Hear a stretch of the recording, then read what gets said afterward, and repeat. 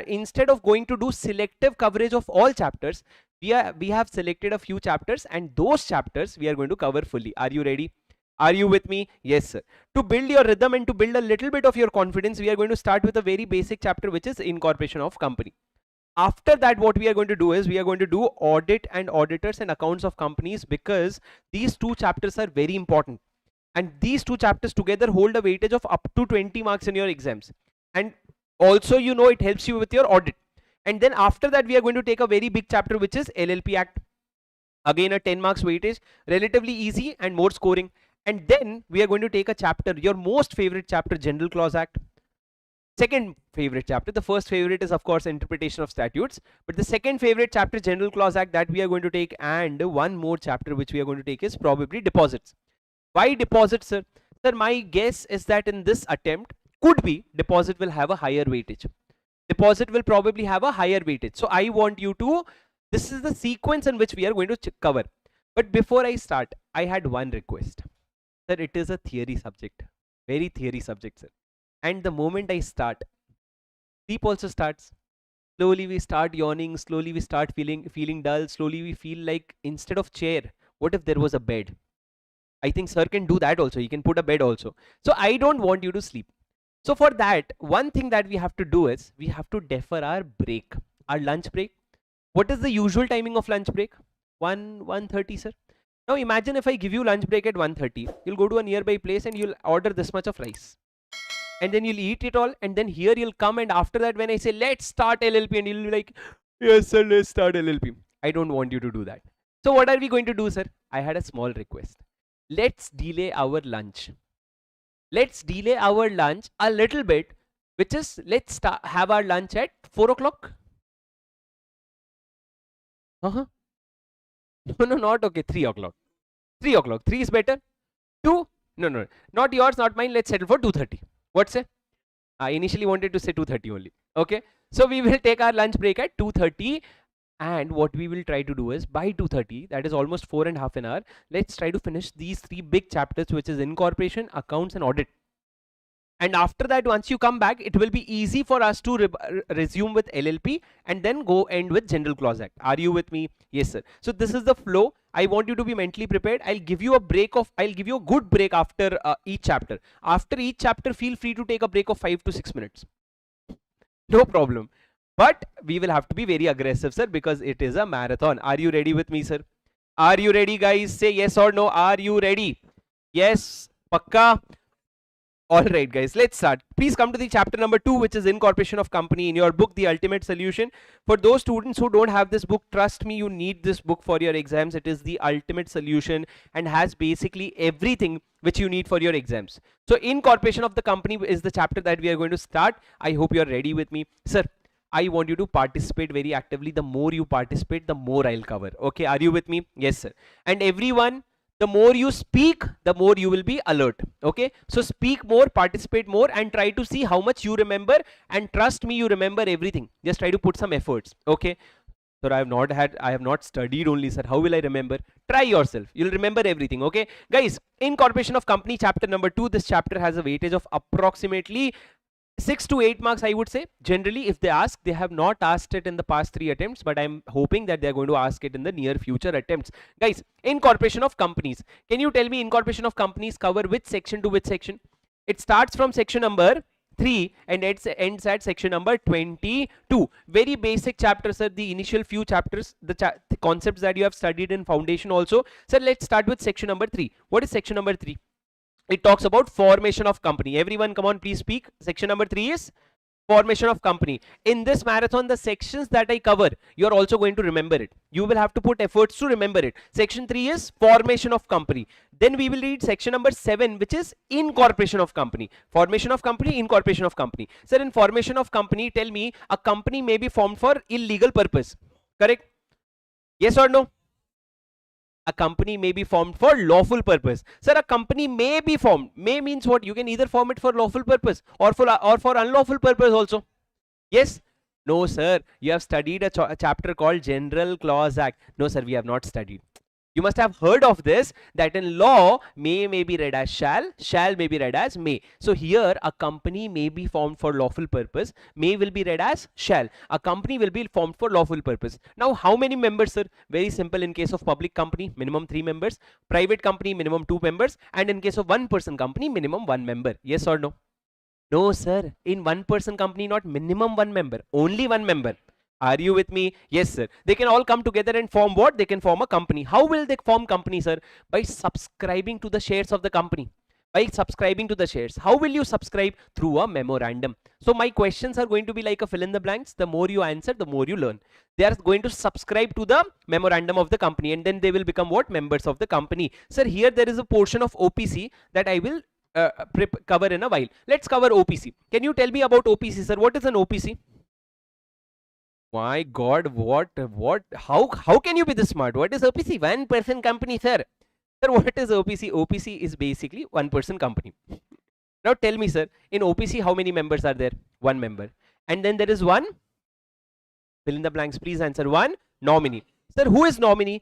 Nominee is a person who, in the event of death or incapacity to contract of the member, shall become the member of the company. Who is a nominee? A nominee is a person who, in the event of death or incapacity of a member, will become the member of the company. Sir, a OPC can have how many nominee? Just one nominee. Sir, where will you write the name of the nominee?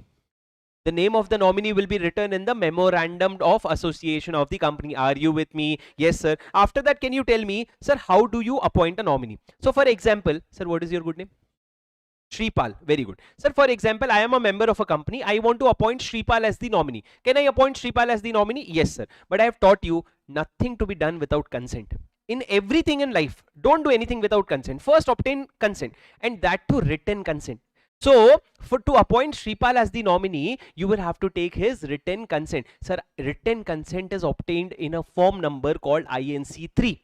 Sir, this is the only chapter where I'll trouble you with the form numbers. So put some effort to remember the form numbers.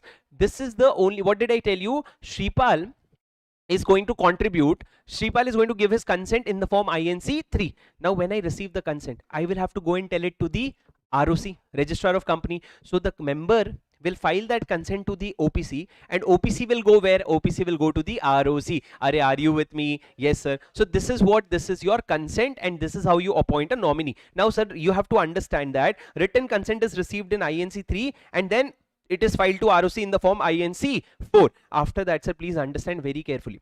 Sir, there is a qualification. Who can become a member or who can become a nominee? Is there a qualification, sir? Yes, there are 3 conditions. Will you repeat with me? Yes, sir.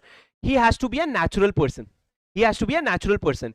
He has to be a, second point, Indian citizen. A natural person who is an Indian citizen and a person resident in India or no, or otherwise. So whether he is resident in India or not, it does not matter. So 3 conditions. He should be a natural person, he should be a Indian citizen, and he should be a person resident in India or not. Now this condition is applicable for member also and for nominee also, sir. Now listen to me very carefully. Sir, what do you mean by person resident in India? Question 1, is PR, person resident in India, relevant? No, sir, it is not relevant. You can be a person resident also or a person not resident also. But how do you define person resident, sir? Not as per direct tax. In direct tax, there was provision of 182 days. Here it is 120 days. That if you reside in India in the previous year for 182 days or more, you become what? You become a resident of India. 120 days or more, you become a resident of India. Are you with me? Yes, sir. Sir, OPC will have just 1 member and 1 nominee. Sir, can I be member in 2 OPCs? Can I become member in 2 OPCs? No, sir, I can be member in only 1 OPC. Sir, can I become nominee in 2 OPC? No, you can be only member in 1 OPC and nominee in 1 OPC. Sir, what are you saying? I can become member in 1 OPC and at the same time I can become nominee in other OPC. Yes, sir.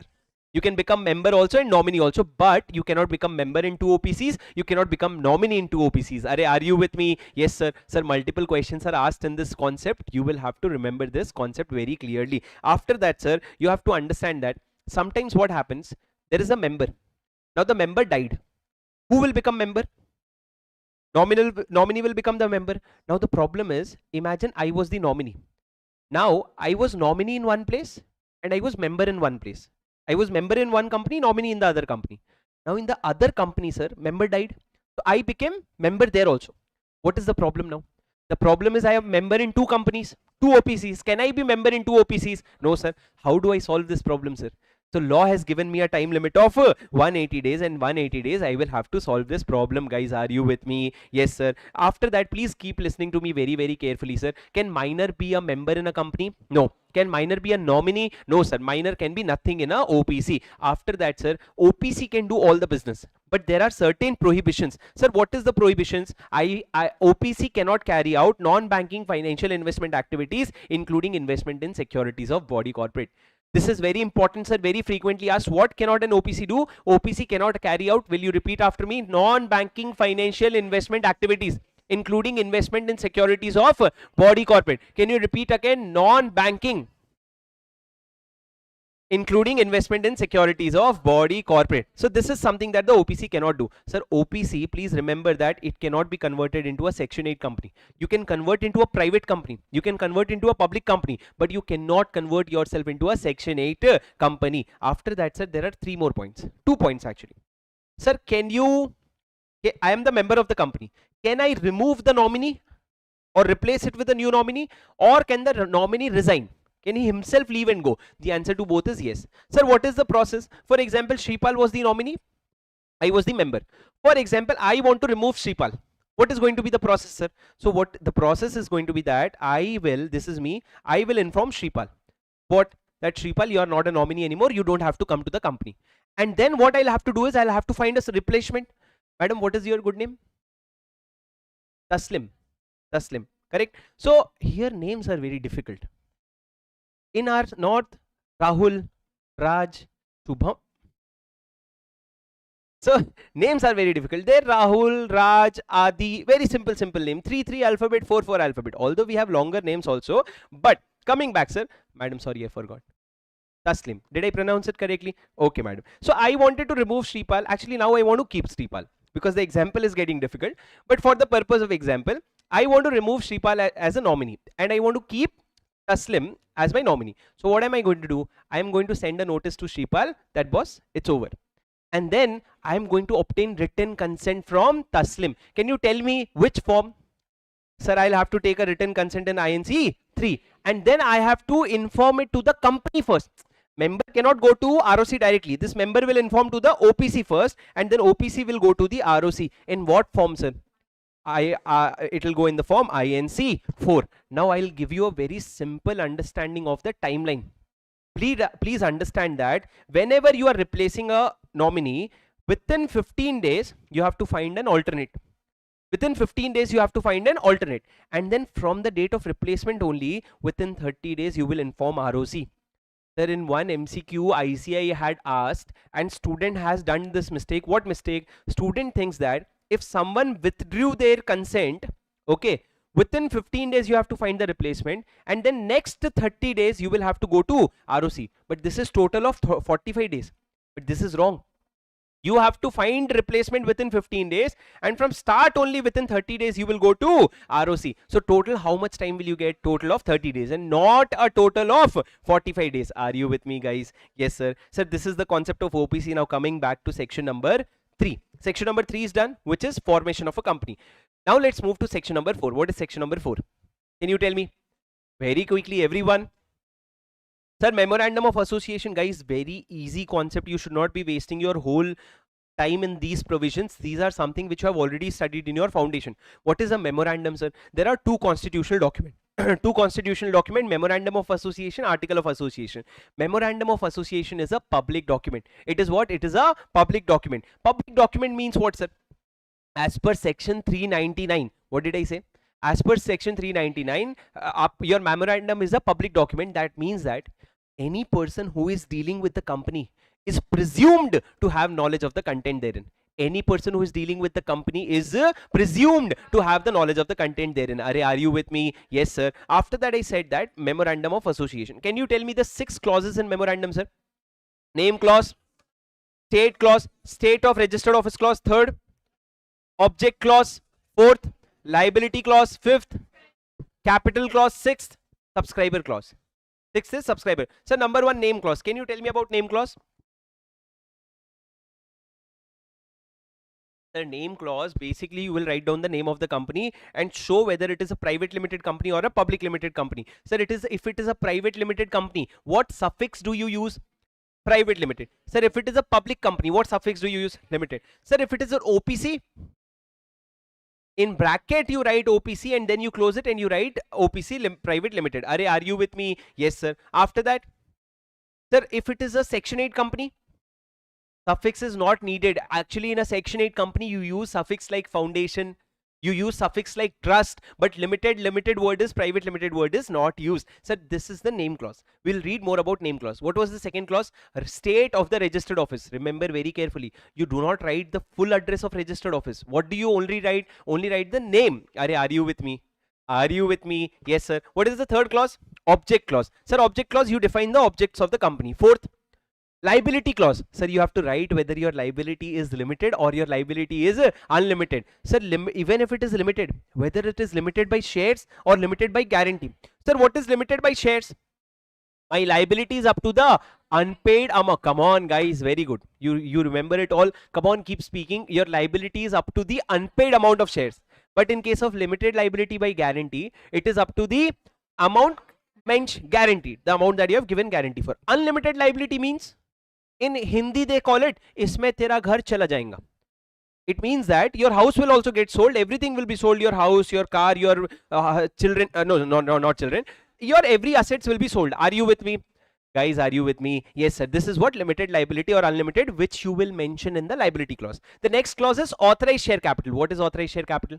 Sir, you will have to write down the maximum amount of shares that you can issue, and you'll have to split it into number of shares and face value per shares. Are you with me? Yes, sir. And the last one is subscriber clause. So basically you will have to write down the name and address and the number of shares that each subscriber has subscribed for. Sir, also there is one hidden clause.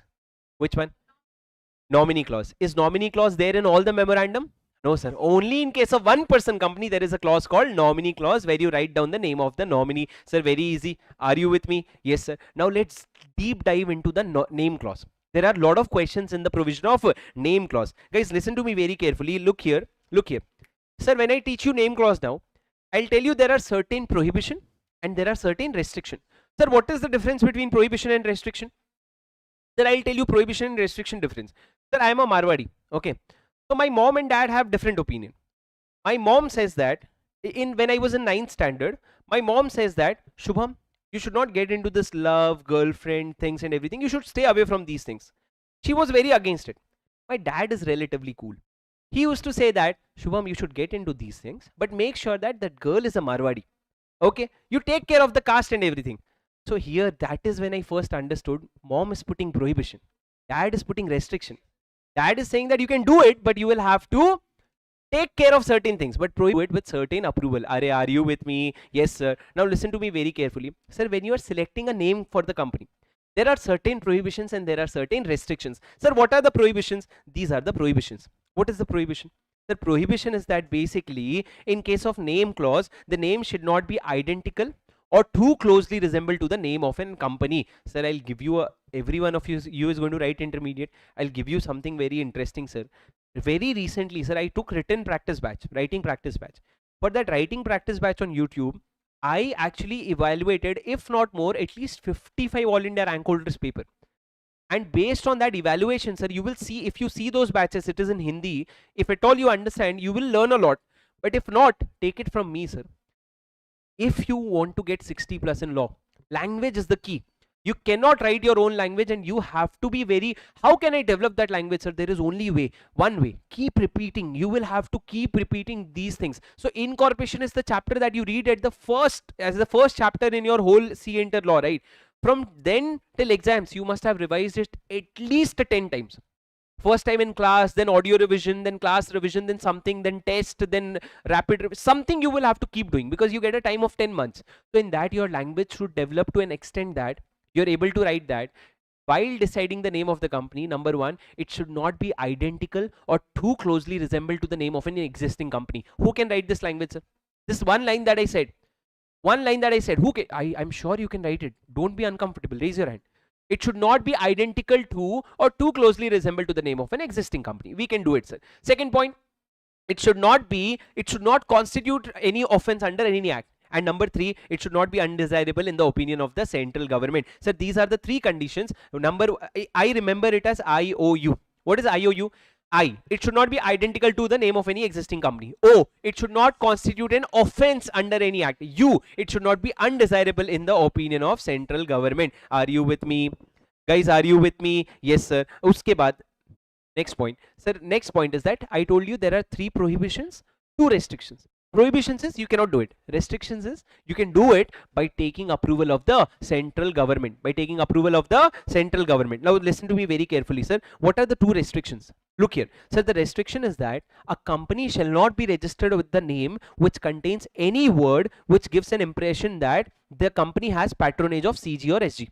What do you mean by patronage of CG or SG, sir? Sir, suppose which government is there in here? DMK. Okay, I'm sure you understand DMK, right? So if I made a company which is like DMK's company. The company's name is DMK's company. What does it show, sir? It shows that this company has something to do with the government. So you will rely more on the company, but it is a fake thing, sir. I have nothing to do with the government. If my name is showing that it has a patronage of CG, what is patronage? Consider patronage as support. If your name is showing that you have support of DMK, but you don't have support of DMK, it is a fake name. So you cannot use such name. But if at all you have to take it, you have to take approval of the central government. Sir, but I should take approval of DMK. No, sir. Provision is that you will have to take approval of the central government. If the name shows patronage with CG or SG, your answer should have the word patronage and you have to underline patronage. If you don't underline patronage in your answer, you're not going to get marks for this particular answer. Sir, what is the second restriction? Sir, the second restriction is you cannot use such words as may be prescribed.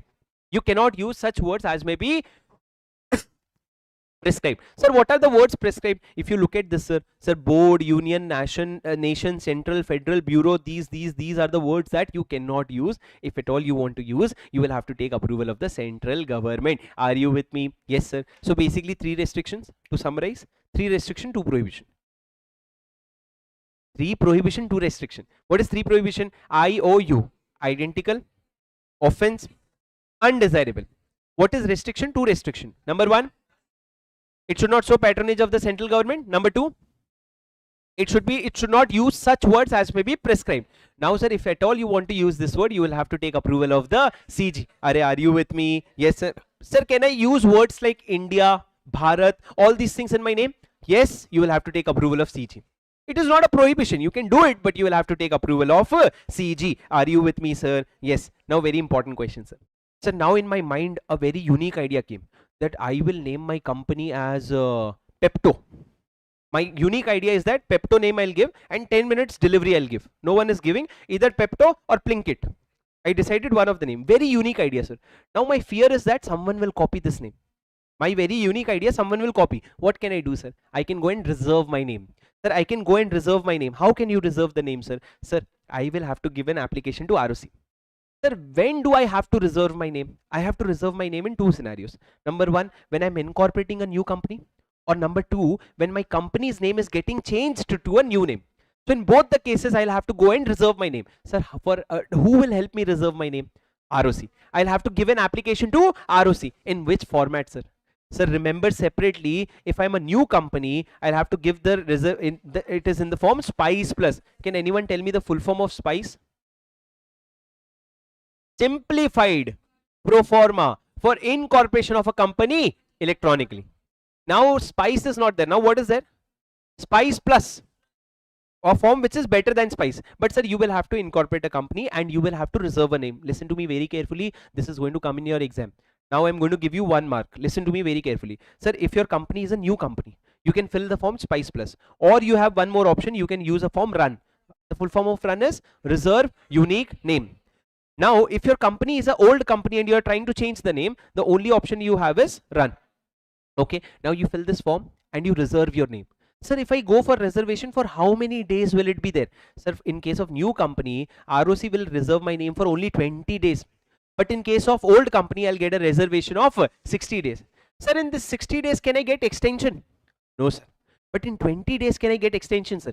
Yes, you can get extension of first 20 days and then second again 20 days. But you, or alternatively, you can also get one time exemption of total extension of total 40 days. Sir, how will you get this extension? Sir, for 20 days, first 20 days, I'll pay 1000 rupees. For another 20 days, I'll pay 2000 rupees. But if one time only you go and extend 40 days, the businessman and you will say, sir, at least 500 discount you should give, sir. Like Ram Harsha sir subscription course. If you subscribe for, if you extend for 1 month, 5000 rupees. If you extend for 2 months, 9000 rupees. So 5000, 5000, 10,000, then discount of 1000. But here there is no discount. First 20 days 1000, next 20 days 2000. If at one time you apply for 40 days extension, you get a fees of 3000 rupees. Are you with me, guys? Yes, sir. After that, this is your reservation of name, sir. Very important for MCQs. You can see this concept coming in your exam for 2 marks in the form of MCQs. You will have to just tick the right answer, 20 days or 40 days. It will come in your MCQs. It is not going to be a full-fledged question. Are you with me? Yes, sir. Now coming to the next and last important part of this section. Sir, what if I submitted false information? What do you mean by false information, sir? For example, the documents that I submitted had false information. Now what will happen? So I incorporated a company by giving false information. In that case, guys, listen to me very carefully. If the company is not yet incorporated, imagine this. I am ROC. Shripal came to me. Madam, your name? Taslim. Okay. Shripal, you will introduce you later. Shripal came to me and Shripal said that, sir, I want to incorporate a company. I saw the form. If I identified that there is a mistake and the company is not yet incorporated, what will I do?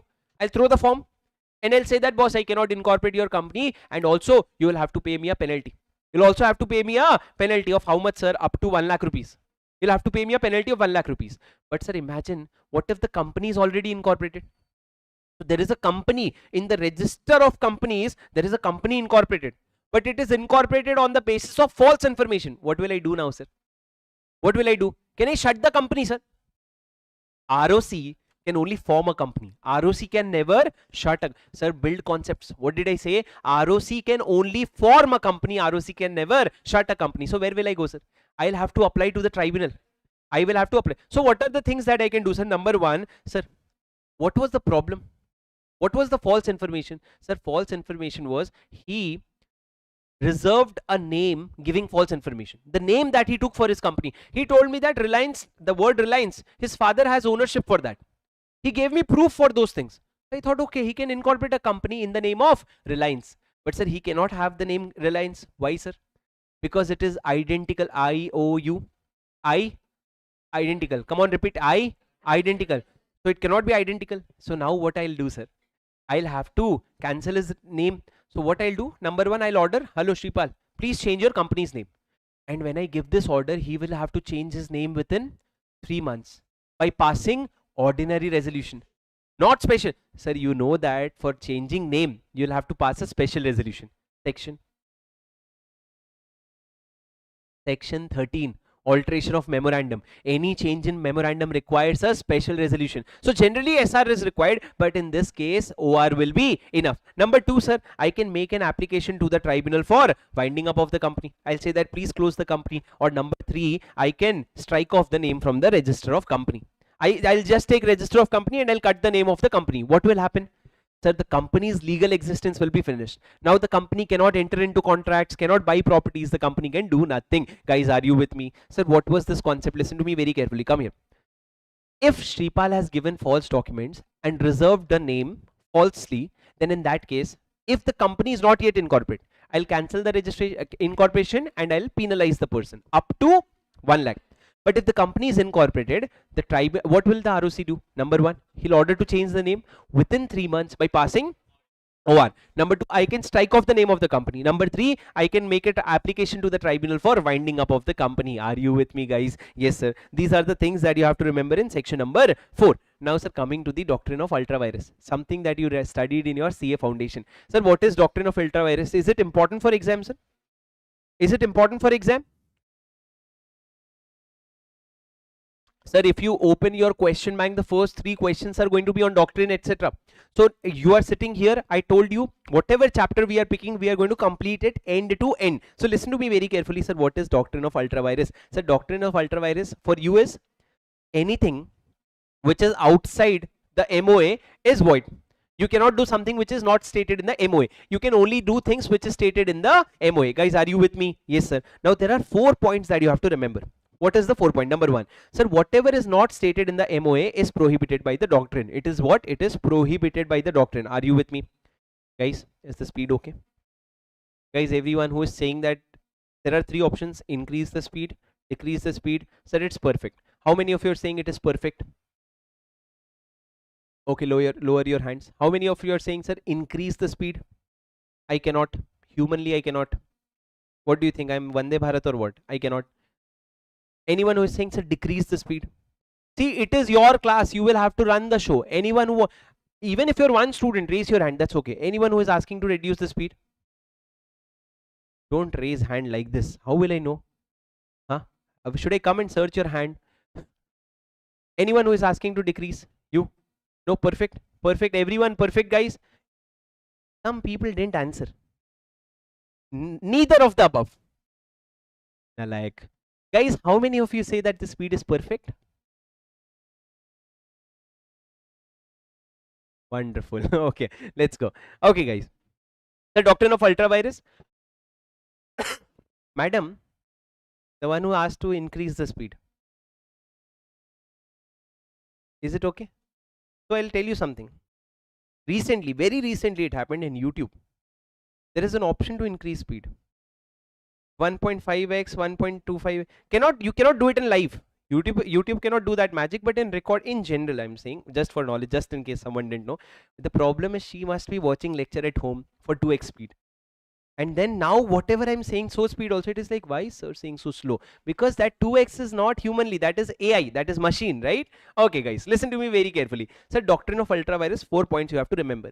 Every concept you read, either you read it, what if this is going to come in exam, or you don't read it. So what if this is going to come in exam, what are you going to write? Doctrine of ultravirus, you are going to write 4 points. Number 1, sir, whatever is not stated in the MOA is prohibited by the company. Number 2, sir, an ultravirus act is void and does not bind the company. The company is not bound. Number 3, sir, I'll read the 4th point. The company cannot make it valid even if the members assent to it. That is, such act cannot be ratified. And the 4th one, sir, neither the company or the nor the contracting party can sue on it. So I remember this as PVRS. You know PVR? Theater? Sir, PVRS. What is PVRS? P, prohibited. Anything which is not stated in the object clause is prohibited. B, void. Ultravirus acts are void and does not bind the company. R, ratified. Such act cannot be ratified even if all the members assent to it. And S, sir, sue. Neither the company nor the contracting party can sue on it. PVRS. These are the 4 points that you will write for doctrine of ultravirus. So there are again 2 case laws. 2 case laws. What is that? Number 1 case law, Rajendra Nath Datta versus Shailendra Nath Mukherjee. Rajendra Nath Datta versus Shailendra Nath Mukherjee. Guys, listen to me very carefully. Sir, doctrine, in that there was a concept of doctrine of intravirus. What is doctrine of intravirus? Sir, something which is within the power of company but outside the power of director, that can be ratified. Guys, something which is outside the power of company cannot be ratified, but something which is within the power of company but outside the power of director, that can be ratified. Are you with me? Yes sir. Where was it decided? It was decided in the case law. Will you speak with me? Rajendra Nath Datta versus Shailendra Nath Mukherjee. Are you with me, sir? Yes. Now a very common question came to your mind. Sir, case laws do we have to remember? Sir, very limited case laws that I teach you, only that you have to remember, nothing more than that. Are you with me, sir? Yes sir. Number 2, guys, listen to me very carefully. House of Lords, in case of Ashbury Railway Carriage versus and Iron versus Ritchie, something that you're reading from foundation. Sir, in this I don't have to explain you a lot, I just have to tell you that this is the whole reason why doctrine of ultravirus is there. In this case law only it was decided that you will have a doctrine of ultravirus, and anything which is not stated in the object will be what? Will be void. Anything which is not stated in the object will be void. Do you understand, sir? Do you understand? What is that case law? Ashbury Railway Carriage and Iron versus Ritchie. Can you repeat?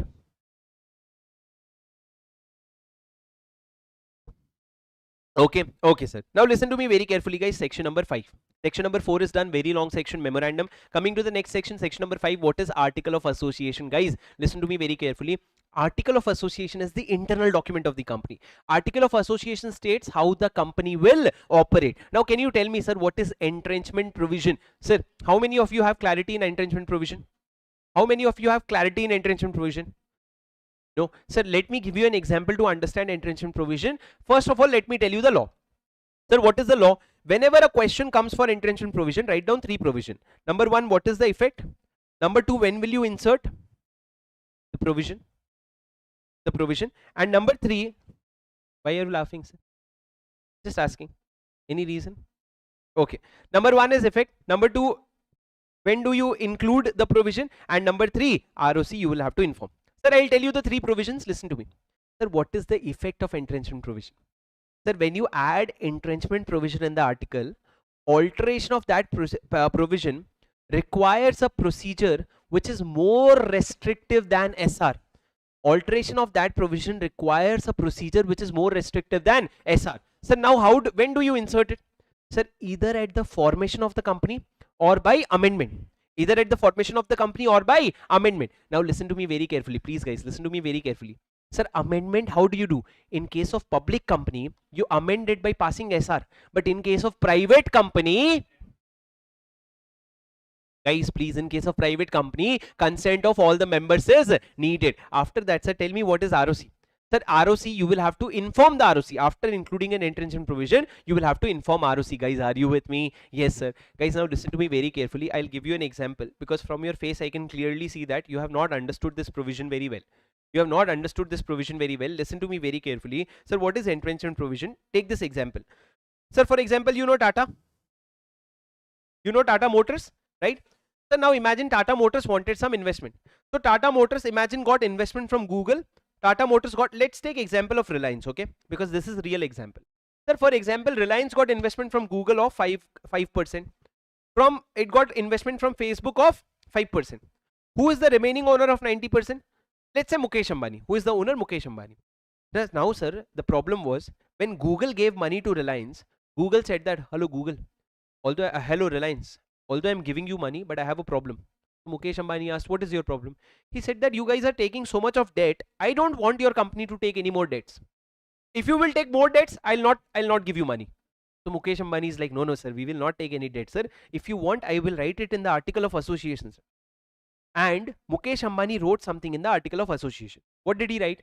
Mukesh Ambani wrote that if Reliance is going to take any more debts, it is going to take approval of Google also, and it is going to take approval of Facebook also. Without approval of Google and Facebook, we will not take this debt. Google and Facebook became very happy, sir. After that, they invested in Reliance. Now Google invested how much? 5%. Facebook invested how much? 5%. After the investment, sir, Mukesh Ambani called for a general meeting in which he came. And then he asked to the shareholder, should I delete this line in the article? And then he as a shareholder voted, yes, you should delete it. So 90% vote said what? Delete that provision, and this provision got deleted. Yes or no, sir? Now Google and Facebook are sitting and thinking, what happened with me? Basically what happened, sir, in the article, the provision that was written, that got amended with the approval of more than 75% vote, which is SR. But they only had 5%. They could not stop this from getting amended. So what they can do is they can put an entrenchment provision on this particular provision. What is entrenchment provision? They can write down that, boss, to delete this provision or to amend this provision, not the whole article of association, just this provision, you will have to pass either, you will have to comply with the procedure which is more restrictive than SR. Now you get to define what is more restrictive. Sir, will Google and Facebook ask to write 80% here? Instead of 75%, will they say that 80% approval is okay? No, sir. They'll write at least 95%, sir. Or 91, 92, 93%. They will not write anything less than 90%. So basically, entrenchment provision is a more restrictive procedure than SR. Now the point is, when do you insert?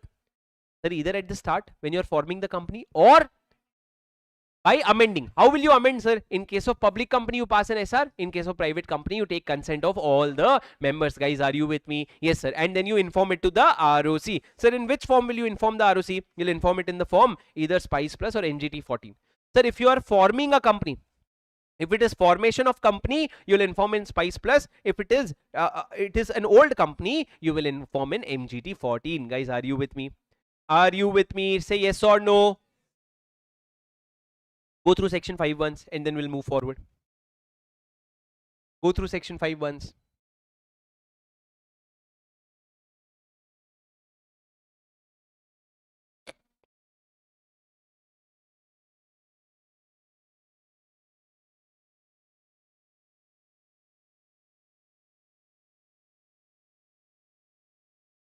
Please try to remember the keywords along with me.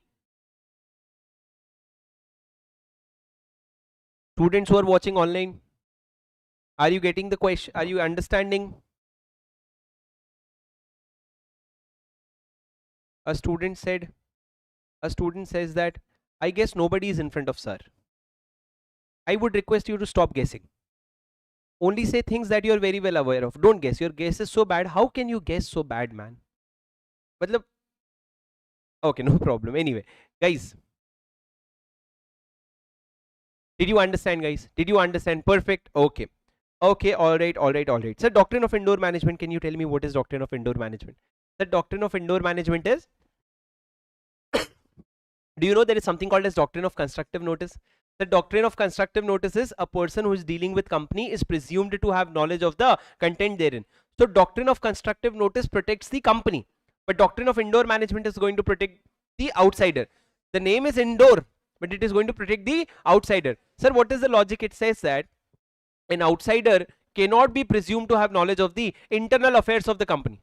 So if a company is saying special resolution is passed, special resolution is passed.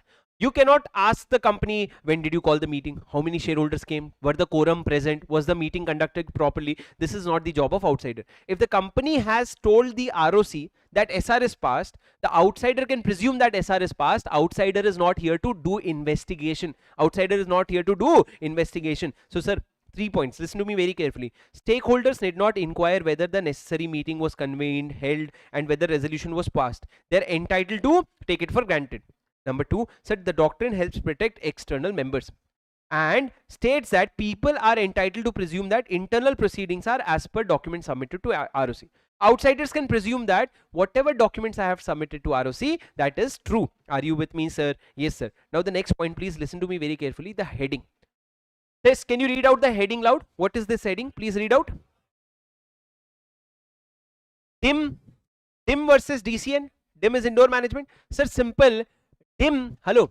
DIM protects the outsider. DCN protects the company. So there is a difference. So DCN used to protect the company. To counter that, we came up with what? Doctrine of indoor management. Now can you tell me what is the basis for indoor management? Sir, there are two bases. Sir, all these things you will have to write in your exam if there is a question on indoor management. What is the basis for indoor management? There are two bases. Number one, what happens internal to a company is not a matter of public knowledge. Public is not going to know about it. And number two, if this doctrine was not there, the company could escape creditors. How? That I'll have to explain with example in regular classes, sir. But now you just understand that if doctrine of indoor management was not there, company would have escaped creditors. By saying that, boss, I am not bound to give your money back, I'll just escape the creditors. What is going to stop them? Doctrine of indoor management. But sir, there are three exceptions to doctrine of indoor management. There are three exceptions to doctrine of indoor management. Sir, can you repeat after me? Whom does doctrine of indoor management protect? It protects the company. Correct? It protects the outsider, not the company. Now tell me something, sir. Doctrine of indoor management protects the outsider. But for that, there are three exceptions. In three cases, we will not protect the outsider. Number one, knowledge of irregularity. If that outsider already knew that company is at fault, then you should not have done transaction with the company. Doctrine of indoor management will not come to protect you. Number two, forgery, sir. In case of forgery, law will raise his hand and law will say that I am not responsible. And number three, in case of negligence.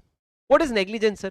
Sir, with little bit of effort, you could have figured out that company is not doing right thing with little bit of effort, but you didn't even want to put that effort. That is called as negligence. In that negligence, the company law will not help you. So three exceptions are: number one, knowledge of irregularity; number two, negligence; and number three, forgery. Repeat after me. Number one, knowledge of irregularity; number two, negligence; number three, forgery. Are you with me, guys? Yes, sir. Now coming to the next section, section number 6, act to override MOA, AOA, everything. Listen to me very carefully. Sir, act to override MOA, AOA, any agreements or any resolutions that you have passed. Resolution could be shareholder resolution, resolution could be board resolution. Act to override. Sir, what do you mean by act to override? I'll give you a very simple example. Companies Act says that, what are you didn't even correct me. What did I say in section number 3? Formation of company. A public company should have minimum of 3 members. Did I say 7? Okay. Now listen to me. I said 3, right? That time I said 3. No one corrected. A company should have a minimum of 7 members. Directors should be minimum 3. Now tell me something, guys. Listen to me very. Don't blindly trust, huh? I would say trust yourself also. Did you not get a question? 3 members? Everyone is like, hey, 3 members. You didn't even listen to the first section. First section, that was the first section. You didn't even pay attention then. Now, like, so no, listen to me very carefully, sir. If Company Act says that a public company should have minimum of 7 members. But I made my public company, and in the memorandum, what did I write? That my company will have only minimum of 5 members. Is it okay, sir? No, sir. An act, MOA cannot conflict with the act. And if at all there is a conflict, who wins? Act. So that is why act overrides memorandum and article of association. Are you with me, sir? Yes. Now, sir, if act says something and MOA, AOA says something, and if these two things are contradictory, who will win? Act. And this provision will be considered as void. This will be considered as void. Are you with me? Yes, sir. Section 6 done. Now coming to the section number 7. So section number 7 talks about incorporation of company. Listen to me. Sit straight. Everyone sit straight. Take a deep breath. When I raise hands like this, you will take breath in, and when I do this, you will release. Okay? Ready? 3, 2. Wait. Ready? 3, 2. Ready? 3, 2, 1. Go.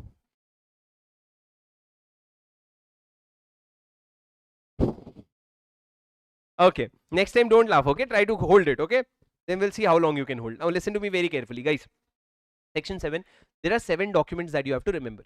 Section 7 talks about incorporation of a company. If I want to incorporate a company, how will I incorporate? So very simple, I will go to ROC. Imagine there is an ROC sitting there. This person sitting there is ROC, okay? That person is ROC. I'll go to the ROC. I'll go empty-handed. What? No, sir. I'll take something. Yes, sir. Take sweets, sir. Array, take documents. There are 7 documents that I'll take. You'll remember along with me. Sir, what is the first document? Sir, you will take MOA, AOA. Don't focus on the form numbers, just the concept. Number 1, MOA, AOA of the company, basic document. Number 2, sir, I will have to take address for correspondence till the RO is established. What is the second one? Address for correspondence till RO is established. Number 3, sir, I'll have to give details. Details of whom, sir? I'll have to give details of subscriber, and then I'll have to give details of first directors. Sir, what details, sir? Name of them, their address, their gender, their shares and everything. I'll have to give all the PAN card, Aadhaar card, all the details I'll have to give. Sir, for first director, you'll have to give one more thing. TIN number, director identification number. So first point was, I'll give MOA, AOA. Second point was, come on, tell me. Second point was, address for correspondence till RO is established. Number 3, particulars of every subscriber of the company. Number 4, particulars of the first director of the company. And number 5, written consent. Sir, if I decided to make, madam, what is your good name? Himanshi. Thank you. Okay, I get scared what name they'll say and then I'll not be able to speak it. Himanshi. So basically Himanshi and Taslim. Don't think I'm a bad learner, okay? You're not even qualified yet. It is very difficult for me to remember name. That's why I didn't go to work in HR, you know. So now listen to me very. What is HR, sir? Ignore. Listen to me. Come here, come here. Sir, Himanshi. So Himanshi basically wants to become a director in the company. I told you, nothing without consent. So Himanshi will have to give me a consent to the company. Sir, the consent will be in the form DIR2. Ignore the form numbers. Coming back, sir. So the consent that I took from Himanshi, that also I'll have to give to the ROC. So 5 documents now. Number 1, MOA, AOA. Number 2, address for correspondence till RO is established. Number 3, particulars of every subscriber. Number 4, particulars of every first director, and related to first director, written consent of the first director will be filed with the ROC. Sir, number 6 and number 7 is declaration. What is the declaration? Number 1, the first declaration is that ROC, don't worry, we have complied with the law. What is the first declaration? Don't worry, we have complied with the law. Who will give this declaration, sir? Number 1, the person who is engaged in the formation of the company. For this company, for example, I hired a CA. Now that CA will give a declaration that the company has complied with the law. And one more person will give, sir, any person who is named in the article as the director or secretary of the company. So one outsider will give and one person from the company will give. But what is that declaration? That declaration is, don't worry, we have complied with the law. And there is this one last declaration. What is this one last declaration? Sir, you will have to give one more declaration. What is that? Sir, you will have to give a declaration, listen to me very carefully, that Who will give this seventh declaration? It will be given by each of the subscriber and each of the first director. What is that declaration? That declaration is, I am not a dog. Okay? Sir, dog. D-O-G. What is D-O-G? Sir, D. Documents. All the documents that we have submitted is true and not incorrect. It is all true and complete. Number 2, O. Sir, I have not been convicted of any offense. I have not been convicted of any offense with respect to promotion, formation, management of a company. I have not been convicted of any offense. And G, sir, I am not guilty of fraud in the last 5 years.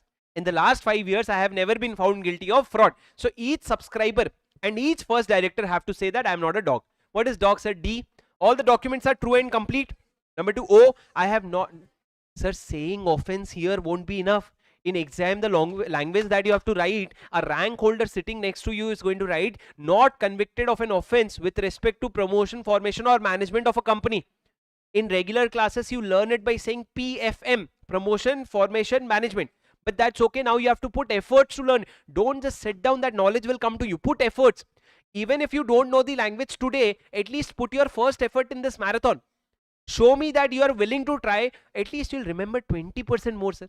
He should not be convicted of an offense with respect to promotion, formation, management of a company. Number 3, he should not be guilty of fraud in the preceding 5 years. Are you with me? Sir, 7 documents. I'll summarize.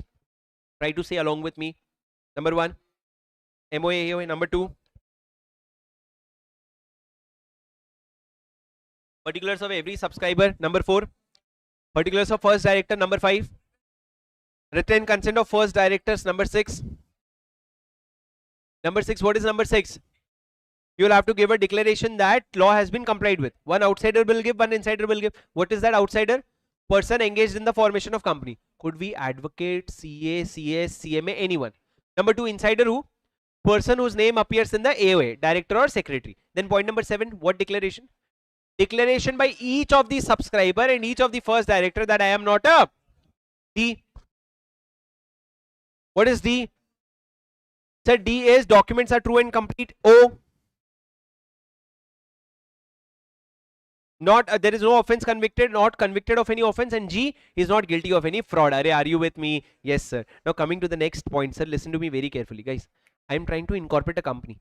There are 7 documents that I took to ROC. What is ROC going to do? Sir, ROC is going to register my name, incorporate me and issue a certificate of incorporation.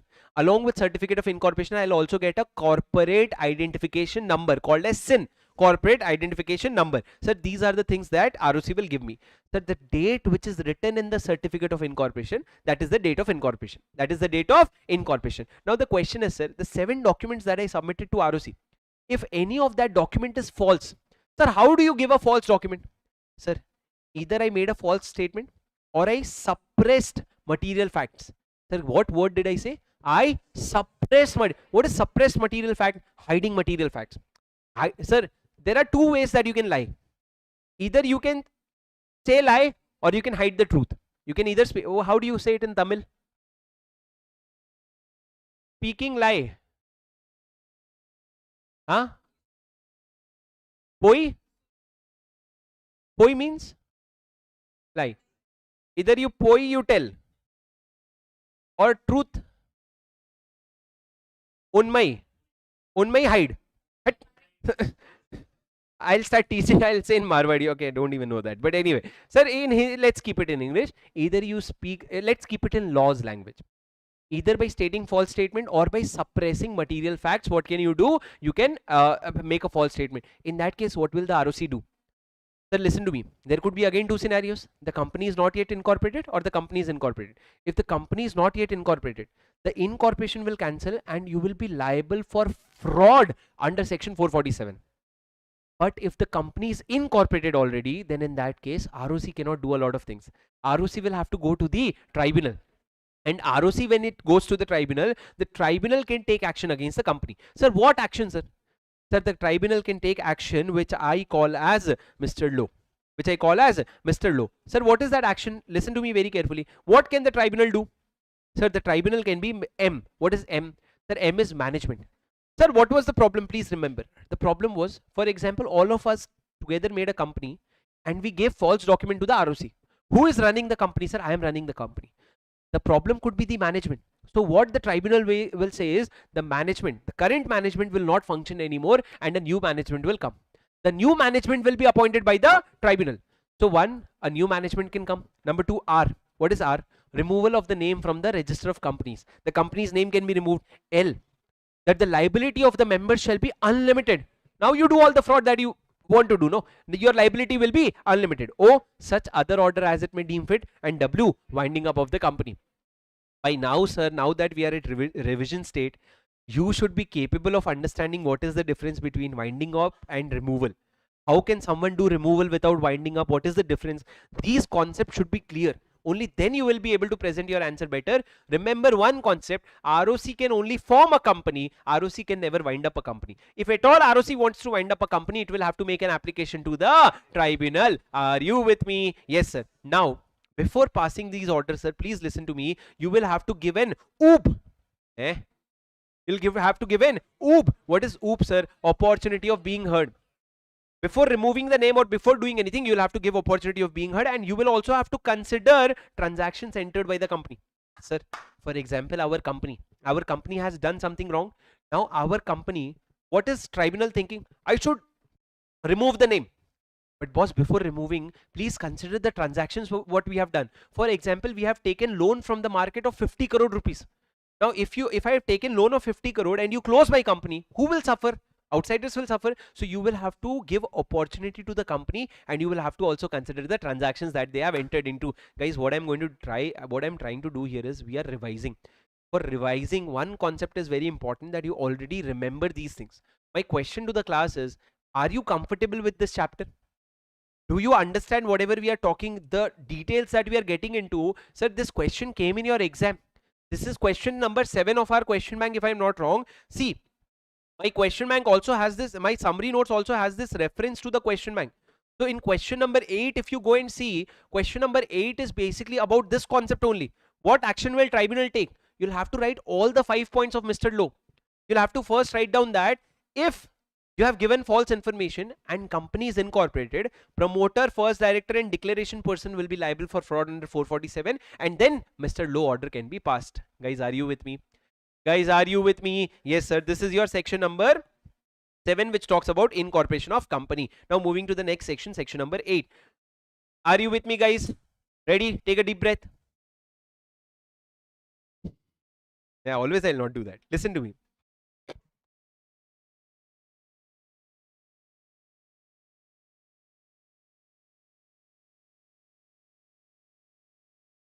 Okay, guys, section number 7. What is section number 7, sir? Section number 7, section number 8. What is section number 8? Formation of companies with charitable object, also known as section 8 company. Sir, section 8 company, very simple. I'll explain to you in a flow. I don't want to write it down. I want you to read it from the book so that you get the language also. If you have the ultimate solution book, you can have a pencil and mark along with me, underline the things that I'm telling you. Sir, what is a section 8 company? How do I form a section 8 company? For forming a section 8 company, sir, I will have to give application to the CG. By giving application, I will have to satisfy the CG. So satisfy as in CG array. Satisfy as in you will have to basically satisfy 3 conditions. Number 1, OPD. OPD.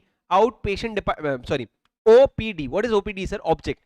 My company has good objects. Good objects means my objective is to promote commerce, arts, commerce, science, sports, research, social welfare, charity, environment. These are my objects. You'll have to say that you have a charitable object. Number 2, P, profit. So the profit of the company will be used for the objects of the company. So the profits will be applied for the objects. And dividend. Sir, you will state that members will take dividend of only 10% every year. Not more than that. What? Sir, dividend is strictly prohibited. That the company prohibits the payment of any dividend to the members. If you satisfy these 3 conditions, OPD, I can make an application to the CG. Sir, on behalf of CG, who will you apply to? See the Prime Minister? No, sir. I'll make an application to the ROC. Now I'll have to prove that OPD. Sir, OPD, that object is good, profits are going to be used for objects, and D is dividend will not be declared. If the ROC is satisfied that these three conditions are satisfied, ROC will give me a license to operate as a, I'll get a license to operate as a Section 8 company. And when I become a Section 8 company, I am a limited company. Although I don't have to use the word limited, but by nature, what do I become? A limited company. A Section 8 company can never be an unlimited company. Now the second question is, sir, a Section 8 company is formed. Can a partnership firm become a member in Section 8 company? Sir, listen to me very carefully. Sir, can a firm become a member in a normal company? Answer my question, everyone. Everyone holding degree of CA Foundation, the CA Foundation. Can a partnership firm hold shares in a company? That the answer is no. Why? Because partnership firm is not a separate legal entity. So in general, a firm cannot be a shareholder in a company. But exception is that a firm can be a member in a Section 8 company. Are you with me? Yes, sir. Now after that, you have to listen to me very carefully. Sir, a Section 8 company will enjoy all the privileges of limited company, and a firm can become member in a Section 8 company. Now listen to me very carefully. These 2 points are very important. Now, sir, if a Section 8 company wants to alter MOA AOA, sir, have you studied about alteration of MOA AOA? Yes, sir. Generally, what is required? Generally, special resolution is required. But if a Section 8 company wants to alter MOA AOA, it has to take approval of CG also. Can anyone tell me why? Why approval of CG, sir? Why? Because, sir, when you got your license, hello, when you got your license, what did you prove? That your object is to promote arts, commerce, science. Now all of a sudden you are trying to change your object, you will have to take approval of CG. No, so you'll have to take approval of CG for if you are trying to alter your MOA AOA. Second, sir, you are a Section 8 company. You may be converted into any company, public company, private company. You can go back to a normal company, but you will have to pass SR and you'll have to take off approval of regional director. Sir, what is this? What is the second point? That the second point is saying that if you are a Section 8 company and now you want to become a normal company, you will have to take approval of not ROC, you'll have to take approval of regional director. For all other things you are going to ROC, but here you will go to regional director. Guys, after that, listen to me very carefully. CG may suo motu issue license to an existing company. Suo motu also they can issue license, not an important point. Now listen to me very carefully, sir. What if I contravene? Here is a flow. Listen to me. Sir, I am a Section 8 company. I contravened. What did I contravene? Sir, I contravened provision of this section, or I contravened the terms on which license was issued, license, Section 8 license, or I, listen to me very carefully, I did something which is fraud. If I did any of these three things, what will happen to my company? Sir, number one, my license will be revoked. Once my license is revoked, my company will become a normal company. Now if it is a normal company, I will have to add the word limited or private limited after my name, and after adding that I will have to inform that ROC that boss, I am a normal company now and my name has limited or private limited word. Okay, sir. Number two, what will happen to my assets? The assets that I had, what will happen? Sir, there could be two things. The central government may, in public interest, what did I say? In public interest, either, listen to me very carefully, either wind up my company or amalgamate. Sir, winding up or amalgamation? Sir, in winding up, all the assets are sold and all the liabilities are paid off. If there is surplus asset, what do you do with that asset? Sir, if there are surplus asset, either you transfer that asset to another Section 8 company, or you sell off that asset, you get the money and you transfer it to insolvency and bankruptcy fund. You would transfer it to insolvency and bankruptcy fund. This is what you do in case of winding up. Sir, what about amalgamation? Sir, in amalgamation, you always amalgamate with a Section 8 company having similar purpose. Having similar purpose. Guys, are you with me? Yes. So your license will be revoked. In addition to that, your winding up could be done or amalgamation could be done. Are you with me? Sir, can I do winding up and amalgamation both? Yes, no. Can I do winding up and amalgamation both of them? Can you kill someone and then get them married to someone else? Huh? Sir, you cannot, sir. Either you go for winding up or you go for amalgamation. Guys, are you with me? Yes, sir. Sir, this is what your concept of winding up. And sir, who can revoke your license? Only CG can revoke your license. CG has given the power to regional director. Who can make you a Section 8 company? ROC. Who can let you go outside a Section 8 company? Regional director. Guys, are you with me? Yes, sir. Now listen to me very carefully, sir.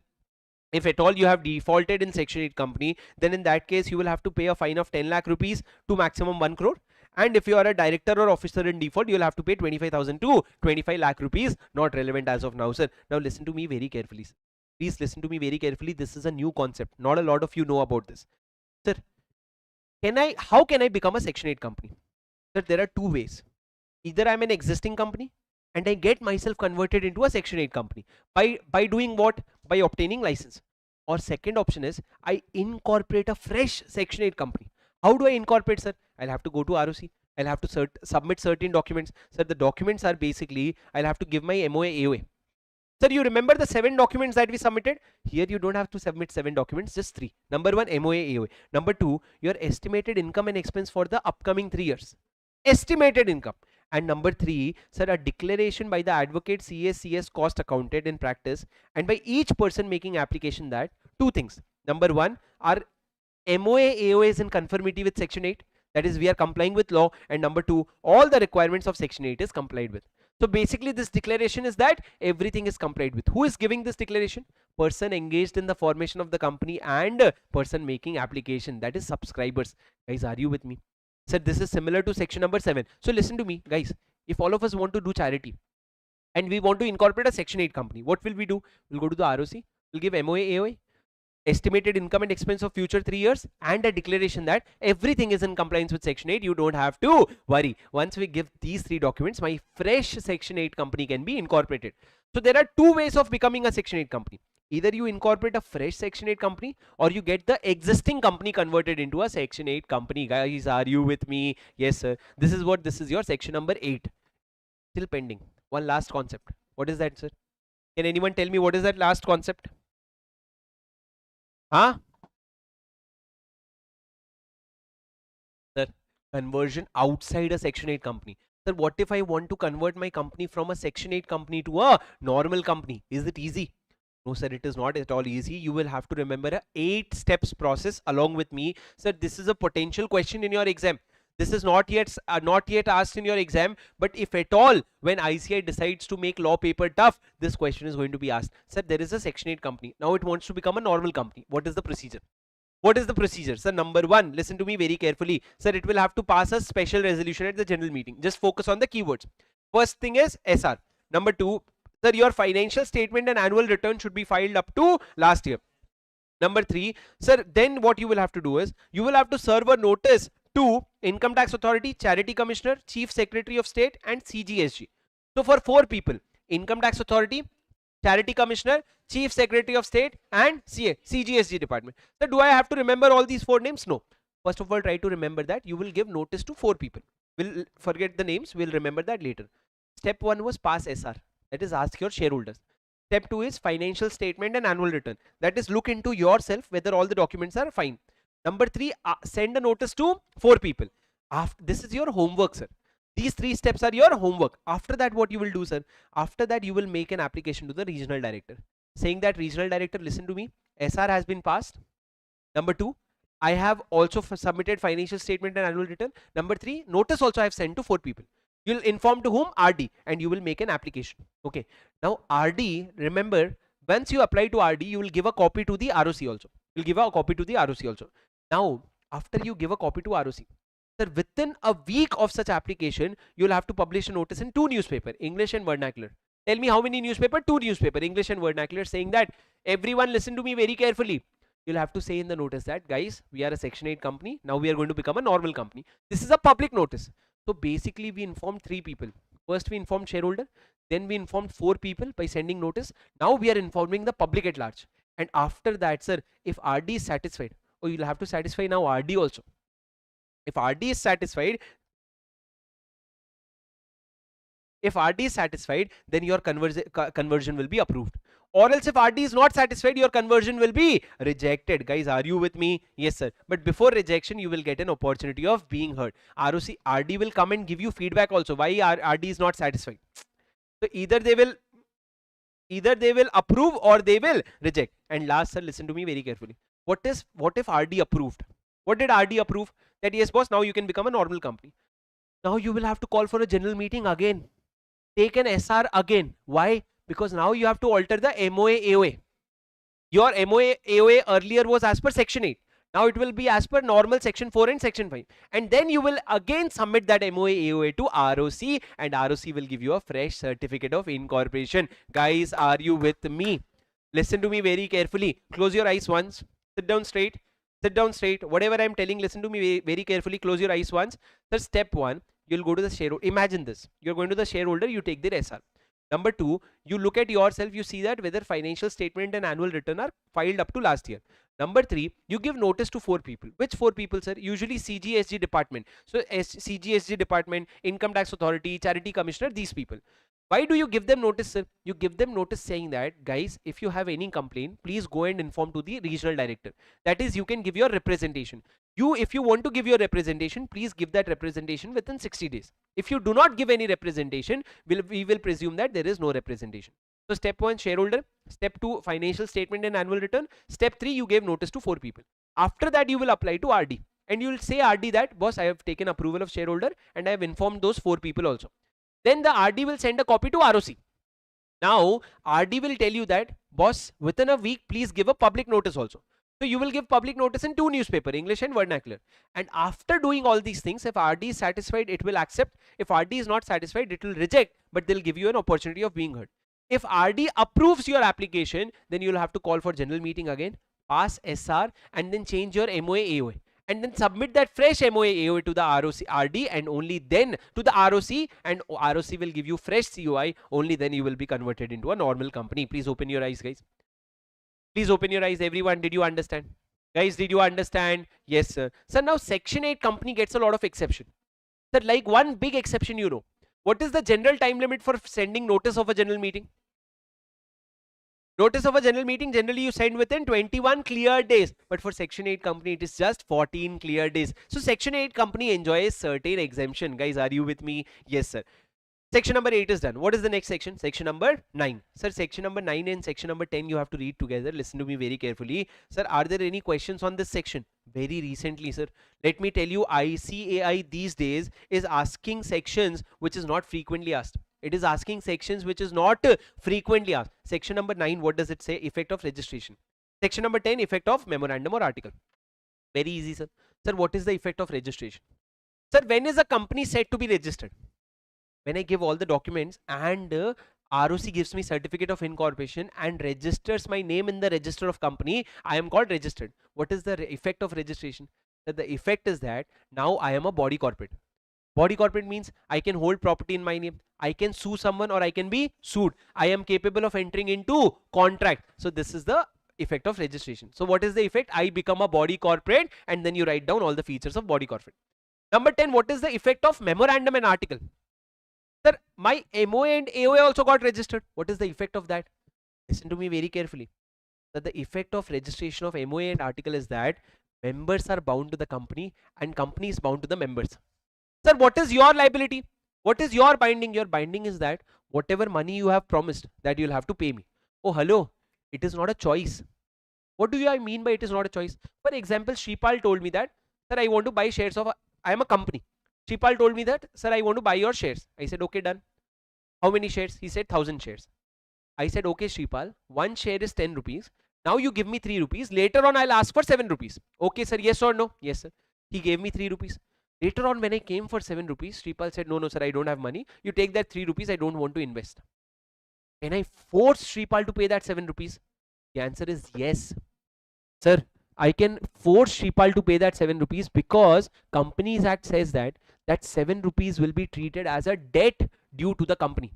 As in, the law will say that it is not your 7 rupees that you're giving. It is like I gave you 7 rupees and you have to refund it. You cannot say no to it. But at the end, company will not trouble him, sir. Company will say, okay, you keep that 7 rupees. I will forfeit your 3 rupees. You remember forfeiture of shares? Yeah, that is what company will do. But member is liable to the company. Member is bound to the company. Similarly, company is bound to the member. But sir, the interesting part is one member is not bound to the other member. One member is not bound to the other member. This is section number 10, effect of memorandum. Look at the keywords, sir. Section number 10. Section number 10 says that subject to this provision, when registered, bind the company and the members to each other. Okay. Point number 2. All monies payable by the member to the company under MOA shall be a debt due from him to the company. The example that I just gave you. Whatever money Shripal has to pay me, that will be a debt due from the company from him to the company. Note, company is liable to the members and vice versa, but members are not liable to each other. Sir, it is obvious now. If I buy shares of Reliance, you also buy shares of Reliance. You are answerable to Reliance, Reliance is answerable to you. But I am not answerable to you. Members are not bound to each other, guys. Are you with me? Yes, sir. Section number 10A, listen to me very carefully. Very frequently asked question. MCQ based questions, sir. Commencement of business. Sir, you should know that earlier when I used to go to ROC, ROC used to give me two certificates. One was certificate of incorporation, the other was certificate of commencement of business. Only when I got certificate of commencement of business, only then I could start business. But now the provision is different. Sir, when I get certificate of incorporation, can I immediately start business? Law says no. Just comply with two conditions. Law says that after getting certificate of incorporation, within 180 days, the subscriber should give money to the company. Guys, I'm very much willing to explain a lot of things, but if I keep explaining, no, you will not be able to use this videos. The videos this is getting recorded, you can use it on the day before exam also. That day you don't want me to explain a lot of things. That day you remember everything. The intent is that I want you to know all these things. I cannot get into explaining the concepts. I hope you understand. I know all the concepts, each and every section. So for example, if revision is going to take 2 hours for this chapter, in class this chapter goes on for 20 hours. But we cannot spend that 20 hours right now. So I'm imagining you know the concept. The commencement of business, please be one step ahead of me. Madam, are you with me? Madam who wanted me to increase the speed. Please be one step ahead of me. What do you mean by that? It means, sir, you try to recollect before I do. Even before I tell you the section, you look at the book or don't look at the book and you try to recollect. That way you will be very active. Try this for the next 2-3 sections, sir. Section 10A, commencement of business, you move one step ahead of me. Sir, section 10A, commencement of business. The point is very simple, sir. If I have to commence my business, first I'll get certificate of incorporation. Now after that, there are two things that needs to be done. Within 180 days, subscribers have to bring the money into the company. And how will I know this, sir?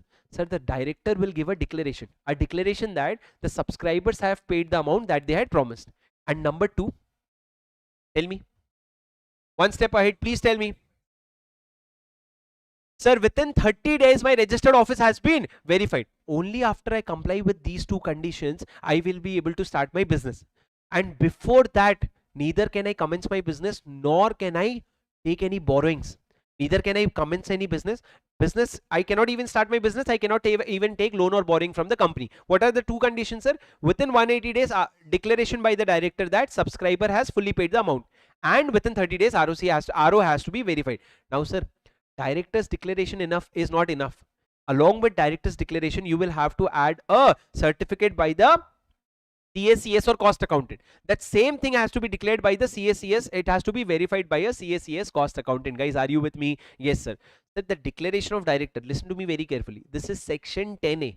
In this, the declaration that the directors give, that is in the form 20A. That is in the form INC 20A. You will have to give this declaration. Guys, are you with me? Yes, sir. This declaration has to come within how many days? Within 180 days. Now imagine this. If the declaration, hello. If there is no declaration within 180 days and ROC is thinking that this company is not doing business, then ROC can remove your name from the register of companies. Sir, do you know what is shell companies? Have you ever heard of shell companies? A company which is just on paper but not doing any business. So if the ROC thinks that in 180 days you have not started your business, ROC will understand it is a shell company and ROC will remove your name from the register of companies. Are you with me? Yes, sir. Section 10A, commencement of business. Coming to the next section, sir, listen to me very carefully. 12 and 13, very important sections, sir. I want you to read. Do you have a pen and paper? Write down along with me section 12 and 13. Sir, very simple and very interesting. But just keep listening to me, okay? Guys. Sir.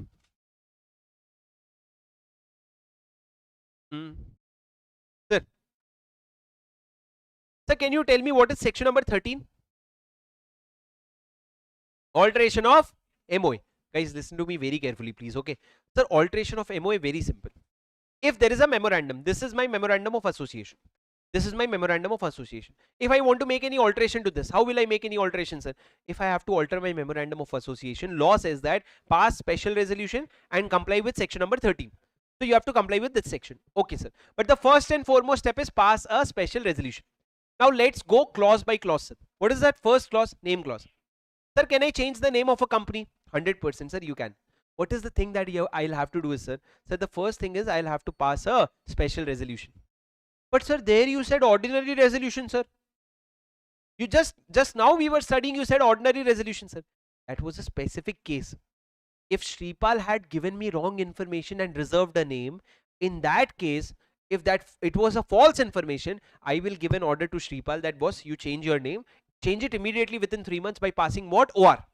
But in general, if I have to change my name, I'll have to pass a special resolution. Then sir, what I'll have to do is I'll have to make an application to the CG and take approval of CG. Why, sir? Because CG will check that my new name should not be IOU, identical to the name of an existing company, should not constitute any offense, should not be undesirable. So I'll have to apply to CG and take its approval. And once CG gives an approval, sir, I will make an application to the ROC. And then ROC will give me a new name and my name clause will be changed. Arey, are you with me? Yes, sir. But sir, this clause you will have to follow when you are changing your name. But sir, listen to me. Listen to me very carefully. If I'm getting converted from a private company to public company, what change will happen in my name, sir? My suffix will change. Earlier my suffix was private limited. Now it will be limited. In that case, what I'll have to do, sir? In that case, if my suffix was private limited and now limited, it is a change of name. But for this, approval of CG is not needed. Why, sir? Because what is CG's problem? CG's problem is identical name, offensive name, undesirable name. You're not changing your name. What is changing? Suffix. So in this case, your CG's approval will not be needed. This is your name clause. Are you clear? Sir, are you with me? Yes, sir. Now coming to the second most important point, state clause. Sir, for example, if I'm changing myself, if I'm going from Tamil Nadu to Maharashtra, what am I doing? If I'm going from Tamil Nadu to Maharashtra, sir, can I change my registered office from Tamil Nadu to Maharashtra? Okay. Sir, example 1. Can I change my registered office from Chennai to Coimbatore? Chennai to Hyderabad. Let's say, Chennai to Coimbatore. Can I change my registered office? Yes, sir. Is it alteration of memorandum? If I change from Chennai to Coimbatore, is it alteration of memorandum? No. Why no, sir? So the state is same. State is same. In a memorandum, you just write down the state, not the city. Now, sir, if I change from Tamil Nadu to Maharashtra, from Chennai, if I went to Mumbai, can I go from Chennai to Mumbai, sir? Yes, sir. Sir, what will be the process? Sir, listen to me very carefully. The first process is the company will have to make an application to the CG. To the CG. So, on behalf of CG, whom will you apply to? ROC? No, sir. Sir, here two ROCs are involved. One is Chennai ROC, one is Mumbai ROC. So you cannot go to ROC. You will go to regional director. You will go to regional director. Now, sir, the regional director what will the regional director do? So, for example, if I went to the regional director, that boss, hello, I'm going from Chennai to Mumbai. Sir, the regional director will not let you go that easily. The regional director will check whether you have consent of all the creditors or not. Whether you have the consent of all the creditors or not. Number 2, sir, whether you have made any provisions for your creditors. Whether you have made adequate provision for them. And number 3, sir, if not provision, are they secured? Have you given them any sort of security? What are the 3 things that it will check? CPS, okay? Consent, provision and security. What is that consent? Consent is that basically whether creditors are okay with you going, or whether you have made enough provision for them, or whether they have been adequately secured. Sir, CPS. Who will check? Regional director. Within how many days will regional director check? Sir, 60 days. And within 60 days, company will get the approval. What will company do after that? Sir, after that, company will take 30 days and company will go to the ROC. To the ROC. Guys, listen to me very carefully. Which ROC? Chennai or Mumbai? You'll go to both the ROC. To Chennai ROC, you'll say bye. To Mumbai ROC, you'll say hi. Yes or no? You'll give to both the ROC. Now, when you go to the ROC will give you a fresh COI within 30 days. Sir, which ROC will give you a fresh COI?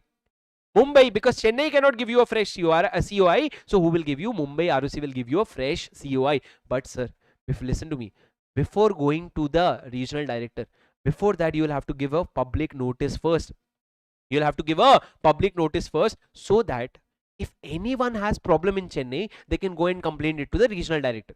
So that it will be easy for the regional director to do what? To give you approval. Guys, are you with me? Yes, sir. Now, when you go to the regional director, no, you'll have to give them a lot of details. You'll have to give them MOA, AOA, your copy of MOA, AOA. That you'll have to give them a copy of board resolution. What board resolution, sir?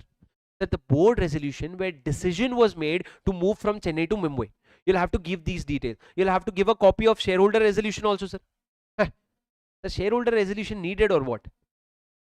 Sir, any change in memorandum, what do you have to pass? SR. So shareholder approval you must have obtained. After giving all these things, sir, CG will give you an approval. Are you understanding the process, sir? You don't have to get into form numbers right now. Form numbers is only going to make it more confusing for you. First of all, do you understand the concept, the flow? Then 60 days regional director will take. After that, within 30 days, you'll go to ROC and ROC will give you approval within 30 days. So this is 60, 30, 30. What is 60, 30, 30? Not ML. This is not ML. This is days. 60 days for what? For RD to approve. 30 days for what? For you to go to ROC. And 30 days for what? For ROC to give. I can make little bit of jokes, no? This ML, satisfied. Are you okay with this? Are you okay with? Shameless people. You should be like, no sir, we are not okay with this. What is this? What is this? Satisfied, sir? We are okay with this, sir. Make more jokes, sir. Nice, sir. Listen to me. Focus on the marathon. Listen to me, sir. What did I say? 60, 30, 30. Can you yourself repeat what is 60, 30, 30? I'll not repeat. You say.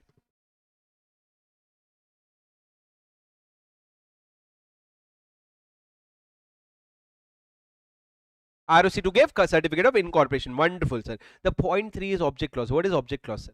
Sir, can I alter my object clause? Sir, very easily you can alter your object clause. You will have to pass a SR. You don't need CG's approval. You don't need CG's approval. But in one case, I need CG's approval, sir. Can anyone tell me? Sir, in section 8 company, I need CG's approval. But in normal companies, I don't need CG's approval. You just go to ROC and ROC will give you a what? ROC will give you a... ROC will not give you a certificate of incorporation, sir. Sir, if name clause is changing, you need a fresh COI. If state is changing, you need a fresh COI. But if object clause is changing, you don't need a fresh COI. So ROC is only going to register such change. It is not going to issue anything. ROC is just going to note it down. Guys, are you with me? Sir, this is your section number 13, which talks about alteration in memorandum. What is the major provision? Sir, the major provision is that you have to pass SR. But Raja, oh Raja, listen to me very carefully. There is a very important provision next to this, which is going to come in your exam. Sir, I will focus only on the registered office clause right now. Whatever I'm making in notes, make sure that you are writing it down with a good handwriting. This is going to help you forever. Sir, right now, what example did I take? I took an example that I'm shifting from Tamil Nadu to Maharashtra.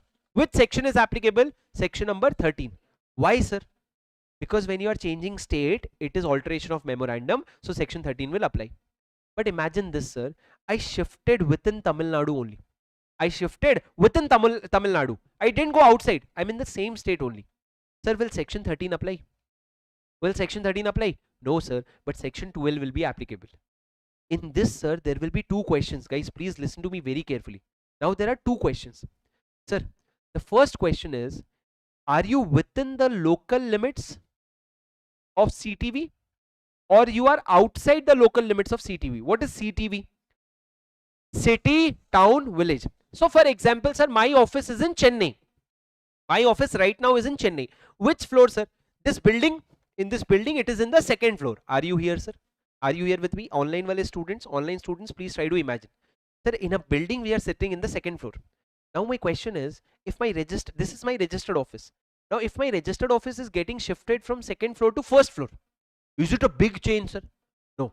Am I going outside the local limits of city, town, village? No, sir. It is within the local limits. What is the example? I came from second floor to first floor. In this case, sir, my question is board resolution required? Sir, listen to me very carefully. Without board resolution, even a leaf cannot move in a company. In Hindi, we say, patta bhi nahi hilta. In a board, without a board resolution, nothing will move in a company. So board resolution is mandatory. Sir, do I need shareholders approval? Do I need shareholders approval? And if yes, do I need SR or OR? See, you got confused. So you don't need shareholders approval. Sir, for such a tiny change from second floor to first floor, why will I even ask shareholders? What is their problem? Now for second floor they had to use lift. Now they can come in stairs also. No, good for them. I don't need to ask. Oh sir, means you're saying that if we go from second floor to 10th floor, we'll have to ask, sir. Arey, don't do nonsense. Shareholders don't have any problem. You don't have to ask approval. So do you have to ask central government? If you're not troubling your own shareholders, you don't need to trouble to the share. Sir, I'm going to take 10 minutes extra for the revision. But this concept, even on the day before exam, you have to clear like this only. Okay. Sir, board resolution is required. Mandatory everywhere. Shareholder approval not needed because you are within the local limits. And central government definitely not needed. Sir, the question is, probably I'm going outside the local limits. Sir, when you go outside the local limits, there are two questions again. Whether my ROC is going to be same or my ROC is going to change. Sir, my ROC can change only in two scenarios, in two states. Can you name the states? Number one, Tamil Nadu. Number two, Maharashtra. Why, sir? Because these are the only two states where there are two ROCs. In Tamil Nadu, one is Chennai, one is Coimbatore. In Maharashtra, one is Mumbai, one is Pune. Sir, apart from that, for example, if I am in Telangana, I cannot shift within the same state but have two ROCs. That is not possible. So this example is possible only in case of Tamil Nadu and Maharashtra. Now first focus in the first category. What is the first category, sir? That I am going outside the local limits and my ROC remains same. Give me an example, sir. So for example, from Chennai, I went to, give me a nearby city. Kanchipuram. Kanchipuram. Kanchipuram sari. That Kanchipuram sari that is famous. Okay. Kanchipuram. Okay. Guys, tell me very carefully, sir, Kanchipuram. Sir, it is very close to Chennai. Now listen to me very carefully. If I go from Chennai to Kanchipuram, am I going outside Chennai? Yes, sir. But is your ROC changing? No, sir. In Kanchipuram also your ROC is Chennai. It is not Coimbatore. So your ROC is same. Question is, sir, is board resolution needed? Always, sir. Sir, is shareholders approval needed? Yes, sir. But you are within the same state only, sir. So SR or OR? SR or OR? Again, you are getting confused. It is going to be always SR. There is no provision for OR. So if you are going outside the city now, you will have to ask the shareholders. Now, sir, is central government approval needed? Sir, CG does not care as long as ROC is same. So CG's approval is not needed. But sir, if you are going outside the CTV and your ROC is also changing. So for example, if you are going from Chennai to Coimbatore, sir, is board resolution needed? Yes, sir. Is shareholder needed? SR you will have to pass, sir. Sir, is CG's approval needed? Sir, your CG's approval, listen to me very carefully. The answer is yes. Why? Because ROC is changing. And you already know how to take CG's approval, sir. Sir, what is the process? Company will go to central government. On behalf of central government, you will apply to regional director. Sir, the regional director will give approval within how many days? You already know it, sir. How many days? 30 days. Some of you said 60. No, sir. In this case, 30 days. And then company will, after getting approval, go to the ROC. Which ROC, sir? Both the ROC. One will be Chennai. One will be Coimbatore. Sir, within how many days will you go to ROC? You already know this, sir. 60 days. Some of you wanted to say 30. No, sir. That was in the previous provision. Section number 13. This is section number 12. And then after getting ROCs, after going to ROC, ROC will give you COI within how many days? Here 30 days only, sir. This is same.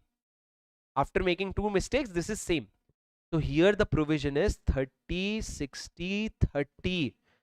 Can you make this into sentences, sir? Try to say what is 30 days, what is 60, what is 30. Say by yourself, please try. Online students, please type in the chat, but please try. Tell me.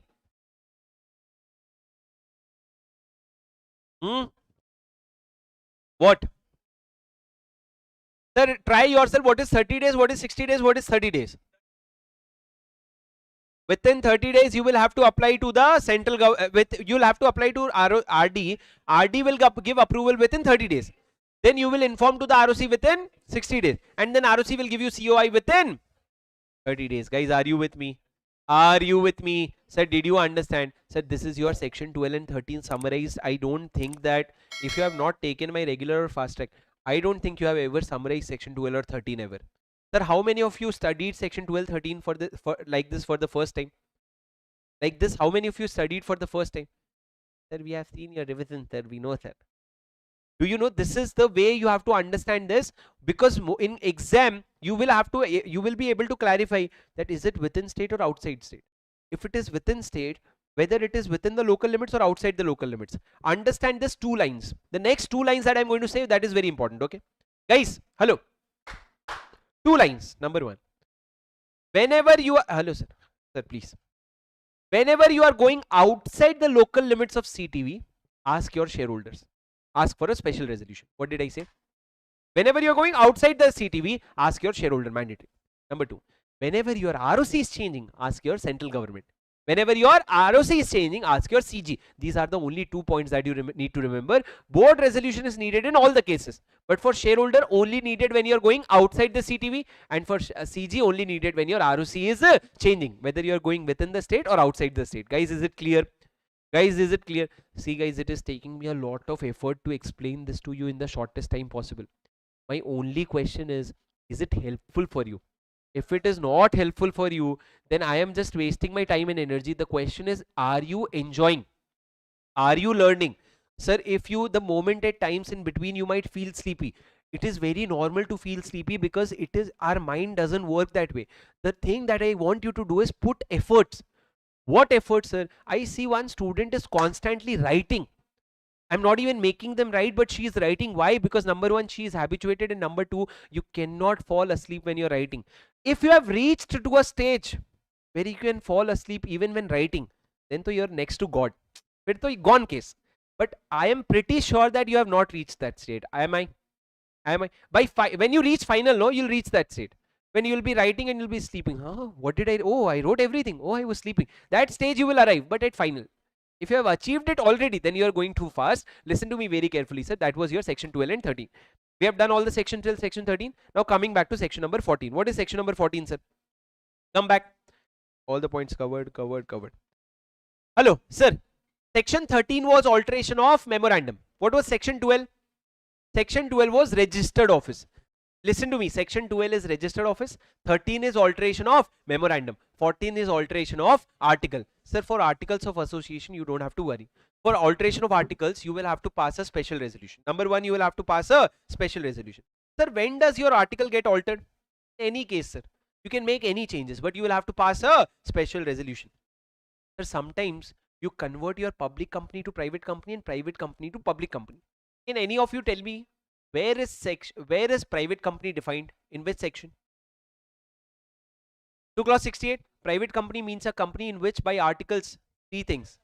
Restricts the, number one, restricts transfer of shares. Number two, limits the number of members to 200. Number three, prohibits invitation from public to subscribe to the securities of the company. Sir, where do you write these three things? In the article of association. If you are a private company, these three things will be there in your article. If you are a public company, it will not be there. So if I have to convert myself from a private to a public company, I will have to remove these three. If I have to convert myself from a public to a private company, I'll have to add that is alteration of article. In that also your articles are altered. Guys, are you with me? Yes, sir. But how can you do it? By passing a special resolution. Now my question is, do you need to take CG's approval? Guys, from a private company, look at me. From a private company, if you become a public company, CG's approval is not needed. But from a public company, you become a private company, it means you're going one step back. For that, you will have to take approval of the CG. How will you take approval, sir? Listen to me very carefully. Sir, you will have to make application within 60 days of passing special resolution to the regional director in the form RD1, and you have to give them what? MOA, AOA, SR, board resolution copy and other things. So you will have to make an application to the CG within 60 days of passing SR. After that, sir, they'll give the approval, and then once your article is altered, you will have to file it with the ROC. You'll have to tell the ROC that please register this new articles. So you will go to the ROC within 15 days of alteration and give what? The alteration of AOA, the approval of CG if any, and a printed copy of altered AOA. You'll have to submit these three documents, and once you submit to ROC, the ROC will register it, and then your alteration will be done. Hello. 3-step process. What do I have to do? Sir, this is my article of association. What do I want to do? I want to alter this. Step 1, pass SR. Even if you don't remember anything, very safely, what do you write down? Pass SR. Number 2, do I need CG's approval? Sir, in general I don't need, but if I'm converting from a public company to a private company, I'll take CG's approval. How? After passing SR, within 60 days, I'll go to the CG and I'll make an application. Who on behalf of CG? Regional director. Who will I go to? So in life, whenever you are taking a step back, RD will apply. RD will approve. Step back as in I'm closing my company. Step back as in from section 8 company I'm becoming a normal company. Step back as in from public company I'm becoming a private company. I'll have to apply to RD. Sir, RD will give approval. Number 3, I will take the altered AOA, the approval of CG, and whatever alteration I have done to the ROC. When ROC registers it, my alteration is done. Are you with me, sir? Yes. Very easy concept, not a big deal. Coming to the next question, next section, section number 15. Hello. What was section 13? 14? Sir, this is my MOA and this is my AOA. What is alteration of MOA AOA? Sir, MOA AOA, listen to me very carefully. Sir, whatever alteration I have done in MOA AOA, I'll have to note it in every copy. So for example, I have all the MOA AOA. In all the copies, the changes are to be noted. If you came to me and asked for MOA AOA, okay, do I have to give it to you? Sir, members can ask for the MOA AOA. You'll have to give me fees and I'll give you the MOA AOA within 7 days. Now when I'm giving you MOA AOA, I have to give you the altered copy. If I give you the old one, I'll have to pay a penalty of 1000 rupees. I'll have to pay a penalty of 1000 rupees. Guys, are you with me? Yes, sir. Next section, section number 16. Very important. Very, very important. It was asked in your recent MTP also. Sir, what is section number 16? Rectification of name. Do you remember the provision? Guys, 10 minutes more and then we are going to finish this chapter and we are going to take the break. 10 minutes, sir. Yes, in 10 minutes. Listen to me very carefully. Section 16 and section 19 are the last two important sections. Sir, what is section number 16? Rectification of name. Listen to me very carefully. Sir, I'll say the provision, listen to me very carefully. Whether through inadvertence or otherwise, the name of the company is identical to or too closely resemble to the name of an existing company. So whether through inadvertence or otherwise means either by mistake or knowingly. What has happened? The name of my company has become similar to the name of an existing company. So my company's name is Reliance. It's a very new name. But what is it? It is identical to Reliance. Now what will happen, sir? Sir, CG can take actions in two cases. Number one, CG can suo motu. Suo motu as in so ke mota ho gaya. Suo motu means what? On its own motion. On its own motion. CG can on its own motion or on an application by registered proprietor of the trademark. Registered proprietor of the trademark, that application has to be made within 3 years. That application has to be made within 3 years. CG can either suo motu or on an application do what? Sir, CG will direct the company to change its name within 3 months by passing OR. Now when CG gives you such order, there are two things that you will do. Either you will change the name. If you change the name, very good, you inform it to the ROC within 15 days. Only if you do what? Only if you change the name. But if you fail to change the name, CG has the power to allot you a new name. CG will themselves find a company and CG will give you a name and CG will allot that name. Now sir, if that you don't like that name, can you change that name? Sir, you can definitely change it by passing OR or SR. Now you will have to pass SR because that change will be under section 13. That change will be under section 13. I'll repeat, listen to me very carefully. What is the problem? The problem is that the name of my company is identical to the name of any existing company. So who can take action here? CG. Where due to inadvertence or otherwise, that is due to mistake or ignore or knowingly or unknowingly, if the name of a company is identical to the name of an existing company, CG may on its own motion or on an application by fill in the blanks, on an application by registered proprietor of a trademark within 3 years. CG may pass an order and direct that the company shall change the name within 3 months by passing OR.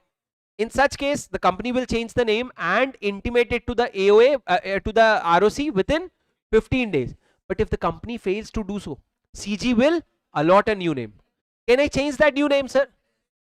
Acha suno, CG will allot a new name and CG will inform to ROC and ROC will issue a fresh certificate of incorporation. That means after 3 months, a name will come to your home. That was company, from now onwards you are not Reliance, so you have a new name. Now if you want to change that name, you will have to pass a special resolution and change it under section number 13. Guys, are you with me? Yes, sir. Sir, what is section number 17? Section number 17 says that right of a members to obtain copies. Sir, if you are a member of the company, you want copy of memorandum, article, agreement, board resolution, special resolution, you can always ask for the company, but you will have to pay certain fees. If you pay the fees, the company will give you the documents within 7 days. Within how many days, sir? 7 days. If the company fails to give the document, company will be liable for a penalty of 1000 rupees per day up to a maximum of 1 lakh rupees. 1000 per day up to a maximum of 1 lakh rupees. Sir, our penalty is important, not so much. Penalties are not so much important. Yes, okay, important, but not so much. Okay, sir, next point. Section number 18, listen to me very carefully. Sir, registration of a company already, conversion of a company already registered. Sir, you don't understand this, but this section number 18 talks about what conversion? Sir, for example, you were an unlimited company and now you want to become a limited company. Can you do this conversion, sir? Yes, sir, you can do this conversion also, but what is the process? Sir, what is the process?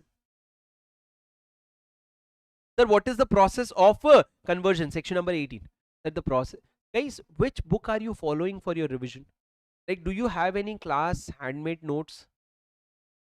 Do you have any class handmade notes? If you have handmade notes from the classes, I would recommend you prefer that.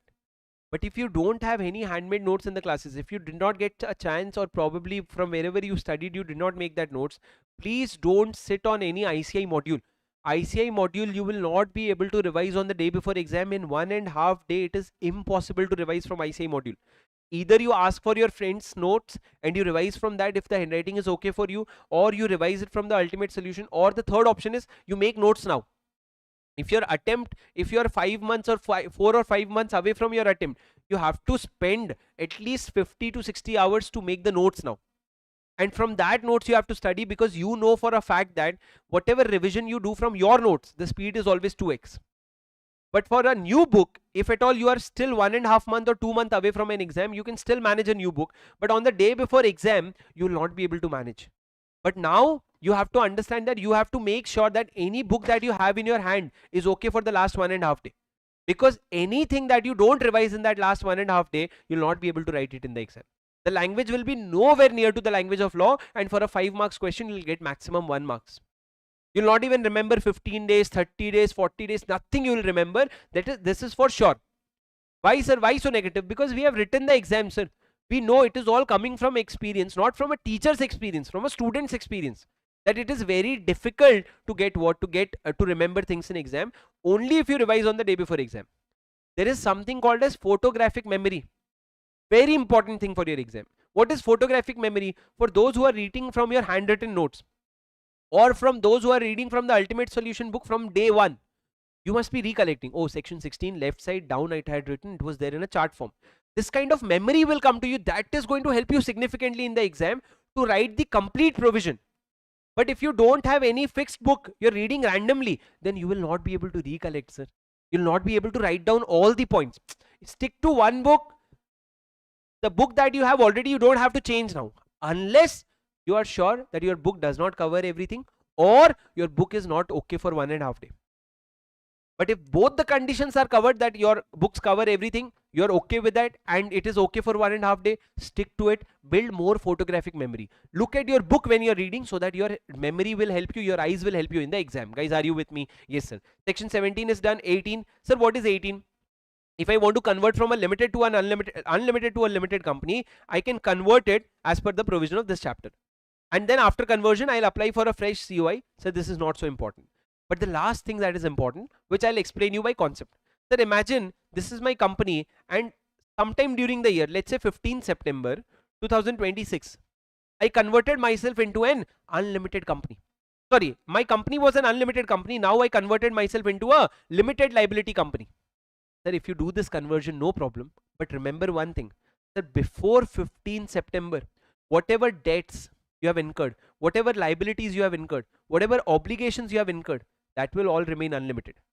change will always be prospective. Change will always be prospective. That is, this will apply for the upcoming days, but retrospectively change won't happen. For all the debts, obligations, liabilities that you incurred, the liability will stay unlimited. But for future debts, the liability will become limited. Are you with me? Yes, sir. So when you convert yourself from one class of company to the other, please note that the debts, liabilities, obligations, contracts does not change. It continues as if there is no conversion.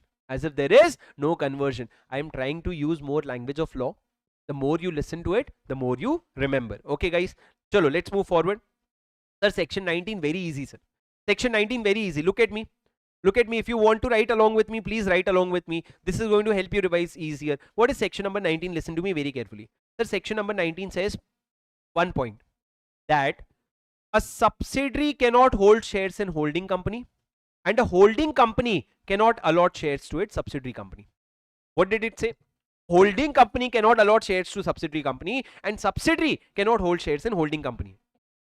If at all there is an allotment or holding, such allotment or holding is going to be void. If at all there is an allotment or holding, it is going to be void. It is going to be void. Now listen to me very carefully. There are 3 exceptions to this. What are the 3 exceptions, sir? Number 1. I want you to try and recollect. I'm sure section 19, all of you remember. What are the 3 exceptions? Number 1. The baseline is subsidiary cannot hold shares in holding company, but a subsidiary company can hold shares in holding company if it is holding as a legal representative of a deceased member of the company.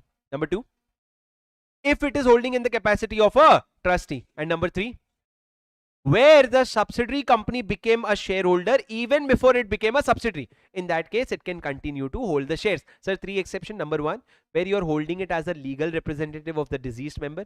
Number 2, where you're holding it as a trustee. Number 3, where you were a shareholder even before you became subsidiary. In these 3 cases, you can continue to become a shareholder. But sir, tell me something. If I'm a shareholder, do I get voting rights? Yes, sir. Sir, as a legal representative, can I vote? Yes, sir. As a trustee, can I vote? Yes, sir.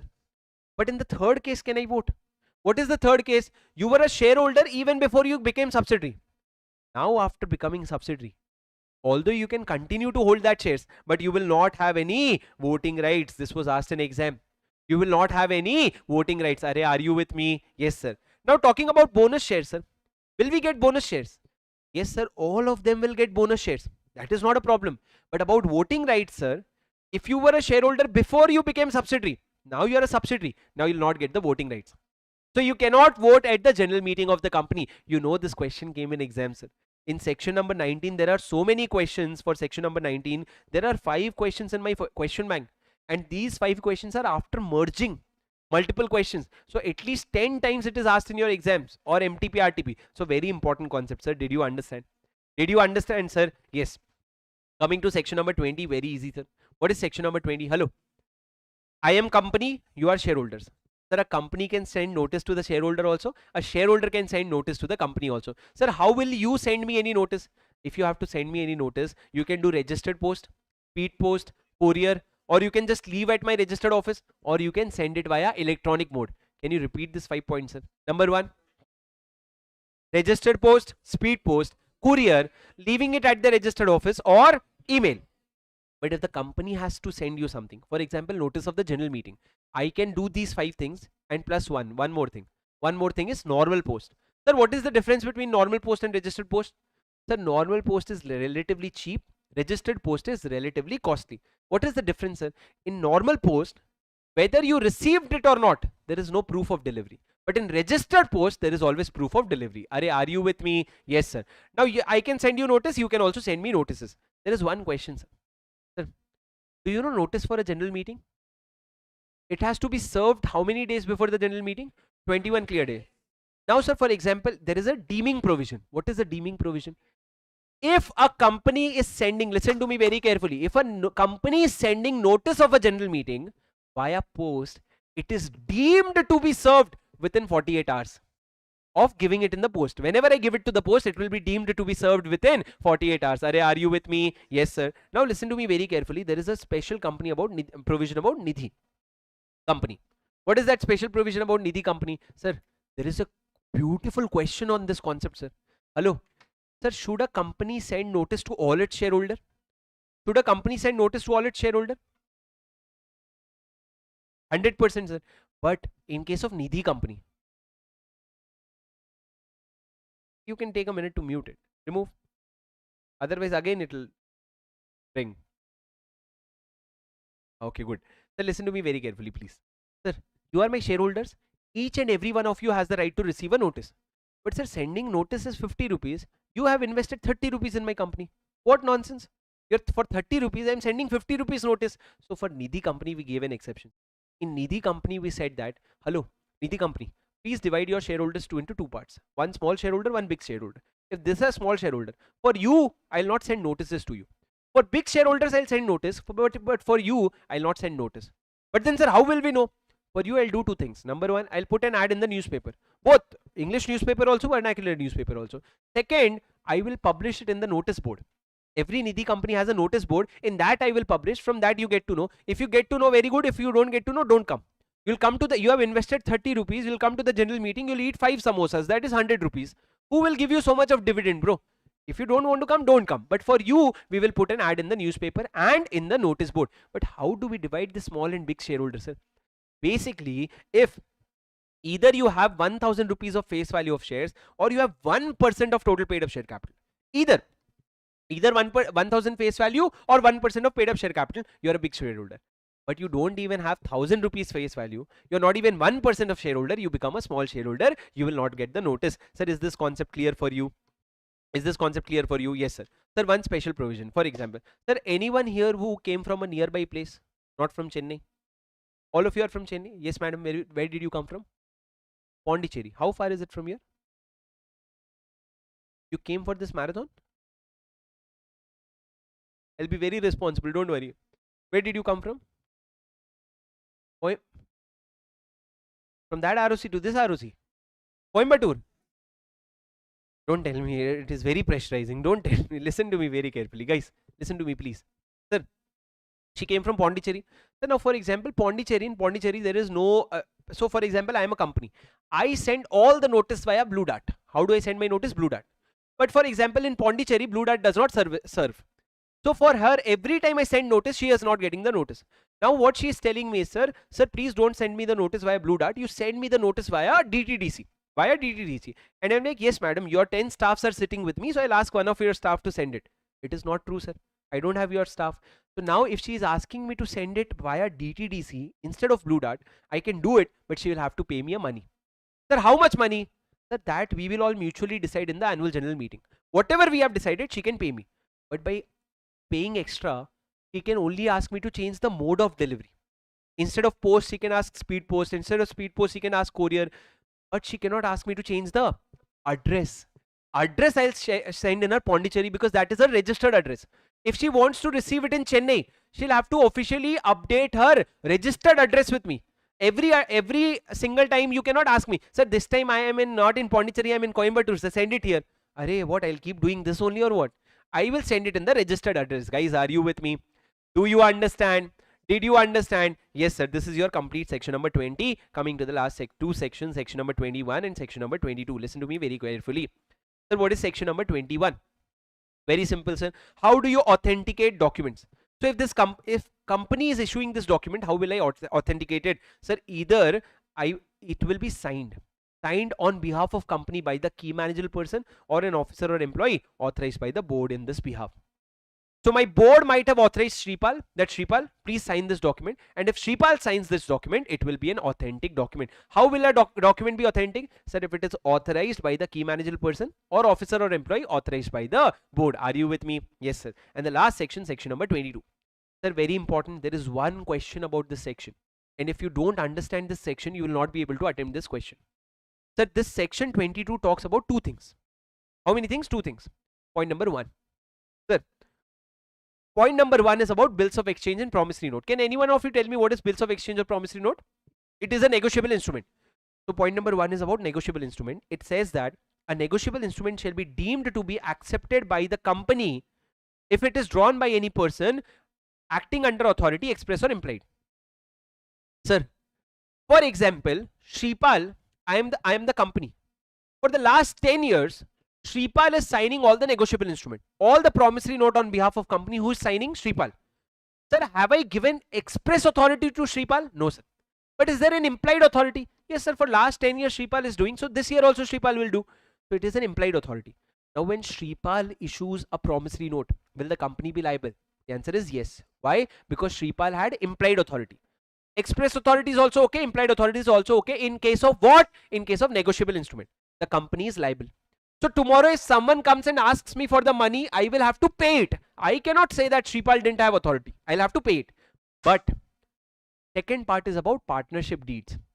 Law says that if Shripal has to enter into partnership deed on behalf of company, Shripal should have express authority. Implied authority is not okay. First point was about negotiable instrument, where implied authority is okay. But second point is about partnership deed, where implied authority is not okay. What is needed? Express authority. Guys, are you with me? Guys, are you with me? Yes, sir. So second point, what does it say? It says a company may, under its common seal, if so authorize any person to execute other deeds in its behalf in any place. This is about other deeds. What will you have to do, sir? You will have to expressly authorize. How will you expressly authorize? Sir, either you write it in the common seal or you give it in signed by two directors or a director and CS. Do you know this update?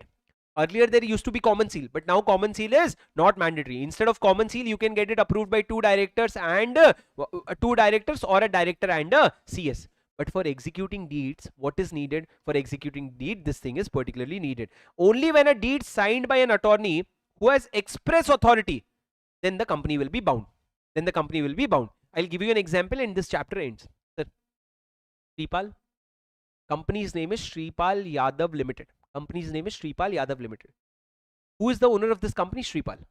Shripal has been doing everything for the company, sir, for the last 15 years. Now Shripal entered into a partnership deed with Taslim. Shripal entered into a it is a partnership deed. Don't think stories in your mind. Shripal entered into a partnership deed with Taslim. Now listen to me very carefully. Tomorrow, Taslim, the partnership firm incurred losses. Taslim came to the company and said, please give me some compensation. I said, as a company, I said, why should I be liable? He said, why will you not be liable? Shripal signed it on your behalf and Shripal had implied authority. What did I say? Company will not be bound. I said, why? I said, for executing partnership deed, express authority was needed. Did you ask Shripal if he had express authority? He should have had an authority letter. That authority letter should be signed by, either should be under company's common seal or signed by two directors or one director and one CS. Did you see the express authority? Implied authority will not be valid in case of a partnership deed. Had it been a negotiable instrument, I would have paid, because their implied authority is also okay. But for partnership deed, implied authority is not okay. Guys, are you with me? Yes, sir. Sir, did I do wrong with Taslim? No, sir. Ignorance of law is no excuse. If you are entering into a partnership deed, you have to be careful that you ask for the authority letter. If you are not asking for the authority letter, it is ignorance of law and it is no excuse. Guys, are you with me? Guys, did you understand? Pakka promise, did you understand? Yes, sir. We will take a just quick 5 minutes break. I need that. It's 12:08. We will take a break till 12:15. For those who are not tired, please solve question number 29 of the question bank. I'll open it on my screen. For those who are, sit and take a break. Don't move around. Sit and take a break mostly, so that if you want to go to the washroom, go. But please come back in 5 minutes. 12:15 we are going to resume sharp. Guys, are you enjoying the session? After this, we are going to go to a very big chapter, which is accounts of companies, which comes in your exam for up to 10 marks. Okay. All right, guys. I'll show the question.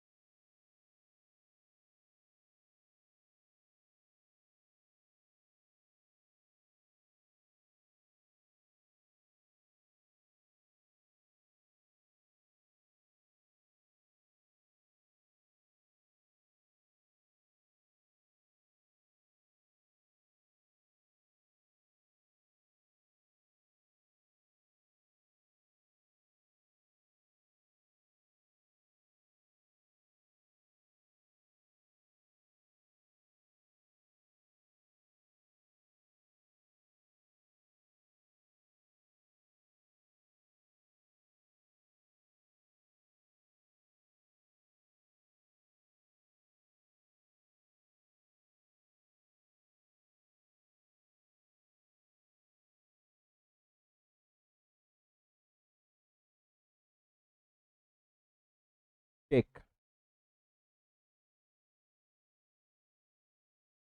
check.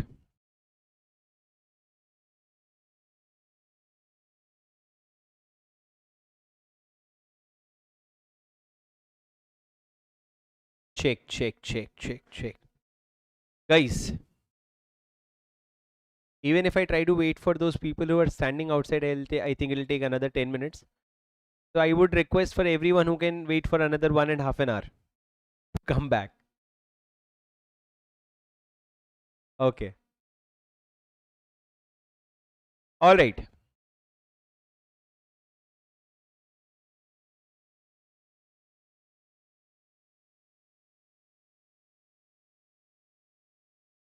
Sir, are you in Chennai? Yes.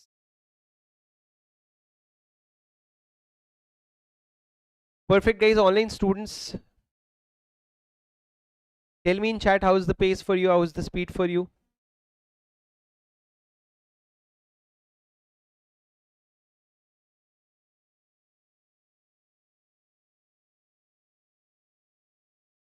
Yes, guys, I'm starting in 2 minutes. Can you tell me how's the pace for you?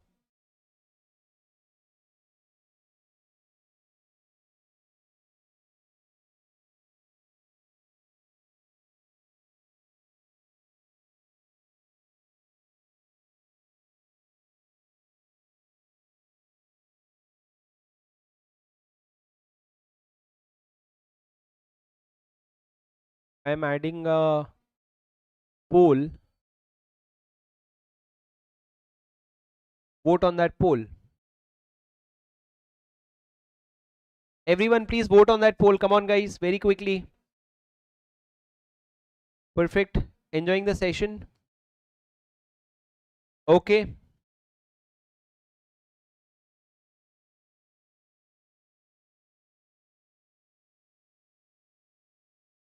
I have literally sacrificed my sleep for this marathon. I woke up at 3 a.m. Marathon was always at 10 a.m. Could have woke up at 9:30 also. Unless you were coming for face to face. Okay, guys. The pace, for the pace, 90% students said it's perfect. 4% said decrease, 6% said increase. So decrease, increase will set off. And 90% said perfect. Okay, perfect, perfect. Okay.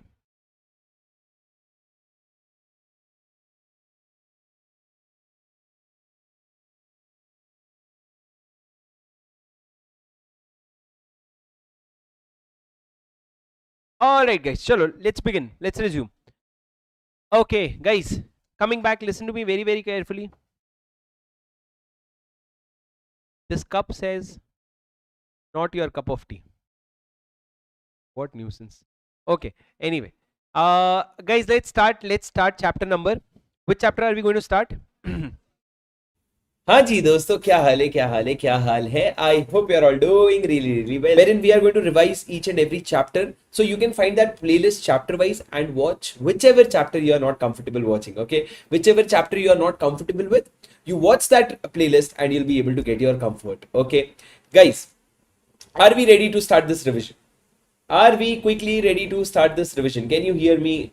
Are you able to hear me so that I'll start the revision? Tell me very quickly, come on. Yes sir.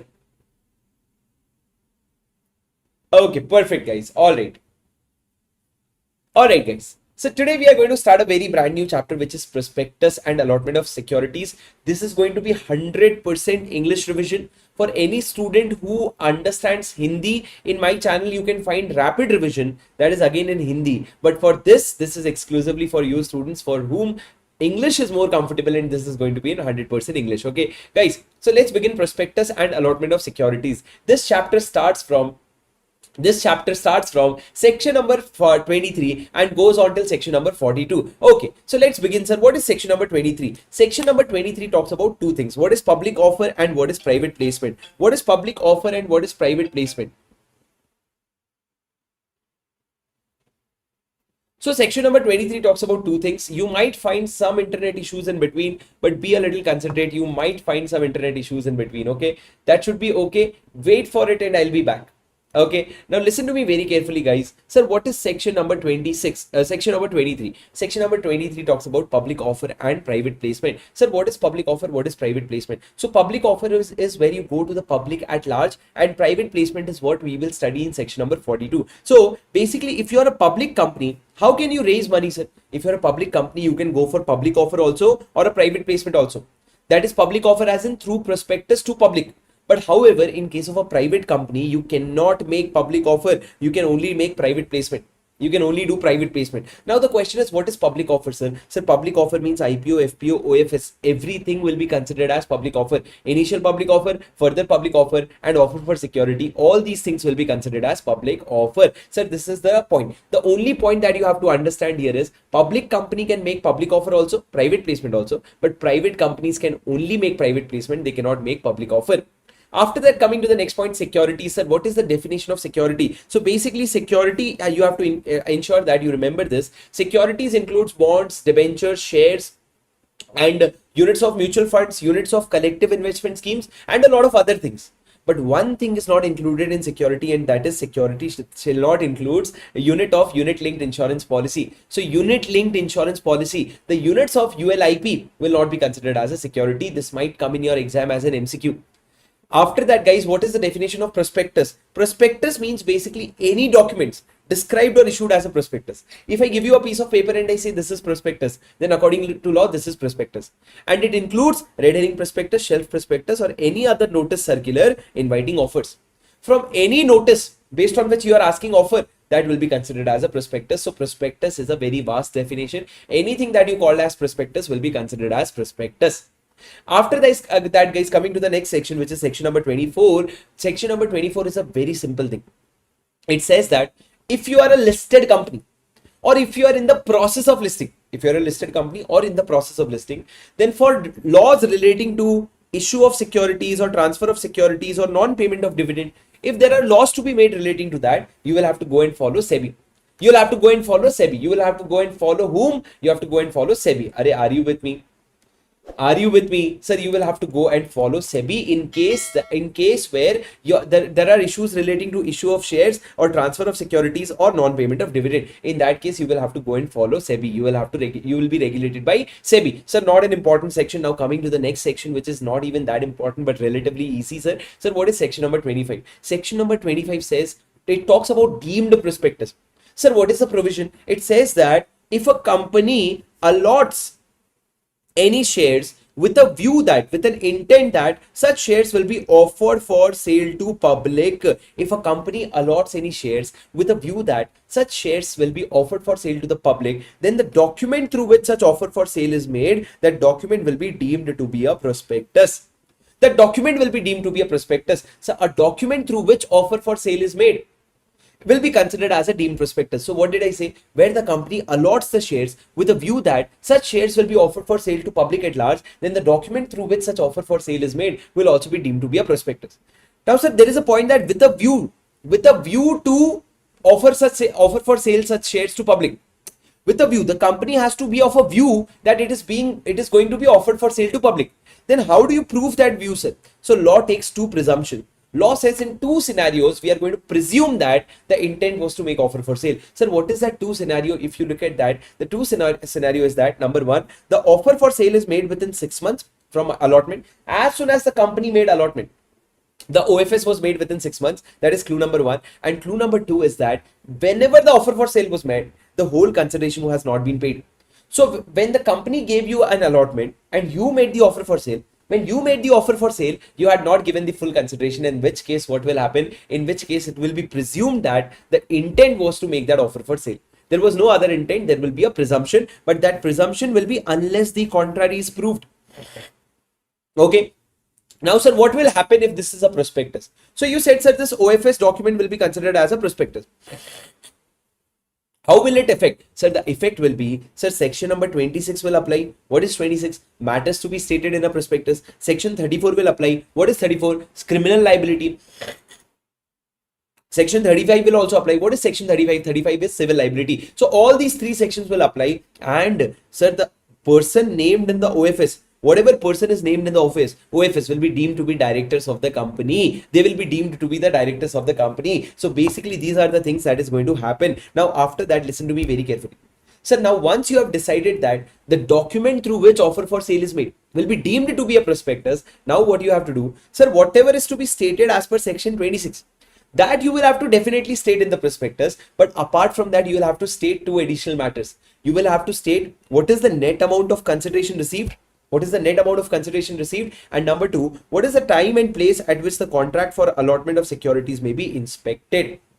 Number one, what is the net amount of consideration received? And number two, what is the time and place at which contract for allotment of said securities may be inspected? So number one, net amount of consideration. Listen to me very carefully. If you do not listen to me, you are not going to be able to remember it.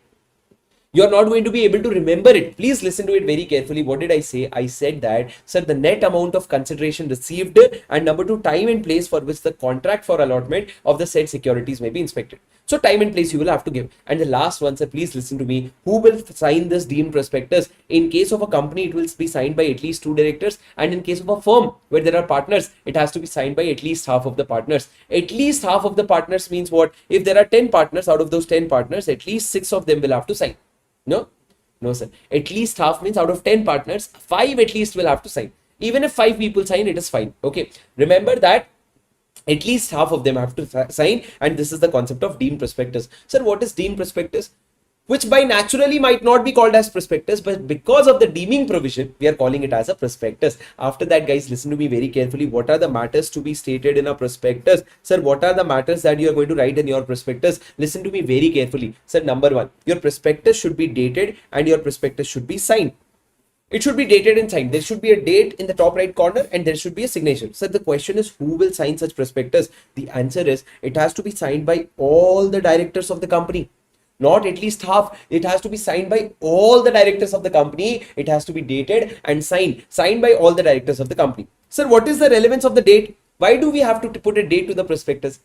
Because the date of the prospectus will be the deemed date of publication. It will be deemed to be the date of publication. Whatever date you have mentioned in the prospectus, that date will be deemed date of the publication of the prospectus. Are you with me? Guys, are you with me? Can you hear me? Yes, sir.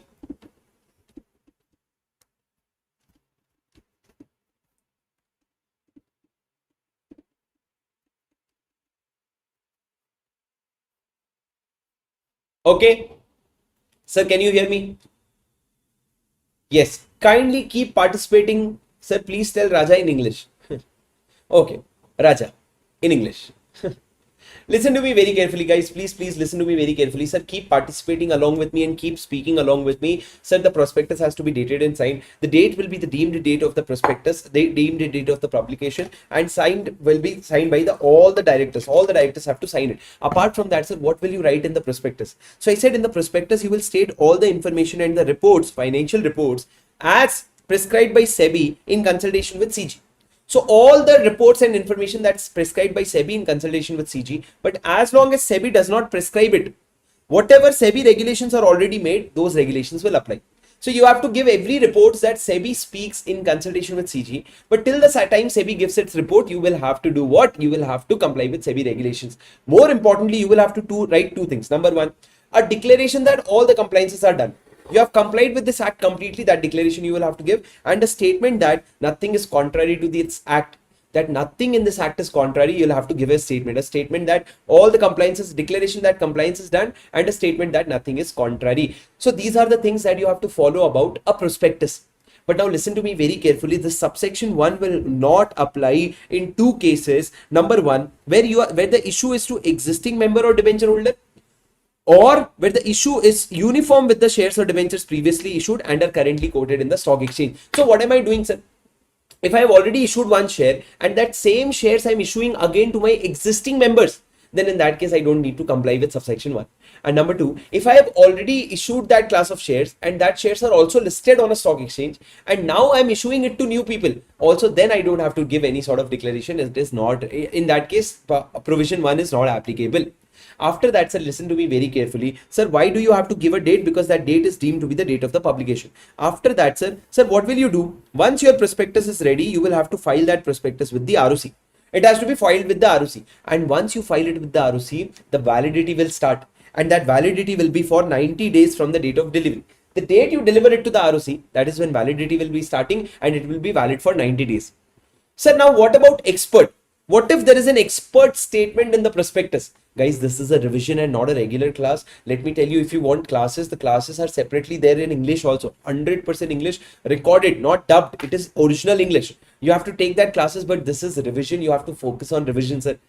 What if your prospectus includes an expert statement? If there is an expert statement, what will you do about it? Guys, listen to me very carefully, sir.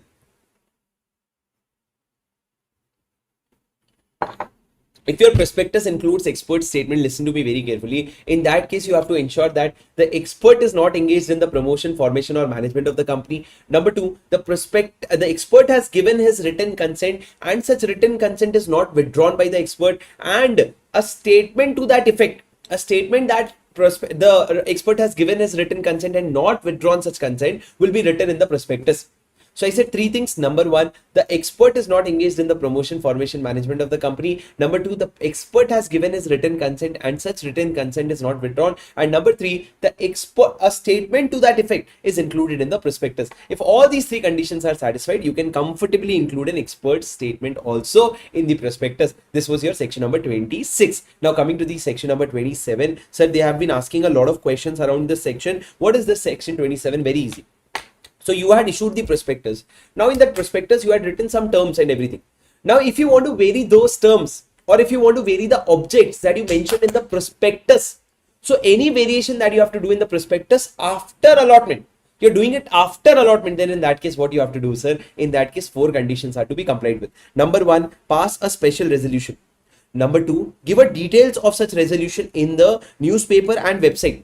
Which newspapers are 2 newspaper, English language and vernacular language. Vernacular language as in local language. Of which area, sir? Wherever your RO is situated. So you will always give advertisement in 2 newspaper, English and vernacular. Vernacular will always be in the language where your registered office is situated. The third one being, you have to also give resolution details in the website. You will have to give justification as to why you are making changes. Number 3, sir, you are changing your objects, right? But you cannot use that money. You cannot use that money for dealing in equity shares of listed company. You cannot trade in equity shares of listed company. And number 4, all the dissenting shareholders, the ones who refused, the ones who were not happy with the variation, will be given an exit offer. Who will give them the exit offer, sir? Sir, the promoters or the shareholders of the company. And what will be the price of the offer? That will be as per SEBI regulation. That will be as per SEBI regulation. So basically 4 conditions. Pass a special resolution. Publish the details in the newspaper and the website. Number 3, sir, you cannot use that amount for trading in listed shares or equity shares of listed company. Number 4, the dissenting shareholder will have to give an exit offer. Are you with me? Yes, sir. So these are the 4 conditions that you have to comply with. Now listen to me very, very carefully, please, guys. Guys, listen to me very carefully. Sir, a few minor details like, sir, you remember how you had to put an advertisement in a newspaper? That will be done in a format which is called as form PS1. Okay. Now next point, sir. What is the special resolution all about? Sir, the special resolution will be passed in a postal ballot. You know postal ballot, right? Section 110 of the Companies Act. So you will have to pass a resolution via postal ballot. And in that resolution, you will have to give all the details. What details, sir? The number of the amount raised, how much is utilized, how much percentage is achieved, how much amount is yet to be utilized. What am I changing the object for? Earlier, what did I used to do? Now what I'm doing, and why am I changing my business? What is the risk involved? All these things I'll have to give I'll have to give for my special resolution. So basically, I'll have to tell a lot of details. Are you with me, guys? Are you get with me? Yes, sir. These are the 4 conditions that you have to comply with, section number 27. And I told you all the details. Like, you will have to furnish PS1. You'll have to give all the details. The SR has to be passed in a postal ballot. And these are the 4 points that you need to remember. If you look at the book, I think this is a book that you must have. You can visit shubhamsinghal.com and you can get this printed for what you can get it delivered colored copy for 700. If you don't want to get the colored copy, take black and white. You'll go to any shop, they'll give you black and white for 450 or 500 rupees. But I think for 700, you should get the colored copy because the question bank is also colored coded. And the most important part is for section number 27, you see 18 and 23. That means 2 questions are associated with section number 27. So basically that will help you. So not a single student should go to the law exam without this book. This is absolutely mandatory for you. Okay, guys. Okay. Now coming to the next section, guys, section number 28. What is section number 28? The section number 28 talks about offer for sale. So how does an offer for sale happen, sir? Certain members of the company, they authorize the company to do the offer for sale on their behalf and take the money and give it to those shareholders. Now, once the offer for sale is done, the members will reimburse the company for all their expenses, whatever expenses that company has incurred. But what is offer for sale, sir? Where certain members of the company propose in consultation with the board to offer whole or part of their holding to public. Whole or part of the holding to public, then the members shall collectively authorize the company to take necessary action, and then they will reimburse to the company for all the expenditure. They'll give the reimbursement. Moreover, sir, the document by which offer for sale is made to public shall be deemed to be a prospectus. It will be deemed to be a prospectus. Are you with me? Are you with me? Yes, sir. After that, listen to me. However, there are certain exceptions. Like in case of offer for sale, what is the basic exception, sir? Listen to me, and only the points that I am telling that you need to remember. Number one, sir, the provision of minimum subscription will not apply. You remember how minimum subscription was given in the prospectus, which used to be 90%, that is not applicable. The provision of minimum application money is not going to apply. Minimum application value is not going to apply. And number three, the provision that board has to give report on the utilization of the money, that report is also not applicable. Because why? In offers for sale, what happens, sir? This is a member. This member wants to sell his shares through company to the public at large, right? So the company will take the money and give it to the member. So for example, the company took 50 crore. Where is it going? It is going to the member. Who is going to use it? The member is going to use it. So the company's board of director does not have to give a report on the utilization. They don't have to tell us how did they utilize the money, because they did not utilize the money. The money was utilized by that other person. Are you with me? Are you with me? Yes, sir. Now let's move to the next important section, which is section number 29. Listen to me very carefully. Please, guys, I need your 100% attention. I'll make section number 29 very easy for you. Sir, what is section number 29 all about? Listen to me. Look at the screen, and that should be it. You don't have to read from the book. Look at the screen. Okay. If you want, you can write it down along with me, but look at the screen. Okay. Sir, what is section number 29 all about? It talks about dematerialization. Okay. It talks about demat. Okay. Now listen to me very carefully. Sir, one is listed company and the other one is unlisted company. Guys, for listed company, what we said, for listed company, we said, boss, everything has to be demat, but who will take care of you? SEBI will take care of you. We don't have to worry about it. But then for unlisted company, we divided into two parts. We first attacked public company and then we came on to private company. We said private companies, first, what did we say? That you can have your shares in demat form or in physical form, whatever you want. Whatever you want. But sir, with effect from 2025, for private company also, we have given a deadline and we are saying that no, boss, you cannot issue it in a demat, you cannot issue it in a physical form. The shares has to be in demat only. But for private company, it is yet to become applicable. So let's talk about public company. We are talking about UPC, which is unlisted public company. We said, sir, the unlisted public company should issue all the securities in demat form. Whatever shares they are issuing, they should issue it in demat form and also facilitate dematerialization. Facilitate dematerialization as in, or do any sort of right issue, etc. If you want to do these things, then please ask your promoters, your directors and your key managerial person to get all the shares or buyback or right issue anything. Please ask your promoter, director, key managerial person to get their shares dematerialized. Are you with me? Guys, are you with me? Can you hear me loud and clear? Can you hear me loud and clear? Yes. Yes. Okay. Are you sure?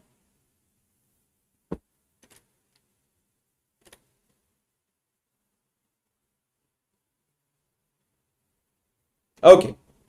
Sir, so this was about unlisted public company. After that, we said that if there is any member who wants to transfer his shares or apply for any upcoming shares, then he will also has to get his shares dematerialized. And for these members, we kept a deadline of 2nd October 2018. We said after 2000, give a facility for dematerialization. Sir, what is the facility for dematerialization? You will need a team of 3 people. DRS. Sir, what is D? Sir, D is depository. What is R? Sir, R is registrar to an issue. And S, sir, S is a share transfer agent. S is a share transfer agent. So these are the 3 people that we would need. These are the three people that we would need. Please listen to me very carefully. These are the three people that we would need. Now, after that, why is there so much of lag?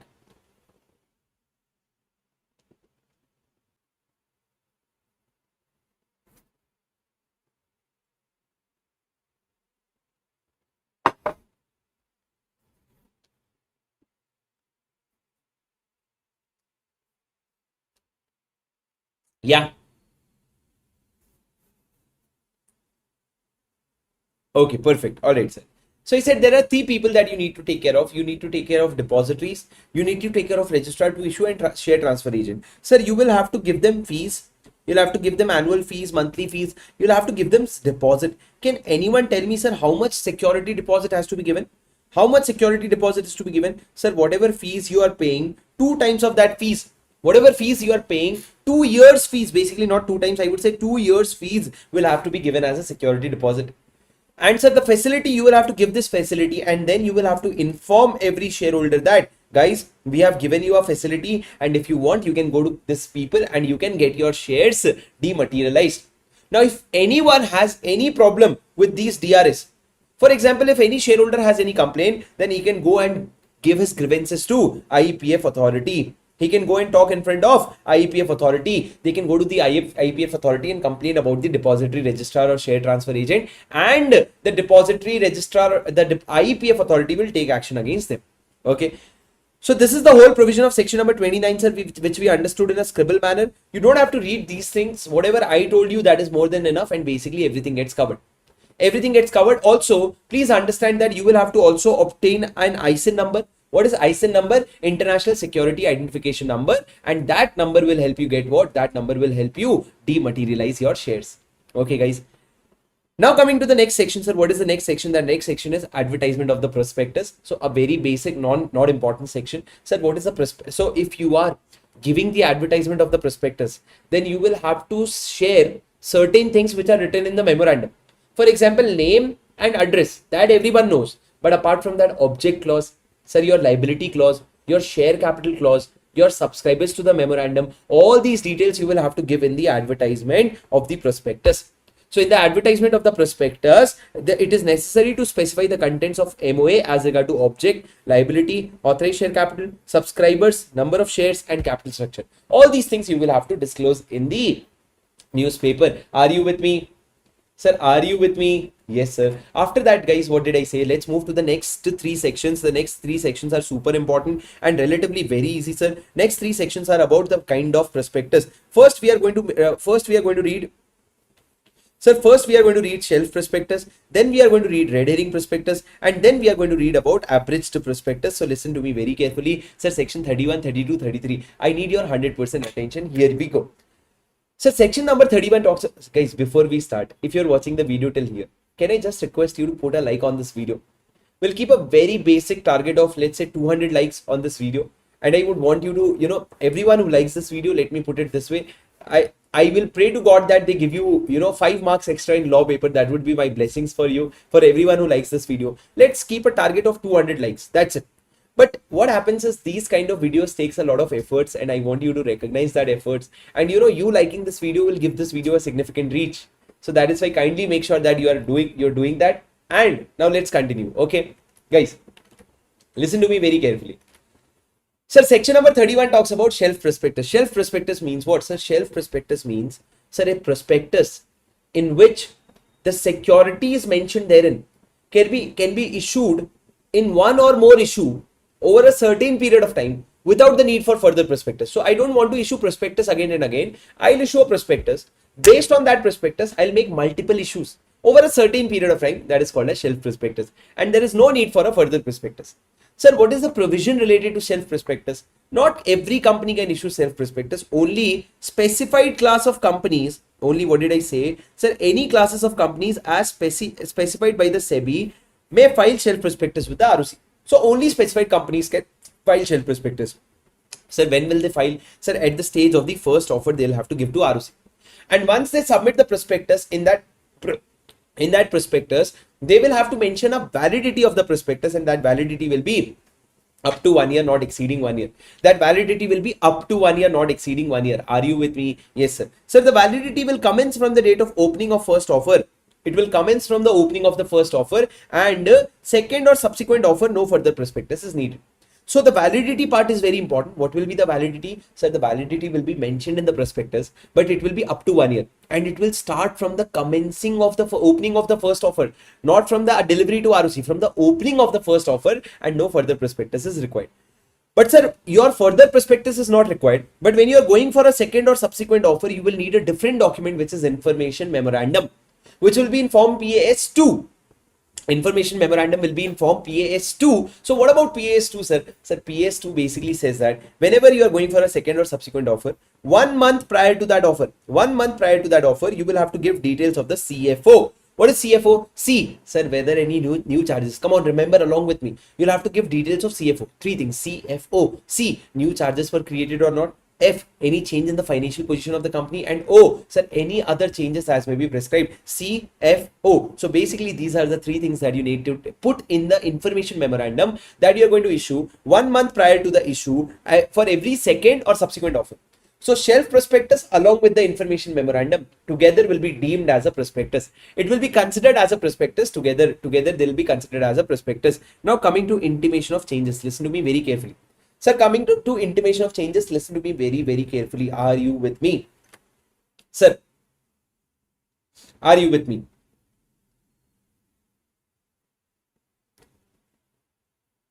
Adarsh Srivastava says, sir, could you please little bit Hindi? Guys, you guys can't find satisfaction anywhere. There is a Hindi video. Why are you not watching Hindi video? If you understand Hindi. If you don't understand Hindi, why do you need Hindi in between? Hare, now you tell me how much percentage Hindi should I put? How much percentage? Am I AI to you or what, others? Huh? Nalayak. Use some brain. You are in CA intermediate, not in your CA foundation exams. Come on, others. I told you this is 100% English. Sir, little in Hindi, sir. Little Hindi, sir. Little. Kunchum, tokku. So now, listen to me, guys. Sir, I said intimation of changes. Please listen to me very carefully. Sir, what is intimation of changes? So, for example, listen to me very carefully. In the application stage, that is the very initial stage, if there was a shareholder that gave me the application money and also gave me an advance, okay, but later on there were changes in the company and that changes were intimated to him. That was, you have paid the advance, but now there are changes in the company and we are intimating that changes to you. In that case, if you have given some advance and once you get to know about the changes, what you can do is you can ask for a refund. And once you ask for a refund, the company will give you a refund. Within 15 days, the company will give you a refund. If the company doesn't give within 15 days, the company will have to give you some interest also. So basically, where there is any changes in the company, where a company has received application for allotment along with advance payment, and the company will intimate any changes to the applicant, and if they decide to withdraw the application, the amount will be refunded within 15 days of such application. They will be refunded with the money. Okay, are you with me? Are you with me? Yes, guys. Sir, what is this? This is your provision. Do you understand? Did you understand? Shelf prospectus plus information memorandum together becomes your prospectus. You have to focus on these 2 points very clearly. The validity will be up to 1 year, and apart from that, you have to give an information memorandum in form PAS2. Now coming to the second kind of prospectus, that is red herring prospectus. Guys, listen to me very carefully. What is a red herring prospectus? So red herring prospectus is basically a prospectus in which 2 informations are missing. Number 1, the quantum of the issue and the price. The quantum of the issue and the price, those 2 things are missing. Now listen to me very carefully. It is not mandatory for every company to go for red herring prospectus. If you have understood this concept, only those companies which are going for 100% book built offer, 100% book built offer are going to go for red herring prospectus. No other company is going to go for red herring prospectus. Are you with me? Sir, so when you are a company who decided to go for red herring prospectus, then in that case, a company may make an offer for red herring prospectus. How? They'll have to file that red herring prospectus to ROC at least 3 days before the issue. And then what will happen? Sir, the issue will open, the issue will close, allotment will happen. Now, when the issue closes, within, sir, you will have to, upon closing of the offer, the prospectus, not the red herring prospectus, the final prospectus along with total capital raised and the closing price will have to be given to the ROC as well as the SEBI. So RHP was issued, based on that offer was opened and offer was closed. Once the offer is closed, you will have to finally submit the prospectus which includes both the closing price also and the total capital also, and you'll have to file it with ROC and SEBI. Now guys, listen to me very carefully. Any difference between red herring prospectus and prospectus, the variations between them will have to be highlighted. The variations between them will have to be highlighted. This is your section number 32, which talks about red herring prospectus. And the last one, sir, the last one is abridged prospectus. Sir, what is abridged prospectus? Listen to me very carefully. Sir, whenever you issue the application form, along with that application form, you will have to give an abridged prospectus. Along with every application form, there has to be an abridged prospectus, but there are two exceptions to it, not three. You can cut the third one, but there are two exceptions to it. Number one, where the issue application form is for an underwriting agreement, or where the shares are not offered to public. In these two cases, you do not need to give what? You do not need to give an abridged prospectus, but in other cases, you will have to give an abridged prospectus. Now, if anyone wants, they can request and ask for the full prospectus, but generally, abridged prospectus would be enough. And if there is a default, the company will be liable for 50,000 rupees of default. If there is a default, the company will be liable for 50,000 rupees of default. Are you with me? Sir, yes or no? Yes or no? Yes, sir. Are you sure? Are you sure? Alright guys, so this is your section number 33, which talks about abridged prospectus. After that, sir, coming to next two very important sections. Sir, I promise you that if you give me 100% attention, you have not studied these two sections the way I'm going to teach you now. So give me your 100% attention. Sir, what is section 34 and what is section number 35? I have simplified it to a significant extent. You just have to write down whatever is written on my screen and that should be it. You don't have to do anything else. Let's first understand what is section number 34. Section number 34 talks about the criminal liability, and then section number 35, which talks about civil liability. Okay. Sir, what is section number 34? Sir, section number 34 talks about criminal liability. What is criminal liability? Section number 34 criminal liability states that if a prospectus includes a statement that is untrue or misleading.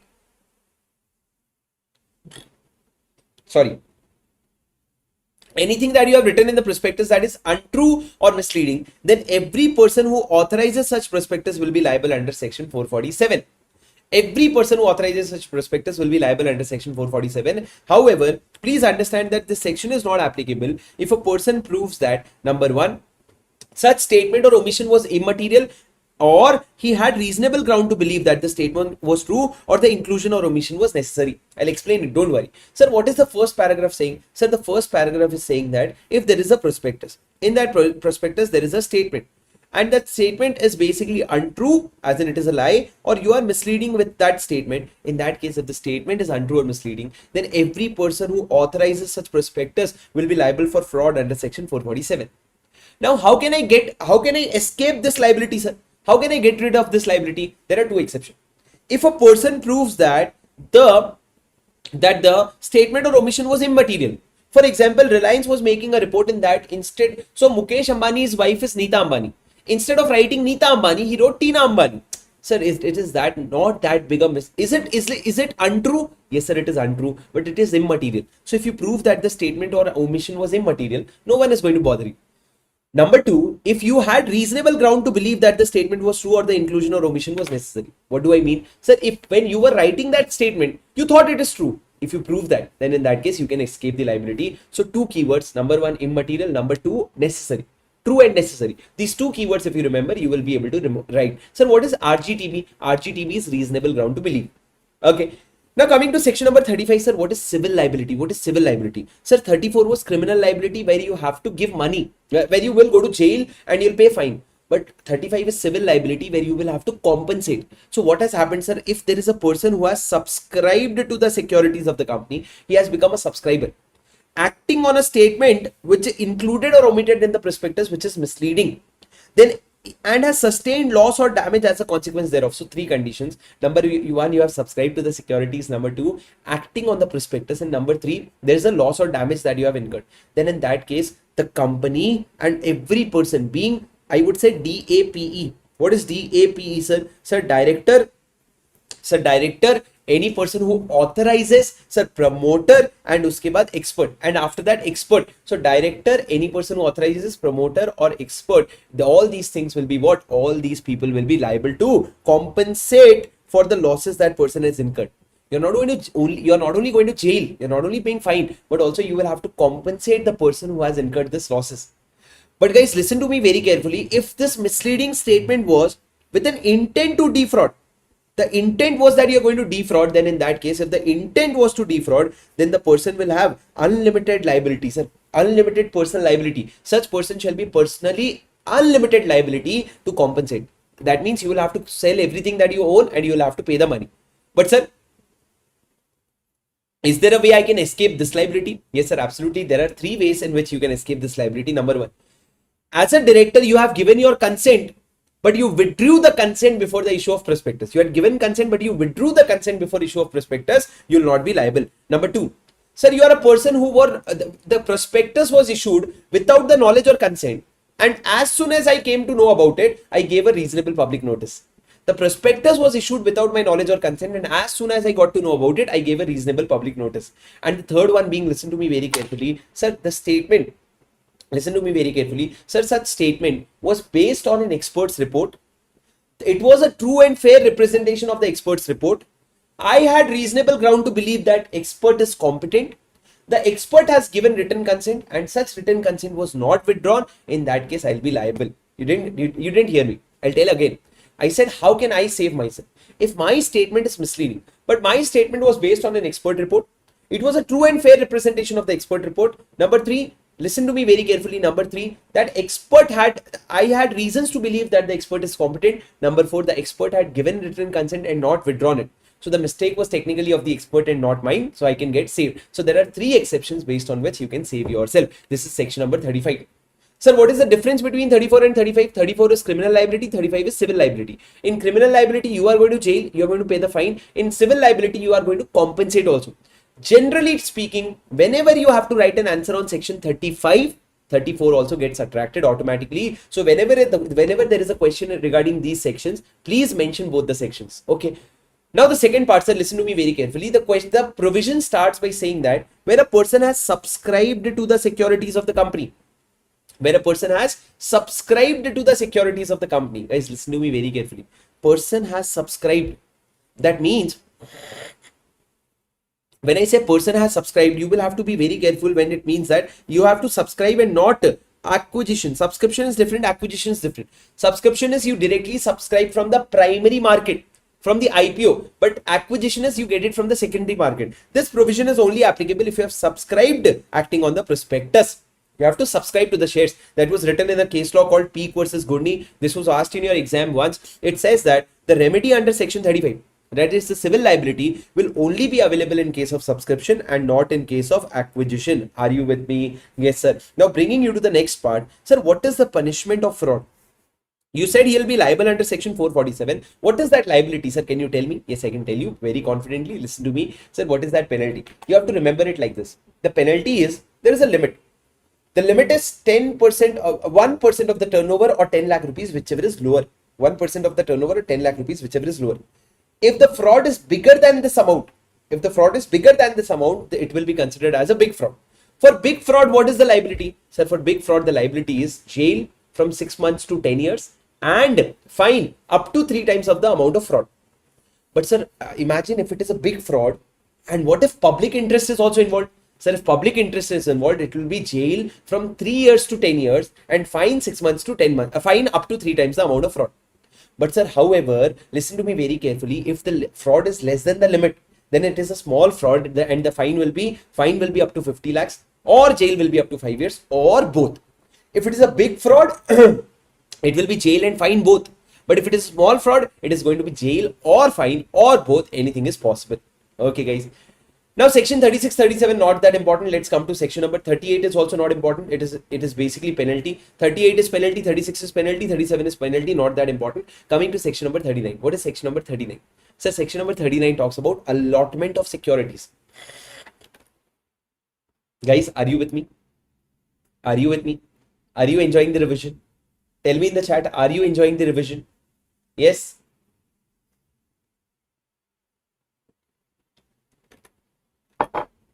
Yeah?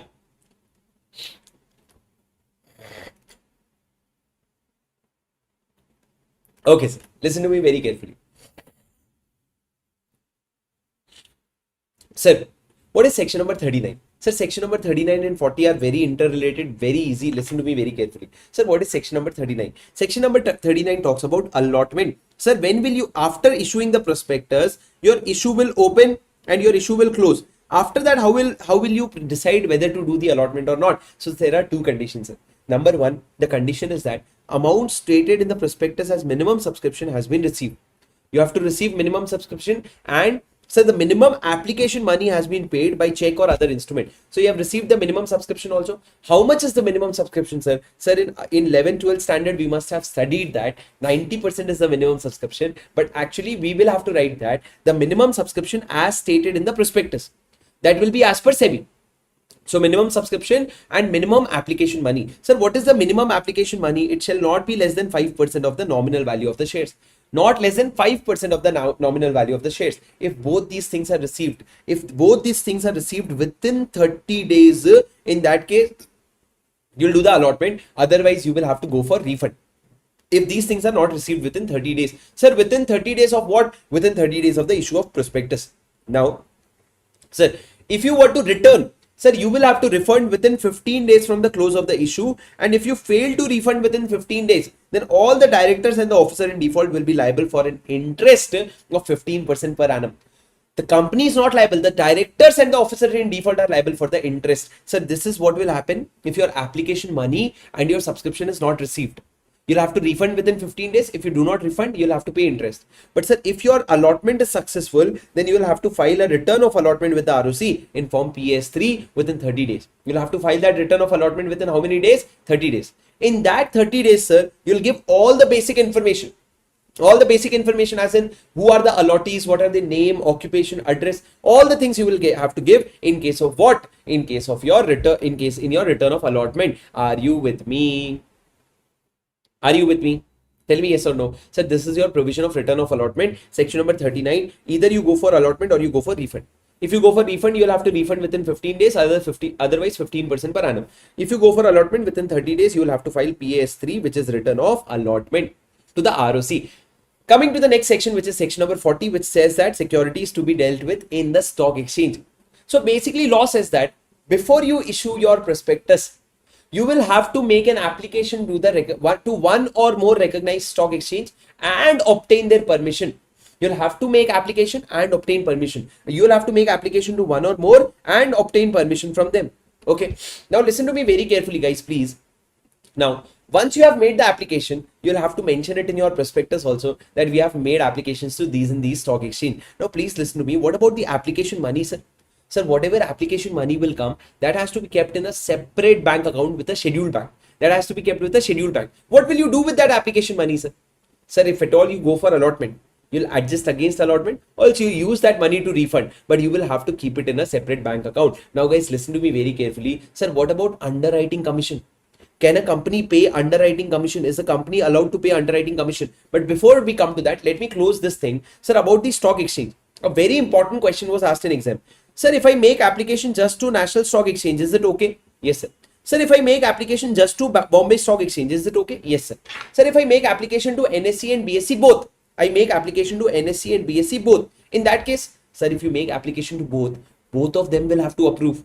Let's say if NSE approved, but BSE said no, in that case, I cannot proceed because if I apply to two stock exchange, I need to get approval from two stock exchange. If I apply to one, approval of one is okay. But if I apply to two stock exchange, I'll have to get approval of all of them. Now coming to the last part, sir. What is underwriting commission? Sir, a company wants to give underwriting commission. Can they issue underwriting commission? Sir, for underwriting commission, you have to remember 6 conditions. How many conditions? 6.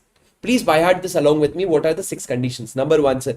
Sir, it has to be authorized by the AOA, the underwriting commission. Number 2, sir, how will you pay the money? The money will be paid out of proceeds of the issue or the profits of the company. You'll pay it from the proceeds of the issue or the profits of the company. That is the source of underwriting commission. Number 3, what will be the rate of commission, sir? Sir, in case of equity, the rate will be 5% or rate as per AOA, whichever is lower. And in case of debentures, it will be 2.5% or the rate as per AOA, whichever is lower. For equity, the rate will be 5% of the percentage will be of the issue price and not the face value. Remember that. So of the issue price, you will have to pay this percentage, issue price and issue price to 5% or AOA, whichever is lower in case of shares, and in case of debentures 2.5% or AOA, whichever is lower. Now point number 5, sir, you will have to disclose certain things in the prospectus. That is the name of the underwriter, the rate of the commission, the agreement with the underwriter, all these things you will have to disclose. Point number 5, sir, listen to me very carefully. It should not be an offer which is not made to public. That is, in case of private placement, you do not get to pay underwriting commission. And the last one, sir, you'll have to file it with the ROC for registration. The underwriting agreement. When will you file it with the ROC, sir? At the time you're not listening to this. This will come in an MCQ. Sir, you will have to file along with the prospectus. When you send the prospectus, along with that, you will have to send this underwriting agreement for underwriting agreement. Are you with me? Are you with me? Are you with me, guys? Yes, sir.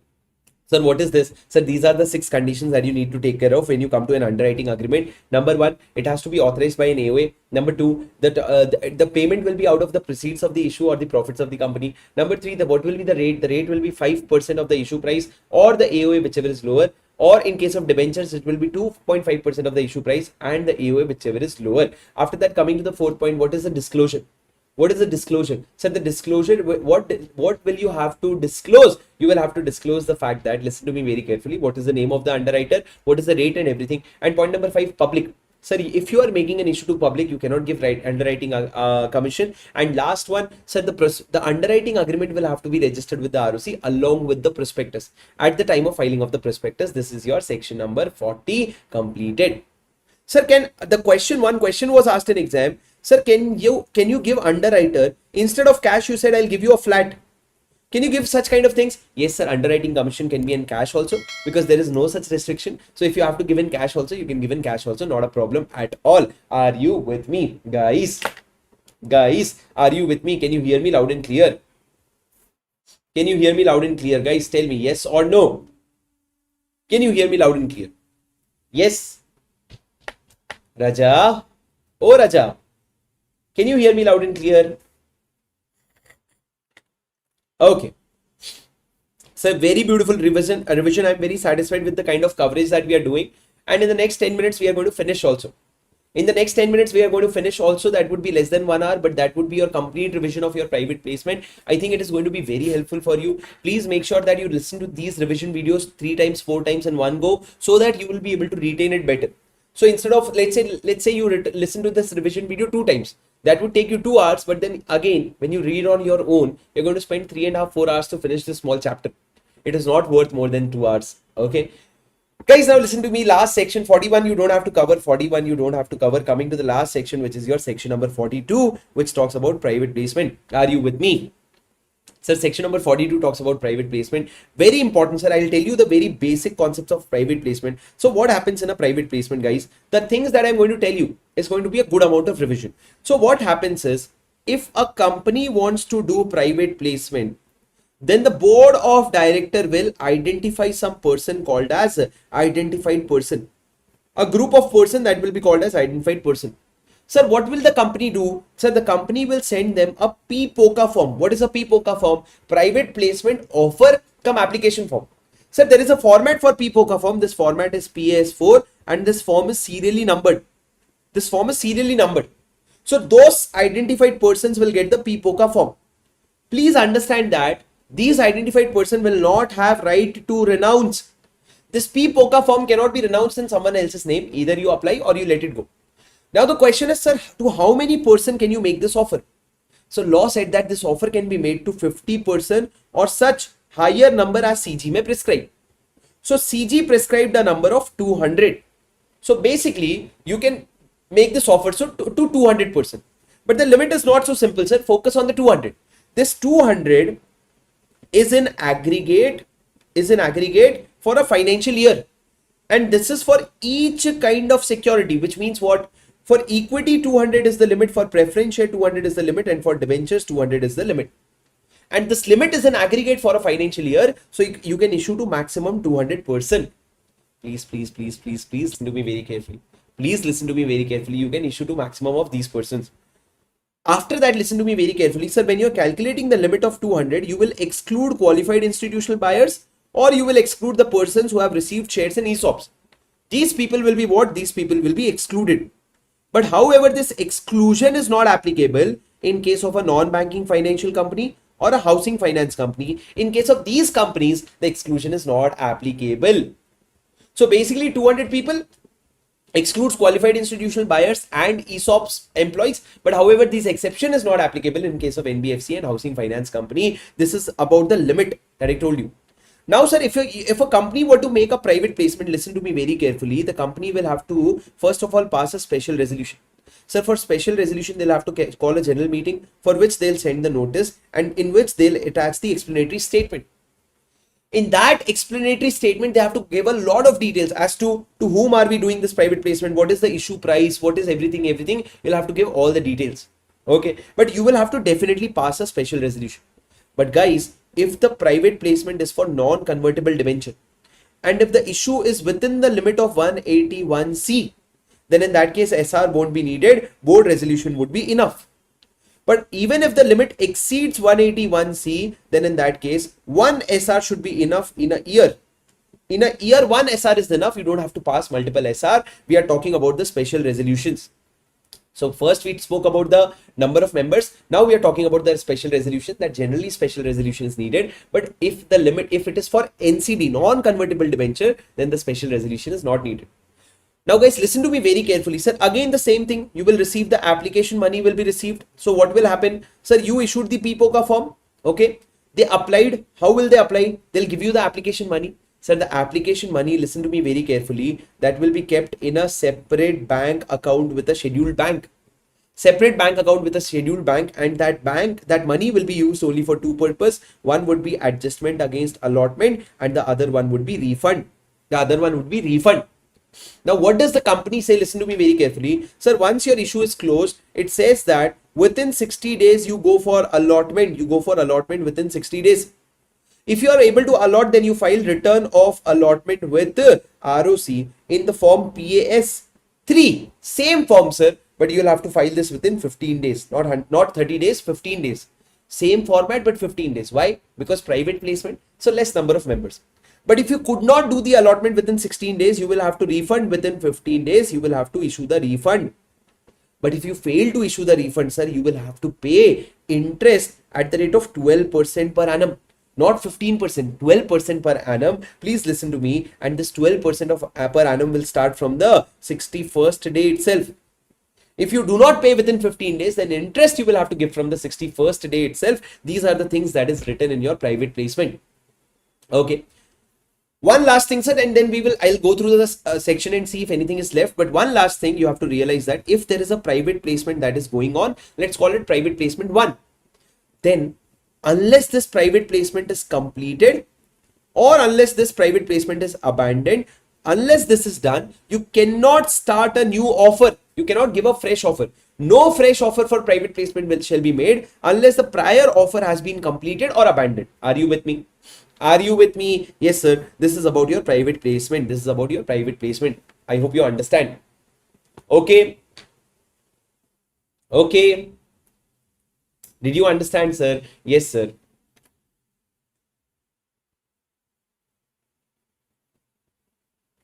All right. Sir, this is about your private placement. Let me see if I missed any points. I think I have covered everything mostly. Yeah. Sir, one point, please note down that. Sir, please note down that.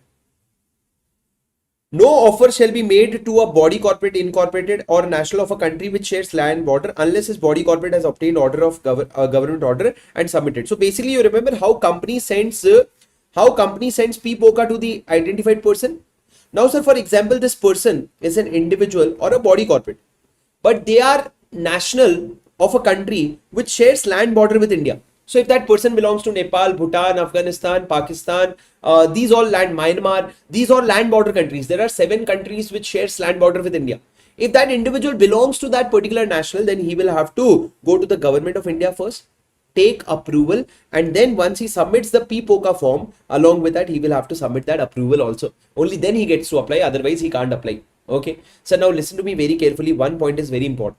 Sir, if a company makes offer to the public in contravention of this section, if an offer made under this section is not as per this section, it will be deemed to be an offer for public, and part 1 will be applicable. Part 1 would be section 23 to 41. That would apply. So basically, if you are making a private placement, comply with section 42. If you fail to comply with section 42, it will be deemed to be a public offer.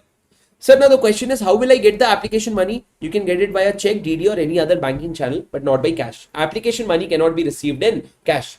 So now listen to me very carefully. Sir, I told you that if one private placement is going on, you cannot start another private placement. Sir, if the first private placement is of equity and the other one is of debenture, can I do it parallelly? Can I do equity and debenture parallelly? No, sir. Irrespective of the security, you cannot do two private placement in one go. Only after the first one is completed or abandoned, only after that you can do this particular thing. Okay. Then what after that, sir? After receiving the application money, within 16 months, you go for allotment.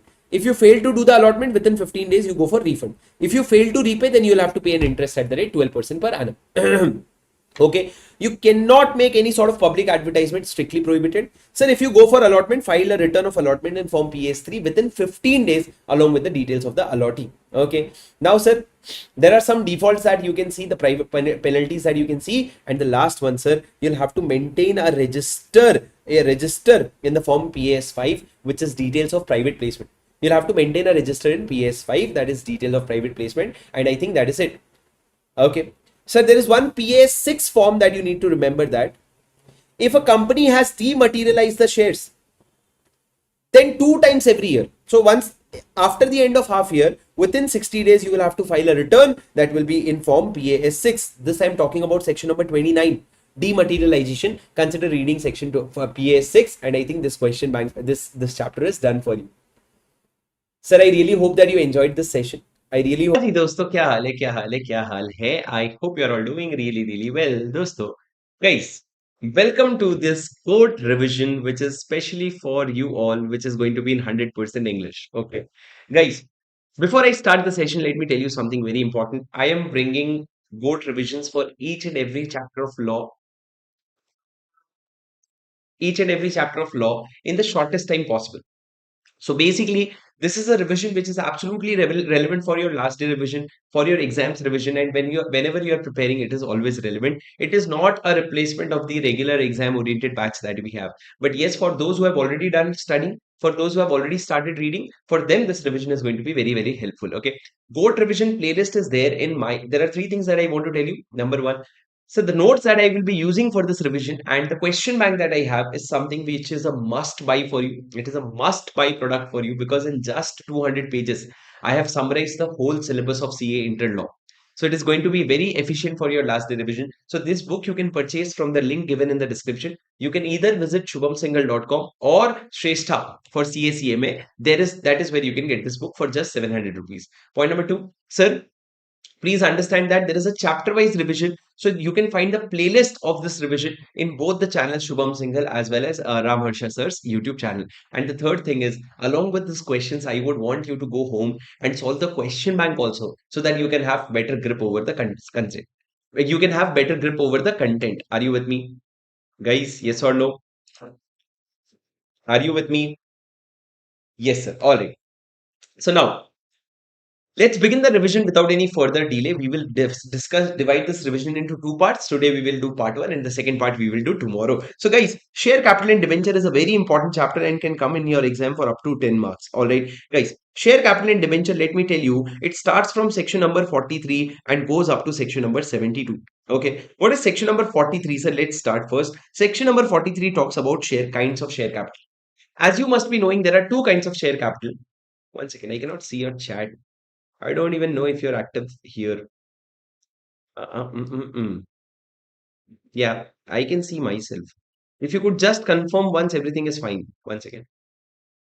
Okay. It looks like everything is fine. Okay. Sir, so coming back, listen to me very carefully.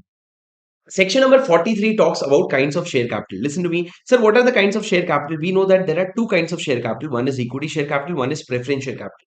So when you say preference share capital, what is the preference that we are talking about? When we say preference share capital, we are talking about basically 2 preferences. We are basically talking about preferences with respect to declaration of dividend, preference with respect to repayment of capital on the winding up. There are 2 preferences. Number 1, before equity shareholder, you will get dividend. And number two, in case of winding up, before we say pay to the equity shareholder, we will repay to the preference shareholders. Are you with me? Yes, sir. This is your point number one. Sir, what is equity share capital? Sir, equity share capital can be of two types. One, there is normal equity share capital with voting rights. The other one is equity share capital with differential rights, which we call as DVR, differential voting rights. The difference could be with regard to dividend also, voting also, and any difference. Like there could be any difference. For example, there is Class A equity share and Class B equity share. So Class A has one share, one vote. Class B has 10 shares, one vote. This is called as differential voting rights. This is called as differential voting rights. So there are differential voting rights, equity shares. So basically that is what about equity shares. Now listen to me very carefully, guys. Sir, point number one. In capital, sir, if for example I told you in preference shares there is dividend, there is preference of two things. Number one is dividend and number two is repayment or winding up. Correct? Repayment or winding up. My question is, sir, if I issued a share capital in which there is a preference of dividend but no preference on repayment, or there is a preference on repayment but no preference on dividend, will it be considered as preference share capital? The answer is yes, sir.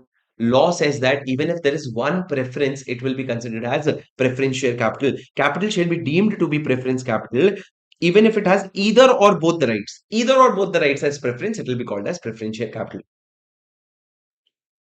Okay, guys. Now coming to the next point, please listen to me very carefully. Sir, now the question is, can a company issue shares with differential voting rights? Can a company issue shares with differential voting rights? And if yes, what are the conditions? Sir, there are 7 conditions that you have to remember along with me. What are the 7 conditions? Sir, condition number 1, it has to be authorized by the AOA. You will remember along with me, and then we will write it roughly once, but remember along with me 7 conditions. And number 1, you have to authorize it in the article of association. Number 2, it has to be authorized by an ordinary resolution at the general meeting. You will have to pass an ordinary resolution at the general meeting. But listen to me, if you are a listed company, then you will have to pass such resolution through a postal ballot. Although ordinary resolution only, but it will be passed through postal ballot. Sir, postal ballot is something that you study in section 110. So you will pass it through a postal ballot. Number 3, sir, the voting power on these DVR shares, voting power in this DVR share shall not be more than 74% of the total voting power. So if this is the total voting power, sir, so the DVR shareholder can have maximum 74% of voting power, not more than that. Point number 4, sir, the company shall has not defaulted in filing of financial statement and annual return. They have not defaulted in filing of financial statement and annual return for 3 immediately preceding financial year. Financial statement and annual return for 3 years, they have not defaulted. Point number 5, they have no subsisting default in what? In, sir, dividend, deposit, preference share, debentures. They have no subsisting default. Everything that is due, they have repaid. The next point is, company has not defaulted in dividend on preference shares, repayment of term loan, statutory dues of employees, and crediting amount to IEPF. These are 4 new points. What is the point number 5? Point number 5 says that there is no subsisting default. Subsisting as in continuing default. Point number 6 says that company has not defaulted in these things. And provided that company may issue DVR after expiry of 5 years from the end of financial year in which default is made good, after you renew it. And last, it has not been penalized by any court or tribunal in the last 3 years under any act, RBI Act, SEBI Act, FEMA Act, any act. So basically, sir, if you read along with me and if you write along with me, there are 7 conditions. Write down carefully. So there are 3 conditions. Number 1, AOA. Number 2, you have to pass ordinary resolution. For listed company, it has to be postal ballot. And number 3, maximum 74% voting power. These are the first 3 conditions. AOA should authorize. Ordinary resolution has to be passed. And in case of listed company, who will pass that ordinary resolution? You have to pass via postal ballot. And then after that, maximum 74% of the voting power can be held by equity shares with differential voting rights. After that, listen to me very carefully. There is point number 4. What is point number 4? Point number 4 talks about financial statement and annual returns for 3 consecutive years. There should be no default in filing for the 3 consecutive years. Okay. Point number 5, sir, there is no subsisting default. You have no subsisting default in what? Sir, in deposit, in debentures, in preference shares, in dividend, nothing. There is no default at all. And number 6, there is no default in what? Some unique cases, sir, like in dividend to preference shareholder. Dividend to preference shareholder, in repayment of term loan, in repayment of term loan, in statutory dues of employees. Statutory dues of employees. And then point number 4, guys, listen to me very carefully and try to by heart along with me. Statutory dues of employees and credit to IEPF. There should be no default. If you make a default, then what, sir? Sir, if you make a default, then you have to wait till the end of financial year, and then for 5 more years. From the end of financial year till 5 years, you cannot issue DVR, but after that, you can issue a DVR. And so the point number 7 is that you have not been penalized by any court or tribunal in the last 3 years. In the last 3 years, you have not been penalized under any act, RBI Act, SEBI Act, FEMA Act. You have not been penalized. In these cases, if 7 conditions are satisfied, you can go and issue a DVR, not a problem. Sir, are you okay? Did you understand? Perfect, sir. Okay. Now let's move to the next part, sir. Please listen to me very carefully. These are the 7 conditions. Now, listen to me very carefully. Number 1, sir, a company cannot convert its existing equity share capital into DVR shares or DVR into equity share. Sir, normal share cannot be converted into DVR. DVR cannot be converted into equity share. Please remember that. Okay. After that, I said, sir, please understand, equity shareholder and DVR shareholder will both have the same rights. Absolutely the same rights, sir. Sir, except for the voting power, except for voting power, all the other rights will be same. Like equity shareholder will also get notice of the meeting. Differential voting right shareholder will also get notice of the meeting. These are some things that you need to remember. Okay, guys. So that is section number 43. Now coming to next section, which is section number 46. Hello. So 44 and 45 is not there in our ICI module also, so you don't have to worry about it. Although it is a very small section, but it is not there in our ICAI module. Okay.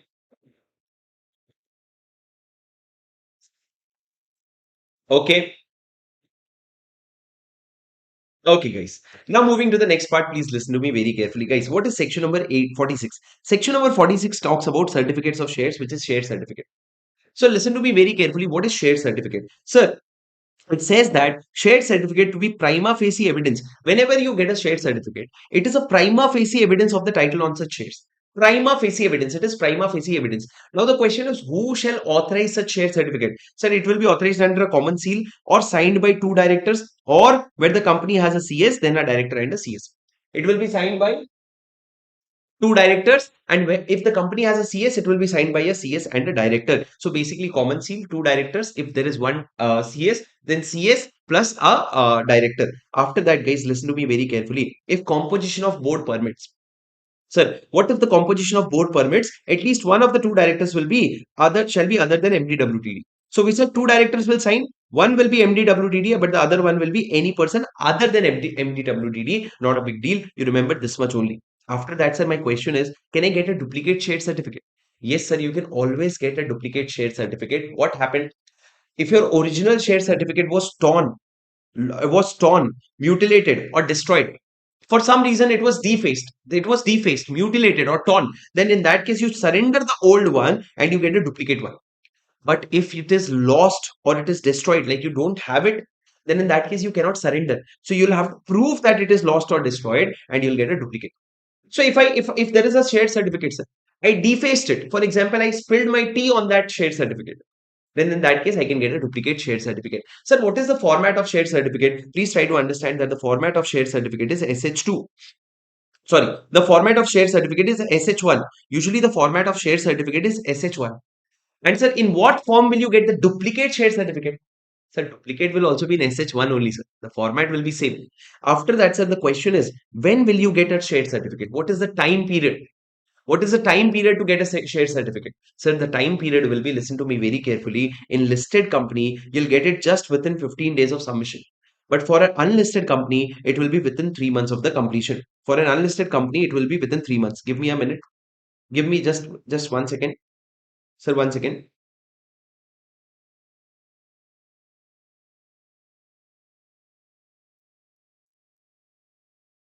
Yes, sir.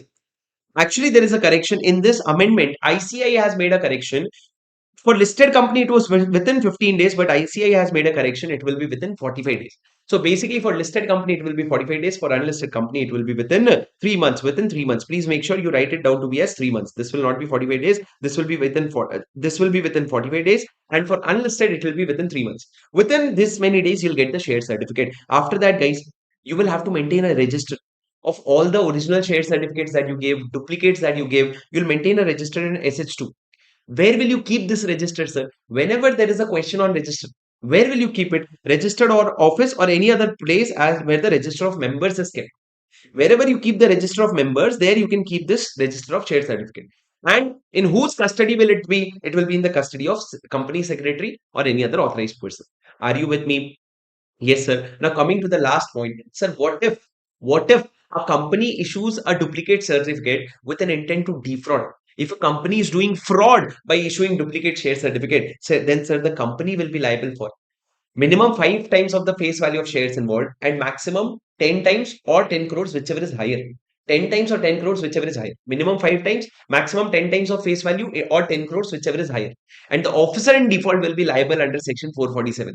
What is section 447, sir? Sir, 447 talks about fraud. 447 talks about fraud. Are you with me? Yes, sir. Yes, sir. Okay, perfect. After this, guys, listen to me very carefully, sir. In case of joint ownership, also there will be only one share certificate. You'll not get multiple share certificate. You'll just get one share certificate. Okay, sir. So this is your share certificate. But you know, guys, after now in today's time, a public company or a private company, both of them are not allowed to issue share certificates. Shares are supposed to be in demat form. And in demat form, you do not issue a share certificate. Okay. After that, coming to the next section, which is your section number 47, which talks about voting rights.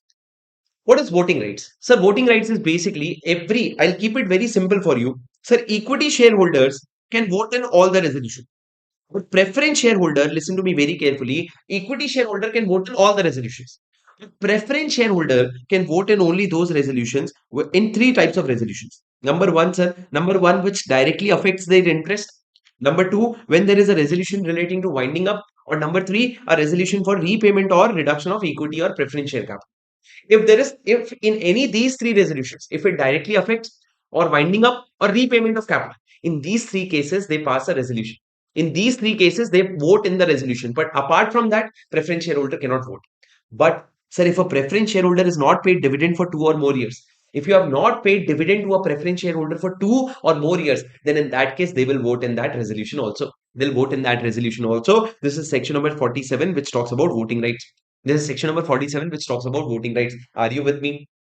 Are you with me? Yes, sir. Sir, voting rights is equity shareholder can vote in all the shareholder. But if preference shareholders have not been paid dividend for 2 years or more, they can vote in all the resolutions as if they are equity shareholders. Okay. Now coming to section number 48, it's a very important section. Variation of shareholder rights.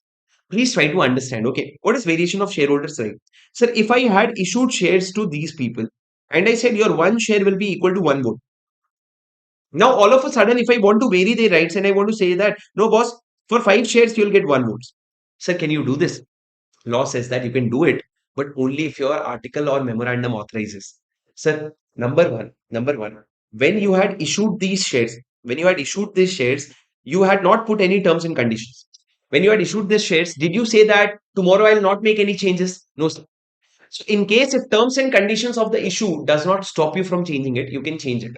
But you will have to take approval of the shareholders, right? So what is the process for variation, sir? Whenever there is a question on variation, there are 2 points that you need to address. One point would be how do you vary? How do you vary? Other point is what if there is resistance to such variation? What if there is resistance to such variation? What will you do in such case? Are you with me? Guys, are you with me?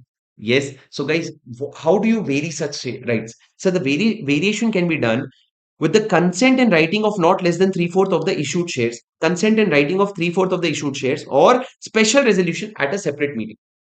But variation can only be done if the provision for such variation is contained in AOA or MOA.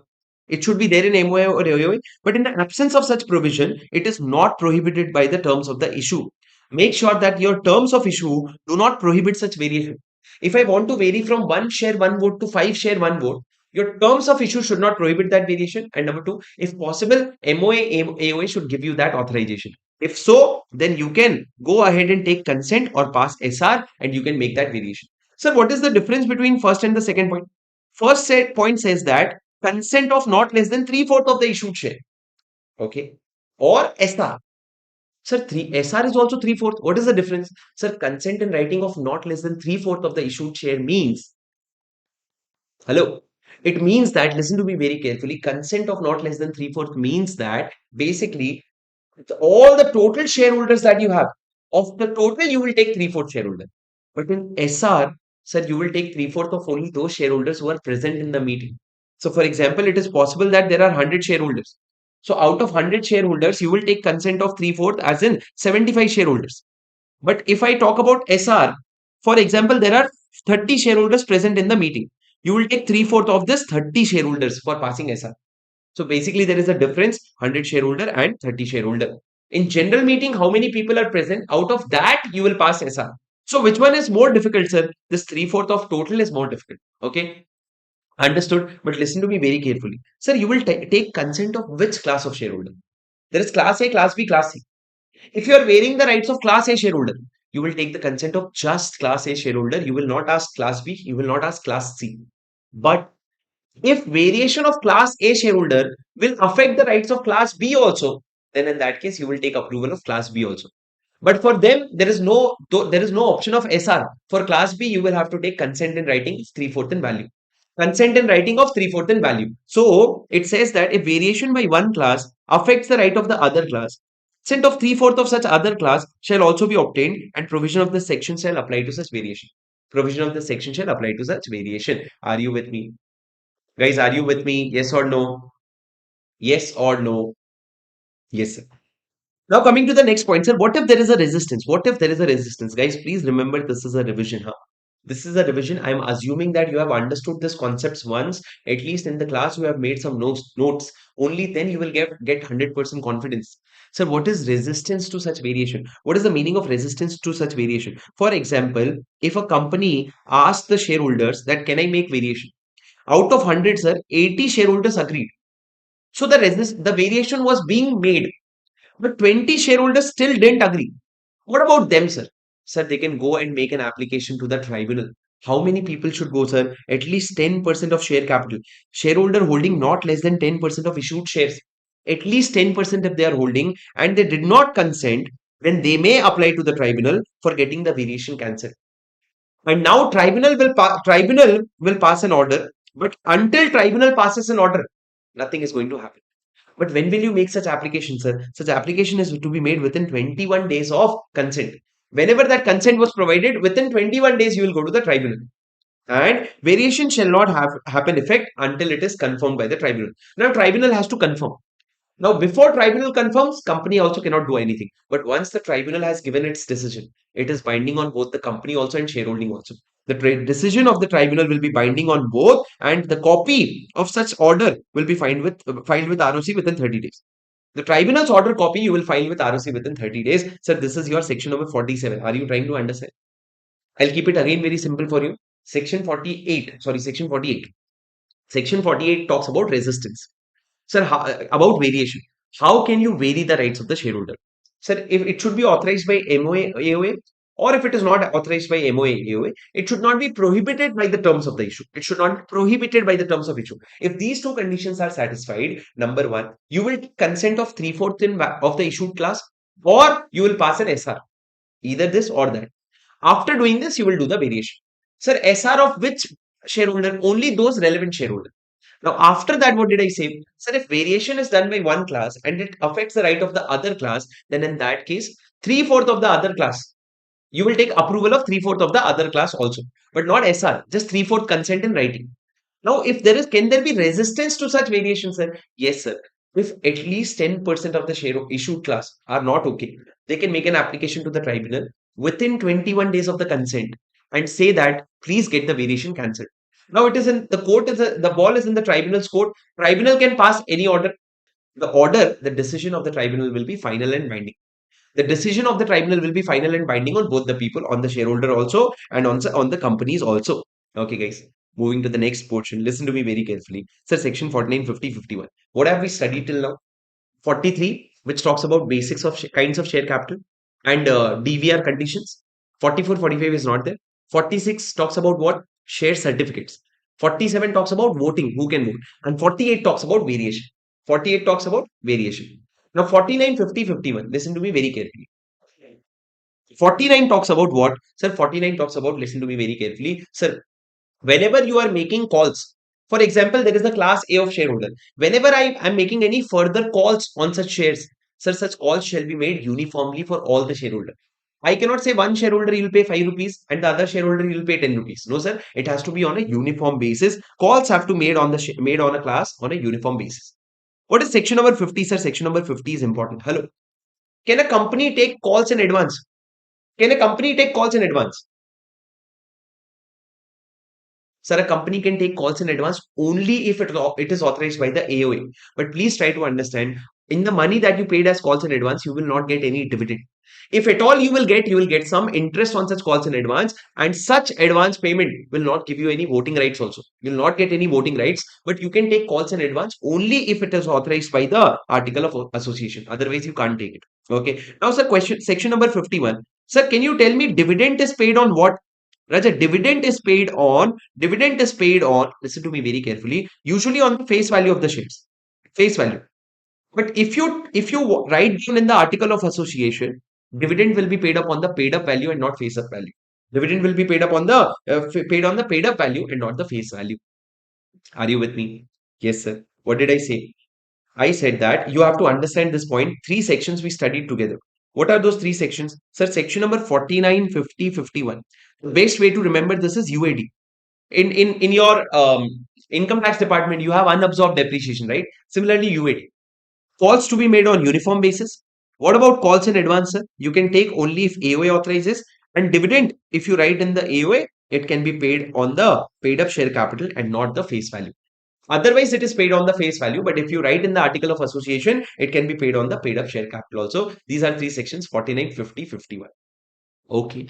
Okay, sir. Now moving to the next section 52, which is very important. Listen to me very carefully. Sir, what is 52? Securities premium account, SPA. So whenever your issue price exceeds face value, whatever excess you have received, sir, you will put it in the SPA account. What SPA? You'll put it in SPA. If you have excess money, you put it in SPA. What SPA, sir? Securities premium account. So excess money, whatever you have, you will put it in securities premium account. Now the question is, sir, what is the use of SPA? What is the use of SPA? What is the use or application of securities premium account? Sir, we are just talking about accounting entries. This question is also relevant for your accounts. 2 years ago, the application of SPA was asked in your accounts paper and not law paper. So listen to me very carefully. What is the use of SPA? There is 5 uses. Sir. Number 1, you can declare fully paid up bonus shares. You can issue fully paid up bonus shares. Number 2, you can write off preliminary expenses of the company. Number 3, you can write off expenses or commissions paid or discounts allowed on issue of shares or debentures. If you're making any fresh issue and if there are any expenses, commission, discount, that also you can write off. So you can write off preliminary expense and issue expense.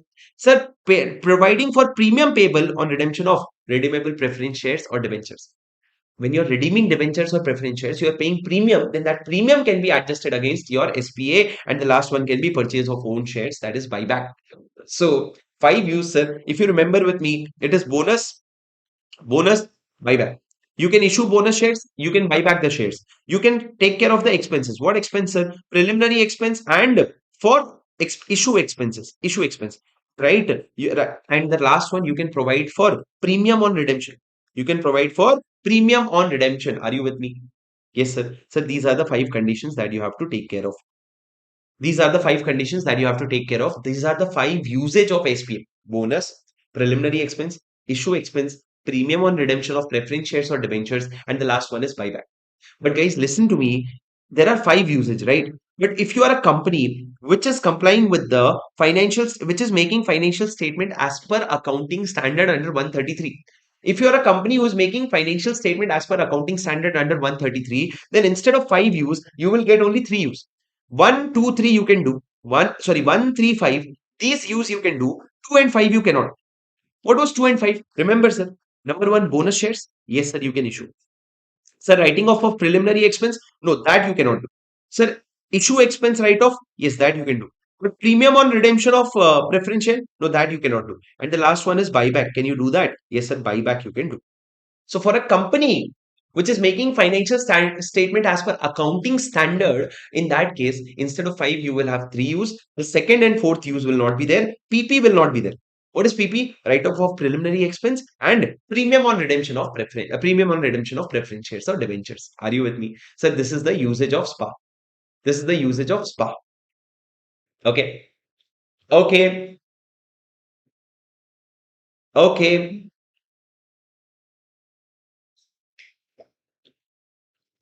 Okay.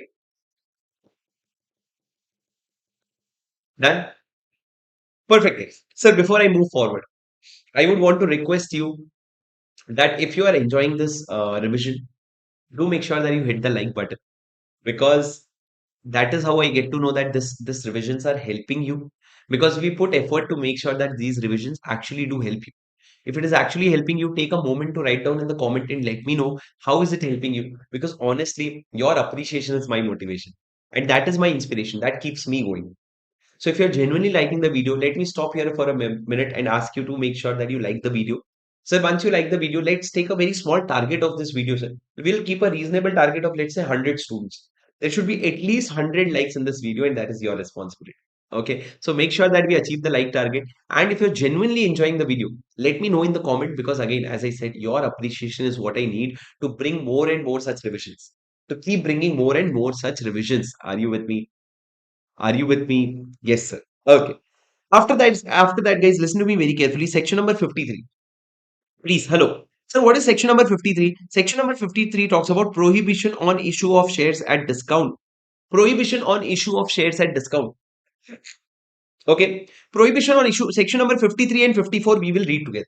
What is 53? Sir, 53 says that you cannot issue a shares on discount. But if you issue your shares on discount, it will be void. It will be void. That is, it will not be a valid issue. Sir, if it is void, you will have to refund the money along with the interest of 12% per annum. You'll have to refund such money along with interest of 12% per annum. And also you will have to pay a fine of up to the amount raised, or 5 lakh rupees, whichever is lower. Whatever amount you raise, or 5 lakh rupees, whichever is lower, that much fine you will have to pay. So you will have to pay a fine. So if a company shall not issue shares at discount, but if you issue it, it is void. You'll have to refund the money, you'll have to pay interest, you'll have to pay fine.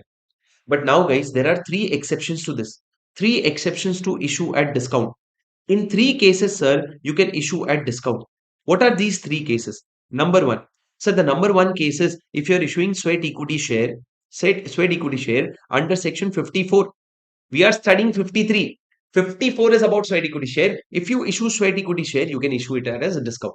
What are the other two exceptions, sir? The other two exceptions are where you are issuing shares at a discount to the creditors when debt is converted into shares to the creditors in pursuance of any statutory resolution plan or debt restructuring scheme. So basically, the other two exceptions are your debt is converting into equity, and in that conversion, you are issuing it at a discount. Who said to issue at a discount, sir? Either a statutory resolution plan, a resolution plan. Resolution plan is under insolvency bankruptcy code. So because of that, either you are issuing at a discount, or because of a debt restructuring scheme.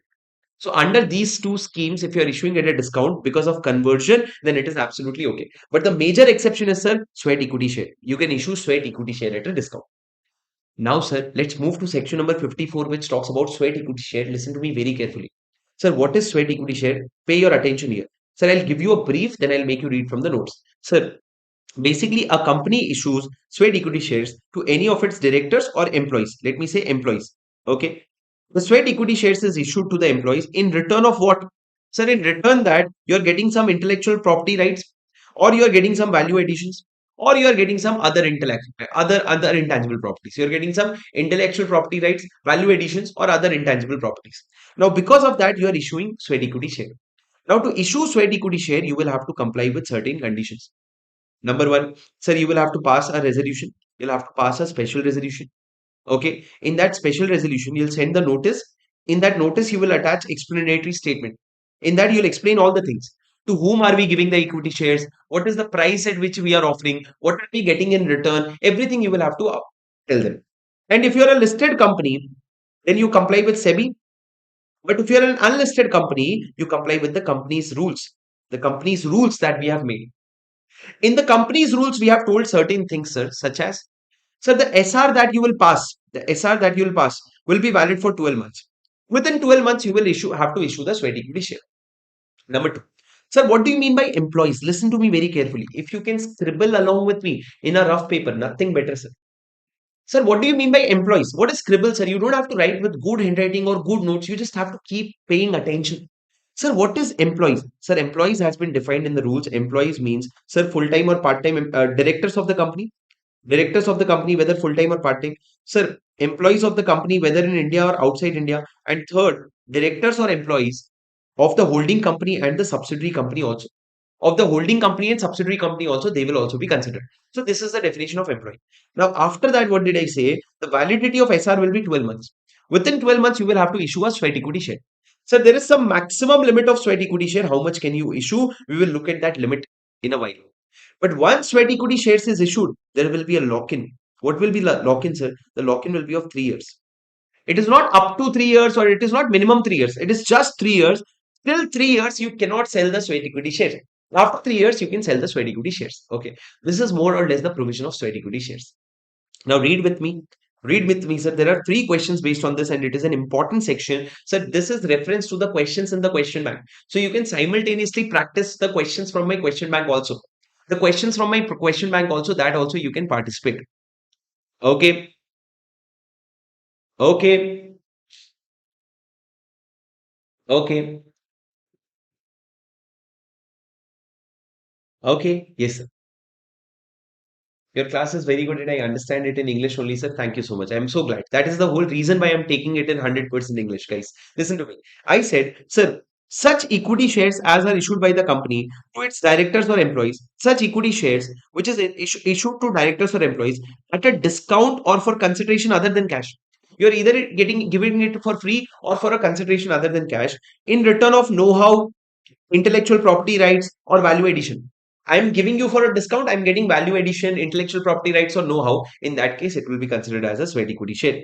After that, I said, what are the conditions, sir? Pass a special resolution. In the resolution, you specify the number of shares, the current market price of the shares, consideration, if any, and to whom are you giving it. You'll give all the details. And if you're a listed company, follow the regulations. If you're not a listed company, follow the rules. Okay, this is how you will issue sweat equity shares. Now, listen to me very carefully, sir. Sir, normal equity shares and sweat equity shares. What is the difference? Sir, in normal equity shares, you take normal consideration. In sweat equity shares, either you give it at a discount or you don't take consideration other than cash. You take consideration other than cash. But apart from that, there is no difference. All the rights that equity shareholders will have, the same rights that equity shareholders will have. Let me use a word. They will stand pari passu to each other. That is at the same level, at par, they will be pari passu to each other. They'll be pari passu to each other. After that, sir, what is the meaning of employee? Now we came to the rules. What is the meaning of employee? Sir, employee means a permanent employee, either in India or outside India. What's permanent employee, sir? Someone who is in the payroll of the company. Number two, sir, a director of the company, whether whole time or part time. Employee, India, outside India. Director, whether whole time or part time. And the last one, director or employee, covered above, for the subsidiary and the holding company also. For subsidiary and holding company also, those people will be considered as employee. Sir, what is value addition? Sir, value addition basically means economic benefits derived in future. Economic benefits that will be derived in future. That is value addition. Future economic benefits is value addition. After that, sir, some important points that you need to know. Sir, what is the validity of SR? It will be 12 months. The validity will be 12 months. Sir, next question. What is the maximum issue size per year? What is the maximum issue size per year? So maximum issue size will be, listen to me very carefully. Sir, it shall be not more than 15% of the equity share capital, paid up equity share capital, or 5 crore rupees, whichever is higher. So the limit is 15% of paid up equity share capital or 5 crores, whichever is higher. But in any case, sir, it shall not exceed 25%. But in any case, it shall not exceed 25% of the paid up equity share capital. And moreover, in case of a startup, which is in the first 10 years of its incorporation, the issue size will be maximum 50% of its paid up share capital. Oh my goodness, what the hell is this limit, sir? Let me explain this limit to you. Listen to me very carefully, guys. Sir, I said 15% of paid up equity share capital or 5 crores, whichever is higher.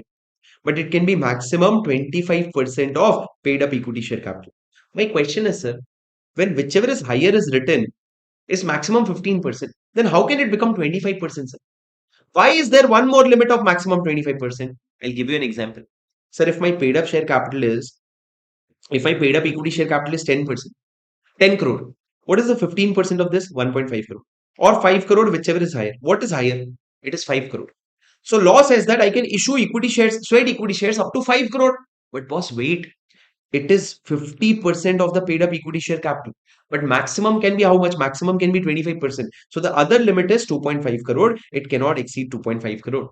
So there are two limits. Limit one, subject to a maximum of 25%. But if it is a startup company, sir, which is in the first 10 years of its business. For startup, we always give exception for 10 years. In that case, instead of 25%, it will be 50% of paid up share capital. For them, it will be 50% of paid up share capital, not equity share capital. 50% of paid up share capital. Paid up share capital. Are you with me, sir? This is the limit that you have to understand. Okay. Okay, guys. Now listen to me very carefully, sir. What is the next point? Sir, what will be the lock-in? Sir, the lock-in will be of 3 years. What will be the lock-in? The lock-in will be 3 years. It is absolutely fixed. You cannot have a lock-in of 5 years. In exam, there was a question asked that can the lock-in be up to 5 years? Students started writing, yes, sir, 5 years is allowed, 3 years is minimum. No, it is fixed at 3 years. You cannot have a lock-in of 5 years. After that, sir, who will do the valuation? So if I'm giving you equity shares, I'm getting something in return. Who will do the valuation of that thing? Sir, in Companies Act, every valuation is done by the registered valuer. After that, listen to me very carefully. Sir, valuation will be done by registered valuer. And what will be the treatment? Accounting treatment. How will you do the accounting treatment, sir? Sir, when I am issuing equity share capital, I will make credit to equity share capital. But what will be the debit account, sir? What will be the debit account? Sir, the debit account will depend. If I'm getting some asset, if I'm getting some asset that can be depreciated or amortized, then I'll debit the asset in the balance sheet.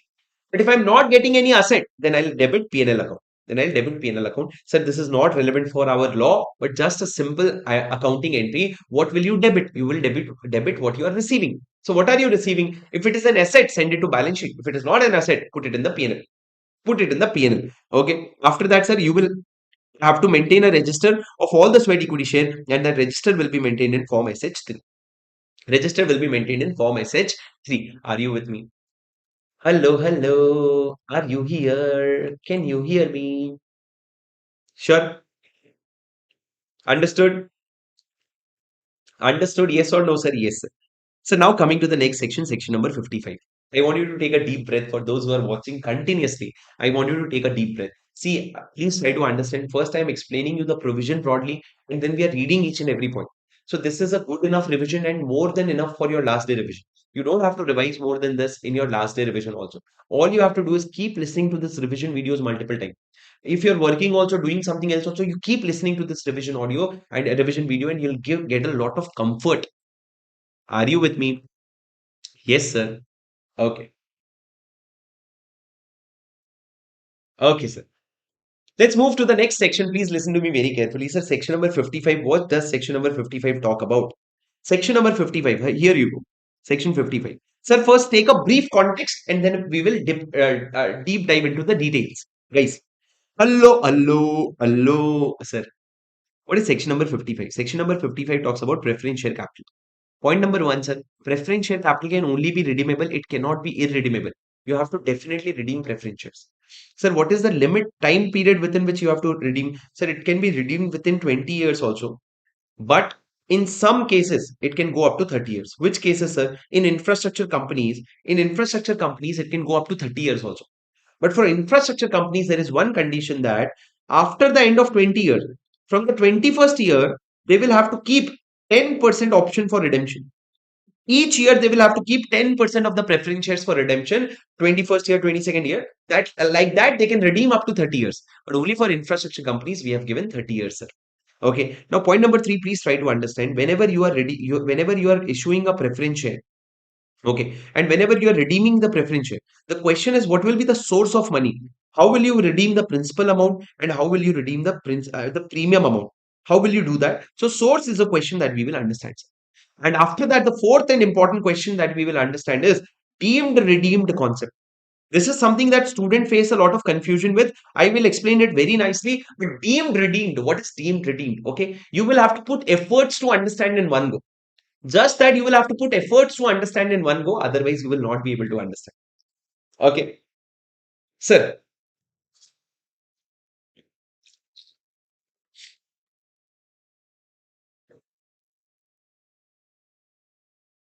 Let's begin. Sir, what is section number 55? Listen to me very carefully. Sir, section number 55 talks about redemption of preference shares, issue and redemption. First of all, company can issue only redeemable preference share. It cannot issue irredeemable preference share. It can only issue redeemable preference share. Number two, sir, condition for issue of preference share. Sir, preference share shall be authorized by the AOA. Article of Association will authorize it. Number two, it has to be passed. You have to pass a special resolution. Number three, there should be no defaults with respect to redemption of any earlier preference share or payment of dividend on such preference share. Sir, if I have already, if I have not given money for one preference share, how can I issue one more preference share? I cannot. So, Article of Association has to authorize pass SR and there should be no default. Number four, such preference share is redeemable within a period not exceeding 20 years. Such preference shares is redeemable within maximum 20 years. But however, it can become 30 years in case of companies in infrastructure projects, provided that from 21st year onwards, minimum 10% will be redeemed each year at the option of the preference shareholder. So the company will have to offer at least 10% each year for redemption.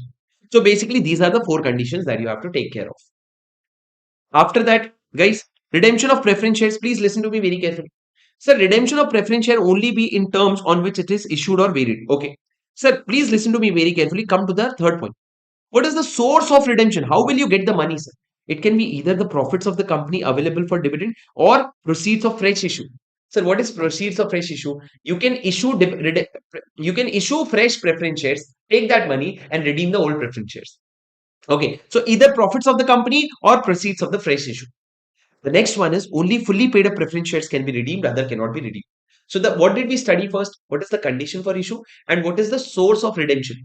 So source of redemption is profit or proceeds of fresh issue. But sir, what about the premium part?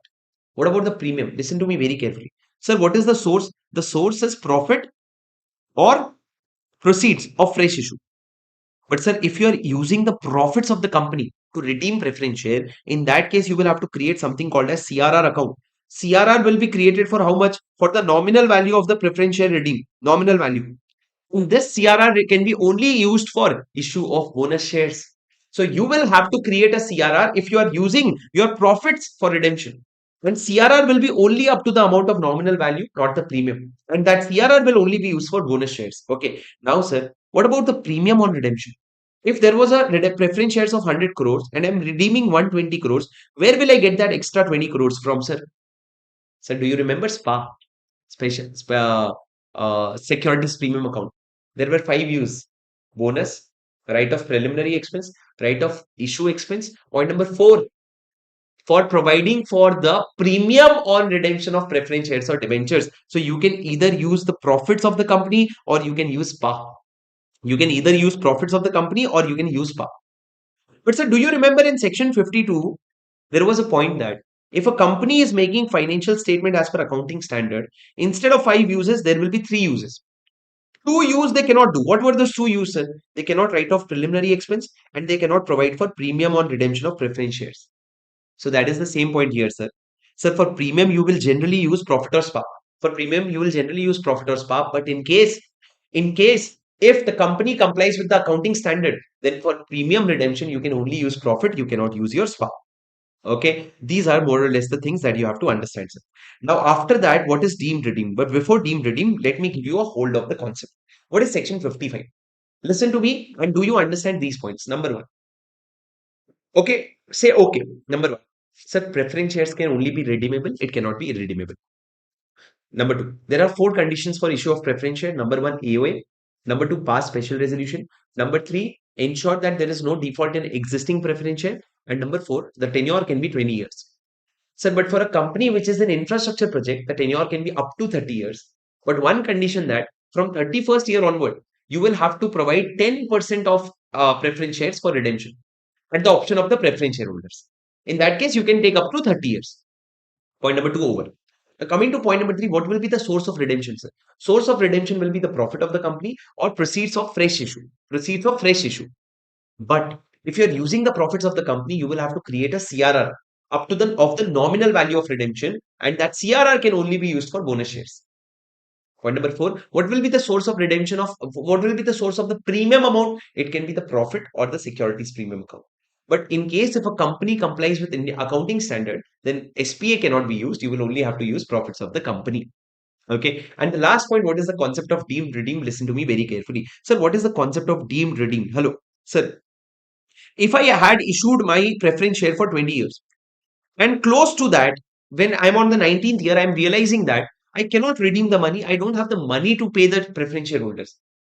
But you also don't want to default, because once you default, there will be a lot of problems. Like you cannot issue differential voting right shares. You cannot issue fresh preference shares. There will be a lot of problems. So what can I do, sir? Can I ask for extension? No, sir. In preference share, there is no option of extension. So there is one option that the company can first take approval of the preference shareholder. First take approval, consent of the preference shareholder. How much consent, sir? Let's say 75% shareholders consent.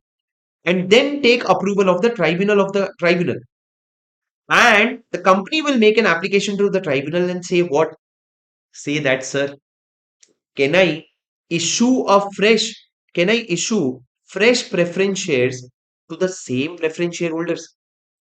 And once tribunal allows you to issue this fresh preference shares, the older preference shares will be deemed to be redeemed. Deemed to be redeemed, as in if we will assume that what happened. For example, you, and I am the company, you are a preference shareholder. For example, you had given me 1 crore and I'm not able to repay that money. So I'll go to the tribunal. If tribunal gives me approval, then what will happen? Sir, the 1 crore that I'm not able to give you, what will happen with that? It will be assumed that I have given you that 1 crore back, and again you have invested that 1 crore in my company. I have repaid it to you, so there is no default, and you have given me fresh 1 crore rupees to continue. Sir, in reality, no transaction will happen. In reality, neither will I give you 1 crore nor will you return that 1 crore, because I don't have that 1 crore only. I don't have money to redeem only. So in reality, no transaction will happen. In reality, only accounting entry will happen. Sir, in reality, you will show that this preference shares that you had issued, let's call it preference shares 1, you will assume that this is redeemed, and instead of this, preference shares 2 has been issued. Although practically nothing has happened, sir. Practically the same has just continued. The same has just continued. Why are you doing this? Because you don't have the money to repay, sir. And even your shareholders have given consent. But, sir, what about those preference shareholders who have not given consent? Sir, for those preference shareholders who have not given consent, the company will have to redeem this forthwith. Redeem this forthwith, as in you will have to immediately refund the money. You will have to immediately refund the money to those shareholders, to the dissenting preference shareholder who did not give their consent. Okay. Listen to me very carefully. So read with me. Where a company is not in a position to redeem the preference shares or to pay the dividend, it may, with consent of 3/4 in value of preference shareholder, you have to first convince 3/4 of preference shareholder in value. Make an application to the tribunal for approval, and thereafter issue further redeemable preference shares to the amount of unredeemed preference shares and the dividend thereon. And on such issue, unredeemed preference shares shall be deemed to have been redeemed. So read this again. Once you read this yourself once read this paragraph properly. You have understood that. Based on that understanding, please read it.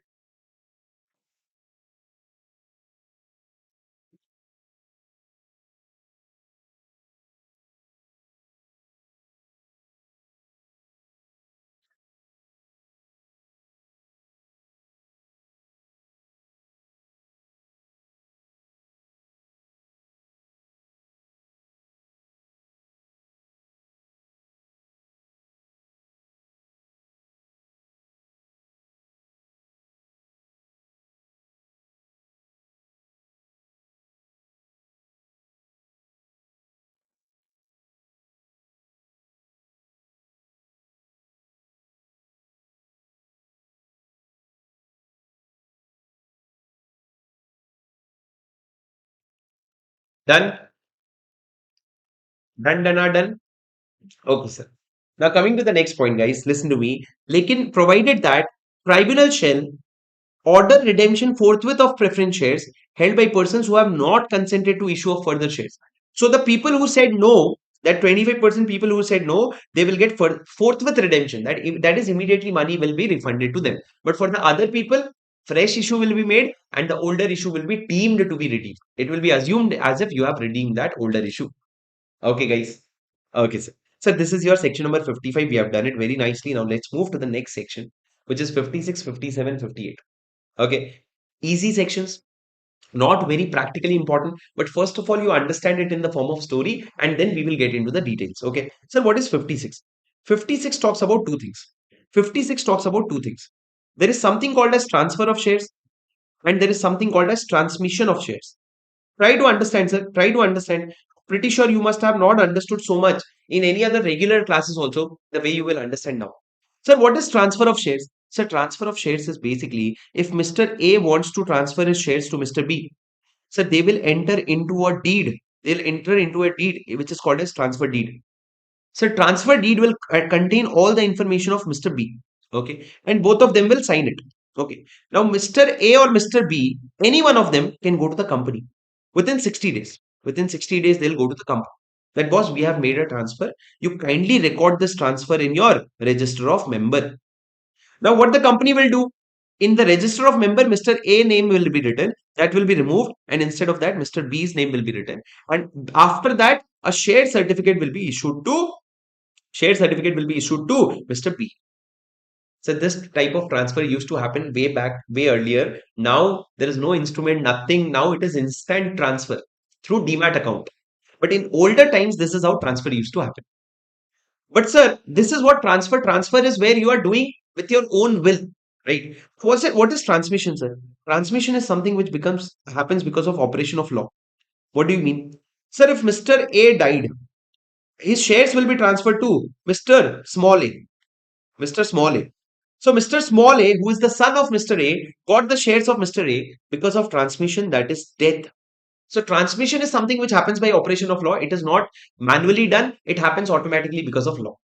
Now there are certain things that you have to understand, sir. First of all, case number one. Sir, in transfer, when A made transfer to B of partly paid up shares, that is, in 100 rupees shares, assume 60 rupees is paid and 40 rupees is unpaid. Now, if the shares becomes in the name of B, if the shares is transferred to B, B has to pay the remaining 40 rupees. Now, imagine a situation. They entered into an agreement. It is instrument deed. Okay.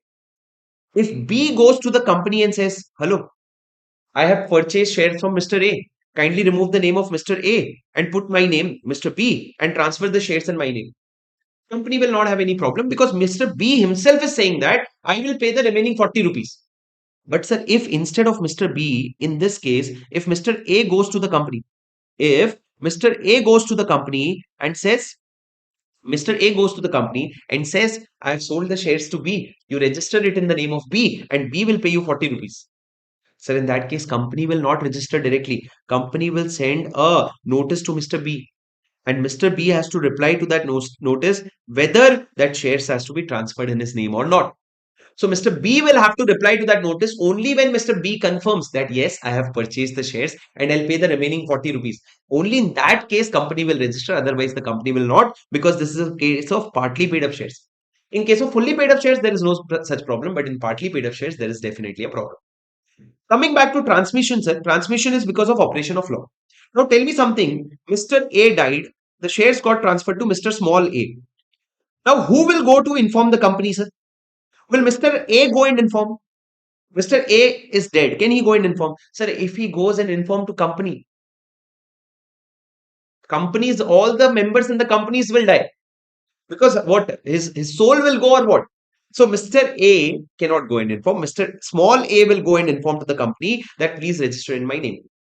Now I have a question, sir. On 1st of March, Mr. A died. Mr. Small A informed the company on 15th of March. Now company will take at least 30 days, sir.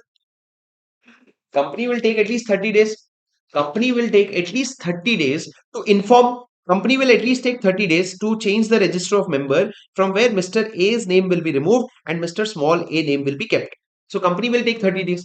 Now my question is, before it got transferred in the name of Mr. A, Mr. A sold these shares to Mr. GF, Miss GF, to Miss GF. Small A sold his shares to Miss GF. My question is, before transfer, before transmission, before his name came in the register of member, can Mr. A sell his shares to anybody?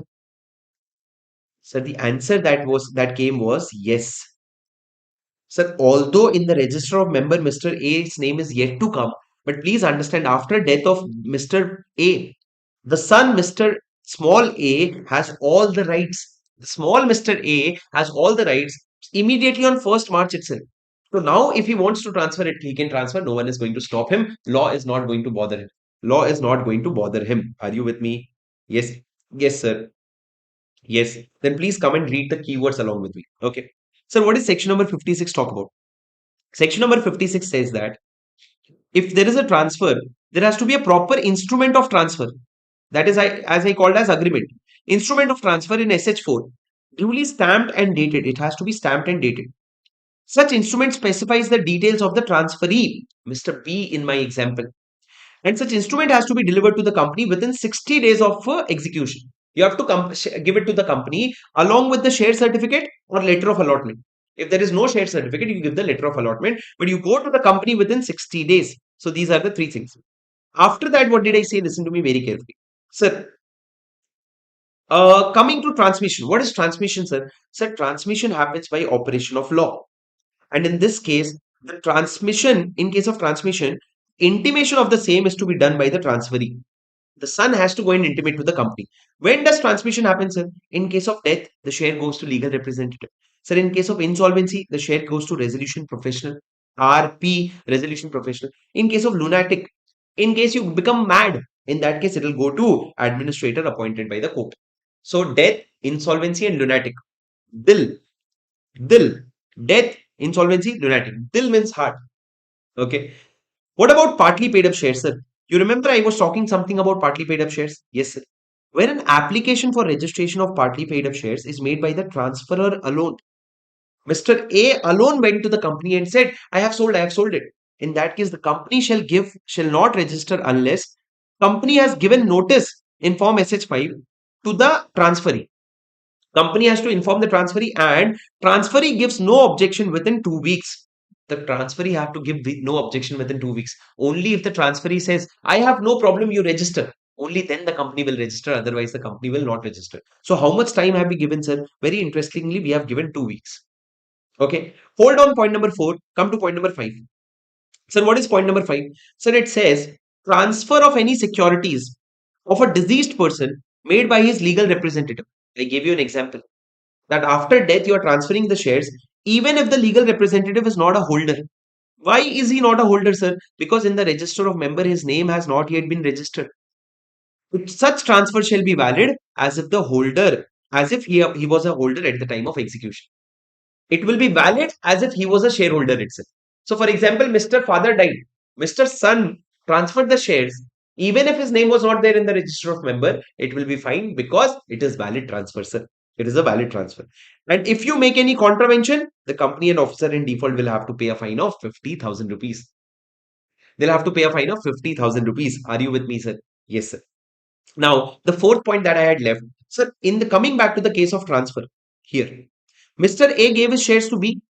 B went to the company. Company registered such transfer and issued share certificate. The question is, B or A has to go within 60 days of execution. But how much time will company take to give us the share certificate, sir?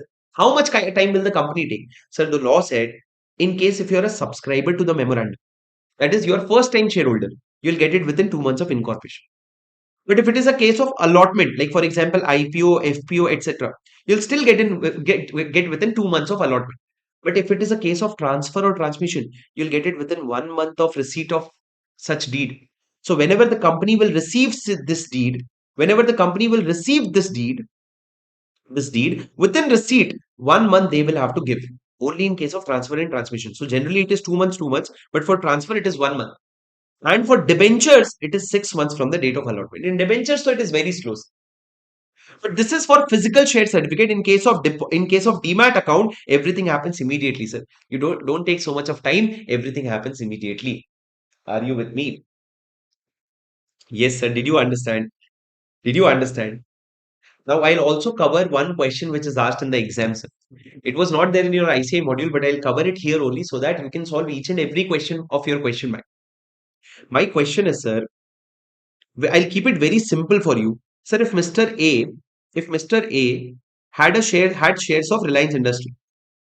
Someone forged the shares of Mr. A. Who forged, sir? Let's say Mr. X forged the shares of Mr. A and then transferred it to Mr. B. Then Mr. B transferred it to Mr. C. This was a proper transfer, sir. C was a proper transfer. Mr. C paid consideration. Mr. C paid enough money. And Reliance Industry first had the name of Mr. A. He removed it, put Mr. B's name, then removed it, put Mr. C's name. Once this forgery and transfer was done, Mr. A got to know, oh shit, my shares have been transferred. Someone stole my shares. So Mr. A went to Reliance. Will Reliance have to restore his name? Will Reliance have to restore his name? The answer is yes. Yes. Sir, the court held that forgery is nullity. Like forgery is nullity. If Mr. A's shares were forged, it is not a valid signature. You cannot make such transfer. So in this case, Reliance will have to return the shares to Mr. A. Reliance will write down the name of Mr. A, and Mr. Reliance will not be liable to Mr. C. Reliance will not be liable to Mr. C. Reliance is not answerable to Mr. C. Reliance will restore the name of Mr. A. What will Mr. C do, sir? Mr. C will file a case against Mr. B. What will Mr. B do? Mr. B got cheated. So Mr. B has to chase this Mr. X. Otherwise, it is loss of Mr. B. But sir, I have a question. Sir, Mr. B said proper consideration. C purchased in good faith. Then what is the problem? If you give adequate consideration and if you purchase in good faith, then it is a valid transfer. But sir, please remember you studied in your foundation that the the rights of the transferee, the title of the transferee is as good as the title of the transferor, or the title of the buyer is as good as the title of the seller. Here, sir, the title of seller, which is Mr. B, this title is only defective. That is why Mr. C's title is also defective. You cannot pass a better title to the buyer. You can always pass the same title to the buyer, and your title is defective, and therefore you have no rights. You have to chase this person who forged it. That's why Mr. A will win, Mr. B and C will lose. Okay. Moreover, in between, if you have also issued any bonus shares, that bonus shares will also go to Mr. A. Any dividend or any bonus, that also will be restored to Mr. A. Did you understand, sir? That is a question. I have summarized that question and the answer here, but we don't have to read this because I already discussed this with you. Okay. Sir, what is section 57? We'll read it for the purpose of reading it. Sir, punishment for personation. Just understand that what is personation. If you are trying to act as if you are someone else. For example, I went to Reliance and I'm acting as if I'm Mukesh Ambani. It is personation of Mukesh Ambani. So if I'm doing personation of any person, then in that case, I'll be punishable with a jail of 1 year to 3 years and with a fine of 1 lakh to 5 lakhs. 1 year to 3 years and 1 lakh to 5 lakh. 1 year to 3 years and 1 lakh to 5 lakh. 1 year to 3 years and 1 lakh to 5 lakhs. This will be the fine. Okay. Done. What you are talking in Telugu or what? నాకు కూడా తెలుగులోని మాట్లాడడం వచ్చు కొంచెం కొంచెం తక్కువ. Listen, sir, the last section for the day and then we will end the class. The last section for the day and then we'll continue in the next class. Listen to me very carefully. Sir, section number 58 which talks about refusal to registration and appeal for refusal. Sir, simple thing. If A transferred the shares to B and A or B went to the company and said, please remove Mr. A's name and put Mr. B's name. And if the company is saying, no, I will not do it, then what can Mr. A or Mr. B do? Okay. It depends on whether this company is private company or public company. See, boss, in public company, shares are easily transferable. So you should definitely register that transfer. So in public company, if you're not doing, we can take action. But in private company, if you're not doing, we can take action, but within a limited time period. Okay. How does it work? Listen to me very carefully. Sir, if a private company refuses to register the transfer, then in that case, within 30 days of the delivery of transfer instrument, they should give a notice of refusal. They should give a notice of refusal, stating the reason for refusal as to why are they saying no. So we will give the instrument to company. Company will send us a notice of refusal within 30 days. Now, after that, after receiving the notice of refusal, if we are not satisfied, within 30 days, we will file an appeal to the tribunal. We'll file an appeal to the tribunal as to see, boss, this private company is not registering it. Within 30 days of the receipt of notice of refusal. But if they did not send the notice of refusal, then when from the date you had delivered that instrument, within 60 days, you will go and file the appeal. So for example, sir, this is the date on which instrument was delivered. So from within this days, within 30 days, they will send notice of refusal. And whenever they send notice of refusal, within 30 days, you will file an appeal. But if they did not set notice of refusal, then within 60 days from delivery, you will file an appeal. It's the one and the same thing. Okay. This is in case of a private company. But what in case of a public company, sir? In public company also same. Sir, you will deliver the instrument and within delivery, within 30 days, they will give you notice of refusal. And after that, within 60 days, you can go and appeal. Not 30 days, 60 days. But if they did not give you a notice of refusal, then within 90 days, you can go and file an appeal. Within 90 days, you can go and file an appeal. So for a public company, the only difference is we have given you 60 days to file an appeal instead of 30 days here. Instead of 30 days in case of private company. So you will go and file an appeal with the tribunal. Then what will the tribunal do, sir? Sir, the tribunal will either accept your appeal or dismiss your appeal.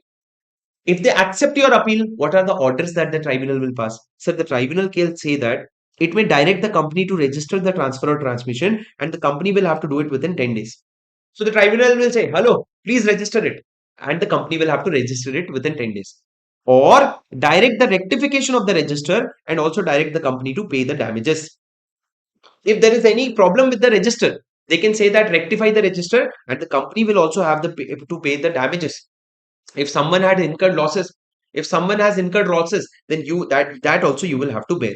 Sir, what is the contravention? The contravention is imprisonment 1 year to 3 years and fine 1 lakh to 5 lakhs. If the company does not comply with the provision that the tribunal said, then 1 year to 3 years and fine 1 lakh to 5 lakhs. Okay, so this is your section number 58, which talks about refusal to transfer. 59 is something which is same as what we studied. It is absolutely same. So you can read that. Tomorrow in the next class, we will start 61. Very important provision, sir. We will read alteration versus reduction. We will read buyback and we will read debentures also. Very important provisions we will cover in the next class. Super important class, sir. Very important chapter and super important class. हाँ जी दोस्तों, क्या हाल है, क्या हाल है, क्या हाल है? I hope you are all doing really really well. दोस्तों, welcome to this amazing session of your GOAT revision. Yes, you heard it right. Sir, what is GOAT revision? GOAT is a revision basically brought to you by Shrestha Academy, wherein we are going to revise each and every subject chapter wise in a very organized manner. Okay. Before I start this revision, I'll tell you three things that you need to listen to me. Number one, sir, this is a chapter wise revision. You can get the full playlist in my channel, that is Shubham Singhal, or Harsha sir's channel. In both the channel, you can get full playlist for law, wherein you can see these GOAT revisions. Number two, along with these revisions, you might need my books. The books you might need my books, so you can purchase the books from shubhamsinghal.com or Shrestha Academy. You can purchase the books for just 700 rupees, and I promise you that is going to be the best investment that you make till date for your CA intermediate. Okay. And the third thing that I want to tell you is, along with the revision sessions, you are supposed to solve the question bank.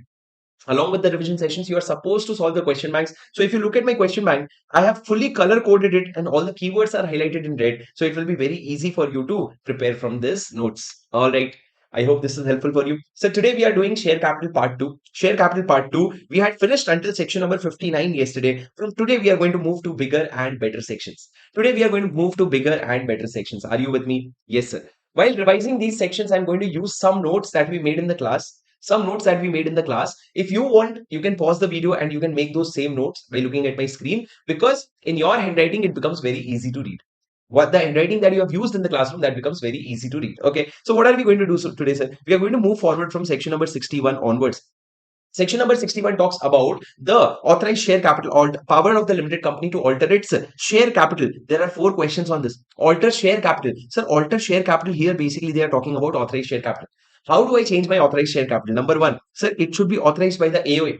The power should be given in the AOA, and based on that, I will alter my MOA. Why, sir? Because authorized share capital is mentioned in the MOA, and I'll have to pass an ordinary resolution. in the general meeting. So basically, I can do such alteration by passing an ordinary resolution if it is authorized by AOA. Okay. What is alteration of authorized share capital, sir? When you talk about alteration, there are 5 things. I will make you remember it the way I did make you remember in the class. There are 5 things about alteration of authorized share capital. Increase, consolidate and divide, convert, subdivide, and cancel. What did I say, sir? Increase the authorized share capital. Consolidate and divide it into shares of smaller amount. Consolidate and divide it into shares of larger amount. Sorry. Consolidate and divide into shares of larger amount. Convert it into stock and reconvert it into shares. Convert into stock and then reconvert into shares of any denomination. Subdivide shares into shares of smaller amount and then cancel. Cancel any paid up share capital. Cancel any shares which has not been taken up and diminish the amount of its share capital by the shares so cancelled. Diminish the amount of share capital by the shares so cancelled. So these are the 5 things that I wanted to talk about. So number 1, increase the authorized share capital. Please remember along with me, this is revision. You just have to keep biting, keep repeating and keep revising. Sir, increase the share capital, increase the authorized share capital. Those who are my class student, for these sections, you always refer to the notes that we made in the class. It will give you more comfort. Okay. After that, sir, consolidate and divide it into shares of larger amount. Convert it into stock and reconvert it into shares of any denomination. Subdivide into shares of smaller amount than it is fixed by the memorandum. After that, cancel any shares which has not been taken up and diminish the amount of its share capital by the shares so cancelled. But sir, this last point is important. The last point includes 2 points. Cancel the shares which has not been taken up, diminish the amount of the shares. However, please make sure such cancellation shall not be deemed to be reduction of share capital. It will not be considered as a reduction of share capital. You will not consider it to be a reduction of share capital. Are you with me? Guys, are you with me? Yes, sir. Are you with me? Rishikesh, is it live or premium? It is a live. It is a live session, Raja. It is a live session. Okay. All right. Okay. Perfect, sir. So moving to the next part, sir. What is section number 61 is done? Section number 61 is done. After that, we immediately study section number 66. What is section number 66? So section number 66 talks about reduction in share capital. And open the notes that we made in the class, sir, because that will give you more comfort. And for those who don't have it, you write down looking at my screen if you want to. But sir, the notes that we made in the class, these are the notes that we made in the class. Let's come to reduction of share capital. Sir, reduction of share capital. Listen to me very carefully. Sir, when I say reduction of share capital, what is reduction? Sir, reduction of share capital basically means that you reduce the liability on the shares which is not paid up. The shares which are not paid up, you reduce the liability. Number 2, you cancel any paid up share capital which is lost or not represented by available asset. Or number 3, you pay off any paid up share capital which is in excess of the want of the company. These are the 3 cases where reduction of share capital happens. Sir, in section number 61, we were talking about alteration. Here we are talking about in 66, we are talking about reduction. That is, there is only one thing will happen. It will reduce. It will not increase. Number 2, sir, in section number 61, we were talking about authorized share capital. Here we are not necessarily talking about authorized share capital. We could be talking about something else also. Now listen to me very carefully. Sir, reduction can happen for 3 reasons. Number 1, reduce any liability on shares which is not paid up. I'll give you example for each of them, sir. So for example, I had issued shares of rupees 10, which was out of which rupees 8 was paid up and rupees 2 was not paid up. So I said rupees 2, I am waiving off. Waiving off as in I said, you don't have to pay 2 rupees. So when you do that, what happens? Your share capital reduces. It was 10 rupees earlier, now it is 8 rupees. So there is a reduction of liability on shares which is not paid up. That 2 rupees is reduced. Number 2. Sir, in that example only, rupees 10 was paid up. Rupees 10 was not fully paid up, it was partly paid up. Now rupees 8 will become fully paid up shares because 2 rupees you are waiving off. Number 2, sir, cancel any paid up share capital which is lost or unrepresented by available asset. Sir, I gave you example in class. Listen to me very carefully. Sir, if for example, I invested 10 lakh rupees in a company. Okay, I invested 10 lakh rupees in a company. That 10 lakh rupees is showing as paid up share capital of 10 lakh rupees. Okay. Against that, I purchased asset of 10 lakh rupees. Okay. Is it fine? Yes, sir. Now I kept on facing losses and my assets came down to 4 lakh rupees. And here I am showing a loss of 6 lakh rupees and I am showing paid up share capital of 4 lakh rupees. We said, no. Don't show paid up share capital of 10 lakh rupees. Your paid up share capital is not 10 lakh rupees because it is not represented by available asset. If you are saying that you have given 10 lakh rupees to the company, where is that 10 lakh rupees? You have lost it. So if it is lost or not represented by available asset, you will reduce your share capital. You'll reduce your share capital. This is the second case, which is cancellation of any paid up share capital which is lost or unrepresented by available asset. Or pay off any paid up share capital which is in excess of the wants of the company. For example, you took 10 rupees from each shareholder. Now you just want 7 rupees. You don't want the excess 3 rupees. You will repay this excess and that will reduce your share capital. So either you reduce liability by on the shares which is not paid up or cancel or excess that you have, you refund them. In that case, it leads to reduction. I have given you example for each one of them, sir. Now, what is the procedure for reduction? It is very simple, sir. Number 1, you will pass a special resolution. Shareholders' approval is must. You will have to alter your memorandum of association. Why, sir? I'll tell you why. Guys, sometimes when you reduce your paid up share capital, your authorized share capital will also change. Why, sir? Sir, if I had 1 lakh shares of 10 rupees each, okay, now I'm reducing it to 1 lakh shares of rupees 8 each. So what will be the face value of each share? 8 rupees. So I have to change my authorized share capital also. It was 10 lakh shares of 10 rupees each. That also has to become 8 rupees each. So because of that, I'll have to alter my memorandum of association also. So the concept that you have to understand is on reduction of share capital, authorized share capital also gets altered. Number 3, approval of tribunal is must. Look at the process. Company will go to the tribunal and say, allow us to reduce the share capital, allow us to take the risk. What is risk? Reduction in share capital. Tribunal will send a notice to central government, ROC, creditors, and SEBI, if it is a listed company, saying that this company wants to reduce share capital. These people will have to give their representation within 3 months. They'll have to give their representation within 3 months. Now, if the tribunal is satisfied, the tribunal will have to satisfy himself. Satisfy about what, sir? What are you saying? Arey, satisfy about what? That the claim of the creditors is discharged, that the creditors are not at risk, and their consent is obtained, and that the accounting treatment is as per section 133. That proper accounting will be done for this reduction in share capital. Sir, how do you know proper accounting will be done? Sir, it will be said by the company. It will be told by the company's auditor by giving a certificate. So if the tribunal is satisfied about two things, that creditors are okay and accounting treatment is okay, then it will give an order and you'll file that order with ROC, and that is when reduction in share capital happens. That is when your reduction in share capital will be effective. So it is a very simple process, sir. Number 1, SR. Number 2, MOA alteration. And number 3, approval of tribunal. Are you with me? Number 3 is approval of tribunal. So tribunal, you will send a notice. Tribunal will inform to 4 people, central government, ROC, creditors, and SEBI. They have to give representation within 3 months. Now, after that, if tribunal is satisfied that creditors are okay, their claim will be discharged or they have given their consent, and accounting treatment will be as per accounting standard. Who will tell you that? Sir, company's auditor. Then the tribunal will give it order and a copy will be sent to ROC, and that is how reduction will actually happen. Are you with me? Are you with me? Are you with me? Guys, yes or no? Yes or no? Yes, sir. So this is your section number 66, which talks about reduction of share capital. Now let's move to the next bigger section, sir. Section number 62. What is section number 62? We will read it from the notes because we have made pretty good notes. You can also use my summary book. The flow would be the same. You can also use ICA module. The flow would be the same. But 61 is done, 66 is done. Now coming to the next section, which is 62, which is further issue of share capital. Guys, revise along with me. In this case, the company is going to issue share capital under 3 scenarios, where you are issuing right issue, where you are giving it to employees under ESOPs, or where you are giving to any person for consideration. Sir, if you look at both these scenarios, all the 3 scenarios, at least you are getting some money. In right shares, you are getting some discounted price, but you'll get some money. In ESOPs, you are getting some money. In consideration also, you are getting something at least. But sir, after this, we will read section number 63, which is about bonus shares, where you are not getting any money. Where you are not getting any money, it is free of cost. So first, let's talk about right issue, guys. Listen to me very carefully. This is a very big section.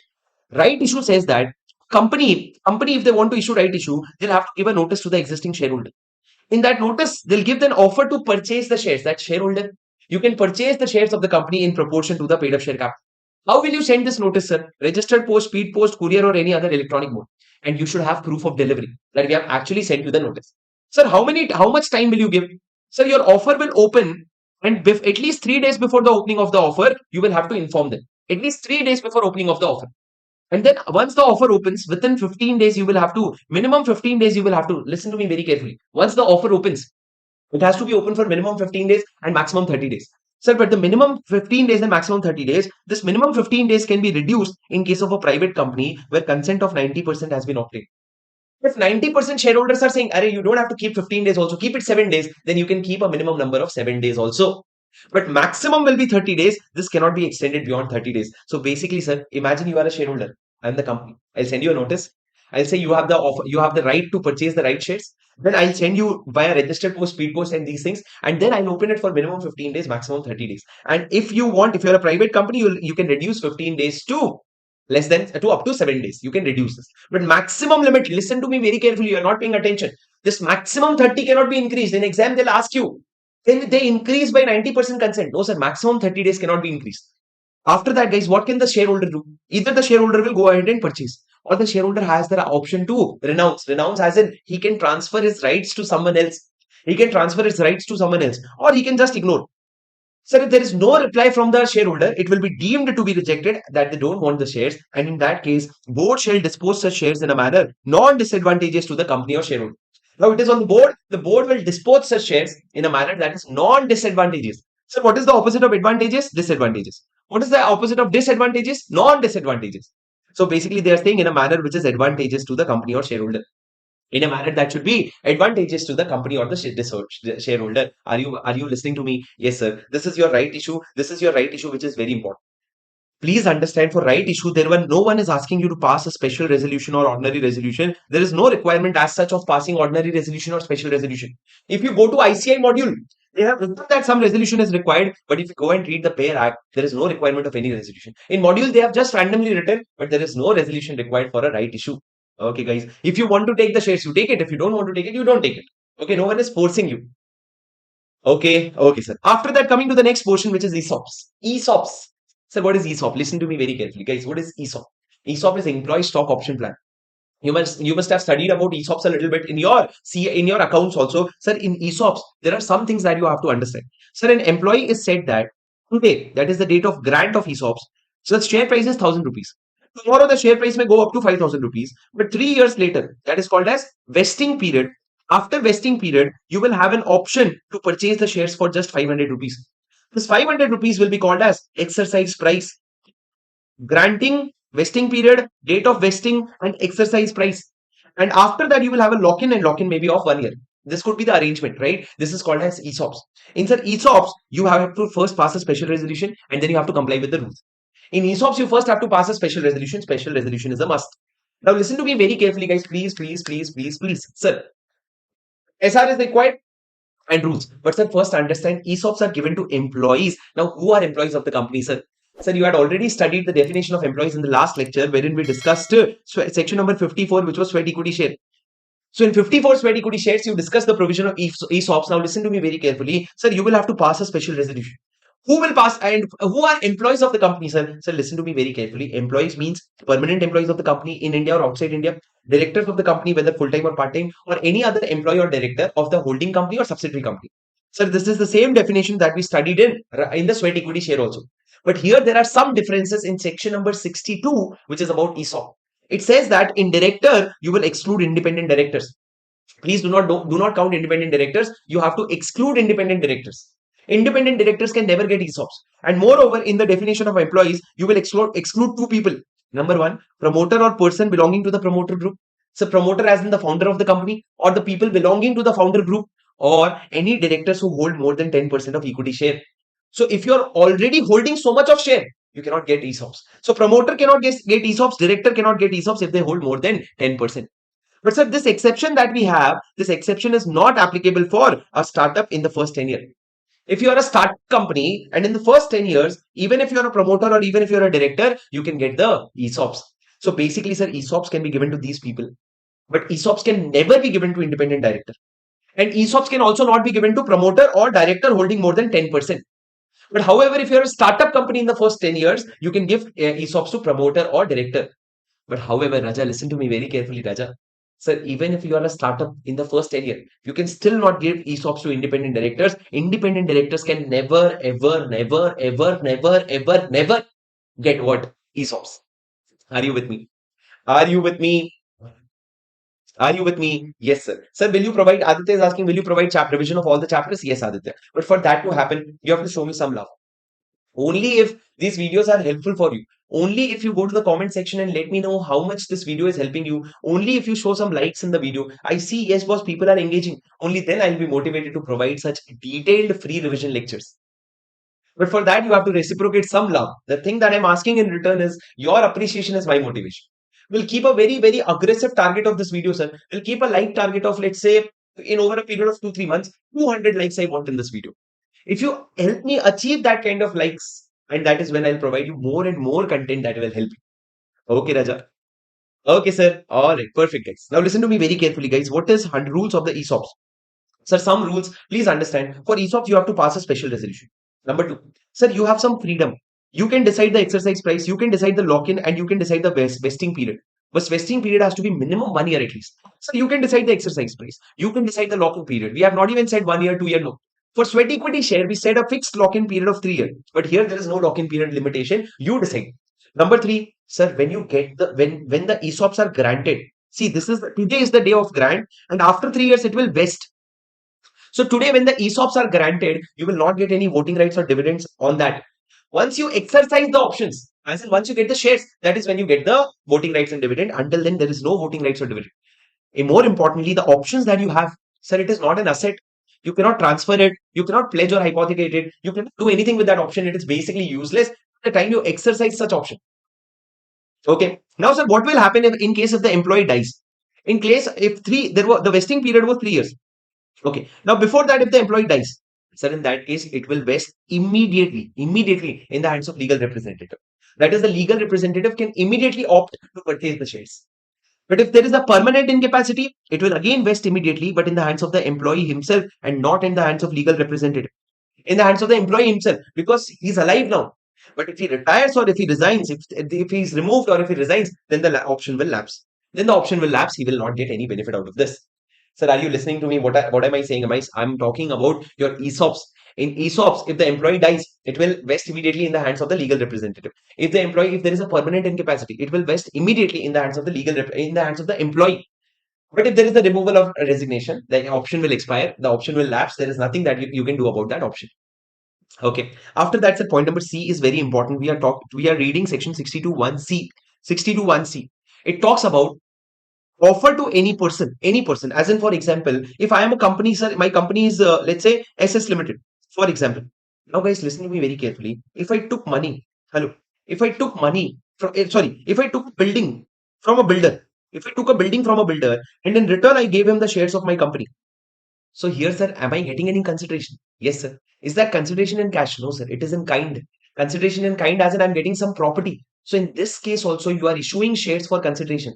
If you are issuing like this, you fall in this category and you will have to comply with 3 conditions. Number 1, pass a special resolution. Special resolution is mandatory. For right issue, sir, there is no SR or OR.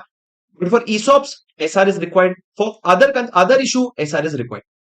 Apart from that, there has to be consideration, sir. It can be in cash, it can be in kind. That's okay. But there has to be a consideration mandatory. And number 3, valuation will be done by a registered valuer. As in, whatever property I'm getting, what is the valuation of that property? It will be done by a registered valuer. Are you getting my point? Are you getting my point? Yes, sir. These are the 3 conditions that you have to satisfy when you make offer to any other person. In the question bank, sir, 1 second, let me tell you. Go and solve question number 19 of my question bank. You will feel that how important it is. Question number 19 was about section number 61 versus 66. If you are able to understand question number 91, it is completely doable for you. And these sections that I'm teaching you has utmost importance in your exam, sir. Utmost importance. Okay. So guys, keep listening to me very carefully. Please listen to me very carefully. Sir, this is your offer to any other person. Okay. After that, guys, sir, what about conversion of debt issued to the government? Hello. What about conversion of debt issued to the government? Hello. Sir, listen to me very carefully. Sir, what about conversion of debentures issued to the government? Guys, please listen to me very carefully. Sir, there is a provision that if the government has given you some sort of loan or the government has given you some sort of debenture and you are a company, so the government can force you to convert this loan or debenture into shares. Why would the government do it, sir? If government thinks that it is in public interest, government can force you to complete. Sir, to convert. Even if such conversion was not written in the agreement, but still they can force you to convert because it is in public interest. Now, sir, listen to me very carefully. In practical life, government has done this to Vodafone company. For Vodafone Limited, whatever loan they had given, they have converted it into shares. Okay, so where any loan or debt is obtained from the government may, in public interest, order for the conversion into shares. They can order that please convert into shares, even if the loan agreement does not have such option. Even if it was not written in loan agreement, still the law is giving you power to do it. Now, if the company is aggrieved, sir, they are giving this order. Company is not okay with the order. So company will within 60 days of such order inform the tribunal. Company will inform the tribunal within 60 days that guys, please look at this thing. Government is forcing us to convert and the terms are not good. But sir, how will government decide the terms? So the government will consider the financial position of the company, the terms and conditions of the issue, and the rate of the interest. What are the 3 things? The financial position of the company, the terms and conditions of the issue, and the rate of interest. After considering these 3 things, the government will convert themselves the debentures into the shares. Sir, this is basically a forced conversion. Listen to me very carefully. Sir, government can force you to convert the loan and debenture into equity shares, saying that it is in public interest to do so. If you are not okay with such decision, you can make an application to the tribunal within 60 days. But how will government order that, sir? Government will consider the financial position of the company, the terms and conditions of the issue, and what was the rate of interest. And based on that, government will give you an order. Now, listen to me very carefully. Sir, there will be two things that will happen automatically. Two things that will happen automatically when the government converts what the government converts.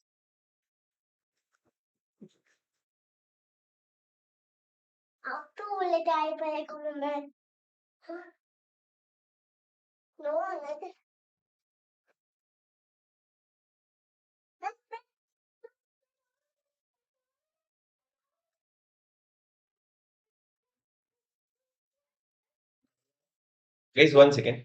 तो बैठेगा यार कहाँ बैठेगा मेरे को एक बार sir थोड़ा एक सेकंड एक सेकंड एक second guys just give me a minute so sorry just 1 second एक मिनट रुक जा guys please understand that one thing sorry to break the flow but listen to me very carefully sir when the government orders when the government or when the government orders the conversion as in your loan will be converted into equity your loan will be converted into equity in that case there will be two things that will happen automatically number one the authorized share capital will increase by the value of the shares issued that is your authorized share capital will automatically increase and number two your MOA stands altered that is the memorandum of association that you have it will stand altered that is your memorandum of association will change and your authorized share capital will automatically increase how much increase sir by the value of the share issue.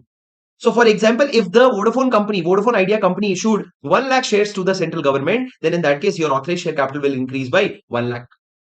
Okay. Now give me 1 minute. 1 minute. You revise this and then we'll move forward. I think that ends your section number 62. Revise this, then we'll move forward. Sorry, guys. Hi, sorry.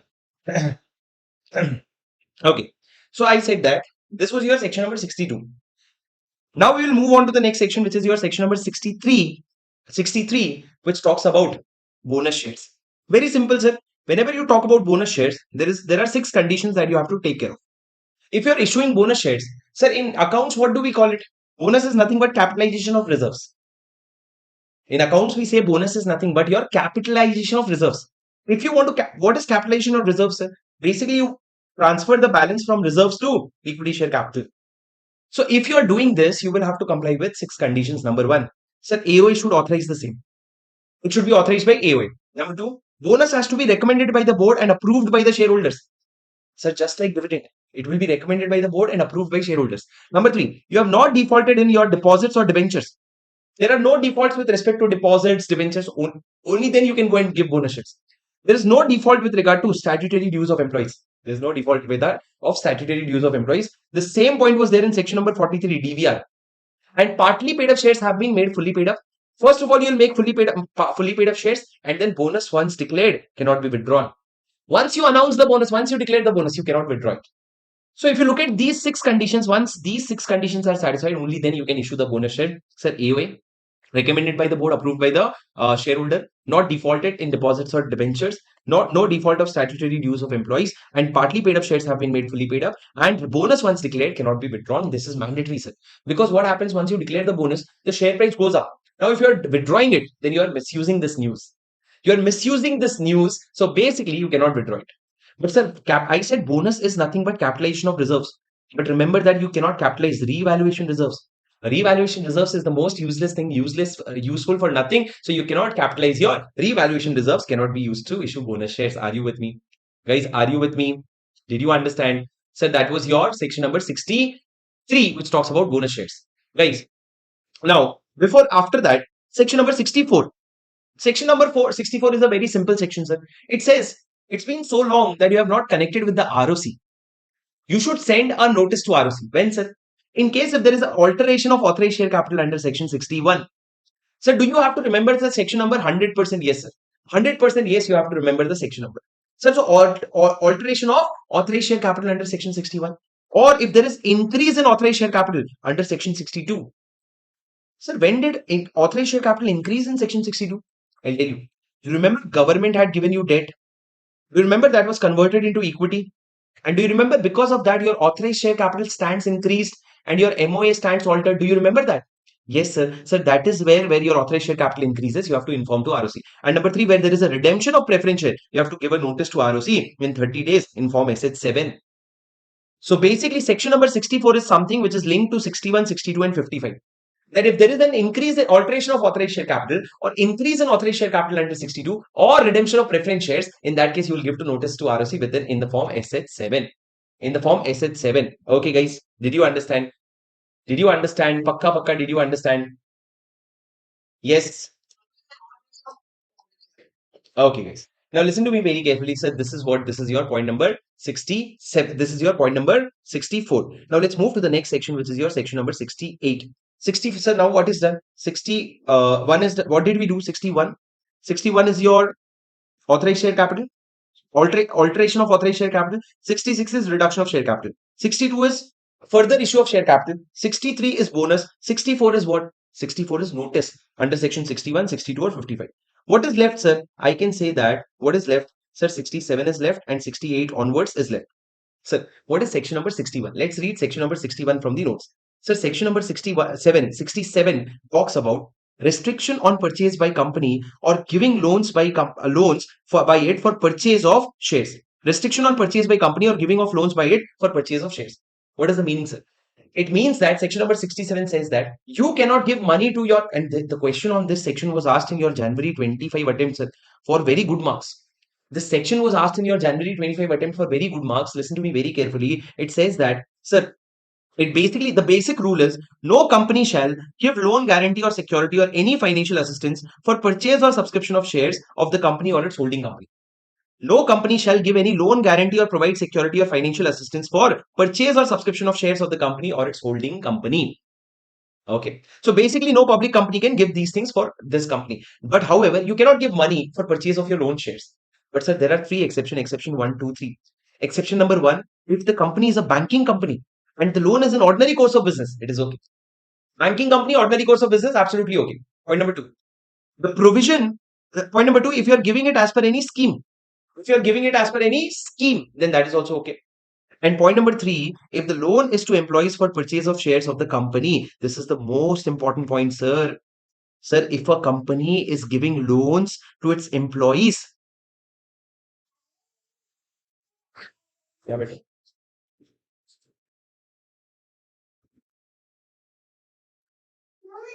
Sound कम करना है.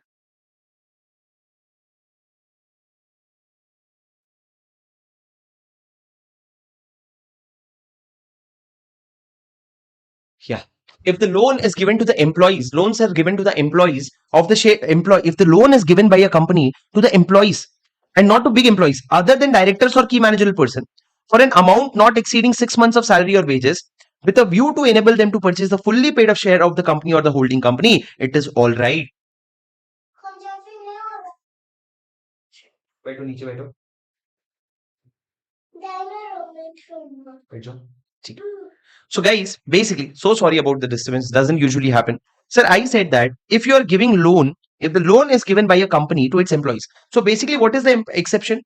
A company can give loan to its employees. And we say, when we say employees, we don't count key managerial person, we are not saying directors. We are saying to small employees. And if the amount is less than their salary of 6 months, and they are going to purchase fully paid up shares of whom? Of the company or the holding company, then we are okay. Look at so many conditions, sir. Usually, I cannot give the money to the employee saying buy my own company shares. But here, there is a small exception. Employees other than key managerial person or director, amount less than equal to 6 months of salary, fully paid up shares they have to purchase of the company or the holding company, then it is absolutely all right. This is the point, sir. However, they will have to give the disclosure in respect of voting rights not exercised by the employees in respect of such scheme. Not an important thing. But did you understand this portion? This is very important, sir. This is your section number 67, which talks about restriction on purchase of shares by the company. Restriction on purchase by company or giving loan for it to purchase the shares. You cannot give loan to the employees. Are you with me? Okay. Now, guys, let's move to the next section, which is your buyback. Buyback of shares. Please listen to me very carefully. What is buyback of shares? Guys, what is buyback of shares? What is buyback of shares? Buyback is basically, listen to me very carefully. Sir, buyback means, how will you do the buyback? I'll make you read from the notes. It is very interesting. You read from the notes. Sir, buyback is purchase of your own shares. Buyback is purchase of your own shares.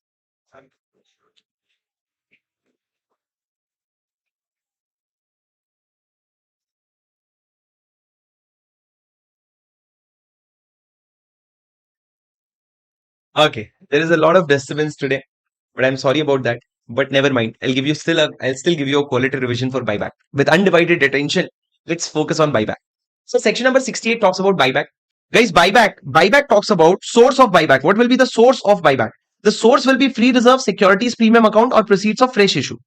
What will be the source of buyback? It can be free reserves, it can be securities premium account, or it can be proceeds of fresh issue also. These are three places from which we can do buyback.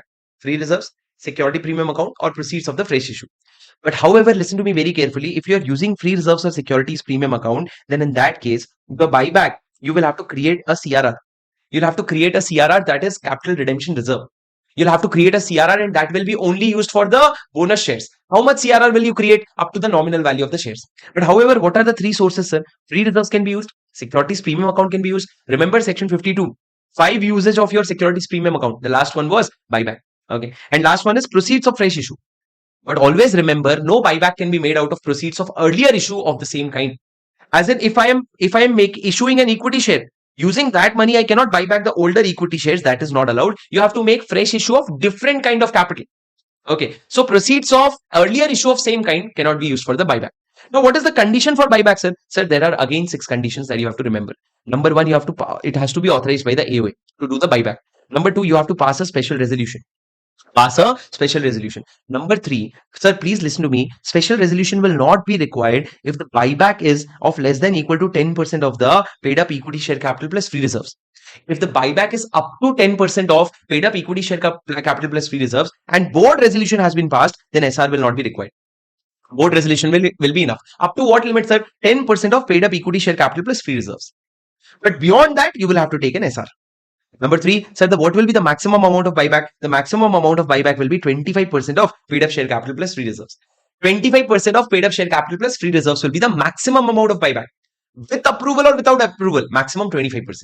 But in case of the buyback is of equity share, what will be the limit? It will be 25% of paid up equity share capital. You will not have free reserves, sir. There are 3 conditions there are 3 limits that we just studied, sir. Limit number 1. First of all, it has to be authorized by AOA. Then you have to pass SR. But SR will not be required. Board resolution will be enough if the buyback is up to 10% of paid up equity share capital plus free reserves. Point number 3, what will be the maximum buyback in a year? Sir, in a year, the maximum buyback will be 25% of paid up equity share capital plus free reserves. Paid up share capital plus free reserves. That will be the maximum amount of buyback. But if you are buying back equity, it will be 25% of paid up equity share capital. It will be 25% of paid up equity share capital. After that, guys, point number 4, secured plus unsecured debenture upon paid up share capital plus free reserves will be less than equal to 2. Secured plus unsecured debenture upon paid up share capital plus free reserve should be less than equal to 2. That is, your debt equity ratio should be less than equal to 2. And only fully paid up shares can be bought back. And if you're a listed company, comply with SEBI, unlisted company, comply with rules. So there are these things, 6 conditions that you have to satisfy: AOA, SR, no SR, maximum limit of buyback. Number 4, debt equity ratio should be less than equal to 2. Fully paid up shares can be bought back, and you have to comply with the rules. But please listen to me very carefully. Once your buyback is done, buyback shall not be made within 1 year from the closure of preceding buyback. If you have just finished your buyback, you cannot, for at least 12 months, you cannot do another buyback. After 1 year, you can do a fresh buyback. Now, guys, when you're doing a buyback, you have to pass a special resolution. For that, you have to send notice of the meeting. In that, you will attach explanatory statement. In that, you will tell them about the facts. What are the facts, sir? You'll tell them the material facts of the buyback. What kind of buyback are we doing? What is the amount that you're going to invest? Which class of shares are you buying back? And the time limit for completion of this buyback. What will be the time limit for this completion of buyback? Sir, the date you pass the relevant resolution, you have to complete the buyback within 1 year. So 2 time limits, sir. When you pass board resolution or SR, sometimes SR is needed, sometimes SR is not needed.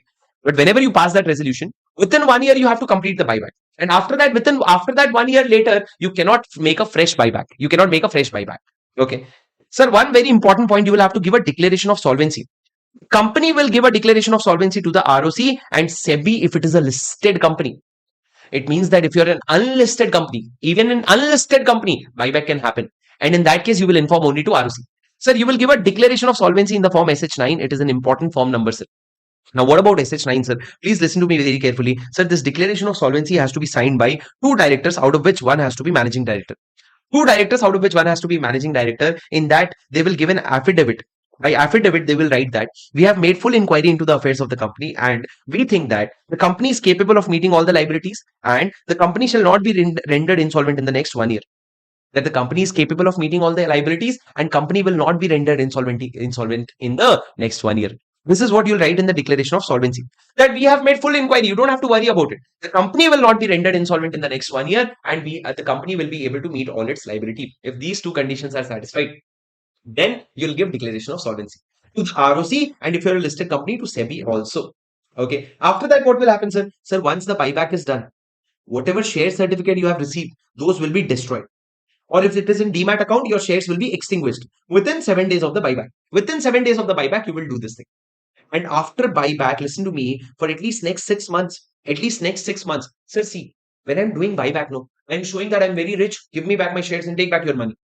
But again, after you just completed a buyback, within 6 months, do not go and issue any fresh shares of same kind. Same kind shares cannot be issued. Fresh issue cannot be done of the same kind. But however, if you want to give bonus shares, sweat equity shares, ESOPs, these things you can do. It is not a problem because these are old commitments.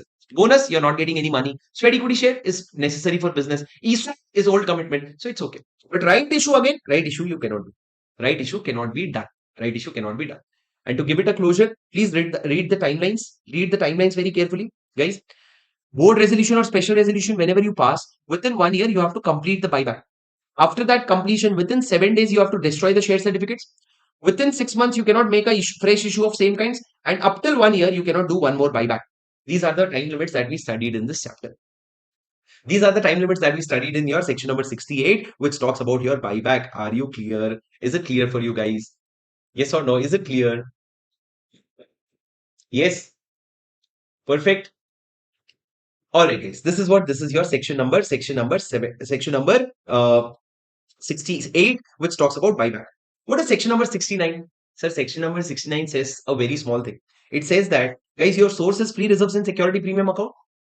If you use free reserves or security premium account, you will have to create a CRR of the nominal value, and that CRR can only be used for bonus shares. It is written in where? It is written in section number 69. Are you with me? Yes, sir. After that, coming to section number 70, not a very important provision, but what is 70, sir? 70 talks about prohibition on buyback. Sir, directly, if you are doing buyback, we are okay with it. But indirectly, don't try to be very oversmart. Oversmart as in, no company shall purchase its own share via your subsidiary company or investment company. You don't go to your subsidiary company and don't ask them to purchase your holding company shares. No, sir. Don't do buyback indirectly. Or don't give money to investment company to purchase your own shares. No, sir. This is indirect purchase. You cannot do it. And moreover, if you have defaulted in deposit, debenture, preference share, dividend, term loan, if you have defaulted, then you cannot buy back for 3 years from the date of default is made good. So first you rectify your default, and after that 3 years you cannot buy back, and after that you can go for buyback. So basically, indirectly via your subsidiary company or investment company, you are prohibited to do buyback. And if you're defaulted in these things, you cannot buy back for up to 3 years. Are you with me? Yes or no, sir? Tell me yes or no. Sir, this is your prohibition on buyback. But the most important section is section number 68. If you look at this, there are so many questions that have been asked, sir. In my question bank, I have merged the different similar questions. But after merging also, there are 7 to 8 questions that have been asked from this particular section, and it is going to only increase. Okay. Did you understand? Did you understand? Yes or no? Sure. Okay. Okay, guys. Now, guys. So section number 68 is done. Section number 68 is done. 69 is done. 70 is done. And we come to the last section of this whole chapter. After this, your chapter will be done. We come to the last section of this whole chapter, after which your chapter will be done. So what is the last section of this chapter? I'll make you understand from the charts that I have made. I'll make you understand this last section from the charts that we have made. Listen to me very carefully, sir.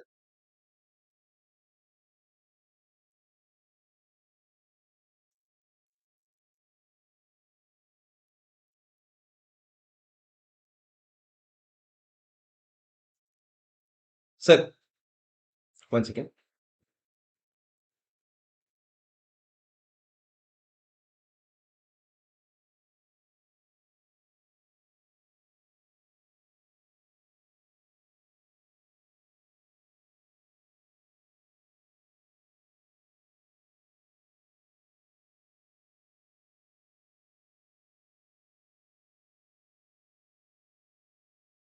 Sir, one second.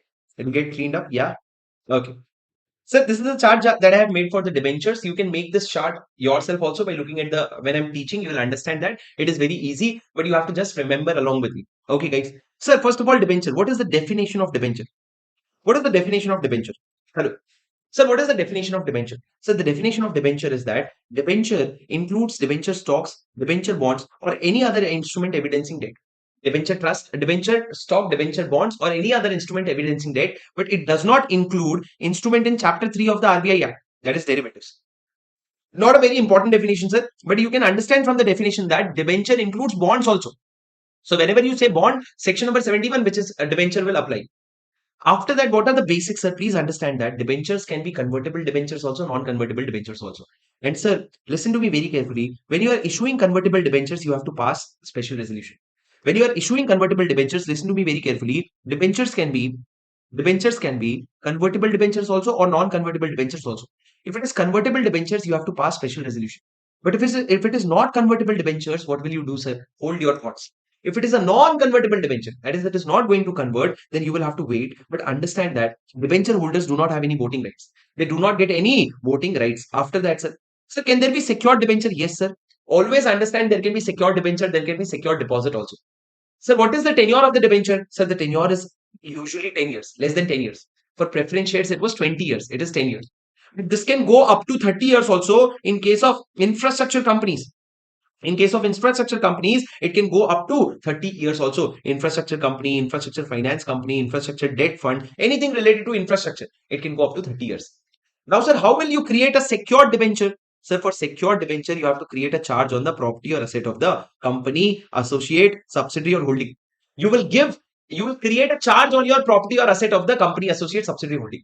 What will be the value of the charge, sir? Sir, the value should be enough to cover principal plus interest. If you have taken a debenture of 100 crore and the interest is going to be 10 crore, your value should be enough to give you your security should be enough to give you a value of 110 crore. Only then it will be considered as secured debenture.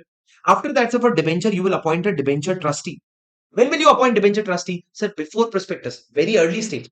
Even before you get the money, before prospectus, you will appoint the debenture trustee. Who will appoint, sir? Sir, the company will appoint debenture trustee, not the debenture holder, the companies. And then it will enter into a debenture trust deed within 60 days of allotment of debenture. So basically, this is the prospectus. Before prospectus, you will appoint a debenture trustee. After that, you will open the issue, close the issue, and then you'll do the allotment.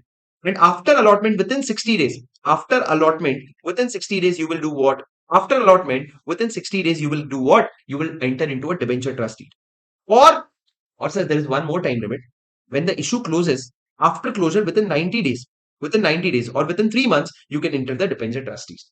Within 60 days of the allotment or within 3 months of the closure, guys, try to understand. See, this is revision. Please try to understand. Debenture itself takes one class in our exam oriented class. Okay, so please try to understand that either within 60 days of allotment or within 3 months from the closure of the issue, you will have to do what? You will have to take care of these things. Are you with me? Yes, sir. After that, what did I say? Sir, you will create a charge on the movable or immovable property of the company, not a problem. This is how you will create charge. So, sir, when it comes to a secured deposit now, there are 4 points, debenture now. There are 4 points that you need to remember. You will create a charge on the assets of the company, associate, subsidiary holding. Number two, the value of this asset should be sufficient to provide for the principal and interest. Number three, you will have to appoint a debenture trustee before the prospectus and enter into a debenture trust deed, a debenture trust deed within 60 days of allotment or within 3 months of the closure of the issue. And number four, sir, the charge can be on the movable or immovable assets of the company. These are the 4 points that you need to remember when it comes to secured debenture. After that, sir, you have to talk about debenture trustee, appointment of debenture trustee. How will you appoint a debenture trustee? Sir, the appointment, the name will be stated in all the documents. You need a written consent. Without consent, you should not do anything. You need a written consent of the debenture trustee. You need what? You need a written consent of the debenture trustee. Are you with me, guys? Are you with me? Yes, sir. After that, I said who will be disqualified to become a debenture trustee. This is a little complicated, sir, but relatively easy. We will try to understand. Who cannot become debenture trustee? Sir, if a person beneficially holds the shares in the company, if he is a beneficial shareholder, not the registered owner, he is the beneficial owner, he cannot become. If he is a promoter, director, key managerial person, or employee of the cash company, associate, subsidiary holding, he is an employee, director, key managerial person, or promoter. Or if he is a relative, if he is a relative of these people, relative of promoter, director, key managerial person, then in that case also he will not become a debenture trustee. So basically, if you beneficially hold the shares or you are an employee or promoter, you cannot become a debenture trustee or a relative of these people. We are talking about whom? Debenture trustees. We are talking about debenture trustee. After that, you should not be entitled to the money from the company. You should not be eligible to receive some money from the company, except for your remuneration. Remuneration you can get. Apart from that, you are not entitled to any money. Similarly, you are not indebted to anybody, company, associate, subsidiary holding, or subsidiary of holding. You are not indebted to anyone else. After that, sir, you have not furnished guarantee for the principal debts. As in, sir, listen to me very carefully. If Reliance has issued debentures to these people are debenture holder. They have given rupees 100 crore. Reliance found someone X Limited. X Limited gave guarantee that don't worry, if Reliance doesn't pay, I'll pay you the money. Now, can X Limited become a debenture trustee? No, sir. He's the one who has given the guarantee for this 100 crore. So the person who has given a guarantee is called as guarantor. He is the guarantor for the principal debt. What is the principal debt? This is the principal debt. If he is the guarantor himself, he cannot be trusted. He cannot become a debenture trustee. Debenture trustee has to be an independent position. That is why we are saying no to whom? We are saying no to everyone, sir. We are saying no to shareholders, employees or promoters. You have to receive money, you have to give money, or you have given guarantee. Everyone is disqualified. And the last one, if you have any pecuniary relationship with the company, don't read more than this. If you have any pecuniary relation with the company, sir, what is pecuniary relation? We said pecuniary relation is if the amount exceeds lower of 2% of gross turnover of the company, total income of such debenture trustee, or 50 lakh rupees, whichever is lower. If you will find the lower, if the lower came, for example, 50 lakh, and if the pecuniary relation, as in monetary relation, exceeds 50 lakh, then you are disqualified. So basically, sir, you should not have any transaction with the company, any monetary relation with the company exceeding the lower of these amount. What is lower of these? 2% of the gross turnover, total income, or 50 lakhs, whichever is lower. Come read along with me. 2% of the gross turnover, total income, or 50 lakhs, whichever is lower. If it exceeds this amount, then it is pecuniary relationship. So this is your debenture trustee. Did you understand, sir? These people cannot become debenture trustee. Sir, can you remove a debenture trustee? Yes, sir. Who can remove? The debenture holders themselves, who hold 3/4 in value, can remove the debenture trustee. In your class, I had asked you to make the difference between debenture trustee and deposit trustee. Remember, debenture trustee can be removed by the debenture holders, but deposit trustee in chapter number 5 can be removed by the board of directors themselves. But here they can be removed by the debenture holder. Can he resign, sir? Yes, sir. He can resign whenever he wants to. But if he resigns and there is a casual vacancy, it has to be filled by the board. In case of any casual vacancy, it has to be filled by the board. In case of resignation, sir, it has to be approved by majority of debenture holder. Sir, if the debenture trustee resigned, then you're bringing one new person, you will have to take approval of majority of debenture holders. Otherwise, you cannot fill this position. Okay. Are you with me? So this is appointment of debenture trustee. All right. Perfect. Sure. Perfect. Okay. Now, guys, coming to the last 2 points. Meeting of debenture redemption reserve. Important points. So this is more related to accounts, but we studied in law. You have to create a debenture redemption reserve and you have to invest or deposit such sum. Sir, how much DRR will you create? Sir, DRR will be created out of profits for dividend. Basically, free reserves. Okay. You'll use free reserves to create DRR. And in case of what will be the amount of DRR? It will be the 10% of value outstanding debenture. On 31st March, you will say what is the outstanding debenture. Of that, you will take 10% and you will create DRR. What will be the use of DRR? It will only be used for redemption of of debentures. So DRR is 10% usually created out of free reserves, out of profit for dividend, and it can be used for redemption only. So this is nothing but pure accounting entry, sir. Nothing to do with money. It is pure accounting entry. But on the other hand, sir, you will have to invest or deposit some money. This is about money. Here you are moving some money, actual money, not just accounting, but also moving some money. How much, sir? Sir, it says on or before 30th April of each year, you have to invest 15% or more of the debenture maturing during the year ending 31st March of the next year. Sir, what did I say? Sir, you will have to stand in a previous year. Okay, in a year. Okay, in a financial year. So before on or before 30th April, let's say financial year 25-26. So before 30th April 2025, let me use a better pen. Yeah. So this is your previous year 25-26.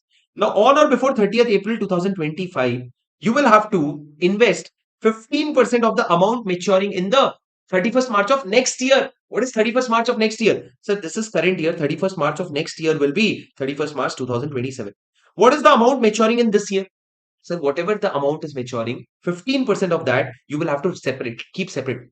and that you will have to invest in safe deposits, like you do fixed deposits or central government securities or safe deposit. And then you will use it for redemption of debenture. That money will be used for redemption of debenture. Now, what will be the minimum balance after that, sir? The minimum balance will be 15% of the amount maturing in the current financial year. What about whatever amount is maturing in the current financial year, 15% of that you will keep as a minimum balance. What did I say?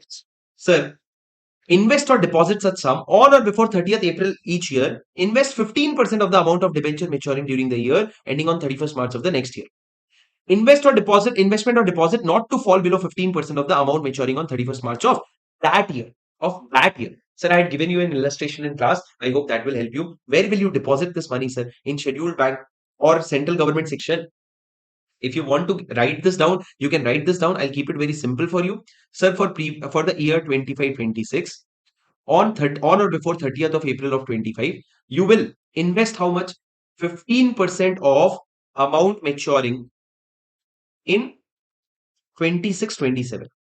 Where will you use this money for? Use this money for redemption. And what will be the minimum balance that you will keep? 15% of amount maturing in 25-26. Whatever amount is maturing in previous year 25-26, 15% of that you will keep as your balance. Did you understand, guys? Did you understand? Yes. So this is your debenture redemption reserve. If you note this down, I think it will be 100% clear. Okay. Now coming to the last point, sir. Sir, meeting of debenture holder, when will you call for? Who will call for the meeting of debenture holder, sir? The debenture trustee. On what scenario? If there is a request in writing by the debenture holder holding 1/10 of value. If there is a request in writing by debenture holder holding 1/10 in value. Sir, if debenture holder are asking for the meeting, you'll call for the meeting. Or if there is any event of breach or default as per debenture trustee, which may affect the interest of debenture holder. If something wrong has happened in the company and debenture trustee thinks that we should call for a meeting of debenture holder, then he will call for the meeting. So either the debenture holder has requested at least 1/10 in value, or if there is a breach or default, he will call for the meeting of the debenture holder. Sir, it is a big section, but it is a very important section. I hope this concept is clear to you. Sir, where can you find this notes? I want you to find this note. I want you to write here itself. So when I'm zooming in, you can see this is the zoomed version. This is the version. You can keep writing on your own from here itself. You can look at the screen and you can write this in a A4 chart. And once you do that with your own hands, it will be very easy for you to revise on the day before exam. Okay. Okay, guys, is that clear? All right, sir. So that's a very comprehensive and yet detailed revision of your share capital and debenture. Share capital and debentures. We have Accounts of companies. Are you scared of accounts of companies? Oh, sure. Are you scared of management? Are you scared of any subject, any chapter at all? No. Interpretation? I love that chapter, sir. Listen to me. Guys, accounts of companies. We are going to start a new chapter, accounts of companies. Please listen to me very carefully. This is a very big chapter.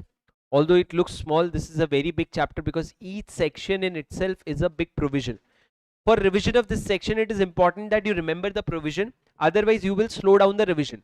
I'll try to keep it as conceptual as I can, but the target is that in the next 1 hour 30 minutes, we are going to revise each and every part of this chapter. Each and every nook and corner of this chapter. I want you to be really super active. I want you to be everyone who is sitting to be super active and check whether your mind can be focused for the next 1.5 hours. Because sir, to appear this exam, it is very important that you train your mind also.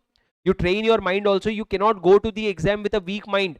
You'll have to train your mind also. Let's test our mind. Let's check our focus sharp for the next 1.5 hours. Are you with me, guys? If at all, you do whatever you want to do to stay focused. You want to stand up in between, stand up. If you want to walk there, you walk. If you want to write, you write. If you want to sleep, don't sleep. If you want to sleep, don't sleep. Just try to put your focus. Are you ready, sir? Okay. Let's begin chapter accounts of companies, section number 128 to section number 138. Very small chapter, sir. Let's say like that, let's feel like that, a very small chapter, but we will read it very comfortably, sir. This chapter talks about what? Accounts of companies. Guys, listen to me very carefully. There is a basic difference between books of accounts and financial statement. Can you tell me what is the difference? Sir, financial statement, you know, financial statement, participate with me. Financial statement means profit and loss account, balance sheet, cash flow statement, explanatory notes, and statement of changes in equity. But what is books of accounts, sir? Sir, books of account is the background work. that you do before preparing your financial statement. Sir, books of accounts, you don't call it cash flow statement. You write down money received and money spent, your sales and purchase, your assets and liabilities. This is what your books of accounts. Then after, so journal entry, ledger and trial balance is considered as your books of accounts. Apart from that, there are a lot of other things also, sir. Sir, do you know what is the difference between books of accounts and books or papers, or books and papers? Sir, books of accounts is a narrow word, books and paper is a broader word. Any sort of your deeds, documents, invoices, paper, everything, even books of accounts, all of these together is called as books and paper. So guys, let's start with the basic definition, sir. What is books of accounts? Books of accounts means records of sums of money received and spent, sales and purchase, assets and liabilities, and cost items. Sir, basically we don't write balance sheet, cash flow statement and P&L. We write sums received and spent, sales and purchase, and assets and liabilities. You know the definition of financial statement. Financial statement means what? Balance sheet, P&L, cash flow, statement of changes in equity, and explanatory statement. Guys, can you tell me, cash flow is not needed in case of 4 companies. What are those 4 companies? One person company, small company, dormant company, and a private company which is registered as a startup. If you're not a startup, you'll have to make cash flow statement, but if you're a startup, you will not have to make a cash flow statement. Now coming to the next part, what is books and paper? Sir, books and papers basically includes everything. Even it includes books of accounts.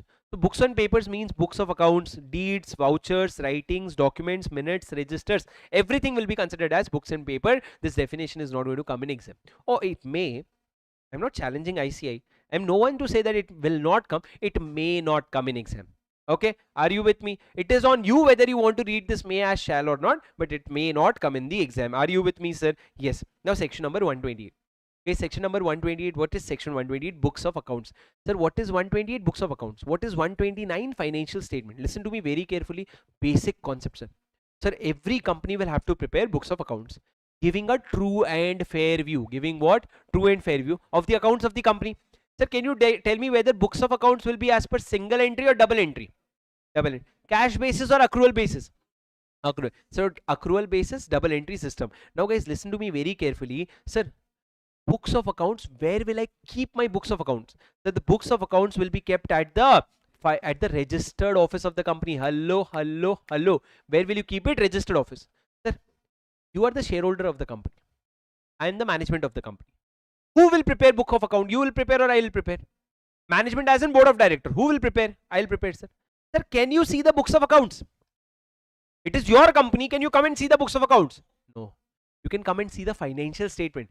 Books of accounts is my work. On that books of accounts, I'll build what? Financial statement. That financial statement will be yours, but books of accounts you cannot come and see. Can auditors see, sir? Of course. But sir, question is, where will I keep the books of accounts? At the registered office. Or I can keep it anywhere. No. How does it matter to you? It does not matter to you. So the board can decide to keep the books of accounts anywhere in India. In India. But sir, if I decide to keep it somewhere else, for example, I decided to keep in Goa. Why, sir? Goa. Okay. Why Goa, sir? What did you understand? What did you understand? So I decided to keep it in Goa. Law says you keep it in Goa, but do only one thing. You go and intimate to your ROC within 7 days.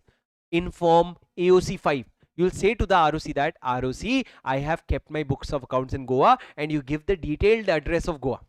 Why is a detailed address? So that ROC can go and whatever the reason why you kept books of accounts, ROC should know where did you keep the books of accounts. So sir, books of accounts may be kept at other place in India. You'll have to inform ROC within 7 days in the form AOC 5 giving the full address. Guys, are you with me? Yes, sir. After that, listen to me very carefully. Sir, can you keep the books of accounts in electronic mode? Sir, everyone keeps the books of accounts in electronic mode only. Sir, what is the electronic mode? Can you tell me what is electronic mode? The electronic mode is basically Tally. You know Tally is a software. You can keep your books of accounts in Tally. Absolutely yes, sir. But there are some things that you should take care of. Sir, read the keywords only. First of all, it should be accessible in India at all times. As in, I can access the software in India at all times. Number 2, there should be some features of the software. What features, sir? Number 1, it should be capable of recording audit trail. Sir, what do you mean by audit trail? Audit trail means when did you log in into the system, which entry did you change, what amount did you change, what narration did you change, everything will be captured. So it should be capable of recording audit trail, ensuring that audit trail cannot be disabled. For example, tell me, sir, how can I secure this classroom? By putting a camera here.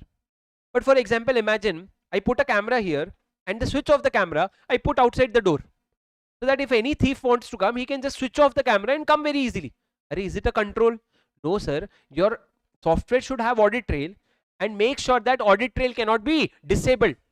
And the third thing is it should be capable of creating edit log. It should be capable of creating edit log. Guys, are you with me? Yes, sir. These are the three features of the accounting software. Sir, number one, it should be accessible in India at all the times. Number two, it should have a feature of accounting audit trail and maintaining edit log. Number three, sir, it should be, the books of account shall be retained completely in the original format, complete and unaltered. So when you are maintaining it in Tally, you are maintaining it in the original format. Number four, sir, make sure that it shall not be altered. Point number five, it should be in legible form. Legible form means what? It should be readable. Unlike your handwriting, it should be in legible format. Next one, sir. Sir, it was very personal, sir. Very personal, sir. Why are you saying like this, sir? See how beautiful my handwriting is. No, I understand you cannot read it, but I can read it at least. Guys, point number six, listen to me very carefully. There should be a proper system. System for what? Storage, retrieval, display and printout of the data. Whatever data you have, you can store it, retrieve it, print out it, and you can display it also. There should be proper software. Next, the record shall not be disposed of unless permitted by law, and the server, the backup should be physically located on India on daily basis. So for Tally, if the server is in US, you are taking backup of that daily in India, only then you can have such a software. So you don't have to remember all these points, because in today's time, in 2025, if someone asks you whether you can keep data in electronic mode, it is a foolish question, sir. But ICI may ask. Foolish questions ICI may ask, right? So what do you write, sir? You write down that, listen to me, the data should be accessible at all the times. Number two, the accounting software should have the feature of audit trail. Such audit trail cannot be disabled, and there should be audit log. Number three, all the data will be kept in original and unaltered format. Number four, it should be in legible form. You should read it. Number five, the system should be capable of storage, retrieval, printout and display of data. And number six, the backup of it will be taken on a daily basis in India. Sir, if you write these 6 points, you'll get full marks. Okay, so these are the 6 points that you'll write down, and other points you don't need. Now my question is, sir, coming back, hello. Sir, where should I maintain the books of accounts? In registered office. But sir, law says that if you want, you can maintain the books of accounts in the branch office also. Interestingly, the branch office can be in India also. The branch office can be in outside India also. For that branch, you can maintain the books of accounts in that location itself. But what do you have to do? Sir, you have to do one thing. Sir, you will have to send periodical statements. You'll have to send periodical returns to whom? To the registered office. Guys, are you with me? For example, my registered office is in Chennai and one of my branches is in Mumbai. What I'll have to do is, for that branch, books of accounts can be maintained in Mumbai. Guys, everything all right online? Okay. Anisha, well done. You're participating wonderfully. I'm proud of you. Listen to me very carefully, guys. Sir, I asked you something. Listen to me. My office is in Chennai. My branch is in Mumbai. Law says that for that Mumbai branch, you can maintain books of accounts in that branch itself. All you have to do is you have to send periodical summarized return, PSR. So tell me, what is it, PSR? Periodically summarized returns you will have to send on a periodical basis. Sir, what is that Acha, question, sir. If my branch is in India, can I maintain books in that branch? Yes, sir. If my branch is outside India, can I maintain books in that branch? Yes, sir. So if someone asks you, can you ever maintain books of accounts outside India? The answer is yes. For a branch outside India, the books of that branch can be maintained in that branch. What you have to do is you have to send periodical summarized return. Sir, a question. Sir, when in the period, when will you send that return, sir? Law says that if the branch is in India, you decide the period. But if the branch is outside India, it has to be sent quarterly. It has to be sent quarterly. For India, we have not said quarterly. If you want to send me weekly, okay, monthly, okay, quarterly, okay, semi-quarterly, okay. But for a foreign branch, you will have to send that on a quarterly basis. Guys, are you with me? Are you with me? Yes, sir. Number three, sir. Sir, can members inspect the books of accounts? No, sir. Can directors inspect the books of accounts? Absolutely, sir. But what if the books of accounts is outside India? Acha, sir, if it is in India, how do I inspect? For example, it is kept in the registered office. This is the registered office. Director can come during the business hours and then physically inspect. But if this books of accounts is outside India, sir, in case of branch, in that case, director will request the company, I want to inspect. Company will will get the books of accounts from there, a copy of books of accounts within 15 days, and after that you can come and visit the branch, the company, and you can inspect it. Guys, are you with me? If it is outside India, you ask the company will get it from outside within 15 days, and then you can come and inspect. Guys, can you send your friend to inspect? Sir, I will not come, sir. My girlfriend or boyfriend will come, sir. Is it okay? Guys, you cannot send anyone else on your behalf. You cannot give anyone power of attorney. You are the director only. You can come and inspect. Your friends or someone who has the power of attorney. Do you understand power of attorney? What is power of attorney, sir? So for example, tomorrow if I get a notice from income tax, if I get a notice from income tax, I will have to hire a senior chartered accountant to go to the department. So I will give the chartered accountant a power of attorney that you represent me in front of the income tax department. So whatever you say, I am liable for that. Okay, so power of attorney. So director cannot give power of attorney to anyone else. Guys, I'm explaining these basic concepts to you. Please understand that and move forward with me. Did you understand, sir? Yes, sir. Next point, guys, question number, listen to me very carefully. Sir, very important question asked in exam. Sir, you are the director of my company, or you are a person in my company. Can you inspect the books of accounts of the subsidiary company? My subsidiary, can you inspect the books of accounts? The answer is yes, but only if authorized by the board of director. Sir, so subsidiary company can be done only if such person is authorized by the board of director by way of board resolution. So my company will authorize you, and only if I authorize you, you can review the financial statements of the subsidiary company. Guys, are you with me? Yes, sir. Now coming to the last point, sir, listen to me very carefully. Hello. Sir, for how many years do I need to keep the books of accounts? That the books of accounts shall be preserved in good condition for the last 8 financial years. You should have books of accounts of 8 financial year. Sir, but it is, sir, only 2 years since I started my company, sir. And then you have 2 years, no? You cannot have 8 years, no? Then you have 2 years. But sir, listen to me. If any inspection is happening on me, what is happening? Inspection. CG can order that I will have to keep books of accounts for a longer period. And if CG asks me to keep books of accounts for a longer period, I will keep it for a longer period. Guys, are you with me? Sure. Yes, sir. And the last point. Who is responsible for making books of accounts? You said management? Who in the management, sir? Read. The books of accounts, who is responsible? Managing director, whole-time director in charge of finance, CFO of the company, or any other person charged with this duty. Or any other person charged with this duty. But if you fail to maintain books of accounts, you'll be liable for a fine of 50,000 to 5 lakh rupees. For a fine of 50,000 to 5 lakh rupees. Guys, are you with me?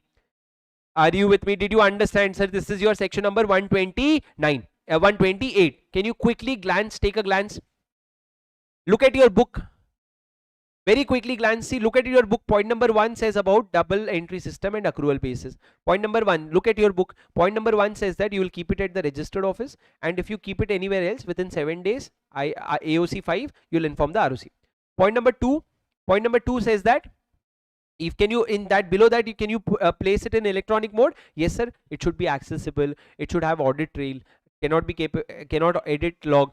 After that, it should be accessible at all the times, legible form, original format, and all those things. Backup should be always there in India.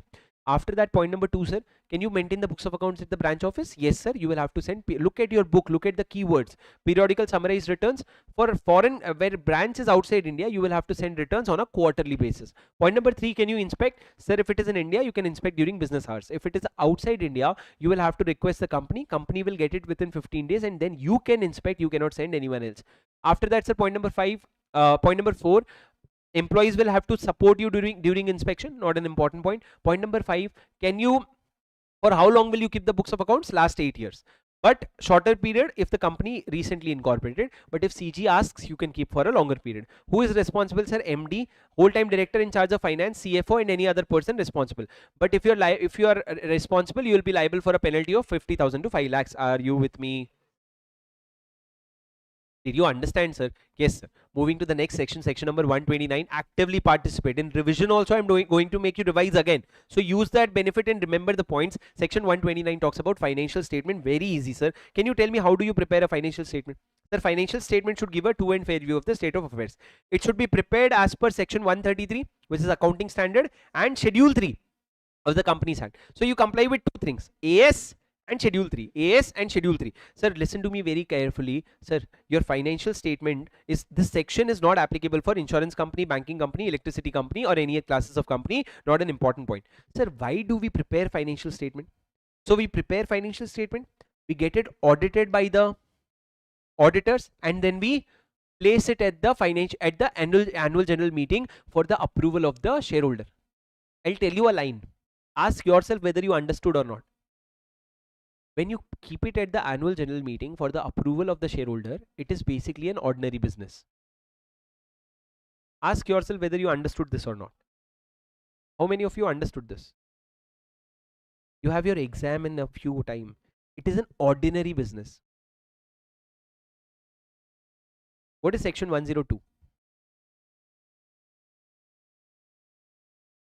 Explanatory statement. It says that whenever you are sending a whenever you are sending a notice, if it has a special business, you will have to attach an explanatory statement. There are 4 ordinary business and rest of them is special business. In AGM, there are 4 ordinary business. Approval of financial statement in the AGM. Declaration of dividend in the AGM. Number 3, appointment of a director in place of those retiring. And number 4, appointment of auditor and fixing their remuneration thereof. These are ordinary business in the AGM. Apart from that, everything that you do in the AGM or anything that you do in the EGM is a special, guys, revision, not a fast track class. This is the way you should be able to recollect. Your mind already knows it. You are just going through that place again. If you're going to that place again and it is all blank, like, hey, 102 is not there in our syllabus, sir. What is this ordinary business? This is not going to be okay. Coming back, section 129, financial statement. Financial statement you have to place at the AGM. Sir, along with the financial statement, you will prepare consolidated financial statement also. Can you tell me when will I prepare consolidated financial statement? When a company has one or more subsidiary or associate. Sir, subsidiary or associate. Sir, even if I have one associate, I'll prepare consolidated financial statement. If I have one subsidiary, CFS. Sir, if I have one joint venture, will I prepare CFS? Hello, one joint venture only, no associate, no subsidiary. Will I prepare CFS? Yes. As per section 26, associate includes joint venture. So if you have a joint venture, it means you have an associate company. If you have an associate company, you will have to prepare CFS. Guys, are you with me? Yes, sir. Now when you are guys, is the speed okay? Are you with me? I also need to keep the speed up to hold your attention. If I slow down, I'll lose your attention. So keep walking faster with me. Sir, I said that CFS is to be prepared. Now, along with CFS, listen to me very carefully. You will prepare a form AOC1. Very important. When you're preparing CFS, you'll have to prepare a statement. In that statement, you will give salient features of financial statement of subsidiary associate. Salient features as in revenue, expense, EBITDA, PAT, these things you'll give in a form called AOC1. This is prepared for all the subsidiaries and associate only when you're preparing CFS. Guys, are you with me? Yes, sir. Coming to the next important point, sir. Is CFS required to be prepared by all the companies? Sir, if a company has one subsidiary, one or more subsidiary or associate, it has to prepare CFS, but there is an exception. What is this exception, sir? Imagine this company, Reliance Industry. Reliance Industry has a subsidiary called Reliance Jio. Reliance Jio has a subsidiary called Reliance OTT. My question is, will Reliance prepare CFS? Yes, sir. In the CFS, who will be included? Reliance Jio also, Reliance OTT also. Question is, will Reliance Jio prepare CFS? You, in general, yes, sir, because Reliance Jio has a subsidiary, but there is an exception, sir. What is the exception? Listen to me very carefully. Number 1, you are a wholly owned subsidiary or a partially owned subsidiary of some other company. You are a wholly owned subsidiary or partially owned subsidiary of other company, and you have obtained consent of all the members that you are not going to prepare CFS. We are talking about whom? We are talking about Reliance Jio. Condition number 1, you are a wholly owned subsidiary or a partially owned subsidiary, and you have obtained consent of members that they do not object you to not preparing CFS. Number 1, members are okay. Number 2, you yourself are not a listed company or not in the process of listing. You're not a listed company or not in the process of listing. And number 3, your ultimate parent company. Can you tell me for Reliance Jio, which one is the ultimate parent company? Reliance Industry. It has prepared CFS and that has been filed with ROC. If these 3 conditions are satisfied, you don't need to prepare CFS. I want you to remember this along with me. Sir, what are the 3 conditions? Number 1, you are a wholly owned, partially owned subsidiary company and you have obtained consent of all the members that they do not object to not preparing CFS. Number 2, you're not a listed or not in the process of listing. Number 3, The ultimate parent company has prepared the CFS and filed it with the ROC. अगर ये तीनों, if these three conditions are satisfied, you will not prepare consolidated financial statement. Guys, are you with me? Yes, sir. After that, coming to the next point, please listen to me very carefully, guys. Please, hello, sir. CFS, you are preparing CFS. Now coming to the more generic provision, sir. Whatever provision applies to the financial statement, same provision applies to the consolidated financial statement also. They call it mutatis mutandis. No, I didn't abuse you in Hindi. It is mutatis mutandis, means as it is. They could have written as it is, but the problem is if they write as it is, you'll be very comfortable, no? You'll be happy, you'll feel easy, you'll be very comfortable. So they're like, what should I do? We should write mutandis mutandis or mutatis mutandis. So that way it will be more difficult for you, right? Now coming to the next point, sir, listen to me. Financial statement is to be prepared as per accounting standards, but there could be some deviation. What are deviations, sir? For example, accounting standard says you have to follow SLM method. What is SLM method? Straight. But you ended up trying WDV method. What is WDV? Written down value method. So in that case, listen to me very carefully. If SLM method is required but you tried WDV method, it is deviation. In that case, you will have to write it in the financial statement, the nature of deviation. What is the deviation? Number one, what is the reason for deviation? Why did you deviate? And what is the financial effect? Sir, financial effect, how do you define? You say that, sir, if we had done SLM method, depreciation would be 1 lakh. Now we have done WDV method, so depreciation is 90,000. So financial effect is 10,000 rupees. That you will have to explain. So deviation, reason and financial effect. Sir, last point. Who is responsible for financial statement? Same people. MD. Repeat, please say MD. Whole-time director in charge of finance. CFO. And any other person authorized by the board. In absence of all these above people, the board of directors shall be responsible for the financial statement. So this line was not there. This line was not there in section 128. In absence of all of the above, all the directors will be responsible for a liability of 50 lakhs to 5 lakhs, and they can also go for jail up to 1 year, sir. Sir, for books of accounts there was no jail, but for financial statement there is jail up to 1 year, or both. That is, you can be fined also and you can be sent to jail also. Guys, are you with me? Sir, this is your point of financial statement. Let's revise the revision. Come back to look at your book, build your photographic memory, section 129. Look at your ultimate solution book, point number 1. The financial statement should give a true and fair view and comply with accounting standard and schedule 3. Financial statement, after that come to straight point number 2. It shall be placed at the AGM. Point number 3. You'll have to prepare CFS if you have one or more subsidiary or associate company. Now the next point is you'll have to prepare a form AOC 1, which gives salient features of the financial statement of a subsidiary and associate company. After that, there is an exception. Although if you have one or more subsidiary or associate company, you have to prepare CFS, but there is an exception. A company which satisfies 3 conditions. What is the first condition, sir? Condition number 1, it is a wholly or partly owned subsidiary and it has obtained consent in writing that they do not object. Number 2, you are not a listed company or not in the process of listing. And number 3, the ultimate holding company has filed CFS with the ROC. If these 3 conditions are satisfied, you don't need to prepare CFS.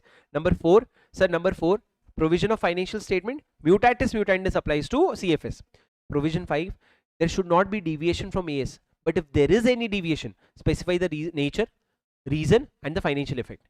And the last one, who is responsible, sir? MD, whole-time director in charge of finance, CFO or any other person authorized by the board. And in the absence of all of these above people, board, all the directors will be liable. Thank you.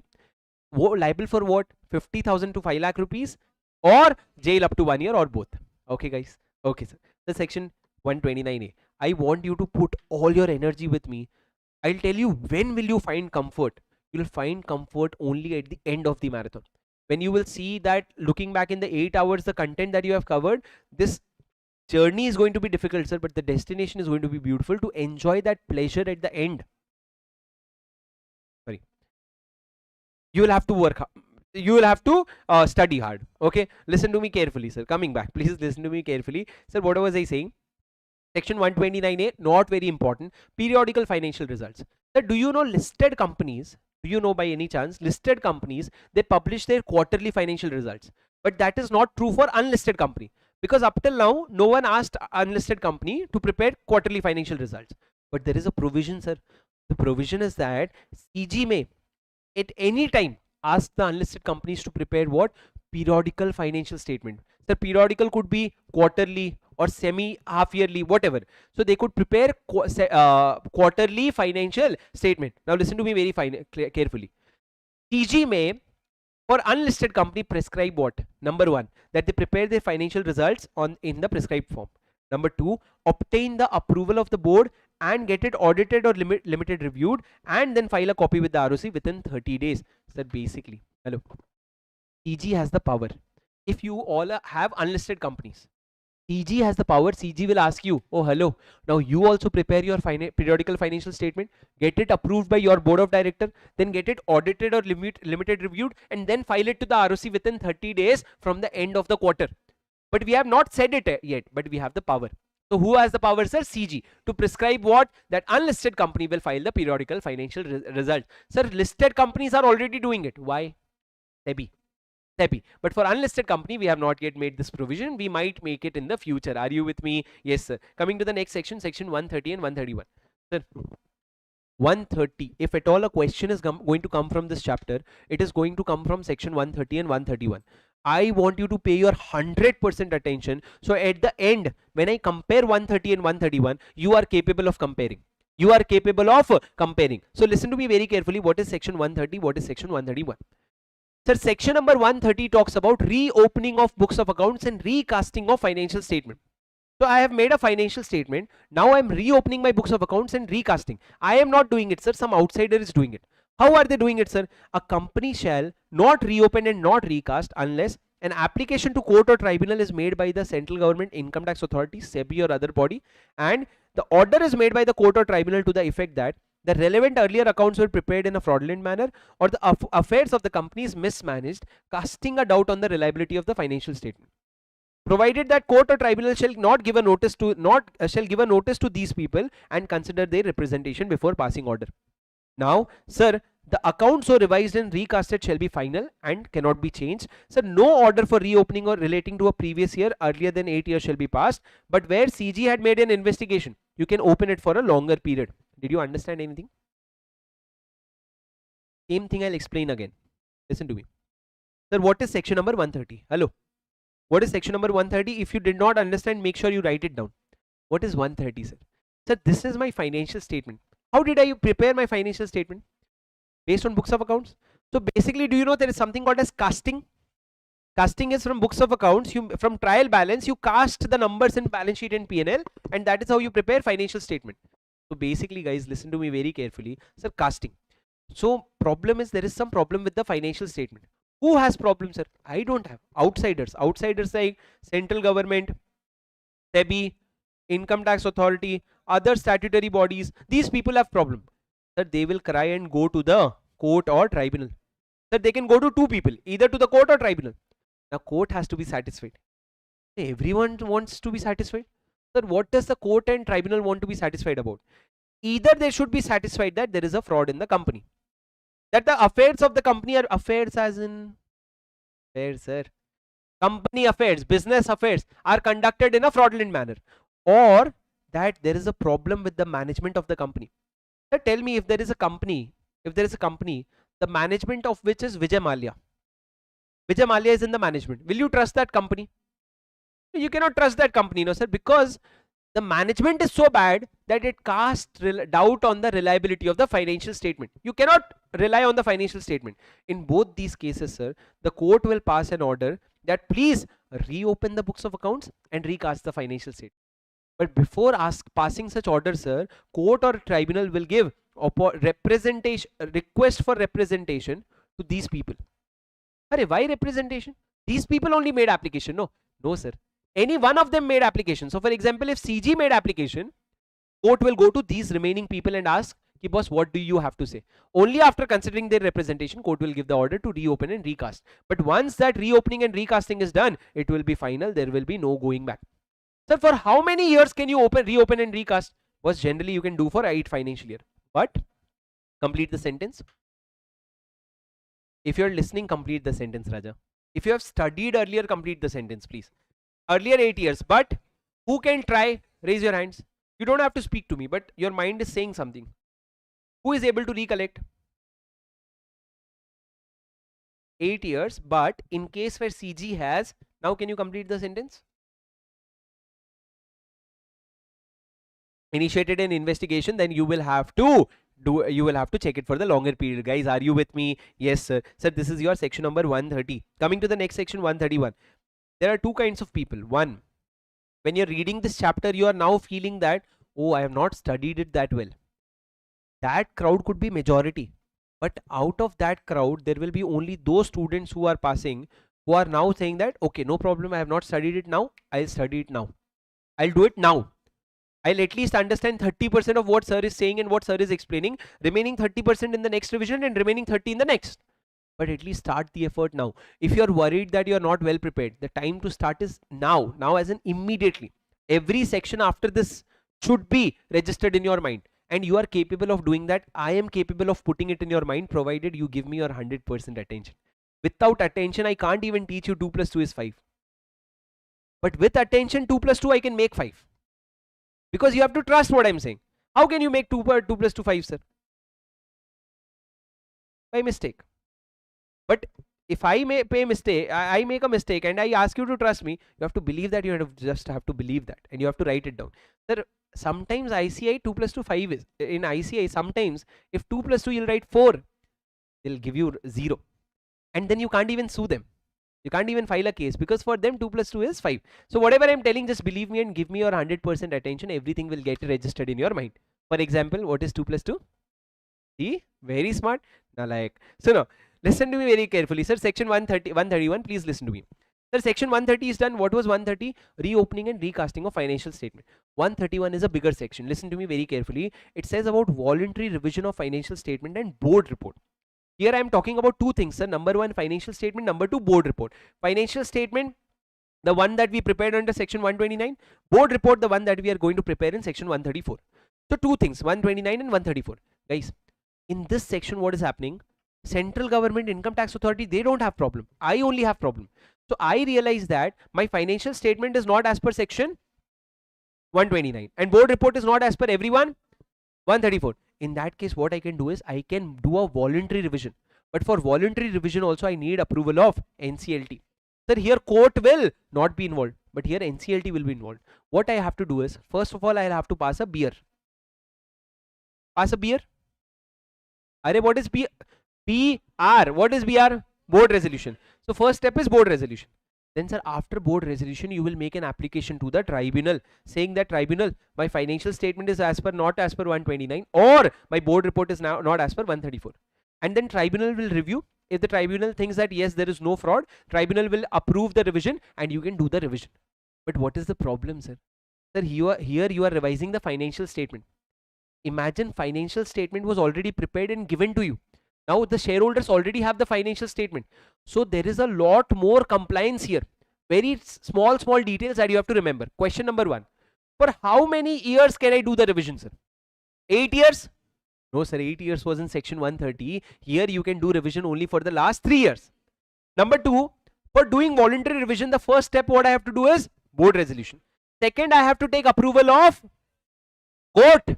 Not court, sir. I have to take approval of tribunal. I have to prove the tribunal that either financial statement is not as per 129 or board report is not as per 134. Sir, when I go to the tribunal, I'll say, tribunal, I want to revise my financial statement. Sir, will the tribunal agree just like that? No, sir. Tribunal will ask me, for which year do you want to change? What is the change? What mistake happened? Where is the auditor? I want auditor statement. Where is the CFO? I want CFO statement. After giving all these documents to the tribunal, only then the tribunal will approve. Are you with me? Yes, sir. Once the tribunal approves, I have to change the financial statement. Again, I have to inform the shareholders also, because shareholders, the older financial statement that you had now, that is revised now. But sir, listen to me very carefully. Full page balance sheet, financial statement. In that, only one mistake was there. Okay. I went to the tribunal. I explained the mistake. Tribunal said, okay, you rectify it. Now when I'm going to rectify, sir, I can rectify only to the extent of that mistake. I cannot think, oh, that one food expense I did not put last year, I'll put that also. No, you cannot do that. Only the mistake for which tribunal has given you approval, only that amendment you can do, and consequential correction. What word did I say, sir? Consequent. What is consequential correction, sir? If my mistake was that, if the mistake was depreciation was 100 rupees, I put depreciation 200 rupees. Now what will be the correction? I'll reduce the depreciation. But when you reduce the depreciation, fixed asset price will go up. Are debit credit double entry. So only double entry I'll pass. Apart from that, there will be no other correction. Are you with me, sir? Yes. Now read it from here. Listen to me very carefully. Sir, if it appears to the director of the company that financial statement is not as per 129 or board report is not as per 134, they may prepare a revised financial statement in respect of 3 preceding financial year by obtaining approval of tribunal. How? In form NCLT 1. When will you make this form, sir? Within 14 days of board's decision. So board resolution, then within 14 days you will go, and then whatever order tribunal will give, that you give to ROC within 30 days. Sir, please understand this thing, sir. Whenever you are writing a flow now, that flow will always end with ROC. You go to tribunal, you go to CG, you go to anyone, a copy of that order will be sent to the ROC within 30 days. You at the end, you write it down. Even if it is wrong, no one will observe. You just write at the end that you will give it to the ROC within 30 days. After that, sir, listen to me very carefully. Tribunal before giving order will take representation from CG and income tax authority. After that, sir, listen to me. Very important. Such revised financial statement or board report shall not be prepared or filed more than once in a financial year. Do you know there is an MCQ on this? That the MCQ is, if this is my financial year 26-27, if I revised financial statement of any one year, I cannot revise financial statement of any other year. But if I want to revise board report of any year, I can do that. So in 1 year, you can revise one financial statement of any year and one board report of any year. No other changes. No other changes. After that, sir, listen to me very carefully. Sir, how will you apply to NCLT? When you apply to NCLT, first of all, state the financial year in which correction is to be there. Give the details of MD, CEO, CS directors who were responsible. Sir, where the accounts are audited, give the details of director. The tribunal will ask the auditor. The tribunal will ask the auditor. Give a board resolution copy. The grounds for revision. What is the mistake? You give all these details. After that, sir, you also have to advertise the application. Sir, these steps you will not be able to remember, sir. Only you can frame a story in your head. Only when you imagine these things, you will be able to write down. At least 14 days you will give an advertisement. Sir, tribunal will give a notice to the auditor. And then tribunal will pass the order. After order, you'll call for the general meeting. And in that general meeting, you will put the revised financial statement. And once that financial statement is approved, again file it with the ROC within 30 days. Why, sir? Because you have to inform the shareholder of the revised financial statement also. No? After that, you will go to the ROC. Guys, are you with me? Sir, you are tense about one thing. How will I remember so many things, sir? Yes or no? There was a question on this section. Recently. ICI did not write these nonsense. ICI just very clearly said that you'll have to take tribunal's approval, apply in form NCLT 1 within 14 days of the board resolution. If the tribunal is satisfied, tribunal will give the order and then you can do voluntary revision. That's it. And full marks. You don't have to do this advertise within 14 days. You don't have to do this. But this is actually written. If you're able to recollect, you write it down in the exam. Okay. After this, sir, how much can you alter in the financial statement? So basically, sir, first of all, you will alter the corrections whatever is not complying, and you will do the consequential alteration. Consequential alteration is debit credit entry, and then CG can make rules. This is not needed. I hope you understood, sir. Did you understand, guys? Did you understand? This is your section 131. Hello, take a minute, go through section 130 and 131, then I'll explain you the difference. I'm coming back. You go through that and you understand the difference, and then I'm going to tell about the difference. You should be able to relate to it. Section 130 and 131. Please go through it.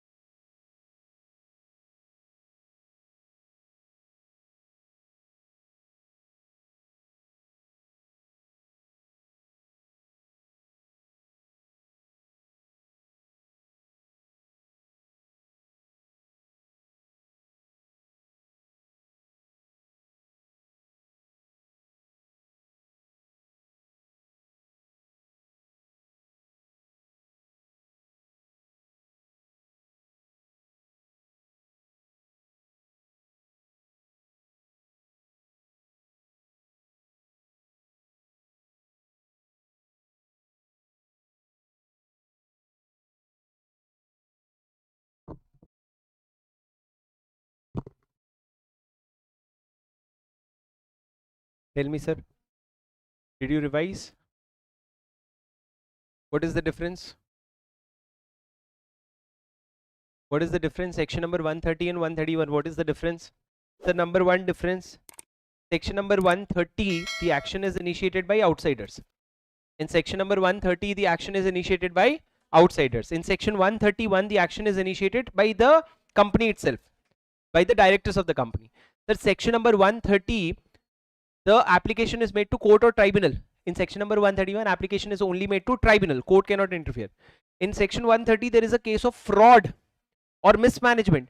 In 131, there is error. Revision there 129 and 134 is not complied with. In section 130, reopening of books and recasting of financial statement was covered. In 131, financial statement and board report is covered. Arey guys, are you with me?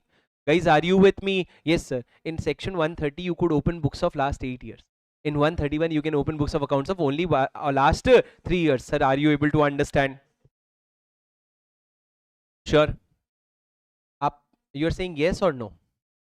He. You're saying yes or no? He said, are you able to understand? Yes, sir. But he genuinely meant yes. That is his yes. Did you understand? Did you understand? Yes, sir.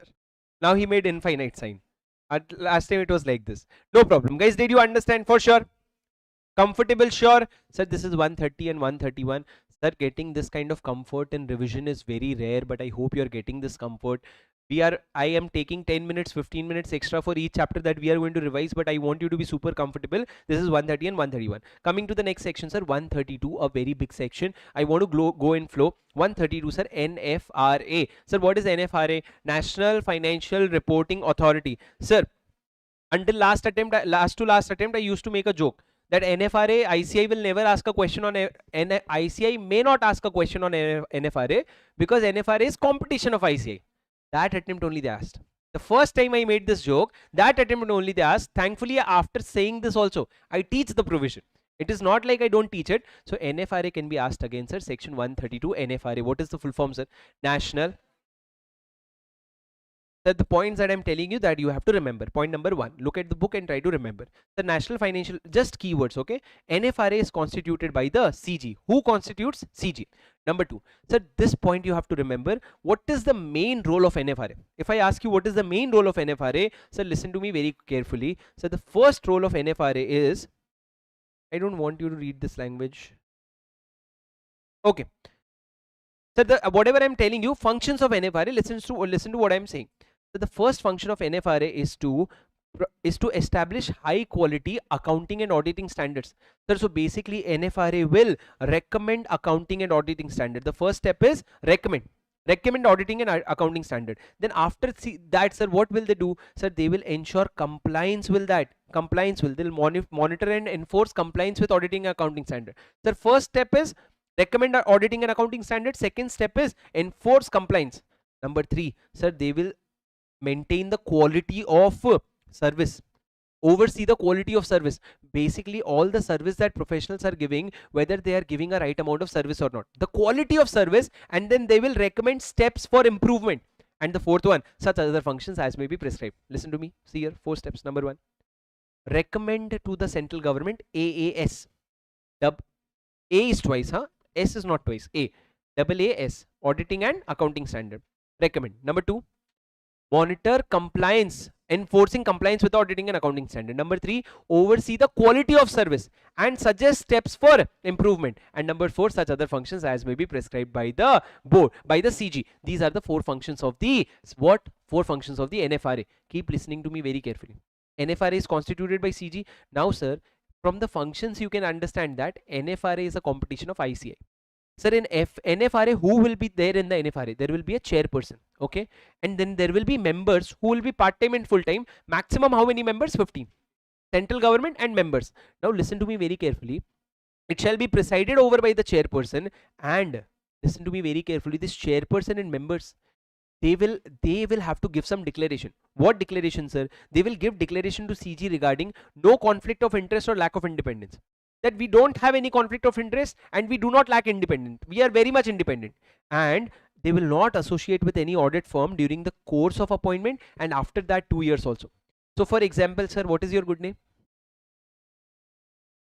Motilal Oswal. Tahu, okay. Motilal. Sir, Motilal.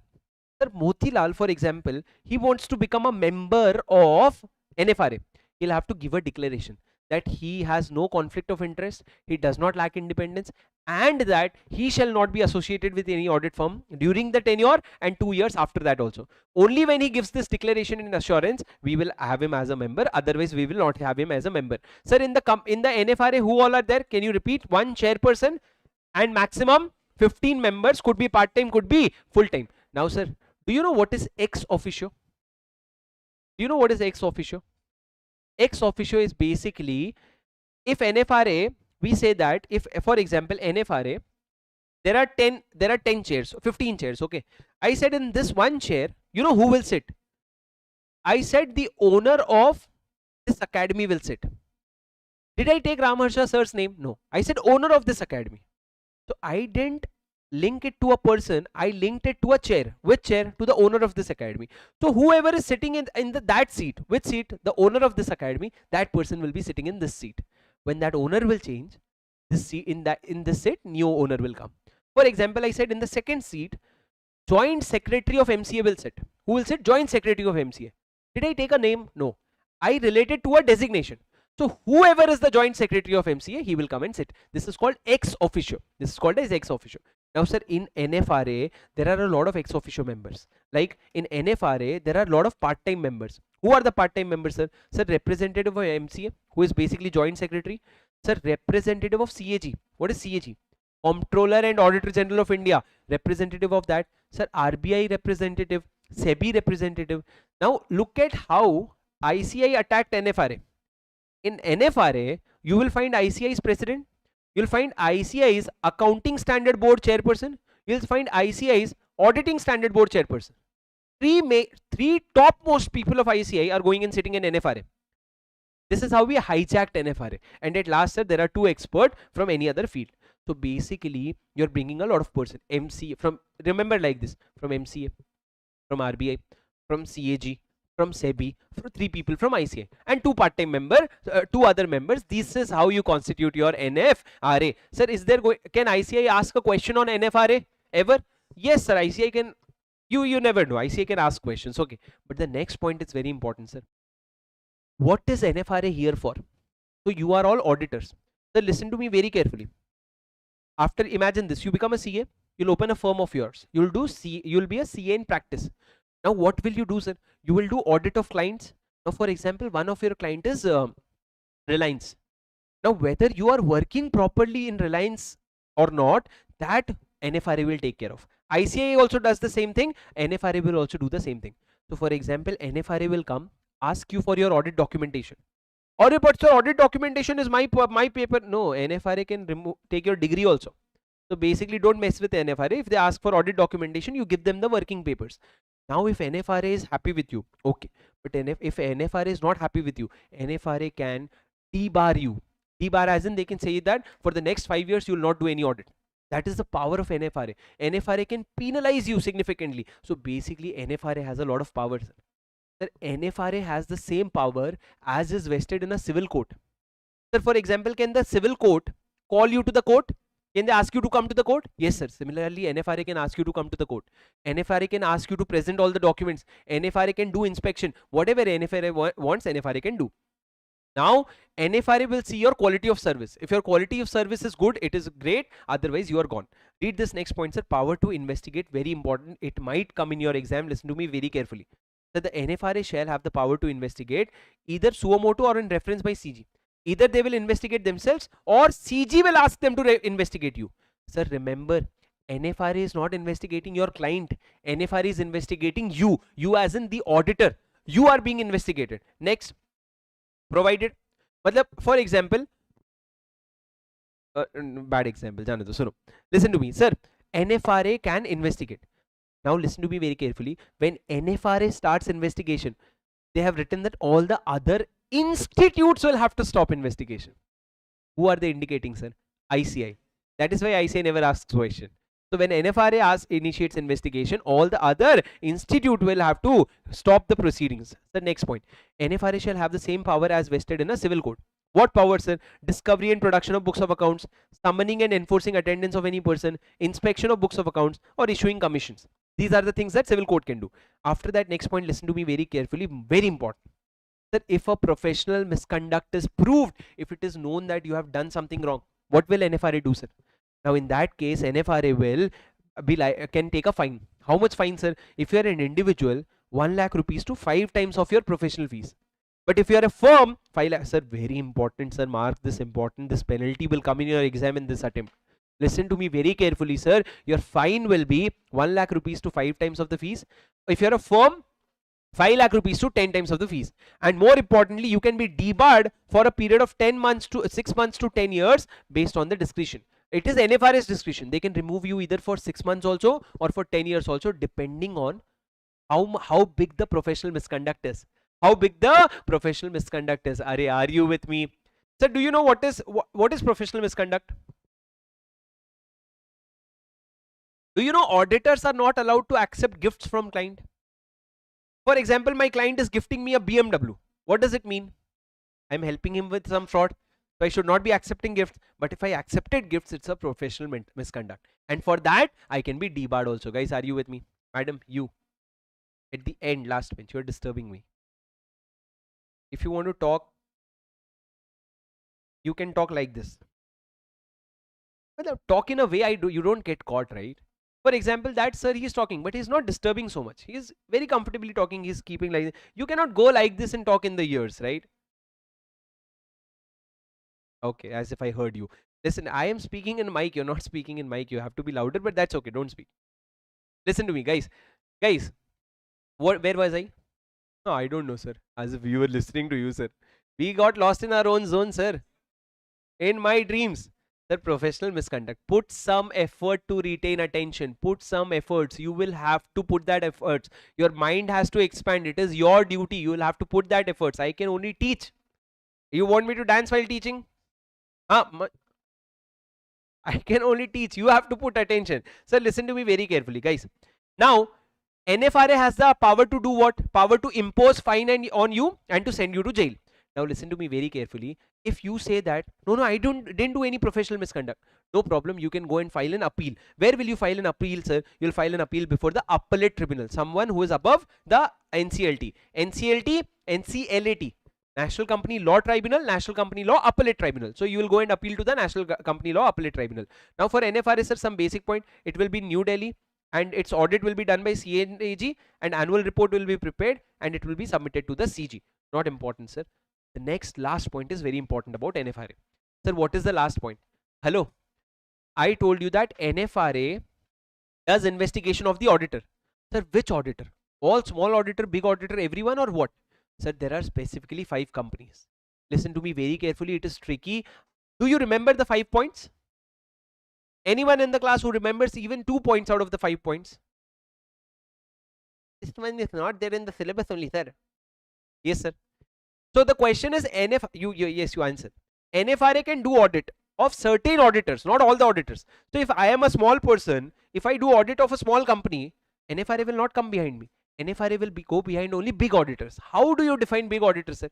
Big auditors means those auditors who have big clients. Big clients. Now tell me, sir, NFRA can go behind which auditors? Tell me just 2 names, 2 points.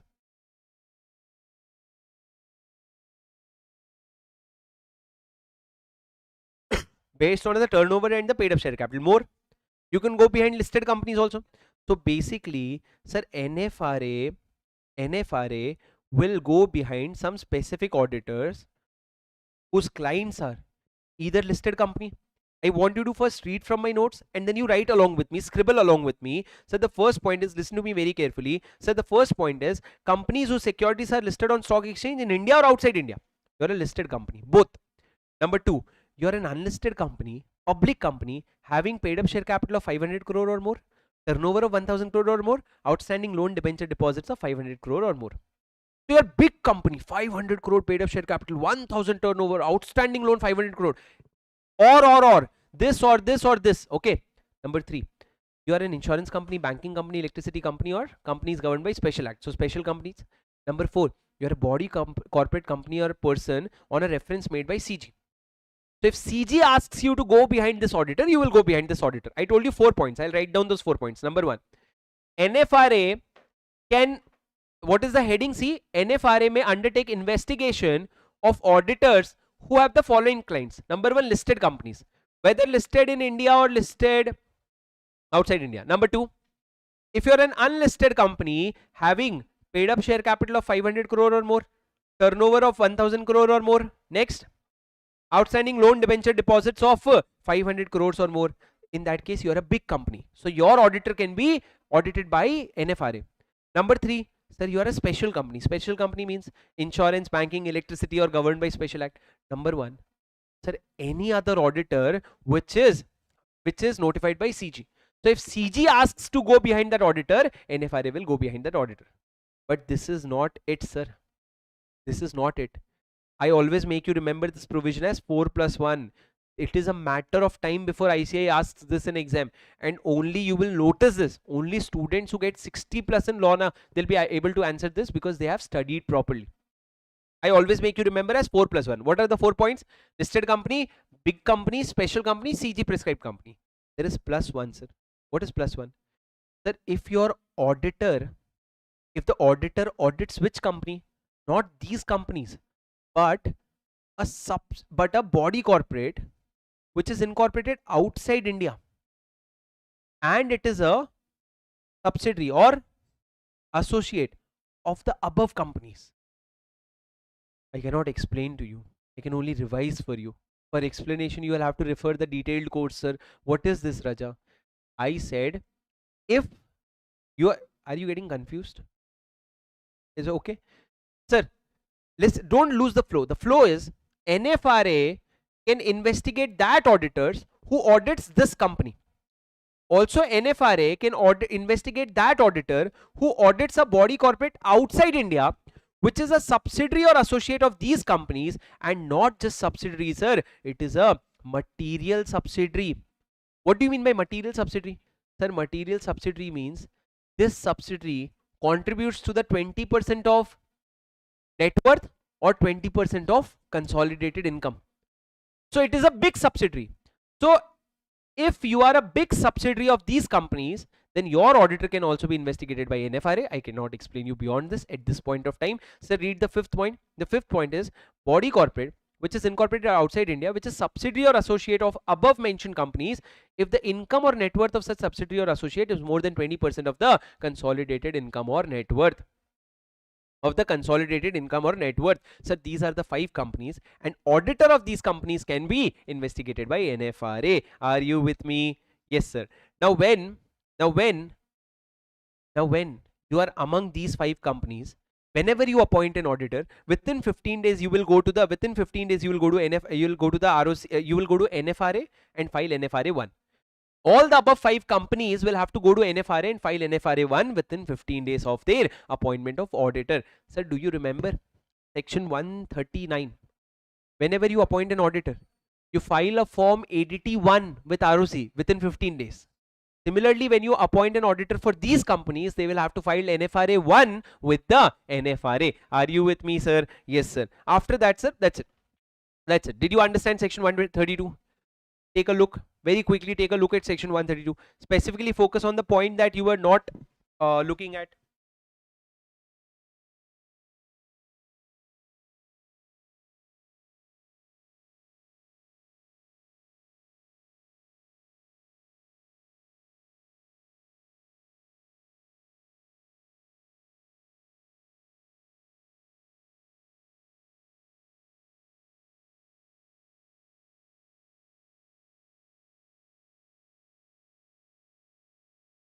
I have some students consistently sitting online from morning. I'm very proud of you. While students are coming and going back, the students who are sitting here from morning, I'm very proud of you. Can you tell me in the chat which students are here from morning and constantly looking, constantly studying since morning?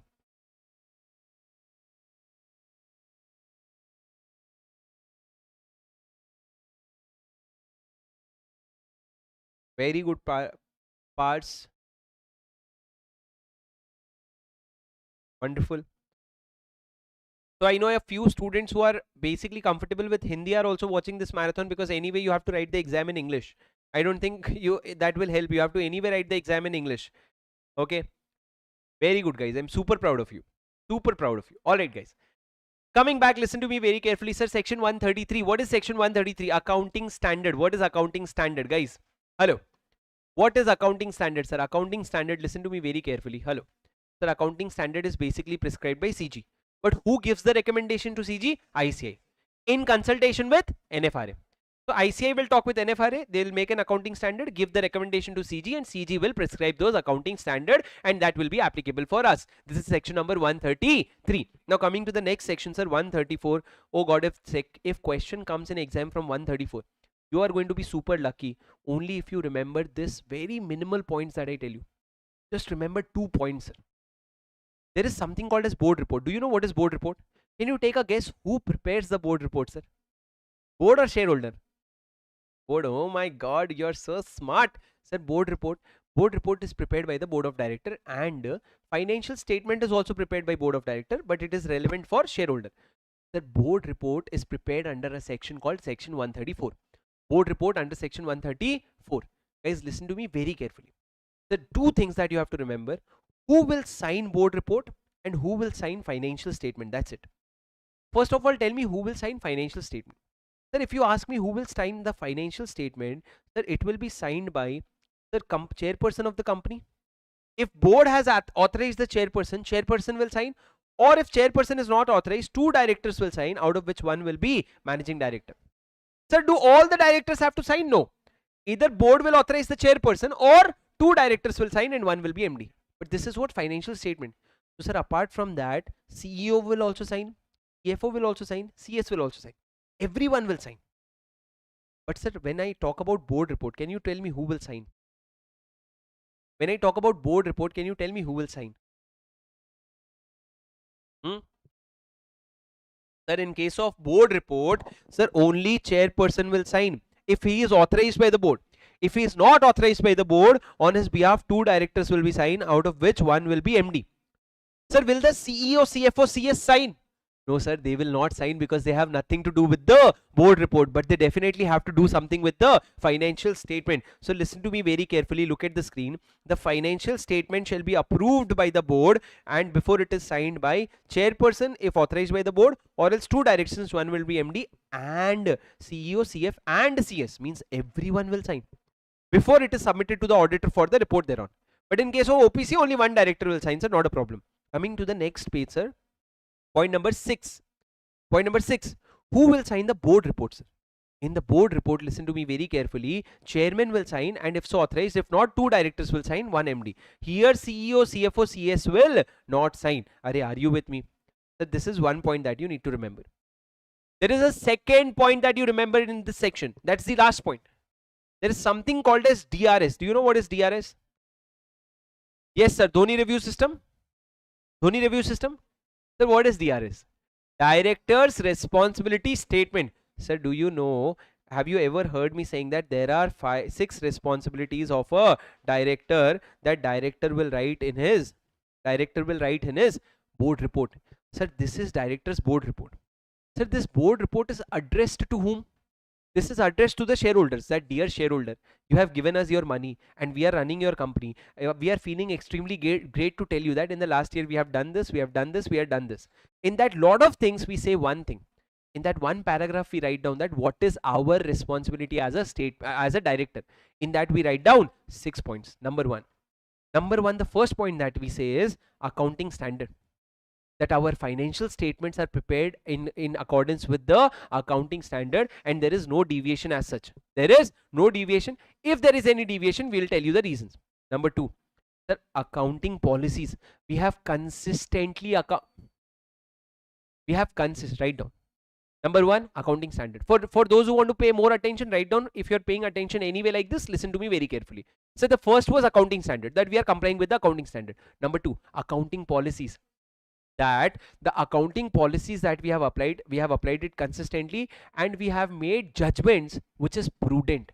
Sir, have you studied your accounting standard 1? In that if you remember, there is a concept of accounting policy. When accounting policy word is there, two words come along with that. Number one, consistently. That is policies you apply consistently each and every year. Number two, judgments. There are judgments that is involved, and that, what is judgment, sir? Judgment is basically for depreciation. I have a mobile phone. I have to depreciate. I have to take a judgment whether it will stay for 3 years or 5 years. That is a judgment. So judgment should be prudent. Prudent as in a person of common man will, how will he take judgments? The first one was accounting standard. Number two is accounting policies. Number two, sir, the director will say that we are taking care of the assets of the company. We are taking care of the assets of the company, and we have made sure that frauds are prevented in the company. Frauds are prevented in the company. The number four, the books of accounts are prepared as per the going concern basis. The books of accounts are prepared in the going concern basis. Are you with me? Are you with me? Yes, sir. Next, internal financial controls. Internal financial controls. Sir, the company has adequate internal financial controls, that is operating effectively. How many of you have studied audit even once? Sir, you know that control should be adequate and operate effectively. Tell me what control should be adequate and operating effectively. So you'll say that the controls are adequate and operating effectively. Next point, sir. Sir, the last point is that you will say that we have systems in place to make compliance with law. The director will say, don't worry, shareholder, we have systems in place to comply with law, and those systems are adequate and operating effectively. We have adequate control to comply with the law, and those controls are adequate and operating effectively. These are 6 points which you will write in the DRS. So the shortcut is, the shortcut, can I say the shortcut in Hindi for those who understand? First I'll say in Hindi, then I'll say in English. Sir, ASAP, what is ASAP? Generally ASAP is as soon as possible. As soon as possible. If you take care, then your going concern can be controlled, that too legally. For example, sir, going concern is a problem. What is going concern? I don't have money to run the business. So going concern is a problem. In that case, if you take action very quickly, if ASAP you take care, then going concern can be controlled, that too legally. You don't have to do anything legal, anything illegal. How is this relevant, sir? AS, accounting standard, that your accounting standards are complied with. AP, accounting policies are consistent and judgments are prudent. Care, sir, you are taking care of the assets of the company, and you are making sure that you are preventing fraud.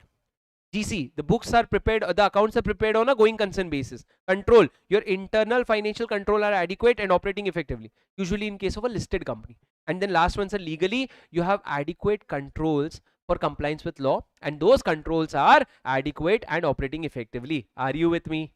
Guys, are you with me? Yes, sir. Please go through these 6 points in your notes. Page number 9.12. These A, B, C, D, E, F, sir, go through the keywords of them so that you remember it right now. Please go through the keywords.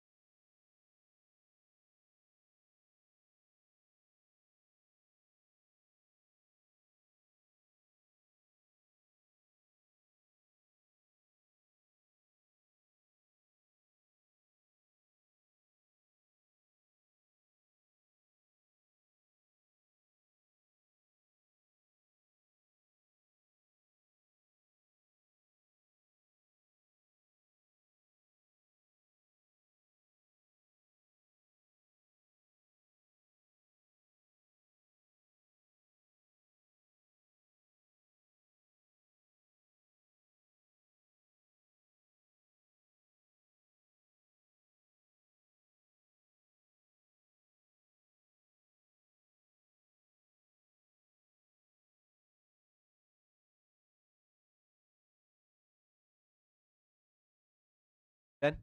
Guys, done. Take a deep breath in with me. Ready? On the count of 3, 2, 1, go.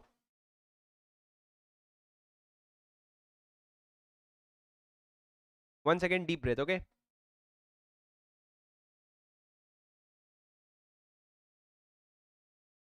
Now when you really, after taking a deep breath, count 3 slowly and then release, okay? Ready?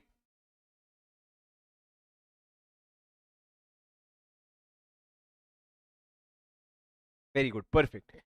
Helps to freshen up, because now we are going to cover a section asked in every attempt like mad. They have asked it in one attempt for 10 marks. 2 questions, 5 marks each. What is this concept, sir? Section 135, which talks about CSR, which is corporate social responsibility. Guys, are you ready? Yes, sir. Sir, what is corporate social responsibility? Listen to me very, very carefully, sir. Please, this section is broadly divided into just 10 points. Remember those 10 points. It is definitely going to give you 5 marks. So right now, in the next 10 minutes, you are going to cover 5 marks of your exam. So be ready for that and pay 100% attention. Sir, what is CSR? CSR is basically an expenditure that you have to do towards the society. Sir, can you tell me how much amount of CSR you have to do? You have to do CSR of 2% of the average net profit of the preceding 3 financial year. Sir, point number 1, you have to take average. Average as in last 3 years profit you add and you divide it by 3. While calculation, a lot of students forget to divide it by 3. If you, even after dividing it by 3, you have to then multiply by 2%. ICI is so nice that they will give you all the options. They'll ask in MCQ and then A, B, C, D, they'll give all the options. First option is last 3 years sum. Second option is sum divided by 3. Third option is sum divided by 3 into 2%. You will find your answer in the first or second option only. So basically, you have to take 2% of the average net profit of the preceding 3 years. Number 2, sir, who will do the CSR expenditure? Sir, generally the board of director is responsible. Who is responsible? Board of director. But for bigger companies, the company will have to form CSR committee. Which company has to form a CSR committee? Sir, every company not listed, every company having net worth of 500 crore or more, or turnover of 1000 crore or more, or paid up net profit of net worth of 500 crore or more, turnover of 1000 crore or more, or net profit of 5 crore or more. The net profit of only 5 crore. Sometimes your mind will not fit. 500 crore, 1000 crore, 5 crore. Yes, sir, net profit of 5 crore or more. When, sir? During the immediately preceding financial year. In which case you will have to have a CSR committee in which there will be, sir, 3 or more directors, out of which 1 will be independent director. But, sir, in case of private company, we don't need independent director. In those company, if you have just 2 directors, that is okay. You don't even need 3 directors. Generally, what do you need? 3 directors, out of which, guys, full attention, full attention. For more attention, you can write down, but full attention, or you just underline in your notebook or whatever you do, but full attention. Keep your hands also working and keep your notes also, keep reading the notes or keep writing, but be more active. Sir, 3 or more directors, out of which hands working towards writing. Hands working towards writing. Now, 3 or more directors, out of which 1 will be an independent director. Now, sir, after that, what did I say? 3 or more directors, out of which 1 will be independent director. But in case of private company or in foreign company, even if there are 2 directors, it is okay. Now, one big question, sir. Sir, when I say net profit, this was asked in exam. Net profit, when I say, it is before tax or after tax? Net profit, it has to be after tax, right? But law says net profit is going to be before tax, which is as per section 198. Big deal, sir. Big deal. There was a question just on this one line. Now, sir, listen to me very carefully. When do you form a CSR committee? When you have net profit, net worth of 500 crore or more, turnover of 1000 crore or more, net profit of 5 crore or more. But despite this, if your CSR spend means the amount that you have to spend is less than or equal to 50 lakh rupees, then CSR committee is not needed. What is the CSR spend? It is less than or equal to 50 lakh rupees, then this provision is not needed. Now the next question is, sir, how will you form CSR why will you form CSR committee? Because CSR committee will make CSR policies and decide that where is the company going to spend and how much amount is the company going to spend. Okay, now, sir, listen to me very carefully. After that, sir, what is the CSR expenditure? 2% of the average net profit of the immediately preceding 3 years. Now, sir, law says that you prefer to spend this amount in the local area. Don't go to US and give money to beggars. Someone got to know that you are doing CSR of 2 crore rupees in a year. What are you doing with that 2 crore? You're going to US, you're finding beggars and you're giving money to the beggar. We have enough beggars in India. Please help them. You give preference to the local area. CSR spend cannot be done outside India. There are some exceptions. Can anyone tell me the exception? One exception. Profits are earned outside. No. Exception.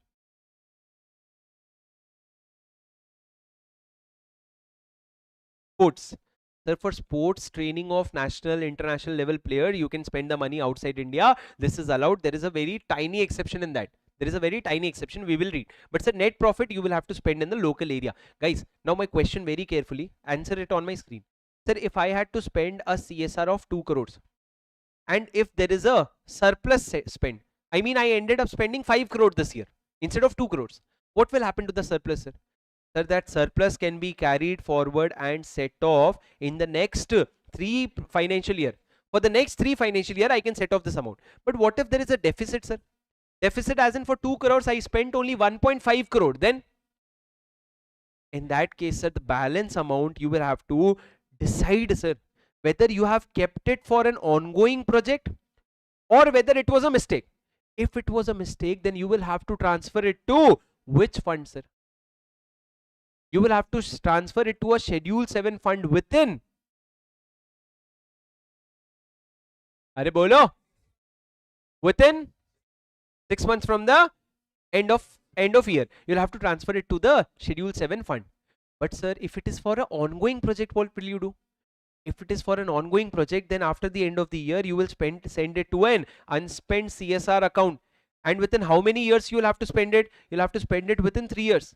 If you fail to spend it within 3 years, then at the end of 3 years, you will have to transfer it to Schedule 7 fund. Within how many days? Within 6 months. No, sir, 3 years is already wasted. So now you do immediately within 30 days. Are you getting the concept clearly, sir? What do you do with the deficit? If it is a schedule, if it is not because of an ongoing project, you send it to Schedule 7 fund within 6 months. But if it is because of a ongoing project, then in that case, what will you do? You'll send it to unspent CSR account. Guys, are you with me? Can you hear me? Pakka, sure. Sir, this is your basic provision. Read with me carefully. Sir, if the company fails to spend, then they will have to specify the reason. And if it is for an ongoing project, they'll transfer it to a fund called unspent CSR account within 6 months from the end. If it is not related to ongoing project, then they'll transfer it to Schedule 7 fund within 6 months. Now, sir, if you spend excess, you can set it off. Set it off how much, sir? Sir, you can set off within the next 3 financial year. Sir, the excess amount can be set off in the next 3 financial year, but the board will have to pass a resolution in this effect. You're not listening to this line. You can only carry forward and set off if the board has passed a resolution to this effect. That the board has to acknowledge that we had to spend 2 crore, we spent 5 crore, the excess 3 crore we are going to set off in future. If only board passes a resolution, only then you can set off. Sir, my question is, law says excess does not include surplus. What does it mean? When I say excess does not include surplus, what does it mean? Revenue from the CSR activity. Something is said. I'll give you a small example, sir. Listen to me very carefully. Sir, for example, if in the CSR I decided to make what? A hospital. In CSR I decided to make a hospital. For hospital, what I did, sir, I bought a land. In that land, sir, the first thing I did was I established gods. Let's say, for example, with all due respect, let's say Balaji Bhagwan we established in that place. Now what happened, sir? A lot of people were going from here and there, and in front of that god I kept a donation box. Slowly I kept a small donation box. Looking at the donation, I had to increase the size. Now for this hospital, I was going to spend 4 crore rupees, sir. How much? 4 crore. But because of that Balaji god, that there was so much of donation that I got a donation of 1 crore rupees. Sir, what is this 1 crore? This 1 crore is not excess. This is surplus that I got from the CSR activity. What should I do with this 1 crore, sir? Sir, this 1 crore is not a business profit. It is not a business profit. What do I do with this 1 crore, sir? That this 1 crore has to be plowed back into the same activity. That is, you invest in that hospital only, ideally. If not, sir, if you want to keep it for an ongoing project, okay. If not, you transfer it to the Schedule 7 fund. Are you with me, sir? Okay. Now tell me, sir, I had to spend how much? 2 crore. How much was I willing to spend? 4 crore. Meanwhile, I also got a surplus of 1 crore. So what was my total expenditure? 5 crore. Now my question is, how much is the excess that I can carry forward? Option A 3 crore, option B 2 crore. Sir, anyone who wants to say 3 crore? Despite knowing it is wrong, anyone who wants to say 3 crore? Sir, why is it 3 crore? Why is it not 3 crore? Sir, This 1 crore was not the excess that I spent. I got it from the CSR, I spent it in the CSR. It is not anything excess. What is the only excess expenditure that I did? This extra 2 crore. So how much can I carry forward and set off? 2 crore. So please remember, excess does not include surplus. 1 crore was surplus. 2 crore was excess. Are you with me? Guys, are you with me? This is now not becoming a marathon. This is now a regular marathon. Now this is like a regular batch marathon. So this is a regular marathon, very slow marathon. Sir, I'm giving you all the examples, but only to the, this effort is only to make sure that you understand, you are able to retain it in the exam. Excess will not include surplus. Excess does not include surplus. Are you with me? Yes, sir. Coming to the next point. Sir, if there is an ongoing project, then within 30 days from the end, you will transfer it to a special account called unspent CSR account. Then within 3 years, you will spend. If not, company will transfer to the funds within 30 days. Sir, what if you default in spending CSR? If there is a default, the company will be liable for a penalty of, I'll not take penalty right now. I'll skip the penalty. Acha, CSR penalty we will cover. Other penalties I'll skip. CSR penalties we will cover, sir. Company shall be liable for a penalty which is lower of 2 times of the amount to be spent or 1 crore, whichever is lower. And officer in default will be liable for 1/10 of the amount to be spent or 2 lakhs, whichever is lower. 2 times 1/10. 1 crore, 2 lakhs. Are you with me? Yes, sir. Now some definition, sir. Sir, CSR, hello. CSR activities is to be taken within India, but there are certain expenses that will not be considered as a CSR expense. Like, sir, like number 1, sponsorship. I am giving, listen to me very carefully, sir. What did I say? Number 1, sponsorship. Sir, if there is a cricket match going on, and I said, please put my banner there, big banners, and I'll sponsor this cricket match. Beta, it is marketing. It is not CSR, it is marketing. So next, contribution to political party. For example, Adani says that I want to do CSR by contributing 2 crore rupees to BJP. Contributing 2 crores to BJP. Boss, it is not a CSR, it is a contribution to political party, not a CSR. Third, I want to do expenses for my employees. For example, I said that all my employees, I'll send your kids to school for free. Although a good activity, but I know that somehow it is an indirect salary. It is an indirect salary to the employees, so it is not counted as CSR. Sir, legal. If there is some legal expenditure that I'm supposed to do. So for example, what legal expenditure? So for example, if you go for mining, under the seabed, there is a law which says that after you take crude oil from the seabed, you know seabed? After you take crude oil, you have to fill that back. You cannot leave it open. You have to fill it back. Now, sir, what I did was, I filled it back, and for filling it, it took me 1 crore rupees. Now that 1 crore rupees, I'm saying it is a CSR because my work was over when I dug that hole. I don't have to fill it back. Because you have to fill it back. Law says that you have to fill it back. So you are doing it for the law. So it is not a CSR. Are you getting my point? Yes, sir. Sir, next point, please listen to me very carefully. Sir, if you're doing any expenditure outside India, it will not be considered as a CSR. F as in foreign expense. But sir, if there are some sportsmen as in, for example, Virat Kohli. If a national level or international player, if you're taking him outside India for training, in that case, it will be allowed as CSR. But other foreign expense not allowed as CSR. And the last one, sir, business. Sir, as a CSR, what I said, oh, I have to do CSR. All students, you take my book for free. Is it a CSR, sir? No, it is marketing. So again, anything that I'm doing in ordinary course of business will not be considered as a CSR. Are you with me? Guys, are you with me? Say yes or no. Yes, sir. This is what spell FB. Did you understand? Did you understand? Yes, sir. This is your spell FB as a transaction. Sir, spell FB. S, sponsorship. P, political party. You say once with me, second time you will be able to say yourself. S, sponsorship. P, contribution to political party. E, employee benefit expense. L, legally made expenses. F, foreign expense. B, business, ordinary course of business. These expenses will not be considered as a CSR expenditure. Are you with me? Guys, tell me, are you with me? Yes, sir. Sir, what is administrative overhead? Whatever administrative overhead I have to do you know what is the maximum amount of admin overhead? In CSR, the maximum admin overhead that I can do is 5% of the CSR amount that is to be spent. Sir, the next most important question. Sir, I told you net profit is always before tax, correct? Now remember, in net profit, you'll exclude 2 things. In net profit, you will exclude 2 things. Number 1, profit earned outside India. What India is saying is, whatever you are earning in India now, only from that you spend. If there is a branch outside India, we don't want you to spend from that profit. So net profit will not include profit from the branch which is outside India. Guys, are you with me? Number 2, net profit will not include a dividend which is received from a company which has complied with CSR. I'll repeat again. I'll not be able to explain now, but I'll repeat again. In my net profit, it will not include dividend which is received from a company which has already done the which has already complied with CSR. So if you have complied with CSR and then you have given me dividend, from that dividend I don't need to do CSR again. So net profit will exclude two things: branch profit, dividend of a company which has already complied with the CSR. Are you with me? Guys, are you with me? Yes, sir. When I say ongoing project, understand that ongoing project is for 3 years. Ongoing project means maximum 3 years. Sir, quick question. A foreign company, do they also have to do CSR? Foreign company. Sir, foreign company means it is doing business in India. So for the Indian business, Indian profit, they have to do CSR and section 135 will apply. Guys, are you with me? Yes, sir. Sir, very quick question. I am a company, my name is Reliance. I have a CSR, I have to spend 10 crore rupees. How will I spend it, sir?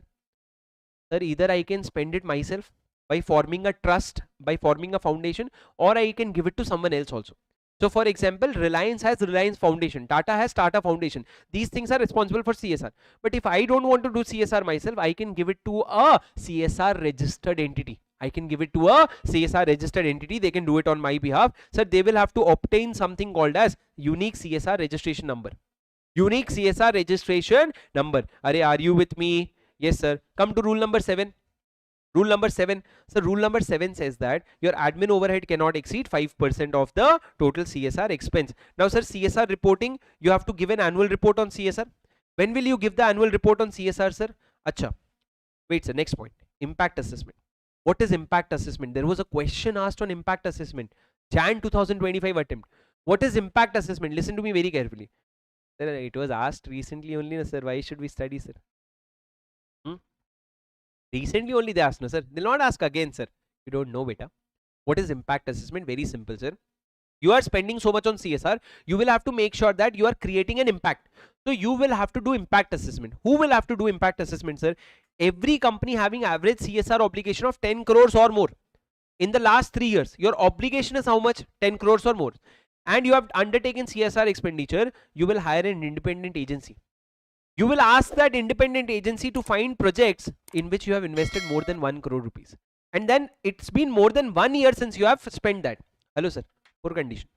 Number 1, you are a company. Your last 3 years average CSR obligation was 10 crore or more. You will hire an independent agency. You will find a project in which you have invested more than 1 crore rupees, more than or equal to 1 crore, and it's been 1 year since the project is completed. Now that independent agency is going to assess the impact, and they're going to prepare a report and give it to the board of director or the CSR committee. Now, sir, the impact assessment report will be placed before the board, and it will also be given in the annual report. Now the question is, sir, this independent agency that I hired, I'll have to give them fees. Guys, what will I have to give them? What will I give them? Are you hungry? Kunchum kunchum, sir. Little bit hungry? Little bit? I'm sure you must be very tired. You are speaking for the last 4 hours. You're so aggressively, very quickly speaking, writing, talking, shouting. I'm sure you must be tired. Why would I be tired? I'm just sitting and listening to you very carefully. I had my proper food in the morning. Why should I be tired? You should be tired. Okay? And also, why would you will be tired? No, because it is not your exam. I should not be tired because it is my exam. No, I have to write my exam in the coming attempt. Now, like, you have to finish at least this chapter. Okay, and trust me, with this section this chapter gets over. After this, one important section is 138, which is internal audit. But listen to me very carefully, this section is also over. Impact assessment, a company average obligation in the last 3 years more than equal to 10 crore rupees, and they have an independent agency. They have find the projects in which they have invested 1 crore rupees or more, and in that the project is completed before 1 year, you do the impact assessment. Sir, for impact assessment you pay the fees. Can that fees be considered as CSR expense? The law says yes, to an extent of higher of 2% of the total CSR amount of that year, or 50 lakhs, whichever is higher. To that extent, you can consider it to be a CSR expenditure. I'm sure you must have understood this with example in your regular class. Now you have to understand 2% of the CSR expenditure or 50 lakh rupees, whichever is higher. Are you with me? Guys, are you with me? Yes, sir. Now, coming to the last point, that's it. Finished. CSR is over. That's it. Annual report on CSR you will have to give. Sir, when will you file the annual report on CSR? Sir, annual report on CSR is to be filed along with the form AOC, which we will read in the next part. Form AOC or form AOC XBRL. See, every company shall furnish a CSR report in form CSR2 to ROC as addendum to form AOC. So it will go along with what? Form AOC4. Where will we study form AOC4, sir? How do you care? What is AOC1? You are worried about something you have not studied. What about the one that you have studied? What is AOC1? Huh? Salient features of all the subsidiary. What is AOC5? If books of accounts are not kept in the registered office and any other place, you will have to inform ROC within 7 days. Inform AOC 5. Are you with me, guys? Guys, are you with me? It's CA intermediate, sir. It's CA intermediate. It's not CA foundation. The CA intermediate results are coming close to 10% on an average. For every 100 students sitting in India, 10% people are going to pass. And this result is not state based. That Telangana 10% will pass, Tamil Nadu 10% will pass, Kerala. This is not the result. In India, 10% will pass. That 10% could be consolidated from Delhi, could be consolidated from Mumbai. That 10% could be from any place, could be from Chennai, could be from Hyderabad, could be from any place. One question that you have to consistently ask yourself, that in terms of efforts that I'm putting, the efforts that I'm putting, do I come in the top 10%? In terms of efforts, not the results. In terms of the number of hours that I'm studying, in terms of the efforts that I'm putting to retain the concepts, in terms of efforts that I'm putting to write the answers, in terms of efforts that I'm putting to write test papers, to improve on those test papers, to remember things, what are the efforts that I'm putting? The moment you put efforts that you come in top 10%, you'll pass. The moment you put efforts that you come in top 50 people, you'll get a rank. Despite outside both these two, you'll not be able to clear. You'll have an attempt. So efforts, put efforts.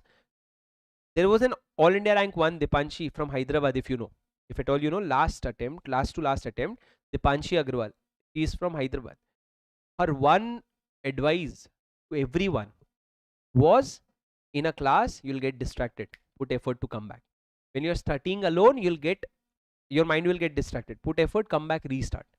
While studying, you will start overthinking. When you realize you're overthinking, stop, put effort, come back and start. There is not going to be a day when you're 12 hours and you're like, I didn't get distracted.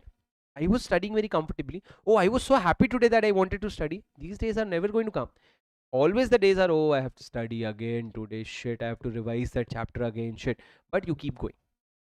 Because ultimately this time is going to end, you're going to become a C, and then you're going to enter the practical life with all the theory knowledge. And there again you have to put efforts for different reasons. But it is all about efforts. Coming to the last leg of this chapter, and then I'll give you a break. So section 136, 137, 138 is left. We will continue in the sequence only. But to section number 136. What is 136, sir? Very easy, not very important.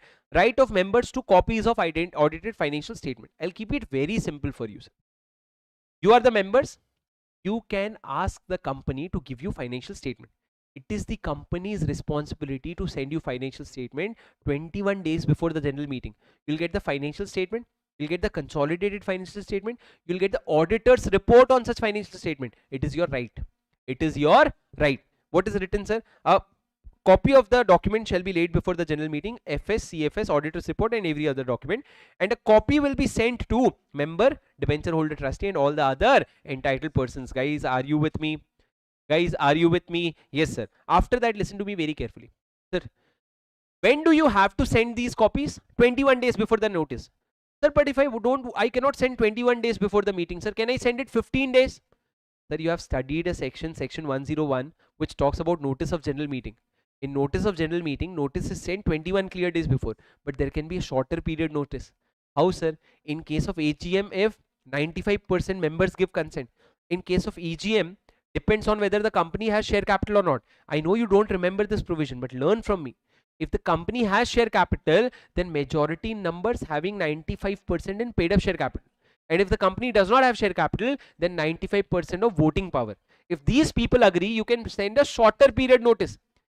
Similarly, sir, if these people agree, you can send these documents less than 21 days before the general meeting. If you want to send it 10 days before the general meeting, you can do it. But for company having share capital, take approval of majority having 95% in numbers, 95% of paid up share capital. And in case of company not having share capital, 95% of voting power. Guys, are you with me? Are you with me? Yes, sir. After that, listen to me very carefully. Sir, in case of listed company has so many members, you cannot send the full financial statement to all the members. So what are you going to send? You are going to send, sir, you are going to send the salient features. You will say to all the members, the financial statement is kept at the registered office. Whenever you want, you can come and inspect. Whenever you want means, sir, I'll go at night 2 AM, sir. Can I go? During business hours. But we will send you consolidated salient features, and if you request, we will send you full statement also, but we will not send full statement to everyone at the start. At the start, we will send what? A salient feature. Sir, in what form? This salient feature, sir, it will be sent in form AOC 3. But if my financial statement is prepared as per Ind AS, then it will be AOC 3A. Sir, start remembering the forms, AOC 3 or AOC 3A. Are you with me, sir? Yes. Now listen to me very carefully, sir. Hello. Sir, listed companies, this is interesting for you. This will help you even after exams in your audit also. If I'm a listed company, interesting part is I will have to upload separate audited financial statement of my subsidiaries in my website. What will I have to upload? Separate audited financial statement of subsidiaries. Where will I upload? Website. Sir, separate audited. Separate audited means? Separate means standalone. Audited. So all my subsidiaries has to be audited. All my subsidiaries have to separately give the financial statement. But sir, what if my subsidiary is outside India? What if it is a foreign subsidiary?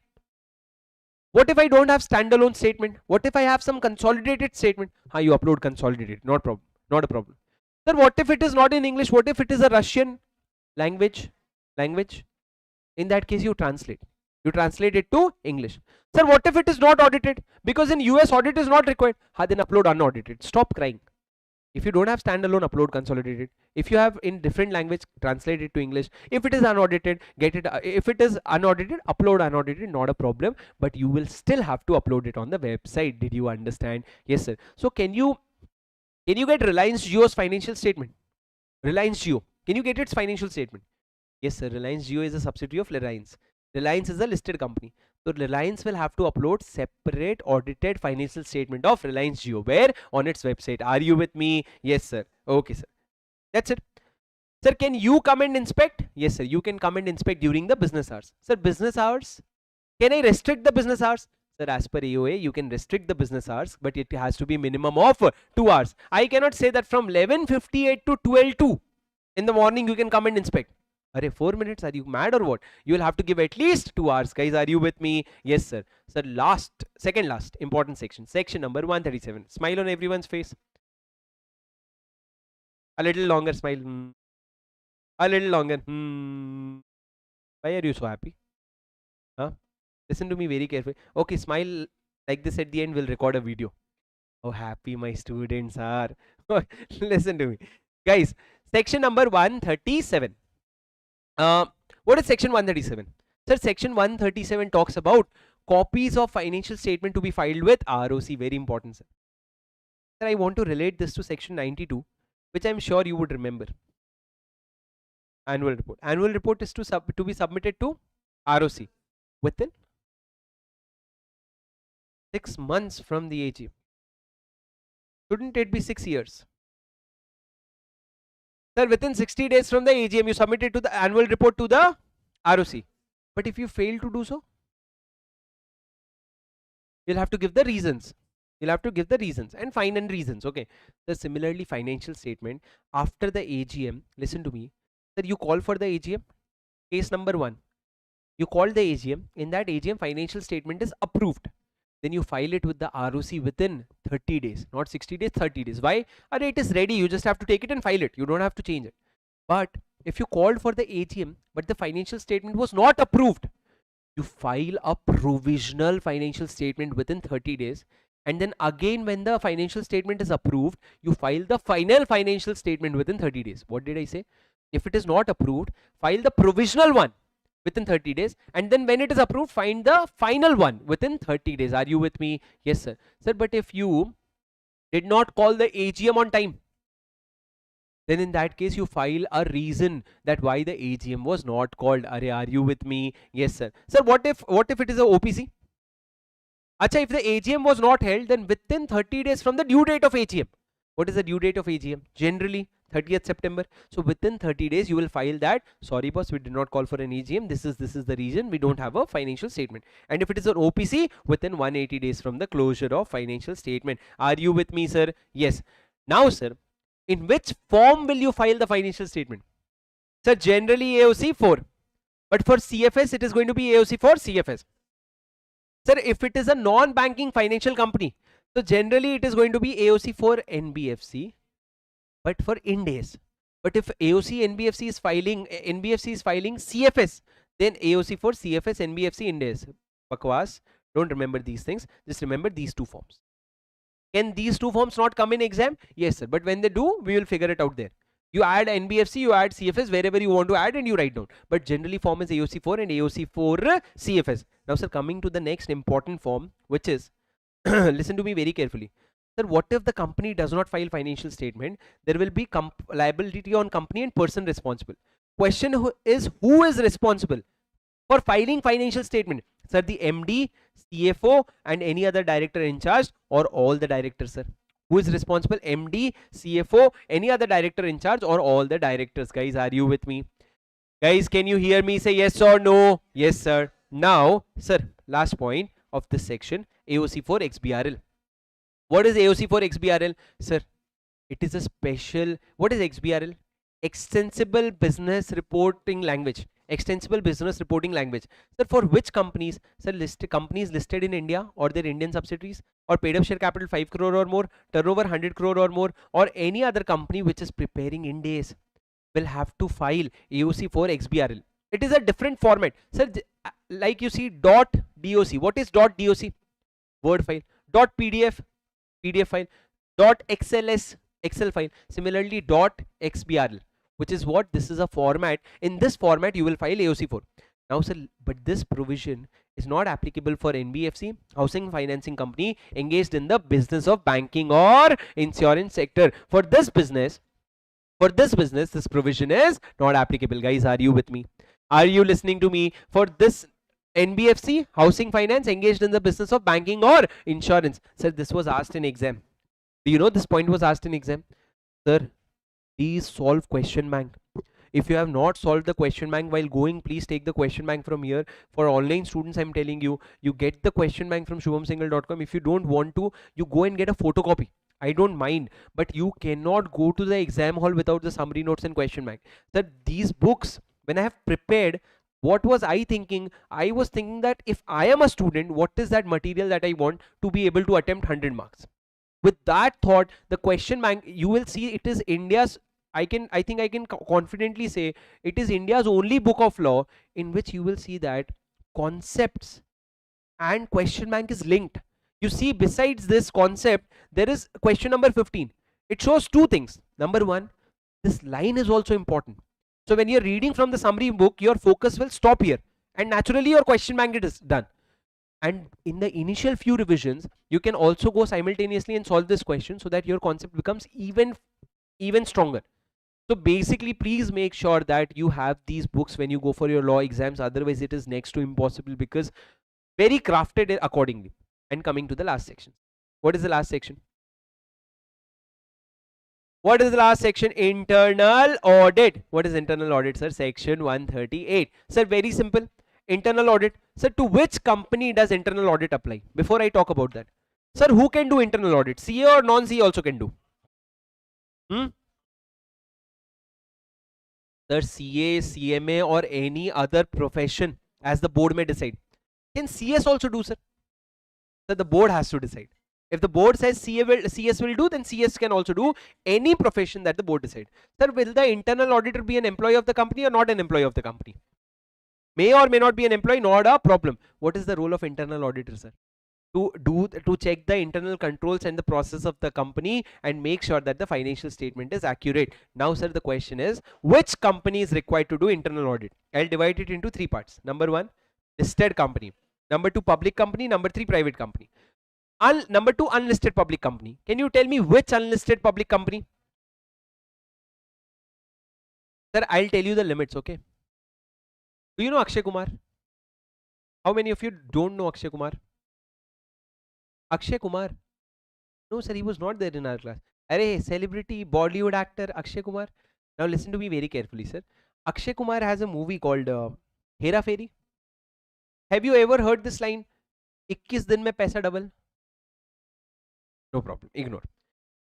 Akshay Kumar gives a scheme that if you give him the money, let me say in 25 days. In how many days? 25 days, he'll double your money. You give him 25 crores, he'll make it 50 crores. So what I did was, sir, I went and deposited, listen to me. I went and deposited 25 crore with Akshay Kumar. I gave him 25 crore. What did he do? In next 25 days, he gave me 50 crores. Now, how much do I have? 50 crore. This 50 crores, sir, I invested in my company as a paid up share capital. Now, this 50 crore is my money. Sir, do you know what is the ideal debt equity ratio? 2:1. So, for every 1 rupee that I'm investing, I can take a loan of 2 rupees. So, I invested 50 crores. How much loan can I take? 100. So, from banks, I borrowed 100 crores, sir. Now, my 50 crores that I invested from bank, 100 crores, total 150 crores, I mixed and I did business, and I did a business turnover of 200 crores. I did a business turnover of 200 crore. Do you remember the story? This is the limit. Deposit of 25 crore or more. Where did I deposit with Akshay Kumar? Now, he gave me 50 crore. I invested it. That is my paid up share capital. So, paid up share capital of 50 crore or more. And outstanding loan borrowing of 100 crore or more, and a turnover of 200 crore or more. Sir, outstanding loan borrowing is not 100 crore or more. It is more than 100 crore. Everywhere else there is more than equal to, more than equal to, more than equal to. For outstanding loan there is just more than. Equal to is not there. And if ICAI has to ask question, here only ICAI will ask that outstanding loan is 100 crore. Is internal audit applicable? Not applicable. What are you trying to test? But not applicable, sir. So limit again, come on, deposit 25 crore or more. Are you able to remember? Deposit 25 crore or more, turnover, paid up share capital 50 crore or more, loan more than 100 crores, and turnover more than equal to 200 crore. This is for public company. But for private company, out of the 4 limits, only last 2 limits are there. That is loan of 100, more than 100 crore, and turnover of more than equal to 200 crore. Can you hear me, guys? Guys, can you hear me? Are you with me? Yes, sir. Sir, this is your whole provision of section 138. One last time, tell me the limits and I'll let you take a break. What is the limit for internal audit? Internal audit is applicable to every company which is a listed company or unlisted public company having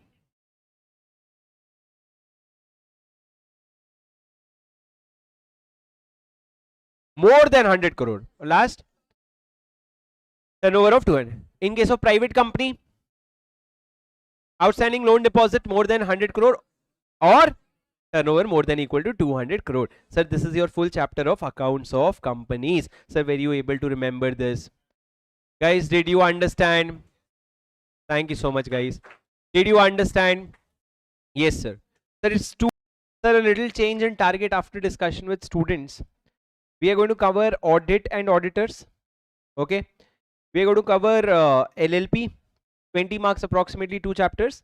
And then instead of deposits, we are going to cover foreign company.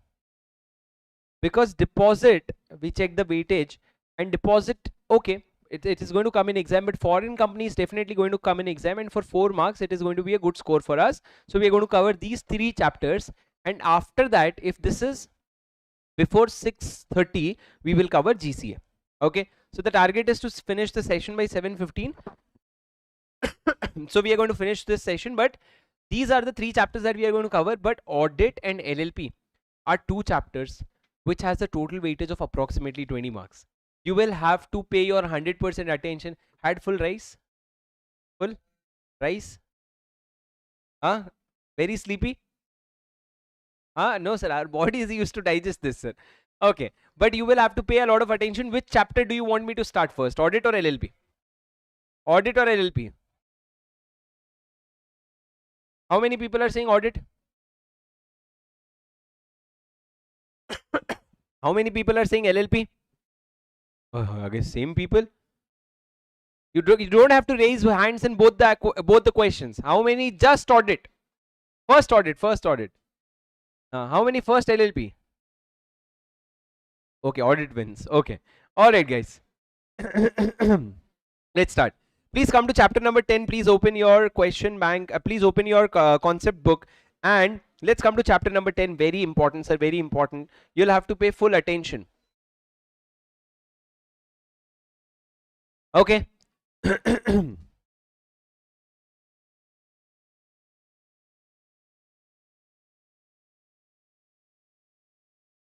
All right, guys, audit and auditors, a chapter which is very frequently asked and very easy to score, and relatively a small chapter. We should be able to finish this in the next 1 hour. Sir, audit and auditors starts from section number come on, section 139 and goes on till section number 148. Sir, section number 139. Sir, section number 139 talks about appointment of auditor. 140 talks about removal and resignation of auditor. 141 talks about powers and duties of auditors. 141 talks about what? Qualification of auditor. These three are the most important section of this chapter. Apart from that, 142 which talks about remuneration of auditor. 143 power and duties of auditor. 144 prohibited services for auditor. 145 auditor to sign the audit report. 146 auditor to attend the general meeting. 147 punishment. 148 cost audit. Sir, it is like a story. You appoint, remove, then qualification, remuneration, power, prohibited service, signature, AGM, punishments. Are you with me? Yes, sir. What is section number 139? Appointment of auditors. Guys, let me show you a table first. And after that table, we will move forward to the balance provision of this section. 139, let me make you revise from the table. Will you revise it from the table? Will you look at my screen and revise it from the table? A very short table, sir. 1 second. Hold on. Hold on.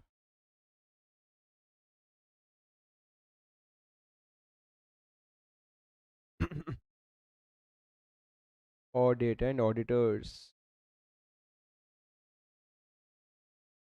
Sir, can you see my screen?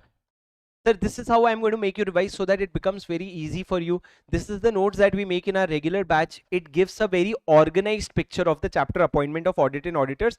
For those students who don't have this notes, what you can do is you can make it along with the, now you cannot make it along with the live, but later on in recorded you can pause and make it. Now put attention to understand the concept. Sir, what is section number 139 and revise along with me. By the end you should be able to finish section 139. Sir, 139 is about appointment of auditor. Please listen to me very carefully. Sir, this is divided into broadly two parts. One is for normal company and the other one is for government company. For normal company also, sir, in each case there are three questions. How will you appoint? Who will appoint first auditor? For how long? Who will appoint subsequent auditor? For how long? And what in case of casual vacancy? Three questions for each company. Sir, first for normal company. Who will appoint the first auditor, sir? That the first auditor will be appointed by board of director within 30 days of incorporation. But if the board of director fails, then the shareholders will appoint such auditor within 90 days by passing a resolution at the general meeting. Guys, are you with me? Yes, sir. Now this first auditor, till when will he continue to be the auditor? Till the next AGM, up to the first AGM. He will continue to be an auditor. Sir, can you repeat after me? Who will appoint? Board of director within. Can I zoom in? Okay. Can you see? Okay. Sir, first auditor, board of director will appoint within 30 days. Failure to appoint within 90 days, shareholder will appoint, and this will continue till the next AGM. So, first AGM. Sir, what about the subsequent auditor? Sir, the subsequent auditor we will discuss in detail. This is very frequently asked in exams, so listen to me very carefully. Sir, can you tell me how will subsequent auditor be appointed at the AGM? Sir, so it depends on whether the company has audit committee or not. Can you tell me which company is required to have audit committee? Guys, you should remember this, that audit committee, a listed public company or a company having paid up share capital of 10 crore or more, turnover of 100 crore or more, or outstanding loan debenture deposits of more than 50 crores will be required, of outstanding debenture deposits of more than 50 crores will be required to what, have audit committee. Sir, sometimes do you think that how will I remember so many limits? Do you sometimes think that how will you remember so many limits? Sometimes there is paid up share capital 10 crore, sometimes there is paid up share capital 500 crores. In my YouTube, I've uploaded a 15 minutes video. In that 15 to 17 minutes video, if you see the ultimate solution book, in the ultimate solution book, go towards the end. There is a portion called best part of ultimate solution. In that, go to page number 16.4.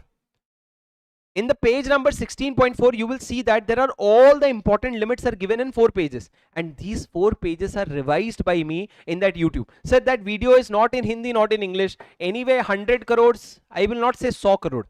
100 crores, I'll say 100 crores only. So you can use that video to revise the limits, and in 15 to 17 minutes, you watch that 2-3 times. So maximum 1 hour, your problem will be solved. Okay, now coming back, sir, what did I say? I was saying that turnover, listed company or paid up share capital 10 crore or more, turnover 100 crores or more, or outstanding loan more than 50 crore. Guys, these company will have to appoint audit committee. Guys, this company will have to appoint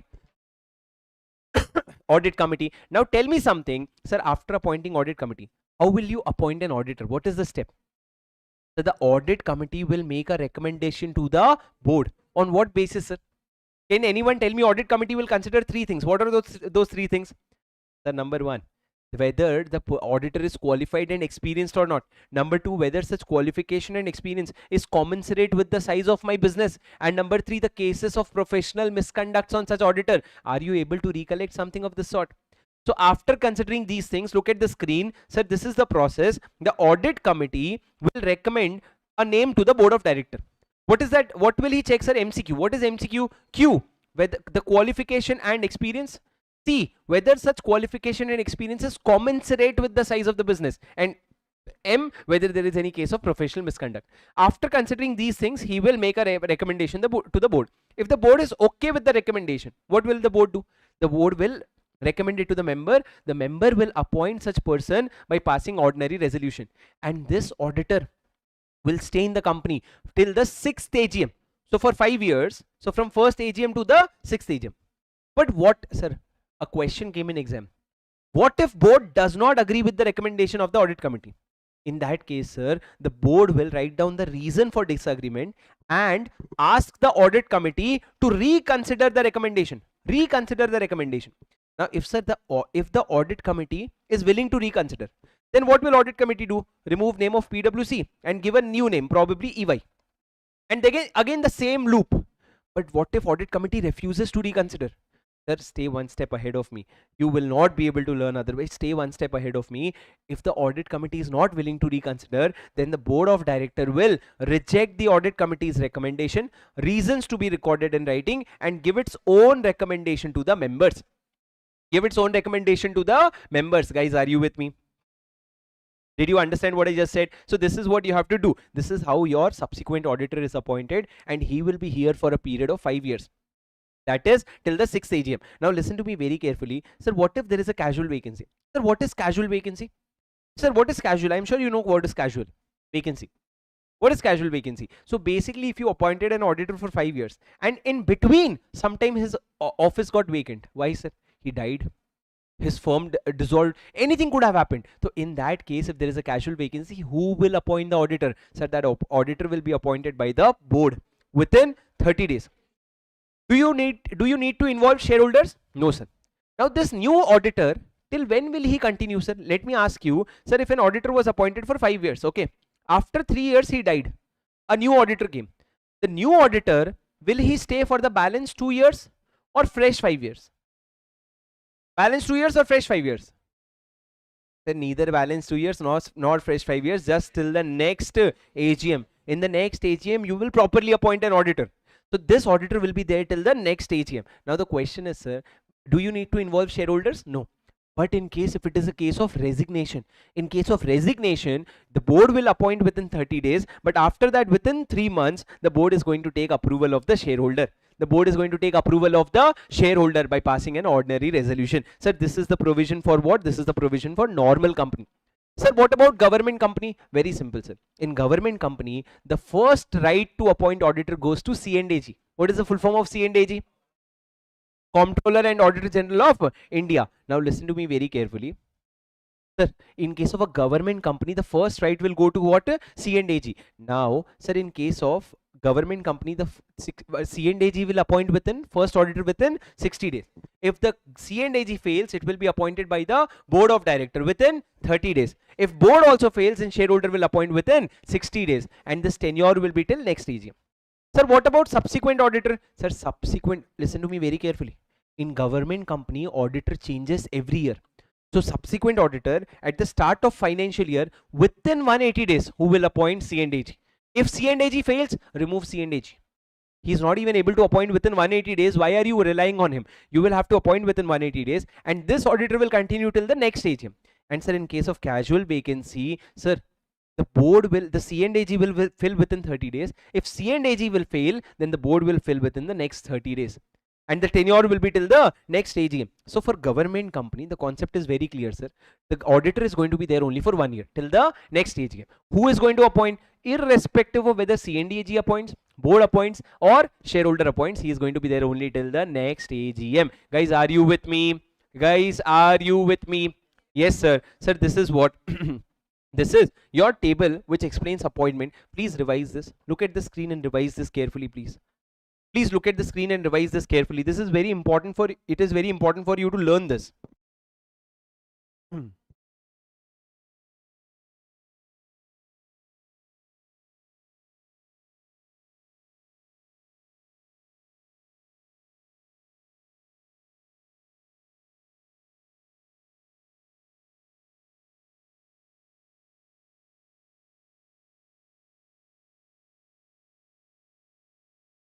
Okay.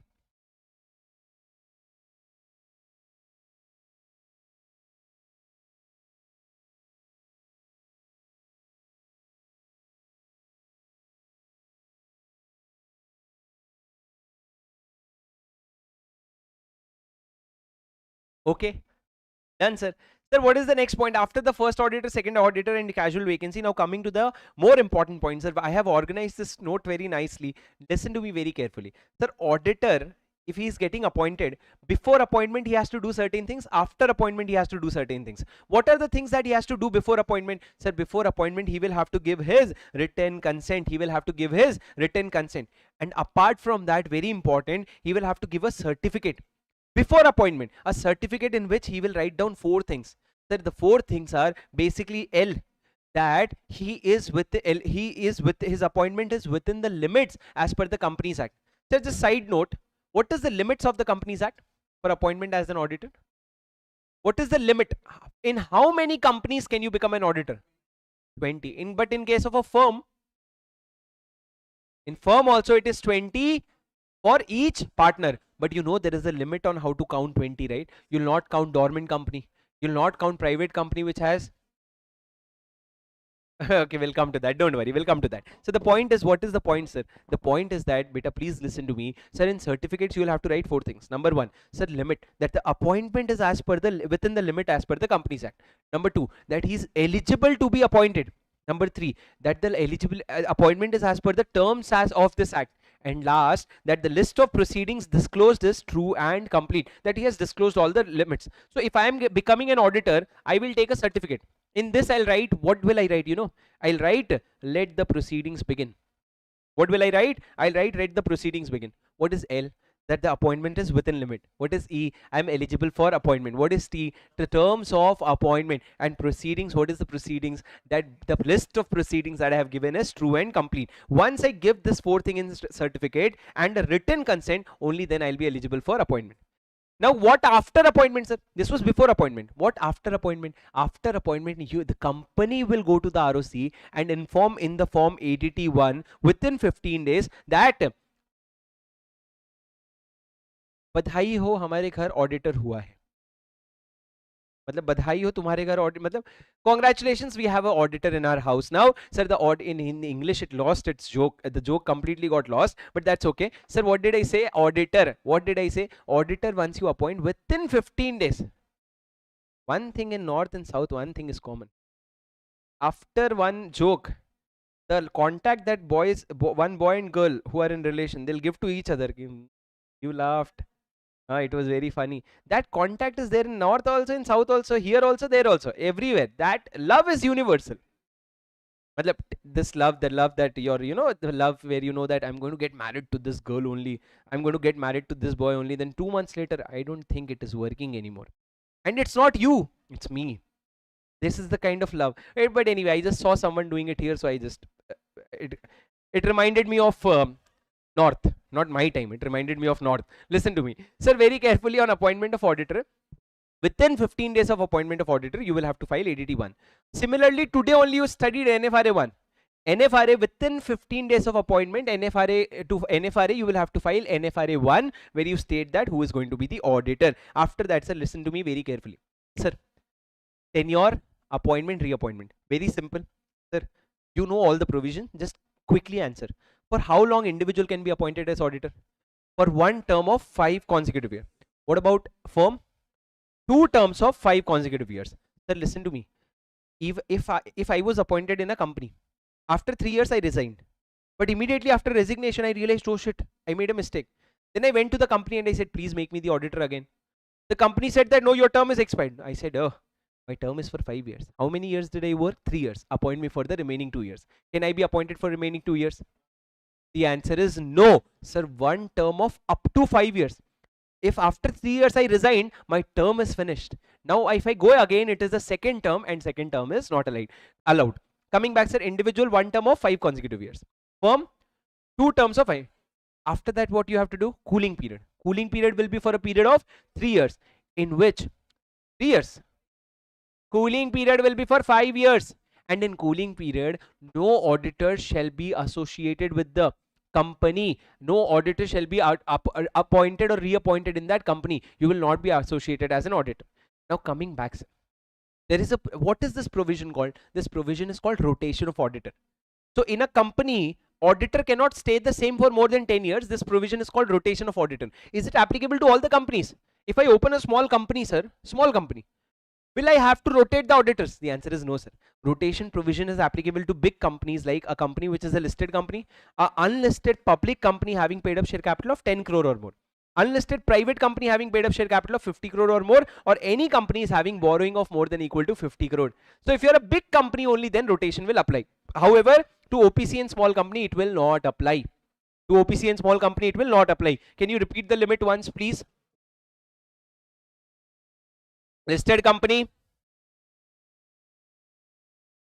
unlisted public company having paid up share capital of 10 crore or more, unlisted 50 crore or more, and all borrowings or deposits more than equal to 50 crore. Interestingly, there is no problem here. All more than equal to, more than equal to, more than equal to. After this, sir, I told you the rotation. Individual, 1 term of 5 years, firm, 2 terms of 5. After this, sir, they will have to go for a cooling period, in which, sir, after telling you this point, I'll give you 3 questions. If you answer these 3 questions, you are very smart. If you answer 2 out of 3, you are good. If you answer 1 out of 3, you are dumb. If you answer 0 out of 3, ask your friend to give you one. Huh? Okay. So if you get 0 out of 3, then ask your friend to give you one gali. What do you call gali in Tamil? Good language. Ask your words to call you very nicely, as a friendly way he'll call you, then you will understand. Sir, please, 3 questions after this. Okay, ready? In cooling period, you should not be eligible for reappointment in the same company for 5 years. You'll not be eligible for reappointment in the same company for 5 years. My question is, sir, I was auditor in Reliance for 5 years. After that, I decided I cannot become an auditor. So what I did was, I became auditor of its subsidiary company. I became auditor of its subsidiary company. Is it allowed? Question 1. Is it allowed or not? I became auditor. Who are saying yes, yes? Please raise hand. Who are saying yes? Raise hand. Who are saying no? Okay. Second question. 50-50. Some people are not even saying, well, I will not participate only. I know that if I participate, I'll be dumb. Or 0. Why to play? Sir, second question. So I was auditor of Reliance for 5 years. Now law said that please don't be associated with Reliance. But I said, okay, I'll not become statutory auditor. I'll become internal auditor. Can I become internal auditor? Sir, question number 1 was what? Can I become statutory auditor of Reliance Jio subsidiary company? The answer is yes. Question 2. Can I become internal auditor in Reliance only, not its subsidiary? In Reliance, can I become internal auditor? The answer is yes. Sir, I decided to become cost auditor of subsidiary company. Can I become cost auditor of subsidiary company? Not statutory auditor. I decided to become cost auditor of subsidiary company. Huh? Sir, cost auditor, sir, subsidiary company, sir. Yes, sir. The answer is no.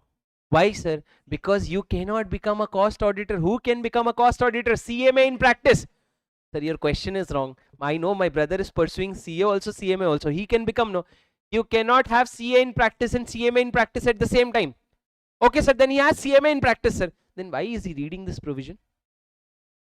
This is for CA in practice. So this question is not relevant for him. So this is relevant for those who have CA in practice and they cannot become cost auditor. Are you with me? Yes, sir. After that, sir, coming to the next point.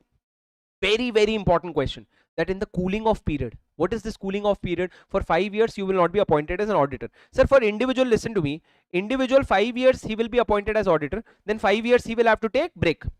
For firm, 5 years they will be appointed, then they will be reappointed for 5 years, and then they will have to take a break of 5 years. Then in this cooling off period of 5 years, there are some conditions for the carefully, please. Condition 1, sir. Sir, audit firm having common partners to the audit firm whose tenure just expired, ineligible for being appointed. What do you mean, sir? I'll tell you one thing, sir. For example, Shrestha is a CA firm.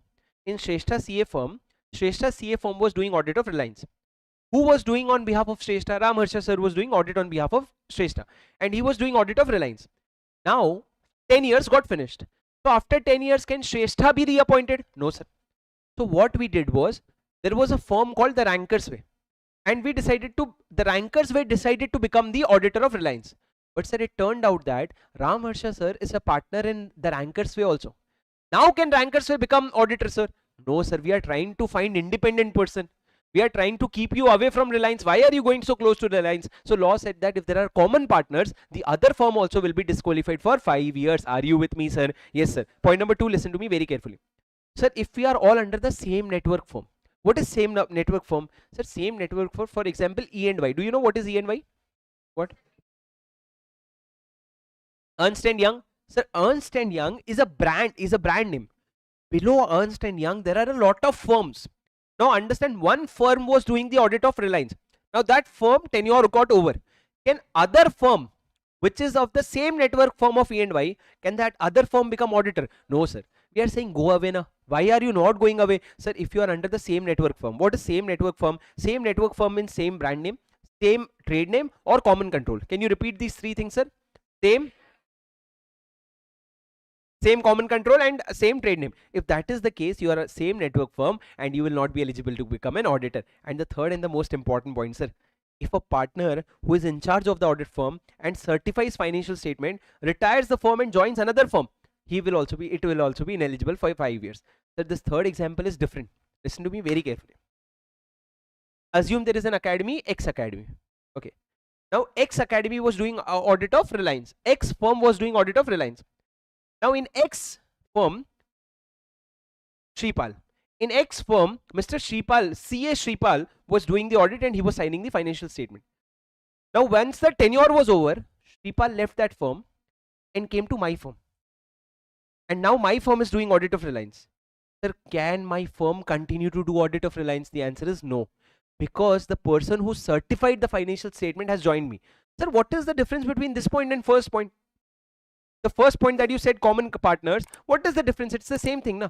Sir, in first point there are common partners. Harsha sir is with that academy also, this academy also. But in third point, he left that firm and he joined this firm. In that case, he will not come alone. He will bring the disqualification also. Are you with me? Yes, sir. After that, coming to the next point, manner of rotation of auditor. Please listen to me very, very carefully. Sir, what is the manner of rotation of auditor? How will you rotate the auditor? Sir, basically, when you are rotating the auditor, so one auditor went away. Instead of him, you want to bring a new auditor. How will you bring the new auditor? Same thing, sir. Audit committee will have to consider MCQ and give a recommendation to the board. If the board is okay, board will place it in the general meeting. If board is not okay, board will ask the audit committee to reconsider.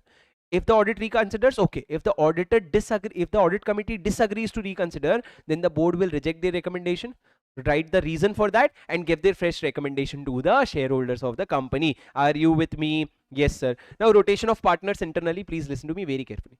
Sir, what is rotation of partners internally? Do you know? Do you know?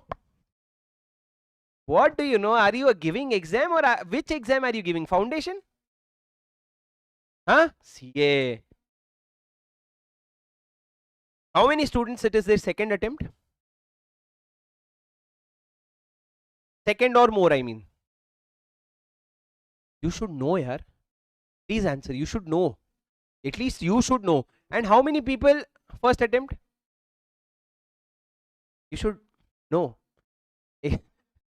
There is no reason why any student who has exam in the next 1 month should not know, or in the next 6 months should not know. If you have studied audit or law, what is rotation of partner internally? It basically means that in Deloitte, for example, Deloitte, I am the partner. If in Deloitte I am the partner, now I am doing audit of a company. Now, for example, if you are the shareholders of Deloitte, what you of Reliance. Now you as a shareholder, what you can ask that, sir, up till now in the last 3 years, on behalf of Deloitte, Shubham sir was doing audit. Now we want to change, and on behalf of Deloitte, we want Harsha sir to do audit. Both me and Harsha sir, both are partners in Deloitte only. But did you change the firm? No. The firm is the same, but the partners are rotating internally. What will happen, sir? Sir, what will happen is, if one partner is doing fraud, no, probably when you change the partner, that other partner might stop the fraud. So the chances of fraud reduces. So audit rotation internally, who will ask? You will. You as in you are the shareholder. You can ask for two things. Either you can ask for joint auditor, that more than one auditor will do the audit, or you can say that in a firm only the partners will rotate internally. How will you ask for this thing, sir? By passing an ordinary resolution at the general meeting. By passing an ordinary resolution at the general meeting. And the last point, sir, an auditor firm, let's say for example, a firm will continue for 5 years, then reappointed for 5 years. An individual will continue for 5 years. But imagine, sir, an auditor shall not be reappointed. An auditor will not be reappointed if he's not. An auditor may be reappointed only if he's not disqualified. He should not be disqualified. Number two, he has not expressed his unwillingness to continue. He should not have expressed his unwillingness in writing, and SR has not been passed providing expressly that he shall not be appointed or appointing some other person. It means that after 5 years, sir, my firm can be reappointed only if, number one, I'm not disqualified. Number two, I have not expressed my unwillingness in writing. It means my consent is still there. And number three, SR has not been passed. That is, shareholders are not against me. If shareholder will say, please don't appoint Deloitte, or if shareholders will say, instead of Deloitte, appoint KPMG, then in that case, I will not be reappointed. So to get reappointed, what are the conditions? I should be qualified, my willingness should be there, and shareholders should be in my support. Are you with me? Do you understand these 3 points, sir? Sir, did you understand? This is your complete section number 139. Quickly take a glance, and then I'll explain you the rest. Madam, marathon, Mara is done, Thorn is left. Now you're coming to the session. हाँ हाँ मुड़ के देखो. हाँ, very good. Not a single girl turned, and not a single boy didn't turn.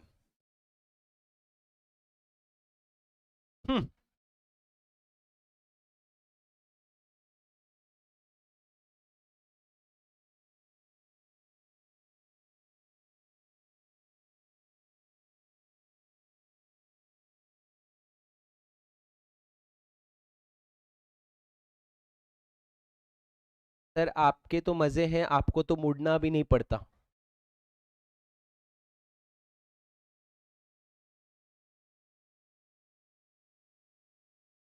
To translate? No, why should I translate it? Listen to me very carefully, guys. Now you explain to Hindi to Tamil, Tamil to English, English to Telugu, everything you do. Guys, listen to me very carefully. Listen to me very carefully, guys.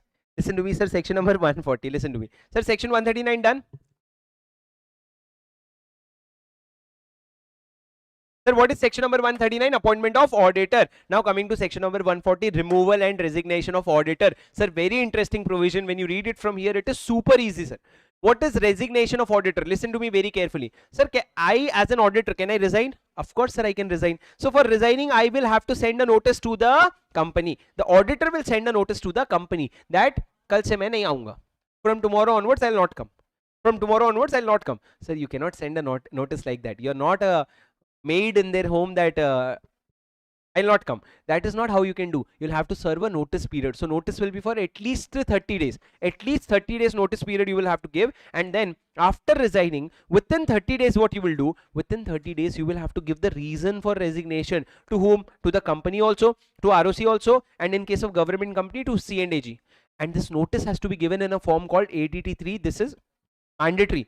This is mandatory, sir. You will state the reasons for resignation. Sir, what if I didn't give the reasons for resignation? I said I don't want to disclose the reasons. Sir, you will have to. It is mandatory. If you fail to disclose the reasons, you will be penalized. So in case if the auditor fails to file ADT3, he'll be liable for a fine of 50,000 rupees or amount of remuneration whichever is lower. 50,000 or remuneration whichever is lower, and for every day 500 rupees per day up to 2 lakh rupees. So it is mandatory for you to file the ADT3, which is notice of resignation. Guys, what is ADT3? Basically, you have to state the reasons for resignation. If you know, if an auditor resigns from a company, the company's stock market is going to fall. Why? Because auditor resigning indicates fraud. So auditor has to give the reason very upfront so that the stock market stays calm. Otherwise the stock market will think all bad things and the stock market will come down. Are you with me? Yes, sir. Sir, this is what your resignation. Resignation is very simple. You can resign, but after resigning you will have to file ADT within 30 days. What about, sir, what about removal? Who can remove me? Who can remove me? Can you tell me who can remove me? For auditor, who can remove auditor? Sir, auditor can be removed by board also. Auditor can be removed by shareholders also. And auditor can be removed by tribunal also. Tribunal when in case of fraud or something. Individually each and understand everything you understand. Sir, what is the usual process for removal? If the board wants to remove. Sir, the process is that the board will first have to pass a board resolution. Then after board resolution also you cannot remove. You will have to take approval of CG. You'll have to take approval of CG, central government's approval. So sir, central government's approval, you'll have to within 30 days, you'll have to apply in the form ADT2. So I'll pass a board resolution, then ADT2, I'll go to the central government. Now central government, what he'll do, he'll take his time and give us approval. After CG's approval, I will get 60 days to call for shareholders general meeting, and in that I'll pass SR and I'll remove the auditor. So can you tell me the process? Step 1. Step 2. Within 30 days of board approval, go to the central government, inform ADT2. Step 3, central government will take its time and approve. Step 4, within 60 days of shareholder of CG's approval, call for a general meeting and remove them by passing a special resolution. Guys, are you with me? Yes, sir. After that, guys, listen to me. This is the process where board is removing you. What if shareholders want to remove you, sir? Sir, this question came in exam also, sir, 2 attempts ago. What if shareholders want to remove you? Sir, shareholder will have to send a special notice. What is special notice? Section 115 of the management chapter. Sir, section 115 special notice says that if special notice are required in 2 cases. Section number 140, section number 169. What is section 140? Removal of auditor. What is section 169? Removal of director. Sir, in special notice, what will happen? A group of shareholders, group as in how much?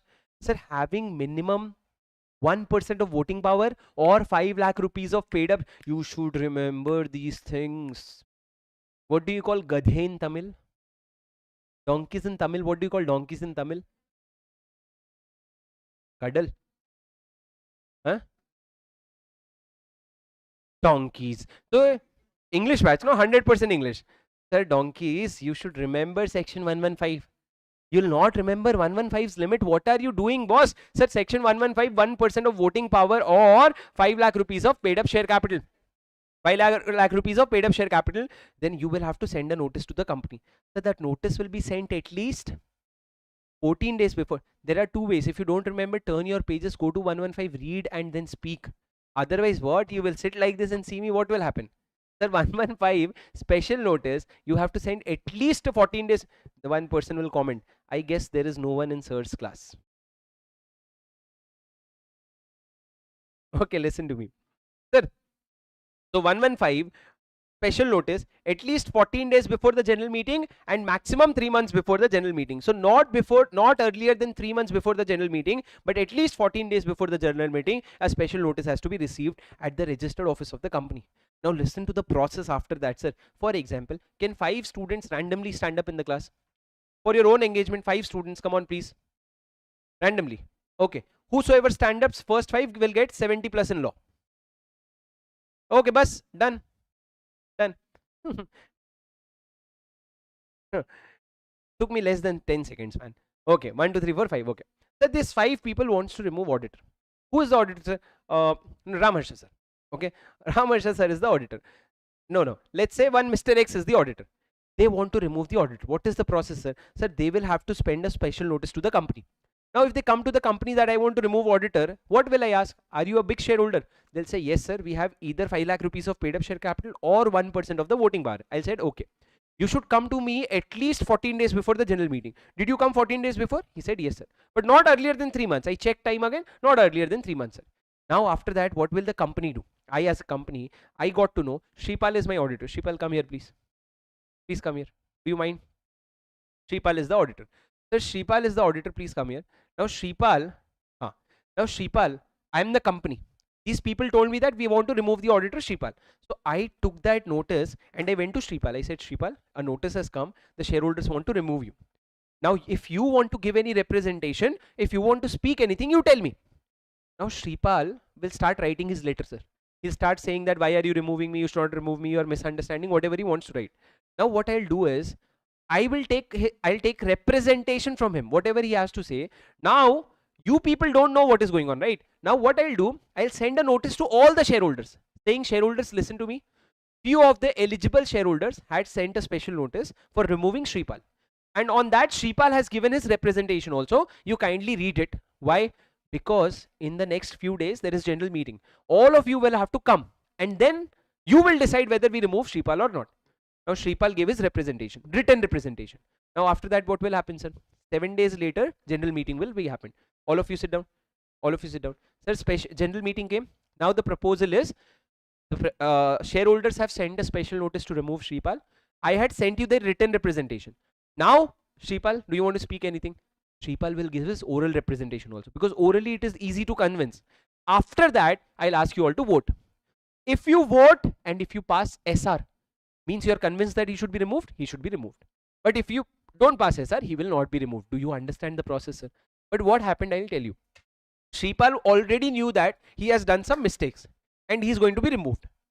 But he had problem with his ex who is in the classroom. So what he did was, he in the representation, he started writing all things about her ex. Ki she is very problematic, very disturbing. Because of her, I am going in trauma. Everything he started writing. Sir, is it relevant? No. He is misusing his power. What was his power? His power is to make a written representation, and he is misusing his power. So in that case, what can I do? Sir, in that case, I can avoid sending it to you.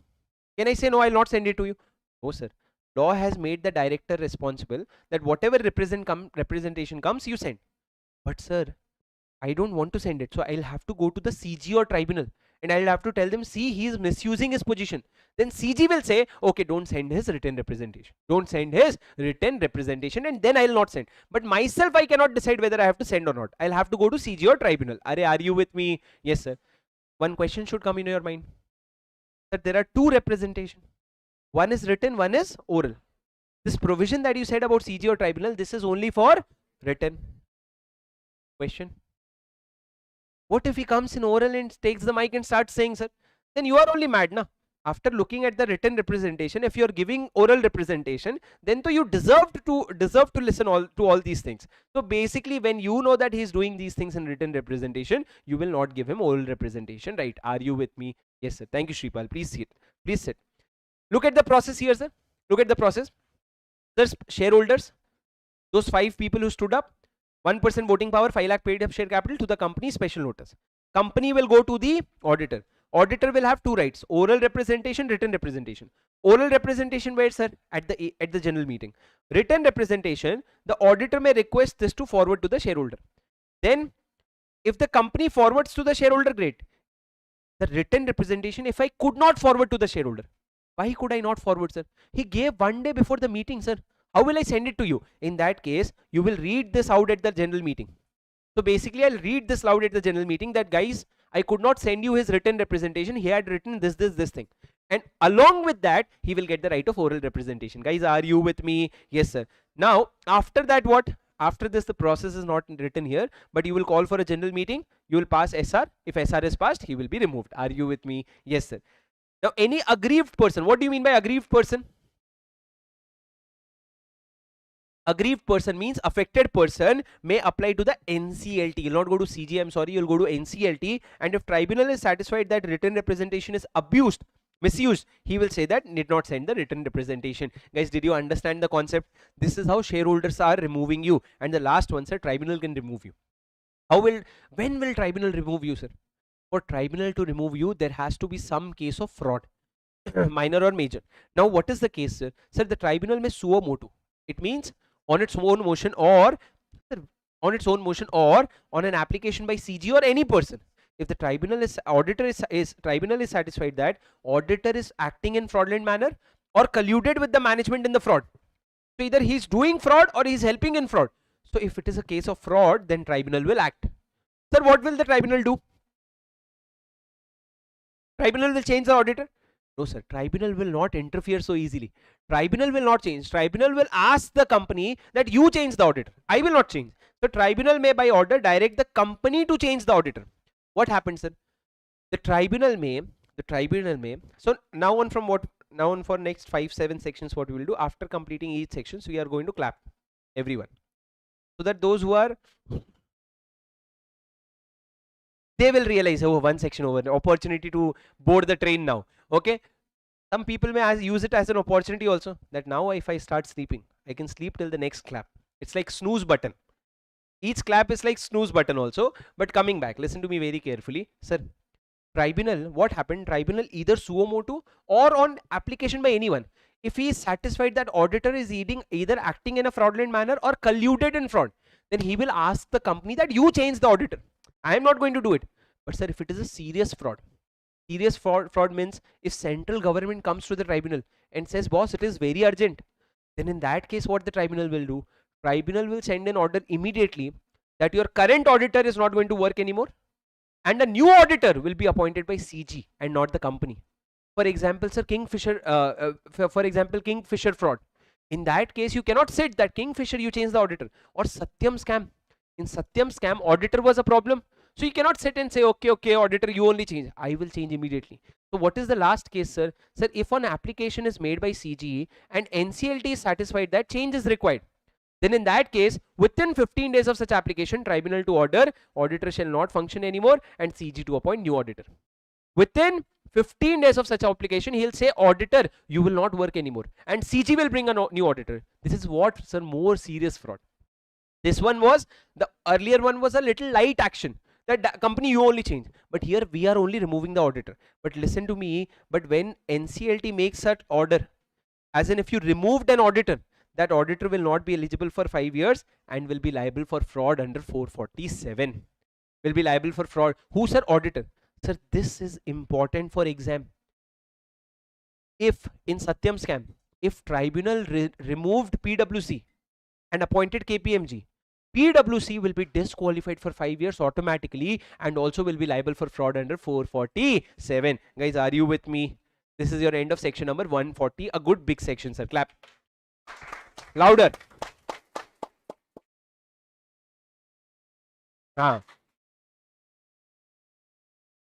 Okay. This is what section number 140. Sir, take a quick glance, then we'll move to 141. The last biggest section of this. After that, it's manageable.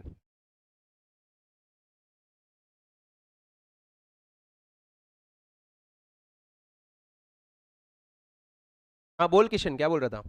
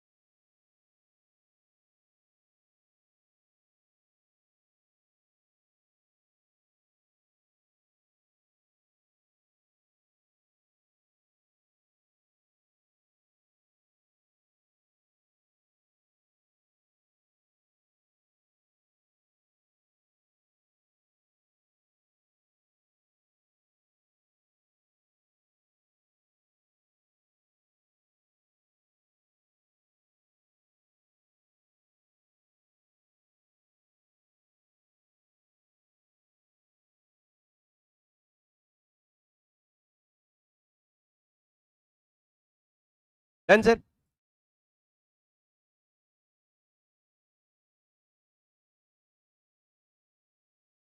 Sir, done. Sir, coming to the next section, which is section number 141. The most important section of your whole Companies Act. If there is the most important section, then that is 135. CSR. That is most important. That's what I'm saying. But after that, if there is any section, then that is 141. Okay. Sir, what is section 141? Sir, 141 talks about eligibility and qualification of auditor. Sir, this is the only section where I ask you to remember the subsection, clause and subclause also, because you're going to be a CA, you're going to be an auditor, you need to remember these clauses. This is the time that you will remember along with me. Very easy, sir. Sir, subsection 1, who can become an auditor? Sir, any individual who is a CA as per CA Act. So basically a CA in practice, or a firm in which majority are CA in practice. Majority, we are not asking for all the members, but all majority should be CA in practice. But in case of firm, who will sign, sir? In case of firm, only CAs will sign. In case of firm, only CAs will sign. Now, sir, that was subsection 2 basically. Now the subsection 3 is disqualification. Sir, which people are disqualified from becoming an auditor? Section 141 subsection 3 says that the following person shall be disqualified. Who is disqualified? The following section shall be disqualified. Sir, following person. Sir, kaun se person? Which person? Can you tell me?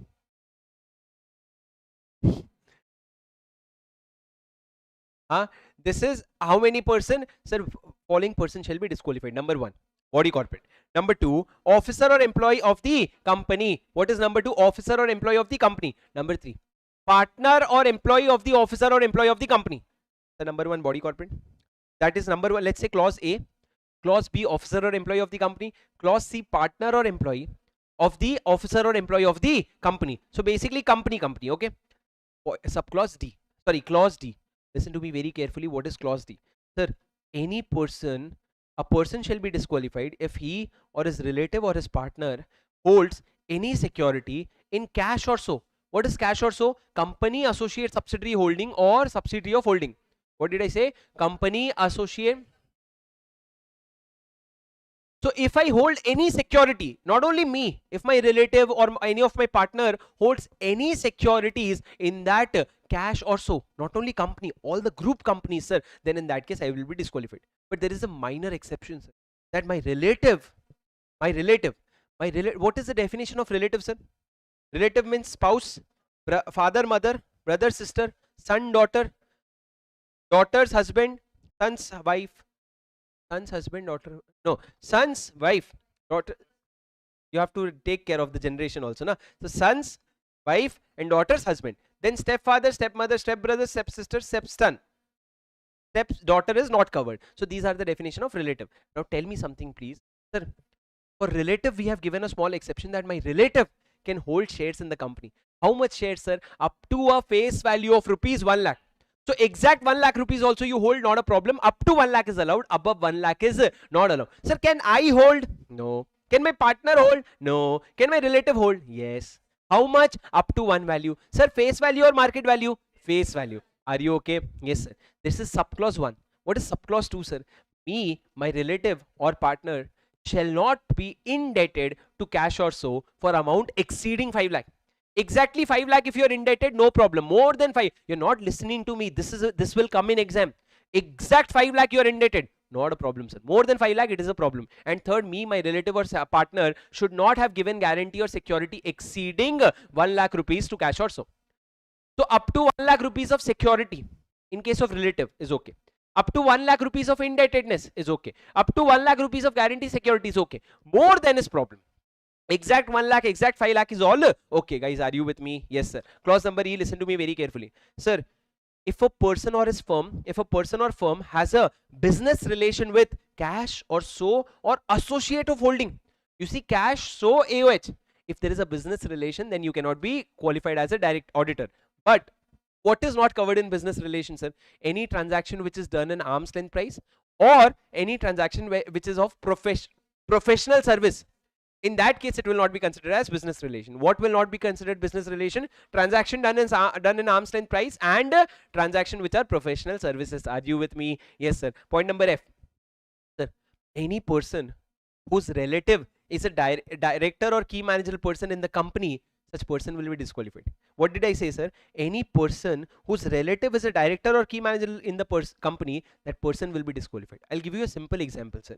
Sir, if there is a company called Reliance, in Reliance there is a director called Mukesh Ambani, correct?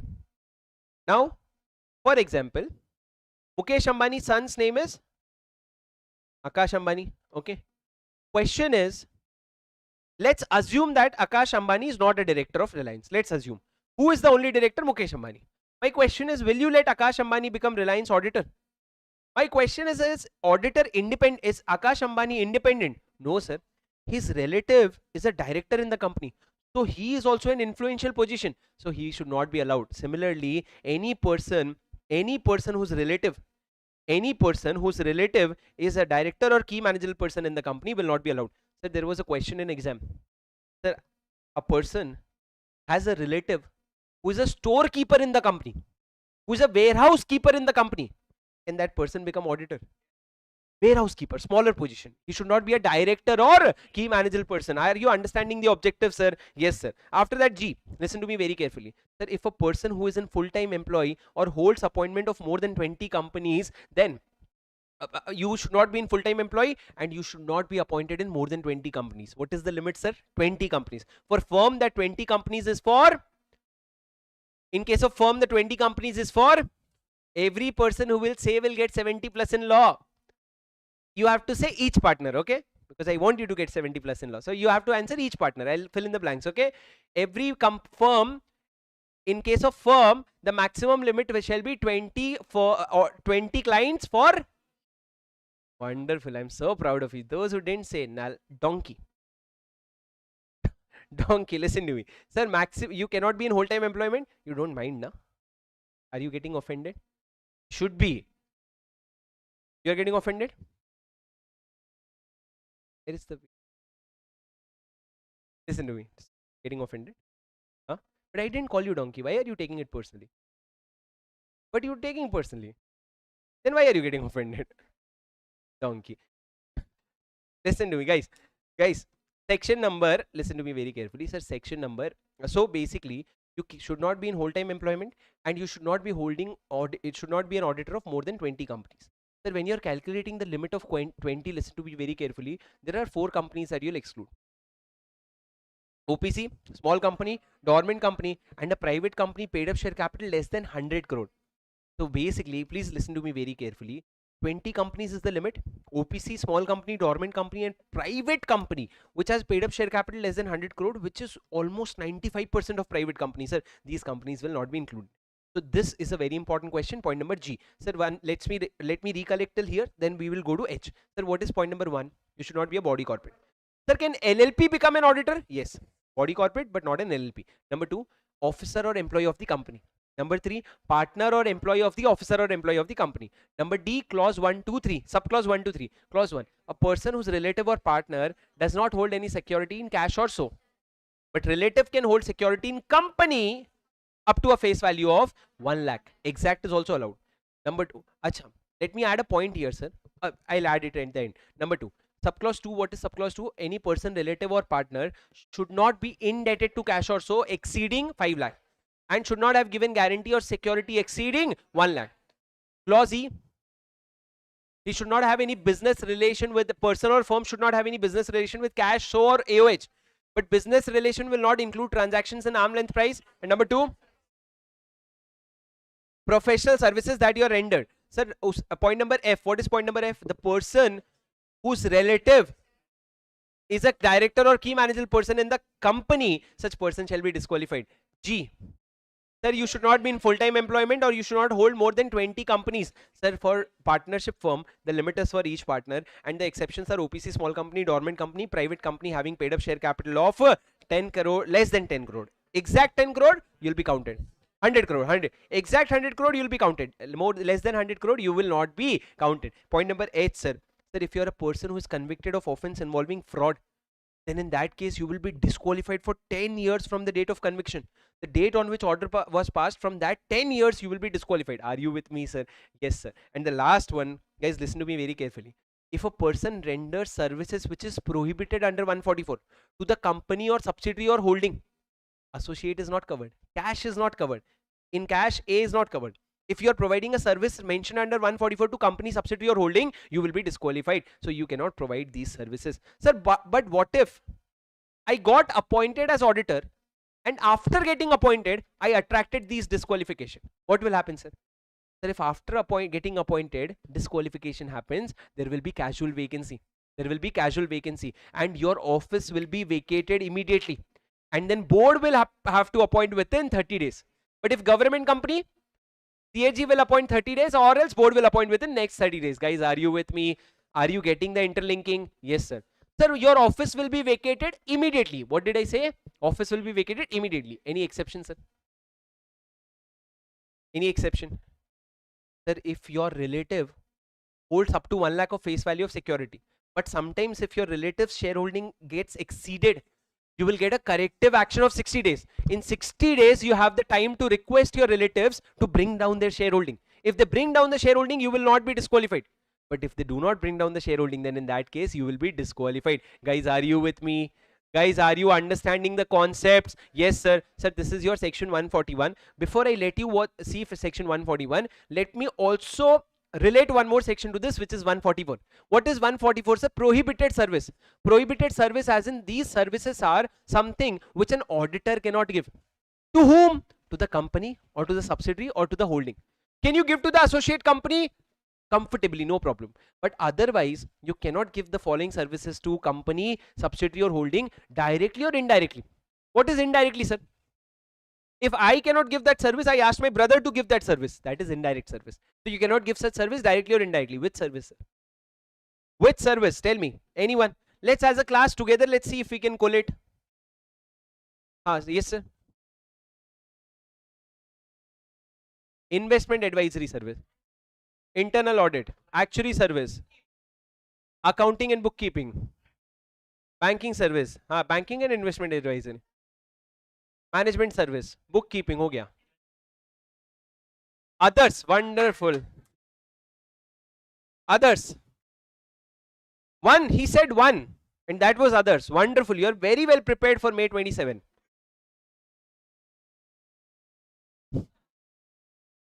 Sir, what are the services? Let me say. So the first one, accounting and bookkeeping service. Accounting and bookkeeping services. Let's say bookkeeping services. Accounting and bookkeeping services. Number 2, internal audit. Number 3, designing and implementation of financial system. Designing and implementation of financial system. Sir, actuary services. Banking and investment advisory services. Banking and investment advisory services. Rendering of outsourced financial service. Okay, let it be closed, no problem. Rendering of outsourced financial service. Sir, management consultancy service and such other services as may be provided. As may be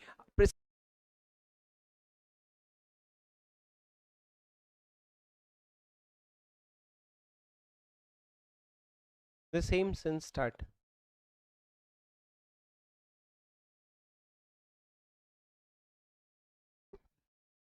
Check. We are back. Thank you. Can you start this one, please? Okay, guys. All good? Okay. I was saying, guys, listen to me very carefully. I was talking about the kiss a BF home. Huh? Making me repeat such a weird thing again and again, the internet. Sir, something to a BF home. Home. Read like this only. Let's discuss the points. Number 1, bookkeeping, accounting and bookkeeping services. I, internal audit. S, designing and implementation of financial information system. A, actuary services. B, banking and investment advisory services. F, rendering of outsourced financial services. M, management. And O, other services as may be prescribed. These are the services that you cannot give as an auditor to the holding company, subsidiary company or that company directly or indirectly. Can you give such services to associate company? Yes, sir. So number 2, sir, can you give GST audit service to your company? I am a statutory audit in Reliance. Can I do GST audit for Reliance? Yes, sir. There is no objection. Can I do tax audit for Reliance? Yes, sir. No. Can I do cost audit for Reliance? Thank you so much, sir. These are the prohibitions. Section number 141. Kindly revise and then we will move forward. Look at 141 first and then 144 and then we will move forward. Okay.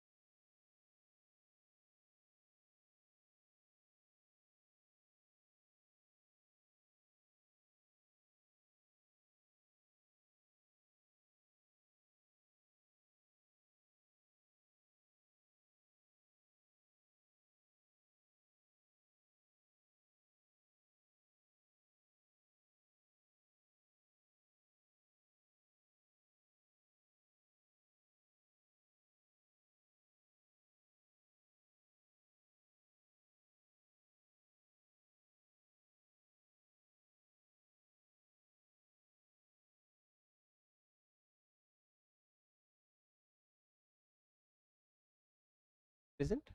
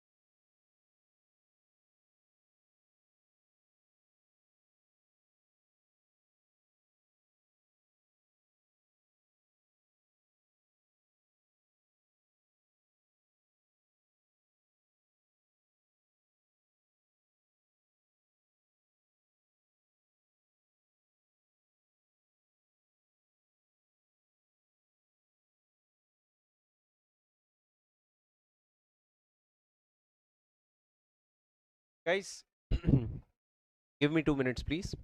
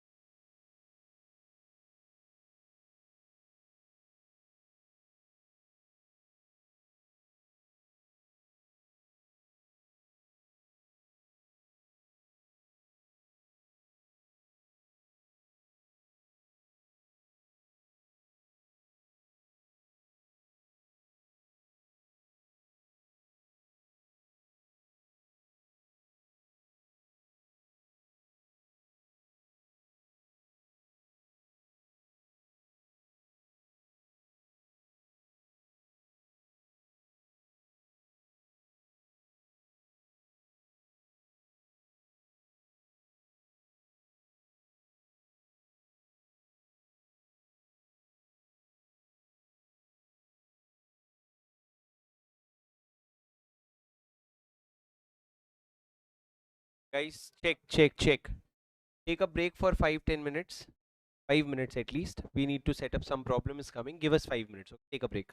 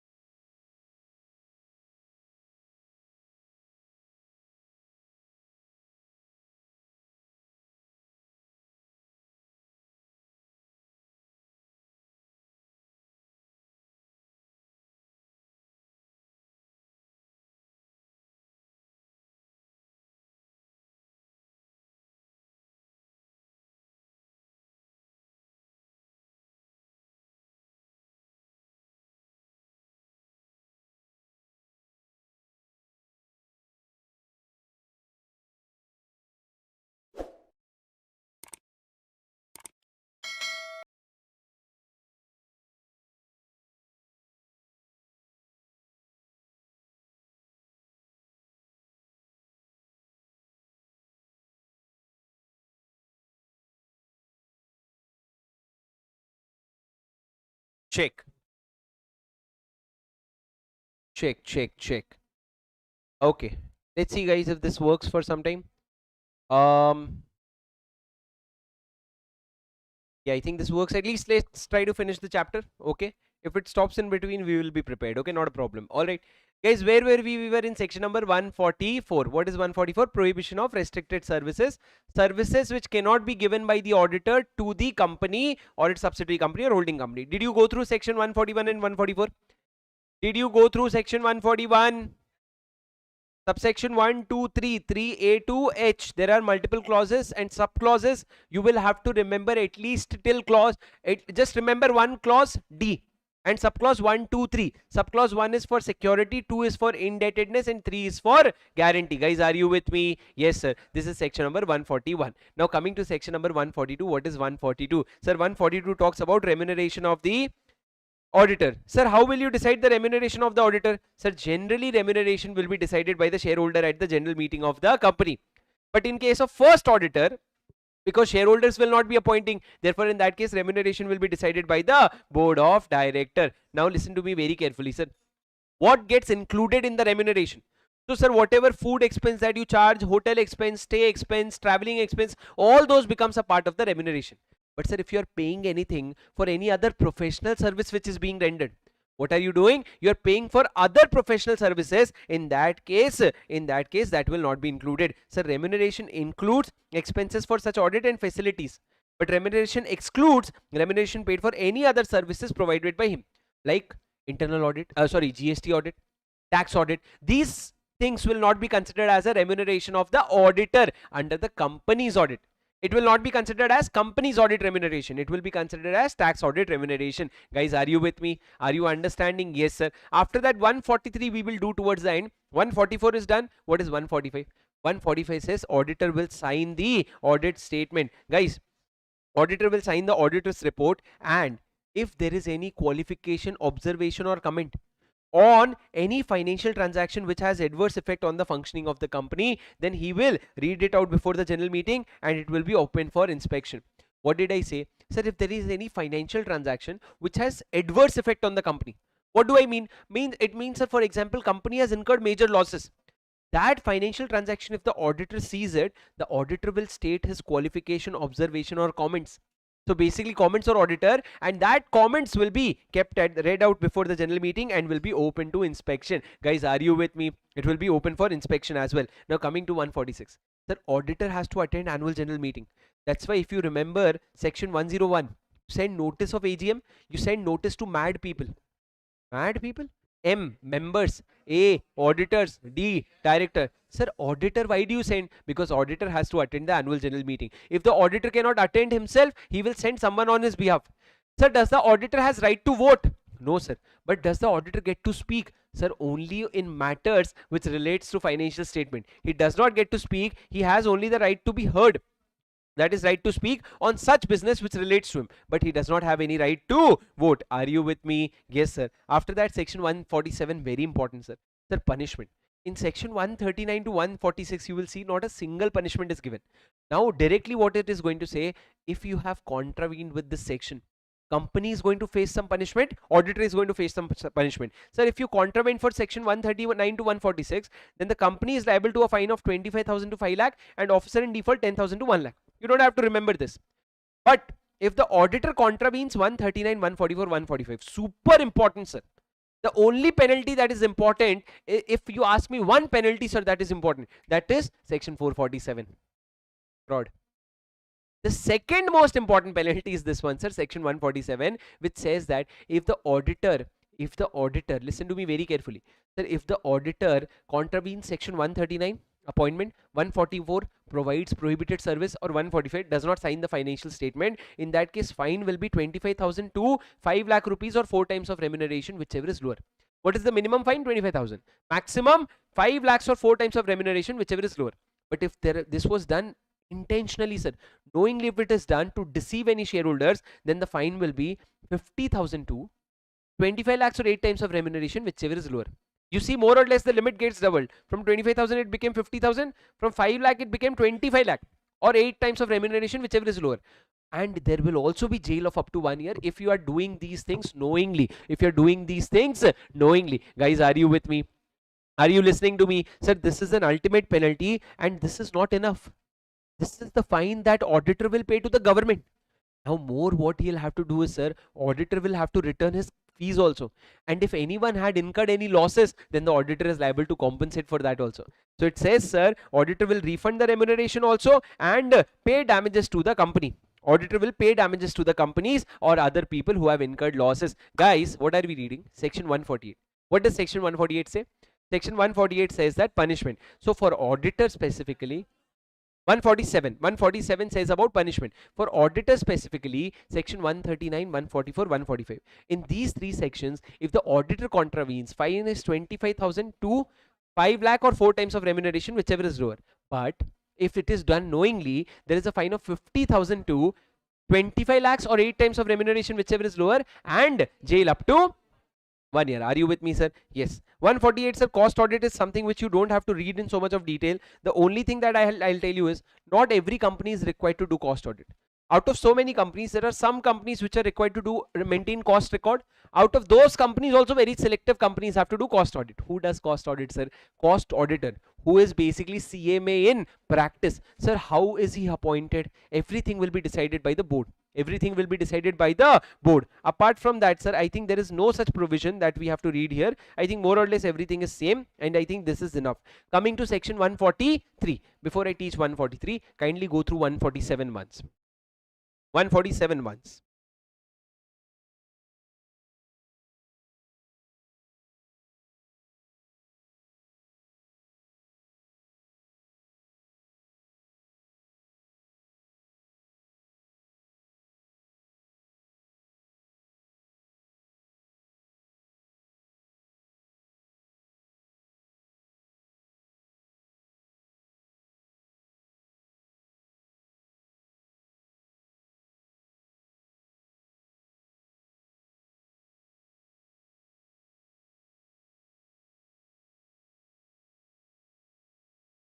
Yes, sir.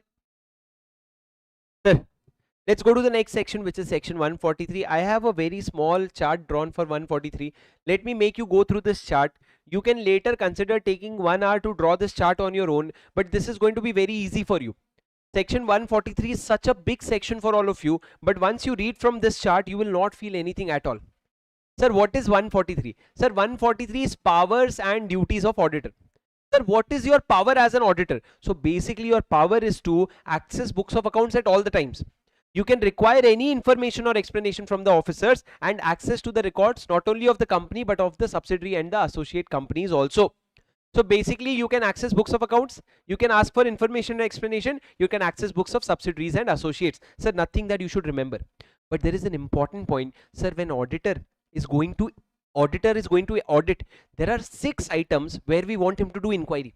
There are 6 items where we want him to do inquiry. Number 1, sir, listen to me very carefully. Whether the loans and advances made by the company are properly secured and whether the terms are prejudicial to the company. Whether the loans and advances are properly secured and whether the terms are prejudicial to the company. Number 2, sir. Number 2, listen to me very carefully, sir. Whether the mere entries which are mere book entries, transactions which are mere book entries, such as revaluation entry, whether the transactions which are merely book entries, whether they are prejudicial to the company. Sir, coming to 4th point, whether the loans and advances are shown as deposit. Sir, look at me. There are 6 points. Will you remember along with me? First 2 points are related to loans and advances. Whether the loans and advances given are properly secured and whether the terms are prejudicial to the company. Number 2, whether the loans and advances are shown as deposit. What are the 2 points, sir? Tell me. Properly secured and prejudicial. Number 2, whether the loans and advances are shown as deposit. Number 3, transactions which are merely book entries, whether they are prejudicial to the company. Transactions which are merely book entries, such as revaluation entry. Number 4, personal expenses are charged to revenue account, whether personal expenses have been charged to revenue account. These 2 are related to accounting entries. Can you tell me point 3 and 4? Point 3 was transaction. Do you have books with you? My donkeys, do you have books with you where you can do like this and see? Sir, transactions which are mere book entries, whether they are prejudicial. And number 4, whether personal expenses are charged to revenue account. Point number 5. Sir, listen to me very carefully. Where the assets being shares or securities of a company is sold, whether it is sold for a price less than purchase price. Where the assets being shares, debentures or securities of a company is sold, whether it is sold for a price lower than purchase price, which means, have you sold any shares or debentures for loss? If yes, tell me about it. But this provision is not applicable in case of investment company and banking company. We will not question this in case of investment company and banking company. And last, where the company says that shares are allotted for cash. Company says that shares are allotted for cash, whether cash is actually received. And if not, whether the books of accounts and balance sheet is correct, regular and not misleading. Sir, in your books of accounts you have shown that we have issued equity share capital and we got cash, but you did not get cash. Then in that case, can we even trust your books of accounts? Can we even trust your balance sheet? These are the 6 questions that you have to ask. I'll repeat, sir. Whether loans and advances are properly secured and whether the terms are prejudicial. Number, whether the loans and advances are shown as deposit. Number 3, whether transactions which are merely book entries is represented as transactions, whether they are prejudicial. Number 4, whether personal expenses are charged to revenue account. Number 5, whether the assets being shares, debentures or securities of a company are sold at a price less than the purchase price. Not applicable in case of investment company and banking company. And last, where the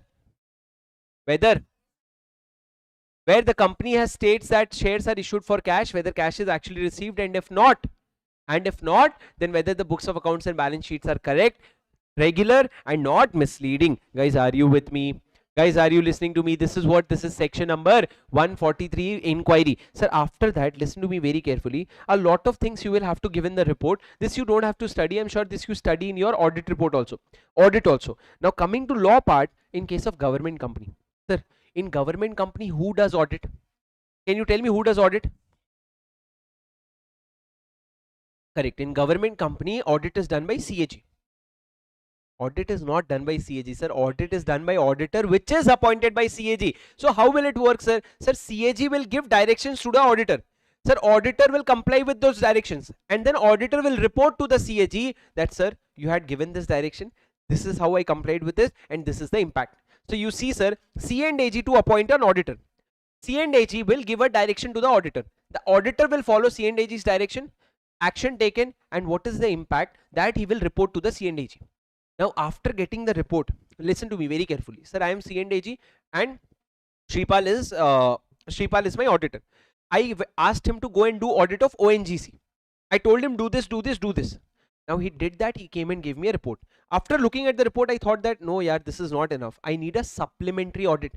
I need a supplementary audit. So C&AG can order supplementary audit.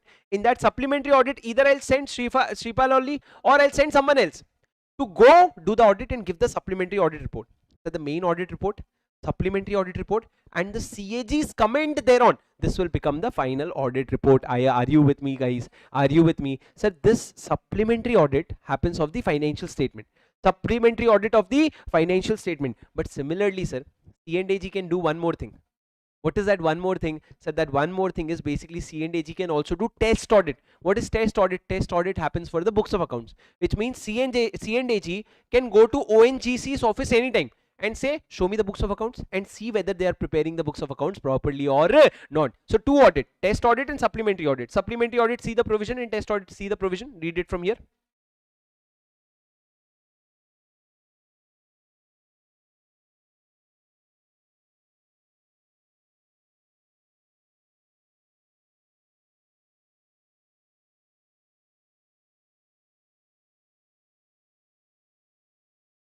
Okay. Test audit, C&AG may audit test audit of the books of accounts. So you see, test audit is of books of accounts, and supplementary audit is of the financial statement. Guys, are you with me? Yes, sir. After this, sir, branch office. Sir, who will do audit of branch office? Very simple. Sir, either if the branch is in India, either the company auditor can do, or any person who is qualified in India can do. But if the branch is outside India, either the company auditor can do, or any person who is qualified outside India in that country can do branch audit. Now what will the branch auditor do, sir? Branch auditor will make a report and give it to the statutory auditor. Statutory auditor will deal with branch auditor's report in his own report. Guys, are you with me? Guys, are you with me? Yes, sir. After that, the last point, fraud. Sir, fraud provision is applicable to company's auditor also, cost auditor also, and secretarial auditor also. Sir, what is fraud reporting? Sir, section number 143.12. What is fraud reporting? Listen to me very, very, very carefully. Sit straight, sir. Everyone. Sir, fraud reporting. Sir, if the auditor during the course of his auditor came to know that the fraud is happening against the company, someone is doing fraud against the company, maybe the employee, maybe the management, someone is doing fraud against the company, then in that case, what will the auditor do? He will decide whether the fraud is less than 1 crore or more than 1 crore. Sir, if the amount is more than equal to 1 crore, means it is a big fraud, sir. If it is a big fraud, what you will do? Sir, the auditor will immediately report it to the audit committee and the board. Auditor will immediately report only if it is 1 crore or more, and ask the audit committee and board to give their response. Sir, when you say immediately means what? Within 2 days. Within 2 days. Now audit committee and board will give their response within 45 days. Sir, now if the response is coming, in that case, what you asked to the board or audit committee, what they replied, and your comment on that, this you will send to the CG. But if they did not reply, then you will say that, sir, I had sent this report to audit committee and board and they did not reply to my report. But anyway, after the end of 45 days, within 15 days, you will send to the CG. Sir, now how will you send it to the CG, sir? Sir, in CG, you will send it to the Secretary of Ministry of Corporate Affairs. Sir, big information, listen. It has to be sent via 2 modes simultaneously. One, you will send via registered post acknowledgement due, Rapido, RPAD, registered post acknowledgement due, or speed post. And simultaneously, you will have to send it via email also in the form ADT4. So that ADT4 will be signed by the auditor in the auditor's letterhead. Are you with me, guys? So basically, you will have to inform to the central government in case if it is a big fraud. Sir, what can you tell me? What if it is a small fraud? Sir, if it is a small fraud, then auditor will not inform to CG. Auditor will send a notice to the audit committee and board immediately to reply, stating the nature of fraud, amount involved, person involved. NAP, nature, amount, person. Now audit committee or the board, what they will do, they will report in their board report. They'll report in the board report under section Board report under section 134. Sir, in the board report under section 134, listen to me very carefully. Sir, what will you report in the board report? So basically, you will say the nature of fraud, the amount involved, the person involved if no action is taken, or what action have you taken. If you have removed those person, then you don't have to tell the name. You can just say that we have removed the concerned person. But if you did not take any action, you'll have to give the name of the person involved. So see this, sir. See this. If the audit committee or board, then the board will disclose in the board report what? The nature of fraud, amount involved, parties involved if remedial action not taken, or the remedial action. If you have taken action, you don't need to disclose the name. But if you have not taken action, you will have to disclose the name. Guys, are you with me? This is your section 143.12, and this is such a big section and big chapter, sir. But the moment you write it down and you read it from the notes, it becomes relatively easy to manage. And in the day of exam, you can easily revise this in 1 hour. Today we had to take 10 minutes extra because of the technical issue, but otherwise it is easily revisable in the 1 hour, and this chapter can come up to 8 to 12 marks. Now, sir, we'll take a break. But before we take a break, we'll do a small chapter, sir. Chapter number 11, sir. And then we'll take a good break of 5 minutes, sir. What do you say? Because now you already got a break, sir. Very small chapter, sir. 20 to 25 minutes, 30 minutes max. Which chapter? Foreign company. Are you ready? Sure. Have you studied foreign company earlier, sir? So should I revise it like a marathon revision or regular revision? Are you sure? 100%. Okay.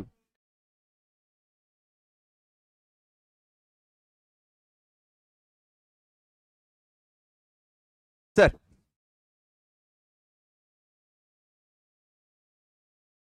Okay.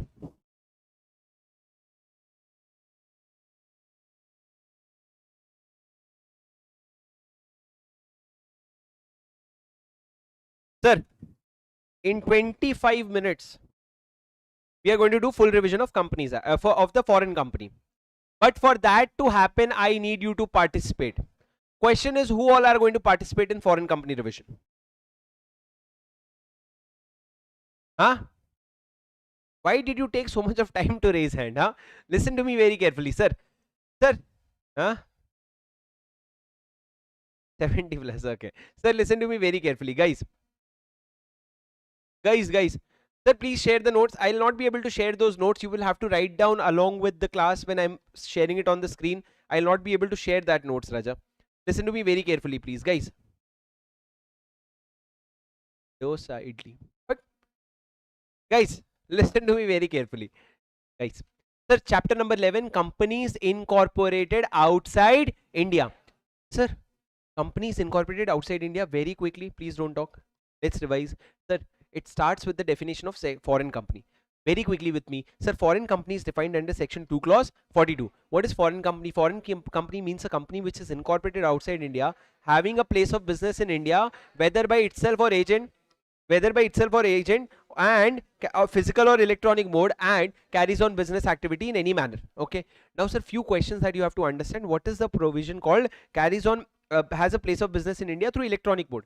What do you mean by place of business through electronic mode? Guys, carrying out the following business electronically, whether or not through the main server, which means that you have the following business. Number one, you are doing B2B transaction or B2C transaction, or data interchange or other digital supply transactions. Number two, offering or accepting inviting deposits. Sir, you remember it this way. I'm going to make you remember, okay? What is electronic mode? Sir, electronic mode means it doesn't matter whether your server is in India or your server is outside India. What matters is you're doing B2B transaction, B2C transaction, you're doing data interchange or other digital supply transaction. What do you have to remember? B2B transaction, B2C transaction, or digital supply transaction. Number two, sir, you are offering to accept deposits from people in India, from citizen of India. You're offering to accept deposit. So if I'm a company outside India, I come to India and I said, give money, deposit in my company, I'll become a foreign company. Sir, but I don't have a business. But you are trying to raise funds, you'll become a foreign company. Number three, if you're giving following services, what, sir?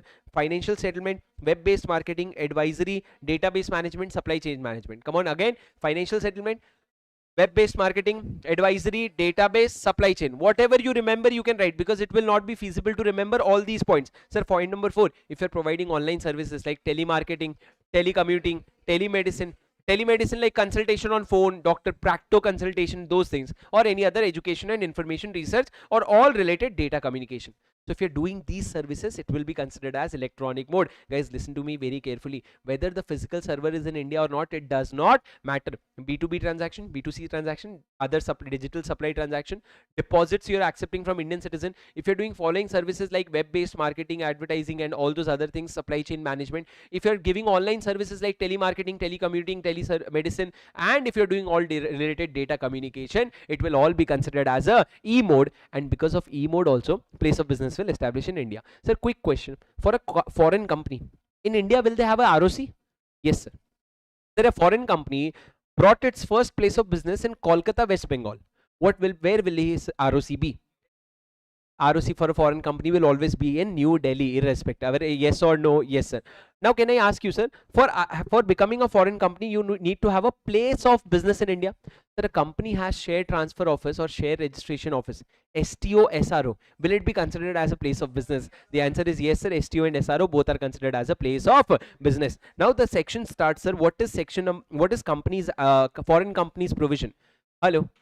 So this chapter starts from section 379, goes on till section number 393. The first few initial sections are very important. 379, the most important. The 379 says applicability of this chapter. It says that 380 to 386, 392 and 393 shall apply to foreign companies. So for the whole chapter except section 387 to 391. Rest all sections will apply only to foreign companies. After that, so this point is very frequently asked. That this second point is so frequently asked that you have to by heart this. It says that when not less than 50% of paid up share capital of foreign company, equity or preference together, is held by one or more Indian citizen or one or more body corporate of India or together by citizen or body corporate, such company shall comply with the provision of this chapter in respect of its Indian business as if it were a company incorporated in India. Read it again. Very quickly read it again.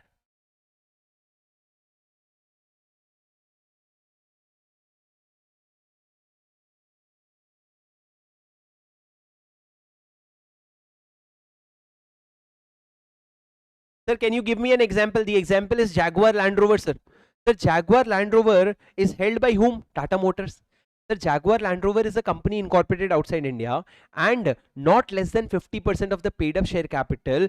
Paid up share capital is held by one or more citizen of India. One or more citizen of India and one or more, check. One or more citizen of India and one or more body corporate incorporated in India. So in that case, it says that such company shall comply with the provision of this chapter as if it is a company incorporated in India with respect to its Indian business. So it means that you will have to behave like an Indian company at least for your Indian business, and you will have to comply with this chapter. Are you with me, guys? Yes, sir. This point is very important, sir. I gave you a very good example, that is Jaguar and Land Rover. Now coming to section 380. Sir, if a foreign company is coming to India, if a company is coming to India for the first time and opening a place of business in India, sir, what are the documents that it will submit to ROC? First of all, tell me which ROC will you go to, sir? You'll go to ROC Delhi. Within how many days, sir? Within 30 days of the first place of business. And which form will you take? You'll take FC1. In FC1, what all details will you give, sir? You will give certified documents, constitutional documents like MOA and AOA. But if your MOA AOA is not in English, you will have to give a certified translation. You will have to give a certified translation. Then you will give full address of the principal office. Full address of the principal office and full address of the principal place of business in India. So if Tesla is coming to India, Tesla will give address of Tesla where it is, and Tesla will also give address of principal place of business in India. Then you will give details of all the directors and secretary. You'll give details of all your directors and secretary. Then sir, name and address of PRI. Sir, hello. Every foreign company will have to have an authorized person in India. He should be a person resident in India, and you will have to give the address of such PRI. And listen to me. If you have to send any notice to the foreign company, if you send it to the PRI, it will be deemed served to the foreign company. You remember authorized representative? So PRI authorized to accept notices or served on the behalf of company, and particular of opening and closing of place of business in the earlier instances. That is, earlier have you opened and closed any place of business, and a declaration that directors are not convicted of any offense or with respect to promotion formation of company, that the directors can open a company and any other prescribed information. Sir, not very important points, but exams, it is asked frequently in exams, sir. What are the documents? Check. What are the documents that you will submit to ROC? Sir, the documents are, first of all, constitutional document, your full address full address of the principal place of business in India and full address of the principal company, and then after that all the list of all the directors and secretary of the company, and after that sir you will have to give the details of the PRI, authorized representative, and then your place of business opening and closing, and then declaration that your directors are not convicted and such other details. Sir, how will you give these details and form the FC1? Now sir, for example, I gave all the directors of the details of the directors. Now for example, any of the details changed. For example, gender of a director changed. Can it happen, sir? 2025. What will happen in that case, sir? Sir, in that case, if that is the thing that is happening, in that case you will have to give a form FC2. Again, how many days, sir? Within 30 days, if there is any alteration, you will have to inform that also. Guys, are you with me? Are you with me for sure? Are you understanding? Yes, sir. Sir, this is your provision. After that, sir. Okay. Guys, who is talking? Please don't talk. Please don't talk. Okay. Guys, listen to me. What did I say? If the foreign company ceases, to have a place of business, then it shall forthwith give a notice to the ROC. You'll have to inform to the ROC immediately that I have no place of business, and from now onwards I'll not comply with the provision of this chapter. Guys, are you with me? Yes, sir. After that, section number 381. Sir, what is section 381? Sir, section 381 is basically talking about accounts of the foreign companies. Sir, accounts of foreign companies, you will have to understand that every year you will prepare your books of accounts. Then in the books of accounts, you'll make balance sheet, P&L in the prescribed form, and you will deliver a copy to the ROC. You'll give a copy to the ROC. After that, sir, listen to me. Sir, very important that it has to be, if it is not in English, you will have to give a certified translation. This next point is going to come as MCQ. So along with all the documents, you'll have to give a list of place of business in India as on balance sheet date. So if your balance sheet date is 31st March, you will say that as of today, what are the active place of business in India, and this will be given in form FC3. Now sir, the next question is a descriptive question. That in rules, they have given a lot of details. What sort of details, sir? See, you will prepare your financial statement as per schedule 3 for each financial year. You will also comply with accounts of companies chapter. Apart from that, sir, you'll prepare consolidated financial statement. And along with financial statement, you will give 3 statements. Sir, what is that statement? I call it RPT statement. What is the first point? You will give a statement of RPT, related party transaction. Number 2, statement of repatriation of profit, P, profit. If any profit you have repatriated, as in taken back outside India. Number 3, T, statement of transfers of fund, including dividend. You give a statement of RPT. First one is statement of RPT. Second one is statement of repatriation of profit. Third one is statement of transfer of funds. So you will give 3 statements, sir, along with your financial statement. These 3 statements are very important, sir. Now, when will you deliver to ROC, sir? Sir, it says within 6 months from the close of financial year, you may get an extension of up to 3 months. You can get extension up to 3 months. And sir, if audit of books chapter will also apply. Are you with me, guys? Yes, sir. Sir, what did I say? What is section 381? You'll have to prepare books of accounts. You'll have to comply with schedule 3. You'll have to comply with accounts of companies. Along with books of accounts, you'll give 3 special statements. When will you submit this to ROC, sir? Within 6 months from the close of financial year. Can you get an extension? Yes, sir, you can get an extension of further 3 months. Guys, are you with me? Yes, sir. After that, guys, annual return. Every foreign company has to submit an annual return. Annual return in the form FC4 within 60 days from the close of financial year to the ROC. Sir, in our Companies Act section 92, in how many days do we submit annual return? Within 60 days from the AGM. Here you have to submit within 60 days from the last day of the financial year. Every foreign company have to submit an annual return. That annual report and this annual return is different. That section 92 annual return and this annual return is different. But sir, FC4, sir, 4 forms, FC1, 2, 3, 4. What was FC1? What was FC1? Documents were to be submitted at the time of first place of business. What is FC2? Any correction in FC1? FC3? List of place of business as on balance sheet date will be given in FC3. What is FC4? Annual return will be given in only FC4 you remembered. That too because you studied now. If you would have studied FC5, then FC4. Our mind works on FIFO basis. First in, fastest out. The moment you learn something, before you learn, you unlearn it. Like, I'll forget it. Sir, for FC4 is what? Annual return. After this 381 is done, sir. What is 382? Now small section, sir. Not so important section, but small section. Have you studied a chapter called Prospectus? Have you studied a chapter called Prospectus? Sir, in section number Prospectus, some points of Prospectus will come now in a while. Sir, coming to section 382. What is 382? Sir, 382 says that if you are a foreign company, we want you to show off outside your offices. So basically, if you're a foreign company, then outside every place of business and in all the business letterheads, you'll have to give the name of the company, country of incorporation, and state that the liability of the members is limited. That we are not unlimited liability company, we are members with liability limited. Sir, three things: name of the company, country of incorporation, and the liability of the members. Guys, are you with me? Yes, sir. It has to be in English and also in local language outside the office, but in the documents, in the letterheads, it has to be just in English. Sir, what is important? That you show your country of incorporation. Not an important provision, but in this also they made questions, sir. In one attempt they made question for this particular provision also, but that's okay. We know how to write, sir. Sir, what is section 383? Sir, very important, sir. Service on foreign company.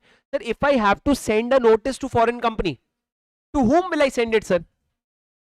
Sir, it has to be addressed to the foreign company and delivered to the authorized representative.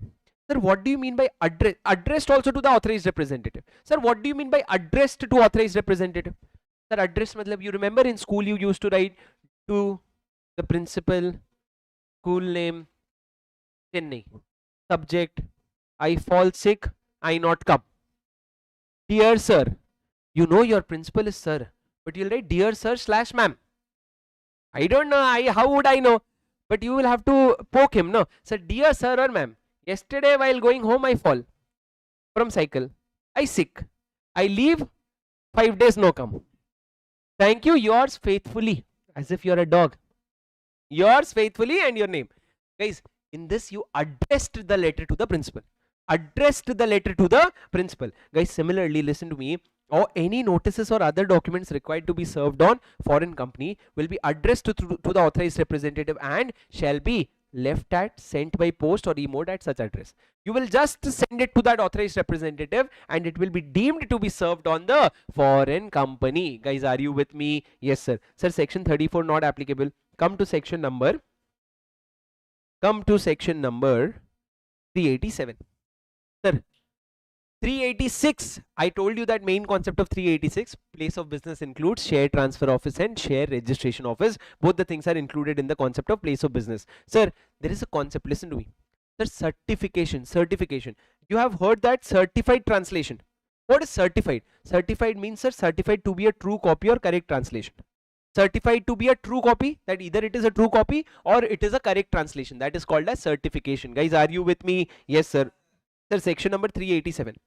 Sir, do you remember at the start of this chapter, section 379, it was written that to a foreign company, section 382, 386 shall apply and 393 and 393 shall not apply. So do you mean, sir, 387 to 391 will not apply to foreign company? Foreign company, the section 387 to 391 does not apply. Sir, the point that they are trying to say is 387 to 391, it is not just restricted to foreign company. It applies to all the companies which is incorporated outside India.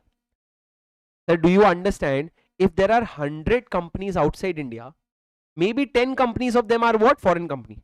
Rest 90 are just company incorporated outside India. Why, sir? Because these 10 companies are the company having place of business in India. The remaining companies, they do not have place of business in India. So tell me something, this 100 companies, all companies are incorporated outside India, but all of them do not have a place in business in India. Then why are we controlling them, sir? Because they are coming to India to raise capital. They are coming to India to raise capital.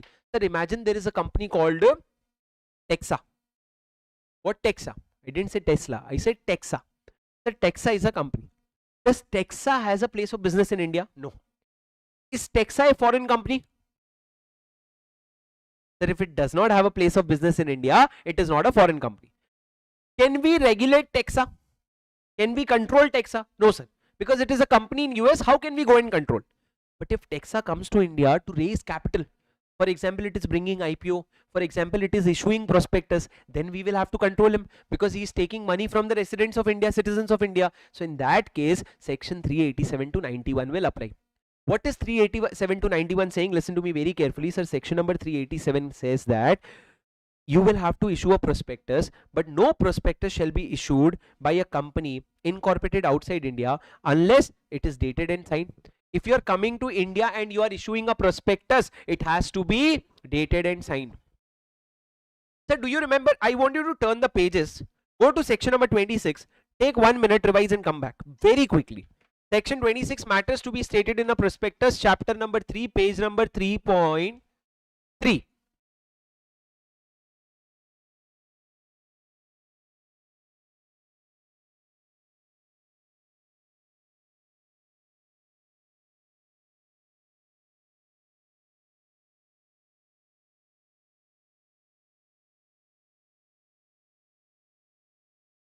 Very quickly, not slowly, very fast.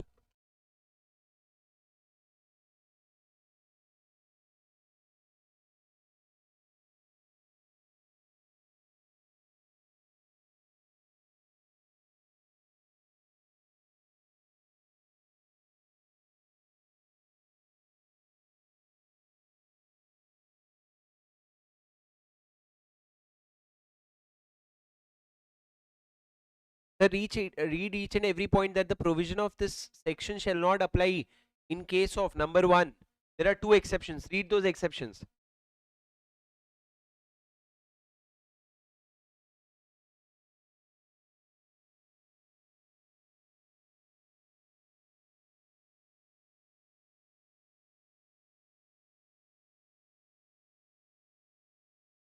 What?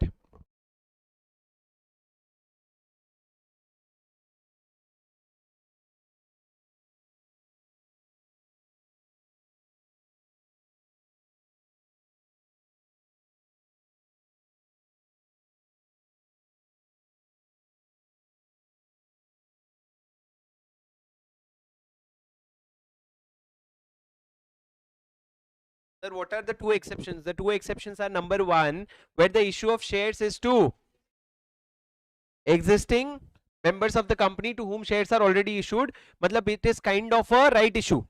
And number 2, where the shares issued are uniform to the class of shares already issued and listed on a recognized stock exchange. Sir, these are some of the things that you studied in section number 26. Turn around the page, come to next page. See subsection 5, I think, experts, where the prospectus, subsection 4. What is the line? That the prospectus, where a statement from expert is included in the prospectus, it shall not be included unless the expert has given its written consent. Such consent is not withdrawn and a statement to that effect appears in the prospectus. Do you remember, sir? Sir, these are some of the things written in section number 26. Sir, when is section 26 applicable? When you are issuing a prospectus in India. To which company, sir? To an Indian company. Is it applicable to foreign company? No, sir. What is applicable to foreign company? Section 387. Come to 387 now. Sir, what does section 387 says? Page number 11.4. The 387 says that no prospectus shall be, a prospectus shall be issued only if it is dated and signed. Along with the prospectus, you will attach 5 things. Number 1, instrument defining constitution, basically constitution documents like MOA, AOA. Number 2, the enactment under which company was incorporated, like Companies Act or whatever act. Number 3, address where the English translation of the above documents can be inspected. Number 4, sir, the date and country of incorporation. And number 5, whether company has established a place of business in India. If you have established, you will be a foreign company. If not, you will be a company incorporated outside India. But in either case, sir, you're not incorporated in India, you're incorporated outside India. So you'll have to take 5 things, sir. 5, first thing, constitutional document. Number 2, enactment under which this company is incorporated. Number 3, address where both the English translation of this can be inspected. Number 4, date and country of incorporation. And number 5, sir, whether the company has established place of business in India. If so, address the principal place of business. Sir, yes or no? Yes.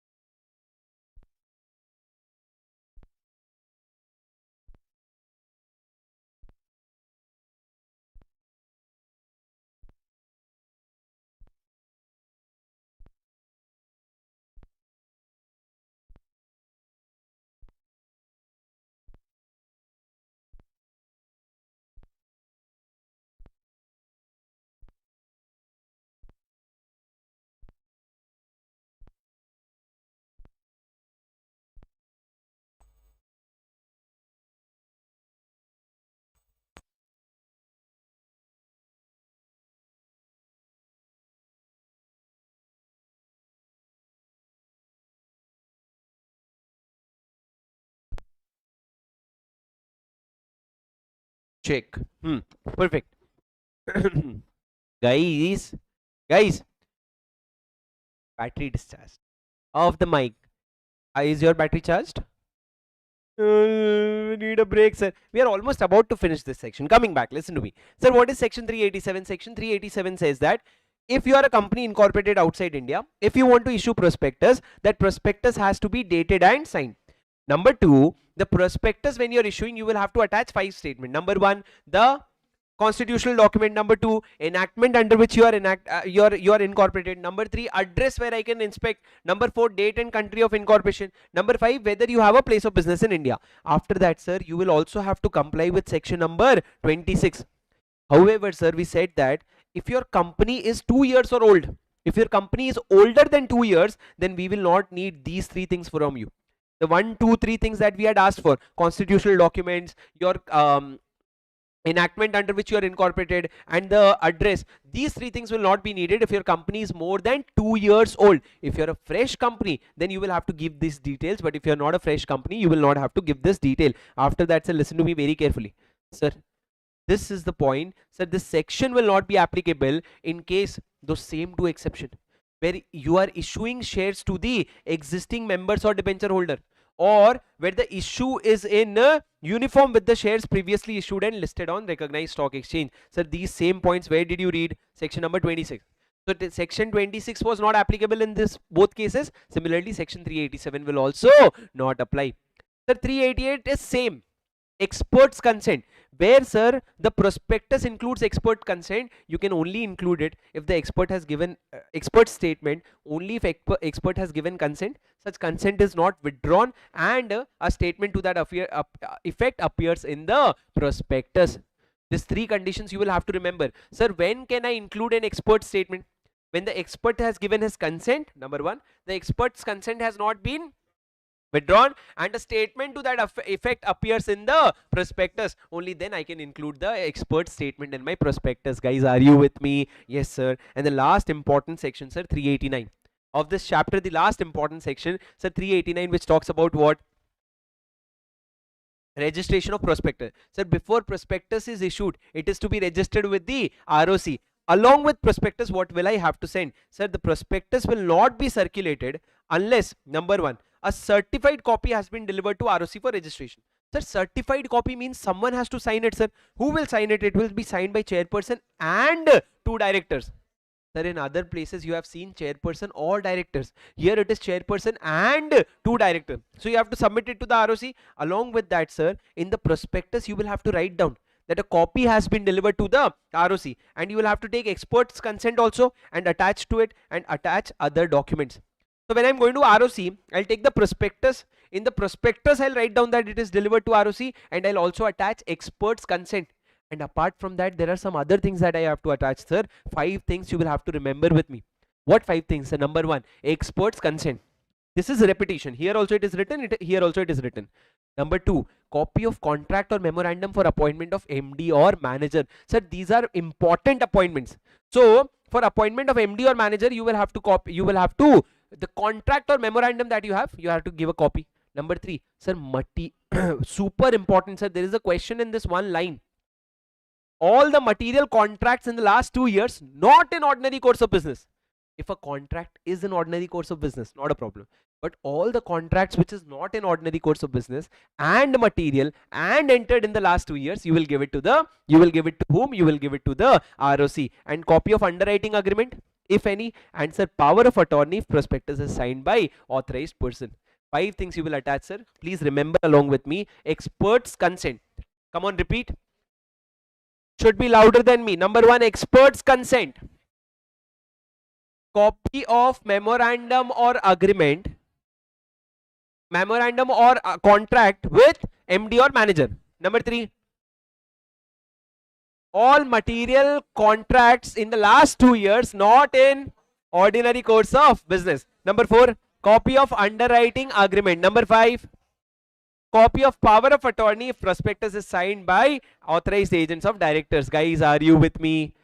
Are you with me? Yes, sir. Sir, this is what your section 389. These are the documents that you submit to ROC. Sir, 387, hello, 387, if you see, is similar to section 26. which says that prospectus should have these things. 388 talks about expert statement, very small section, sir. 389 says that, boss, this prospectus, please get it registered with ROC before issuing it. Sir, you remember in section 26, once you registered with the ROC, prospectus had a validity of 90 days.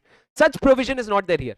In this chapter, that provision is not there. But there, the validity was of 90 days. Within 90 days, you issue, or else you will have to bring a fresh prospectus with the ROC. Guys, are you with me? Yes, sir.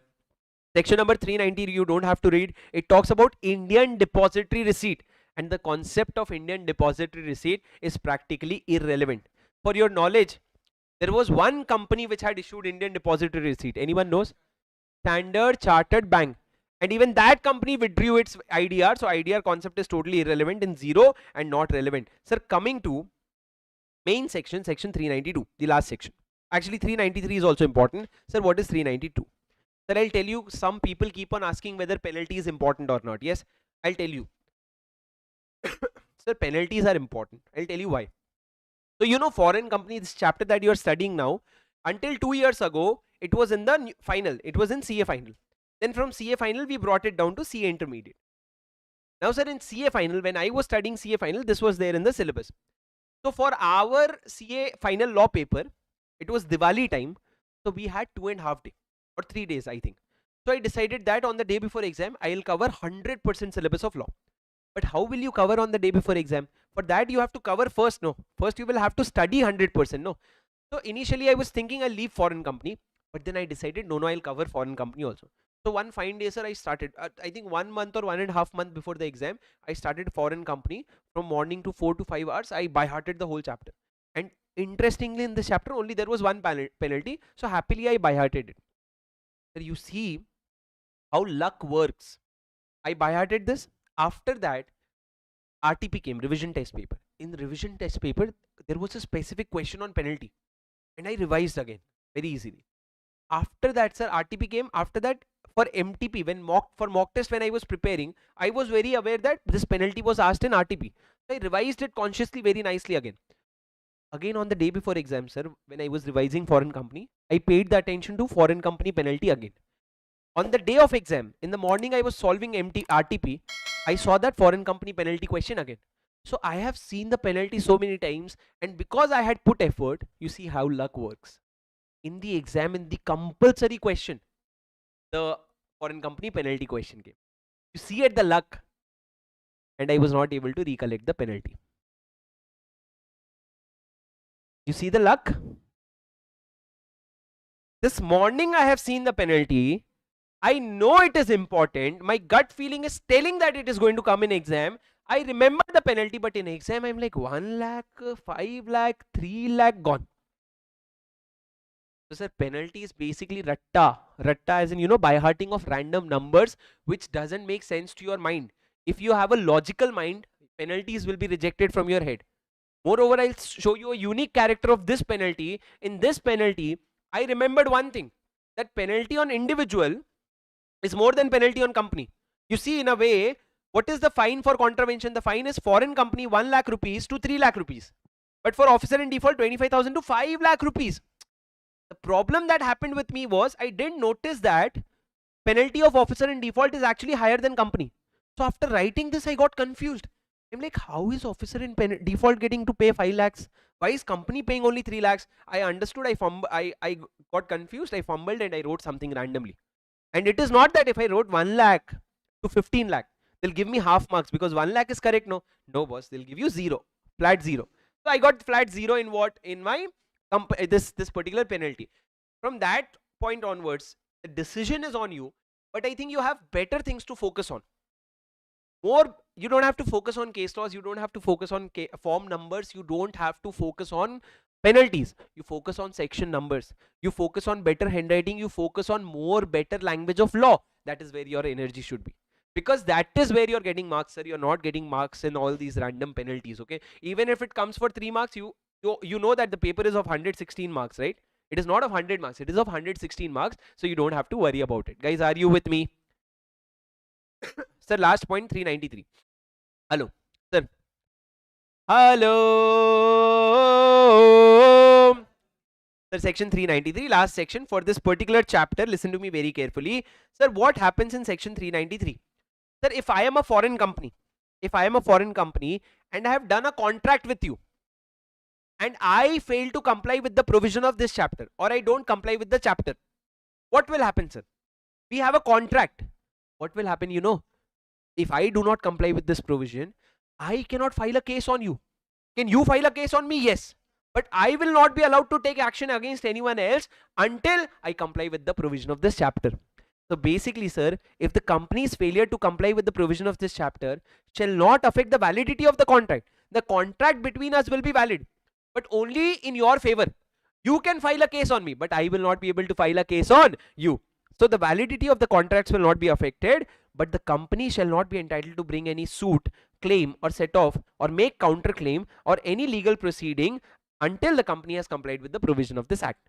So you will not be able to bring any case, but the other person can file a case on you. That is the extent of validity. The question is, what will happen to the contracts if the foreign company does not comply with the provision? So the contract will be valid, but only in the favor of the outsider, not in the favor of the foreign company. Guys, are you with me? Sir, are you with me? Yes, sir. A student says that, sir, if you had written that penalty correctly, you would have got AIR 3. Valid point. The difference between AIR 3 and me was 1 marks. And I noticed that the difference was not in theory paper, but I was so scared of that difference that I never called my papers. So you know, when you get 90 marks in some paper, you're like, I want to see my paper, let's apply for getting the papers. Someone scared me by saying that when you call for the papers, they always recalculate and they might reduce your marks. I'm like, oh. So even if I lost 1 mark, I would have gone to AIR 5. 2 marks, AIR 6, because 1 mark difference was there. Now they never told me that. They told me marks can increase also, but I knew my luck very clearly. No, I had recently forgotten penalty of foreign company, so I know my luck how it is working. So I didn't take a bite. I said I didn't want to see my paper. I don't want anyone to see my paper. But anyway, guys, okay, let's take a break. What are we going to do? Time. Oh, it's 5:20. My goodness. Okay, sir, it's 5:20. What do you want to cover after this?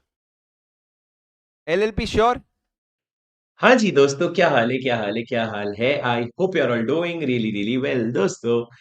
Welcome to this amazing code revision. Yes, you heard it right. Guys, especially for the students who are not very comfortable with the Hindi language, I am going to start a code revision for your CA intermediate law. In this code revision, we are going to do chapter-wise revision of each and every chapter in the shortest time possible. In the shortest time possible, all you need to do is you have to sit down, open the chapter along with me, and start reading with me each and every point. And by the end of these sessions, I can promise you that you would have 2x to 3x more productivity. So, for example, let's talk about FEMA. If Foreign Exchange Management Act is a chapter which you would yourself take 3 hours, in this session, I'll probably finish it in 1 hour 15 minutes or 1 hour 30 minutes. So, this is going to be purely exam focused revision. The reason why we are going to call it GOAT revision is because this, you will realize once you enjoy it thoroughly. Okay. Now, before I start, there are 3 things that I want to tell you. Number 1, if you are a student who understands Hindi better, Hindi revisions are separately uploaded on my YouTube channel, Shubham Singhal. You can check that out. Number 2, sir, for enjoying these revisions and making the most out of it, you will need this revision, this booklet. It's a summary book that you can see on my screen. Just 1 second, let me check if I'm live. 1 second. Okay, 1 second. It looks like I'm live. Yeah, okay, perfect. So you will need this booklet. Okay, so where do we get this book? Let me tell you, you will get the summary notes and my question bank for just 699 rupees on my website shubhamsinghal.com or on Shrestha website. You can get this booklet in both the websites. Sir, these books are something that you must have. It is just a 700 rupees of investment, but these books are something that you must have because only then you will be able to revise it on 1.5 day before exam, because I have summarized the whole ICAI module in just 200 pages. And the third and most important thing, I will be uploading chapter wise revision and there will be a playlist of the same in my channel Shubham Singhal and Harsha sir's channel. You can go and check that playlist, and based on that playlist, you can watch whichever chapter you like. Okay, I hope this is clear. Now, sir, without any further delay, let's begin this particular chapter, Foreign Exchange Management Act. Sir, I want you to give 100% attention. And for everyone who is watching this video, I don't want you to stop before we end this chapter. I want you to stay here with me till the end of this chapter. Till the end of this chapter, you will have to stay here with me. Okay, come on, guys, let's start. Okay, so we are going to start a chapter called Foreign Exchange Management Act 1999. This chapter came in 1999. So let me tell you this chapter has a weightage of 10 marks in your exam, and it is a very easy chapter and easily manageable also. Okay. Now listen to me very carefully. Sir, why was FEMA Act brought into picture? FEMA Act was brought into picture because back in 1991 there was economic crisis. Our then finance minister Manmohan Singh decided that we need to do some reforms. We need to do some major reforms, and based on that reforms, they brought Foreign Exchange Management Act in 1999. Okay. After that, you don't have to read the purpose of this act. You just have to come straight and understand. You don't have to read the purpose of this act. You just have to come straight and understand what is forex regulation versus FEMA. Before FEMA, we used to have forex regulation. Sir, what is the difference between forex regulation and FEMA Act? Sir, Forex Regulation Act 1947. Then we had a Forex Regulation Act 1973, but now we have a Foreign Exchange Management Act. What is the difference? Sir, there are 5 differences I want you to remember along with me. Sir, this is the revision. I want you to remember things along with me. There is 5 difference between FERA and FEMA. Number one, objective. Sir, in FERA, our objective was to conserve forex, that we will not spend it, we will conserve it. But in FEMA, our objective is to promote and develop forex. We will earn more and will spend more. That is our objective. So there is a change in objective. Objective was to conserve forex. Now the objective is to promote and develop the forex. Number two, PRI, person resident in India. Sir, in case of FERA, the PRI was based on citizenship. If you are a citizen of India, you would be a person resident in India. But in FEMA, it is based on stay in India. It is based on stay in India, how much you stay in India. Number three, sir, strictness, please understand. In FERA is earlier regulation.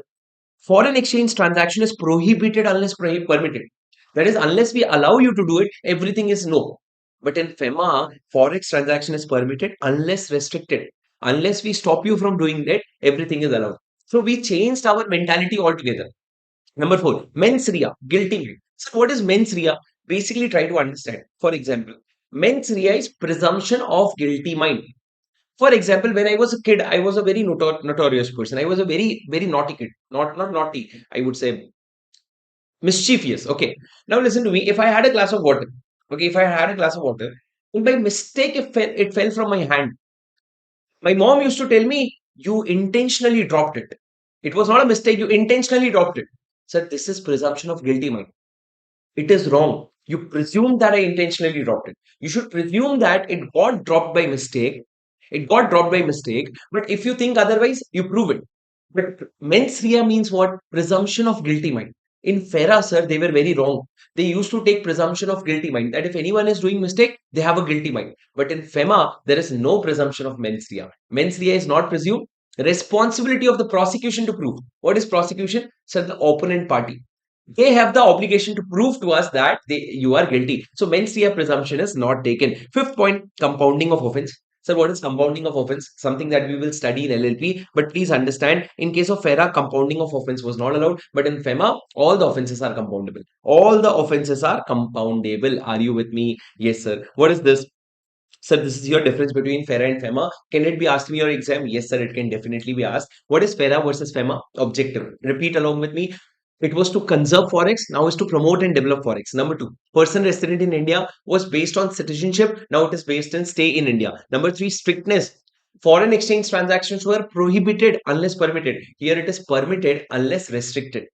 Number four, mens rea. What is mens rea? Guilty mind. In FERA, there was a presumption of mens rea, but in FEMA, there is no presumption of mens rea. Compounding of offense. In FERA, compounding of offense was not allowed. In FEMA, it is definitely allowed. So these are the 5 differences that we have to remember, sir. After that, we start certain important sections. Sir, section number 1, applicability. Where FEMA is applicable to whom? Sir, FEMA applies to whole of India. To whole India and also to branch office agency. When I say BOA, it is branch office agency outside India owned or controlled by a PRI. Outside India owned or controlled by a PRI. Listen to me very carefully. Sir, what is a PRI? PRI is a person resident in India. If they have any branch office or agency outside India, that which is owned and controlled by PRI, that will also be, then FEMA will also apply to that. Sir, we will understand a little bit later on once we understand person resident in India. Okay. Now, sir, section 2 talks about definition. Definition, straight away, we will first come to the most important definition, which is person resident in India and person resident outside India. Sir, I will first explain that most difficult section, which is person resident outside India. What do you mean by a person resident outside India? Person resident outside India means a person who is not a resident in India. Wow, sir, what a revision! What a revision, sir. Yes, person resident outside India means a person which is not a resident in India. But what is the meaning of person resident in India? Sir, such an important definition. You see, in my summary notes, I have given these references. If you look at these references, these are basically reference to the questions in the question bank, which is related to this definition. So, along with the concepts, you can solve the questions also. Okay, now coming back, sir. What is the meaning of person resident in India? Listen to me very, very carefully. Sir, person resident in India means a person residing in India for more than 182 days. For more than 182 days during the course of the preceding financial year, but does not include person who has gone out of India or who stays outside India for employment, for business or vocation, or for any other purpose. In that circumstance, as would indicate intention to stay outside India for uncertain period. Eh? Okay. A person who has come to or stays in India in either case, these two people will not be included. However, if such person has come to or stays in India for any following purpose, he shall be considered as a PRI, irrespective of the number of days in the preceding previous year for employment, business, or intention to stay uncertain period. So let it be. I'll explain it to you. Listen to me. If you have if you have a sample notes, if you have a rough notes, you can scribble it there. Scribble right along with me for better understanding. Sir, I am trying to explain what is the definition of a person resident in India. Okay, listen to me very carefully. Okay, so they say that if you want to become a person resident in India in the preceding financial year, you should have stayed for more than 182 days. Sir, I want you to I want you to observe here, it is more than 182 days. Guys, in Income Tax Act, you also study direct tax. In Income Tax Act, residential status is more than equal to. Here it is more than 182 days. Okay, there is no equal to. There is no equal to. Equal to is not there. After that, please understand, although you will become a person resident in India, there are exceptions. Sir, what are the exceptions? Sir, there are two exceptions. Sir, exception number one, if you go outside India. So in this year you went outside India. Why did you go outside India? Sir, either for employment or for business or vocation, not vacation, not vacation, business or vocation, or for any other reason with an intent of uncertain period. Like we don't know for how many days you are going to stay. In these three cases, if you go outside India, then we will not consider you a PRI anymore. You will become a PRY. Sir, think logically, no. If a person is going outside India for employment, how is he resident of India anymore? Now he has become a resident outside India. He has become a resident outside India. Now coming to the other part, what if, and in the other case, if he comes to India in any other case, like for example, a foreign tourist, sir. For example, a foreign tourist, Elon Musk. Elon Musk came to India for 7 days of exploring India. Will we say he is a person resident in India? No, sir. Any person who comes to India normally will not be considered as a person resident in India. So basically, person resident in India is more than 182 days in the last year. But if you go outside India or if you're coming in India generally, so you'll not be considered as a PRI. But however, there is one more exception to this. There is one more exception to this. Except if a person comes to India for what? For employment, for business or vocation, or for uncertain period. If he comes to India for uncertain period, he will become a PRI. He will become a PRI. If he comes to India for uncertain period, he will become a PRI. I want you to keep writing these things along with me. This is also a scribble revision. This goat revision, the revision, why we call it as a goat revision is because there is a scribble revision also. So we will write down a lot of tiny things which is very important for you. So listen to me very carefully. Okay. Okay, guys. Are you with me? Yes. Okay. Now listen to me very carefully. Sir,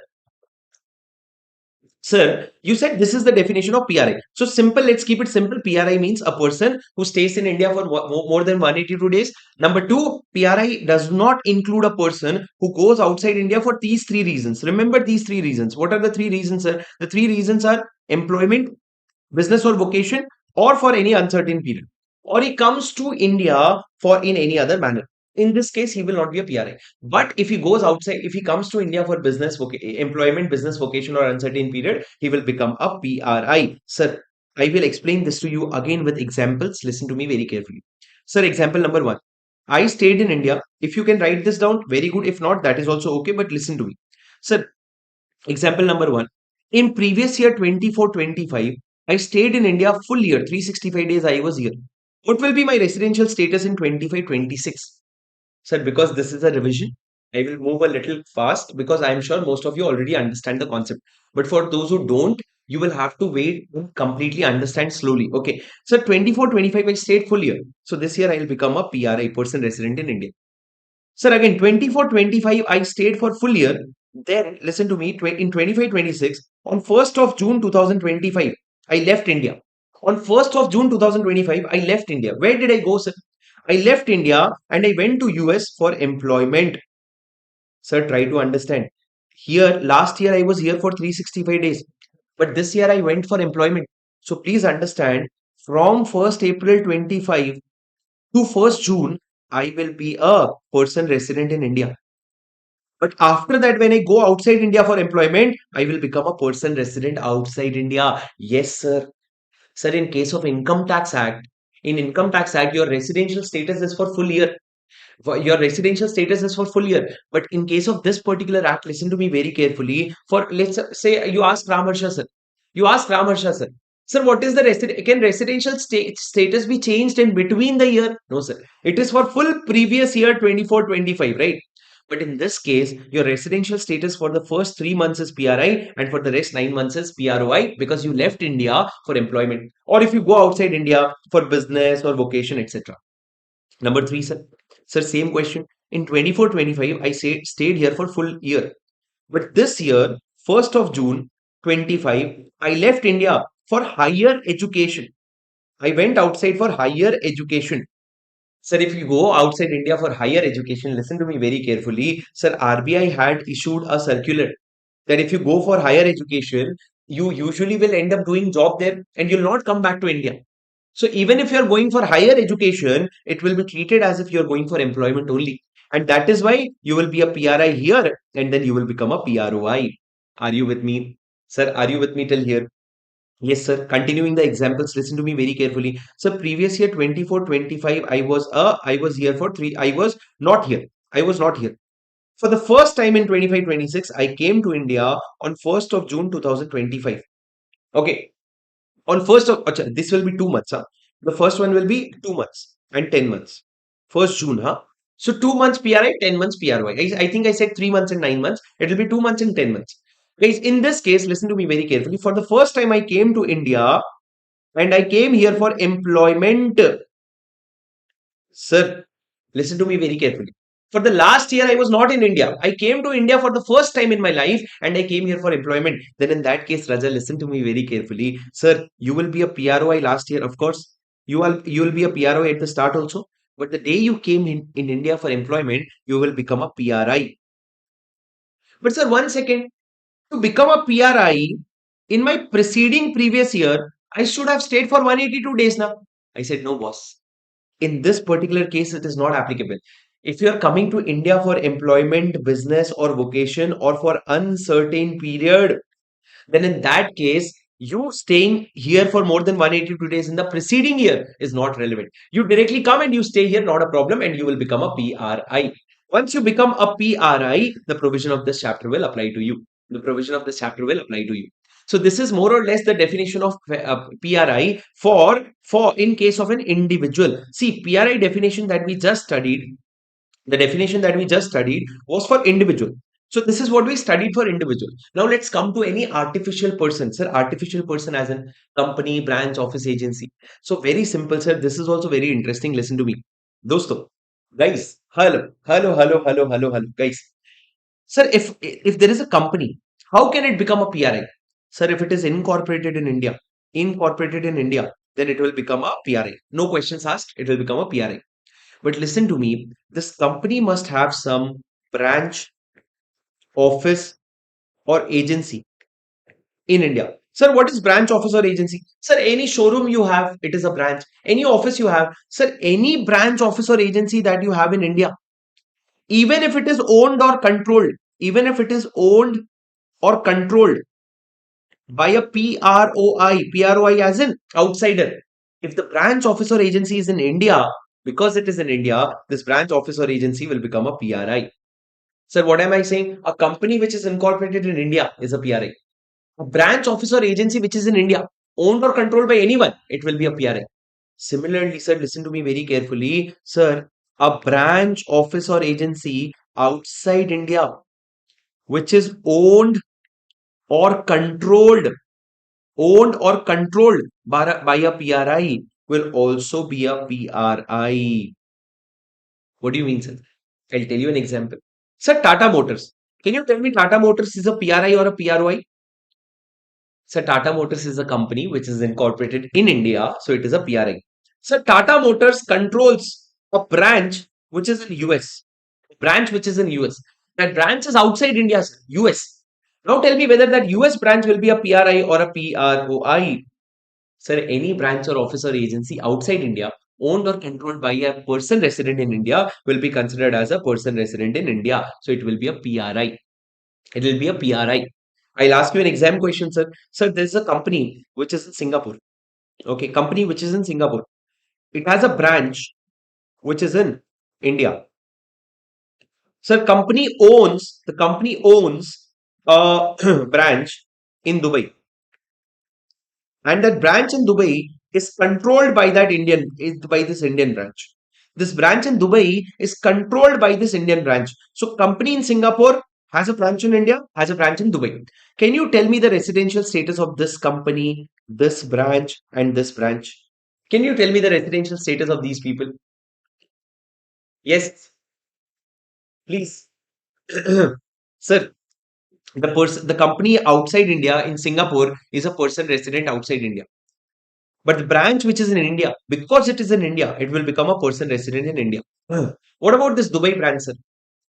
Sir, although it is owned by a PROI, but it is controlled by a PRI. Any branch outside India which is owned or controlled by a PRI will be considered as a PRI too. So, although owned by Singapore branch, it is controlled by Indian branch, and hence it is a PRI. This is your complete definition of PRI, sir. This is something which you must have written in the notes. But all these things that I just told you is written here. Everything that I just told you is written here. Everything, all the examples that I gave you is all written here. Okay. But sir, whenever you talk about a person resident in India or person resident outside India, you first have to understand what is the definition of a person. So the definition of a person is similar to what you study in your direct tax. What is the definition of person in direct tax, sir? Person includes an individual, HUF, company, firm, association of person, body of individual, and every artificial juridical person. Same, sir. Individual HUF, firm, company, artificial juridical person, association of person, and body of individuals. But apart from that, one more thing is also considered as a person, and it is agency, office, or branch. What I call as branch, office, or agency owned or controlled by such person. What is the difference, sir? The difference is generally, for example, guys, Tata Motors has an office in Mumbai. Okay. Now they have a branch in Delhi. They have a branch in Delhi or branch in Chennai. Now listen to me very carefully. They have a branch in Chennai. Now listen to me very carefully, guys. Tata Motors has a branch, is from Mumbai. It has a branch in Chennai. Please try to understand. Usually these are not two person. We will say this is only one person. Person is Tata Motor. But for FEMA, this is one person. This is other person. Branch is also a separate person for the purpose of FEMA. In other act, it is not. It is not the same case in other acts. Okay. Are you with me? Are you with me? Yes, sir. So this is your point. Now coming to the next point, section number 2, definitions. Are you with me? Sir, we have some other definitions left, but did you understand person resident in India and person resident outside India? Did you understand? Yes? Sure. Okay, sir. Guys, This is a revision. Please understand, this is not for those people who have not studied FEMA earlier. You need to have studied FEMA properly once, only then you can revise it this fast. Because once we study FEMA, we spend 10 to 12 hours to understand each and every provision. In our regular classes that we take, it takes 10 to 12 hours to understand each and everything beautifully. Only then we can summarize it in 1.5 an hour. Okay? Okay, guys. So definition, listen to me very carefully. Authorized person. Sir, what is authorized person? Law says that any foreign exchange transaction that you do, you have to do it through authorized person. But sir, who is authorized person? Authorized person is basically authorized dealers, money changers, offshore banking unit, and any other person authorized under section 10. So there are four people. Authorized dealer. Sir, when I say authorized dealer, I mean the banks. When I say money changer, what is money changer, sir? For example, when you go to airport, if at all you go to airport, there are a lot of counters where you can exchange rupees, you can get dollars. So those are money changers. Offshore banking unit means what? Sir, SBI has a branch in Dubai. Branch in Dubai. That Dubai branch is offshore banking unit. And the last one, other person authorized under section 10. So authorized person means what? Authorized dealer, money changer, offshore banking unit, or any other person authorized under section 10. Sir, what is foreign currency? Wonderful definition. Means any currency other than Indian currency. Foreign currency means any currency where there is no photo of Mahatma Gandhi ji. Foreign currency means any currency where there is no photo of Mahatma Gandhi ji, Indian currency. So basically, when we say Indian currency, now it means coins also, it means notes also. Everything will become Indian currency. Now, coming to the next point, what is foreign exchange, sir? You said Foreign Exchange Management Act. So, foreign exchange management, what do we manage in foreign exchange, sir? Do we just manage the dollar? Do we just manage the foreign exchange means what? Foreign currency? No, sir. Foreign exchange is a very broader word. Sir, foreign exchange means foreign currency, and it includes any deposits, credits, or balance payable in any foreign currency. Sir, if for example, if a company Reliance Industry has deposited, there is a bank called JP Morgan. Where, sir? In USA. Okay. If Reliance has if Reliance has deposited rupees 1 crore in that particular bank, this deposit will also be considered as foreign exchange. So it is not just the rupees that you have, it is not just the money that you have, it is deposits also, it is credits also, and balance payable in any foreign currency. All these things are foreign exchange. Try to remember along with me, sir. Deposits, credits, or any balance payable in foreign currency. Next one, any draft. What is draft? Demand draft. TC, traveler's check. Traveler's check. What is traveler's check, sir? Sir, in like 20 years ago, 25 years ago, if you want to visit multiple countries, like you want to go to Japan, then China, then UK, and everything. So you don't have to convert the currencies every time.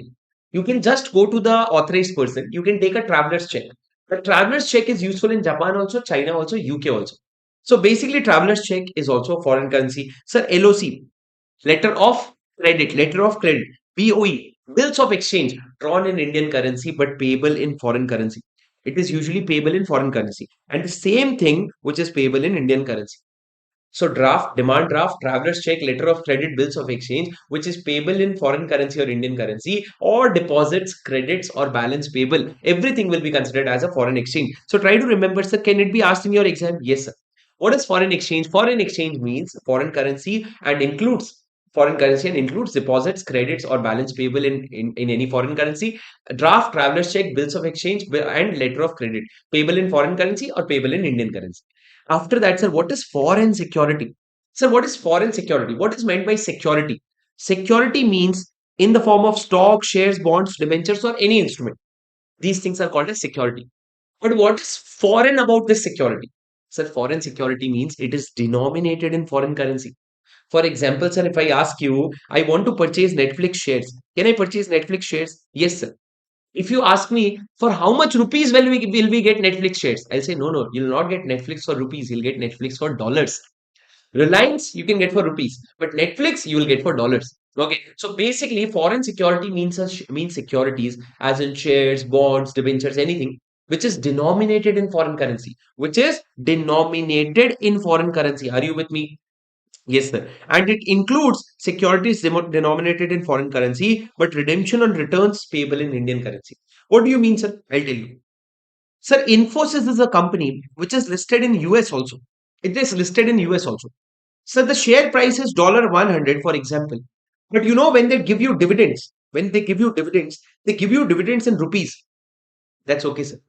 When it is, if it is a preference shares, if it is redeemed, when it is redeemed, it is redeemed in rupees. So, sir, even if the redemption or even if the returns are in Indian currency, but if it is denominated in foreign currency, it will become a foreign security. So, when anyone says what is foreign security, the key word is it is denominated in foreign currency. Okay, it is denominated in other currency and not in INR. Okay, moving to the next two most important definitions, sir. Very, very, very, very important definition. In fact, this was recently even asked in your exam. Current account transaction. Listen to me very carefully, sir. If you want, you can scribble along with me, sir. What is capital account transaction? You can scribble along with me, sir. What is capital account transaction, guys? You either scribble along with me or pay attention. Capital account transaction means a transaction which alters alters the following position.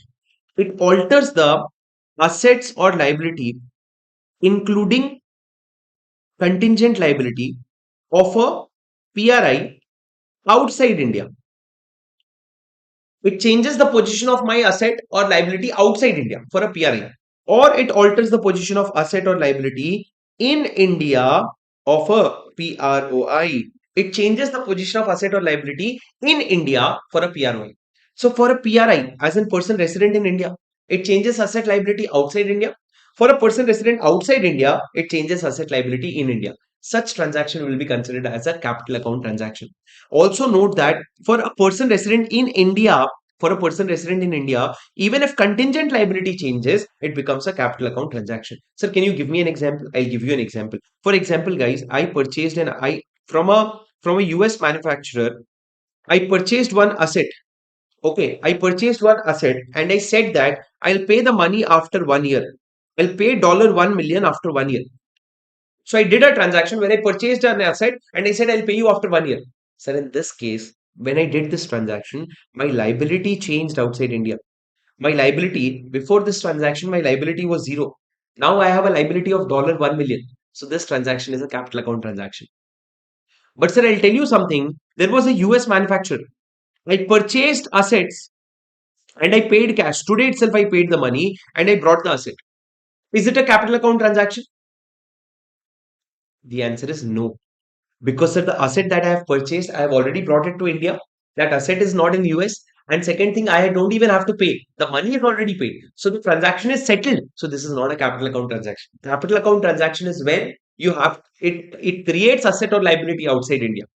Now the third one, sir, if there is an US manufacturer and I purchased an asset from him and I said I'll pay you after 3 months, I'll pay you $1 million.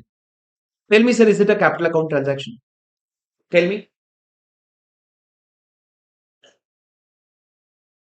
Sir, yes, this is similar to the first one. But the only difference is the answer is no. It is a current account transaction. What the hell, sir? What is current account transaction? Current account transaction means any transaction other than capital account transaction. Sir, this is a capital account transaction. No, my liability is getting created. No. But sir, this is a short term. You see, this is a short term credit facility.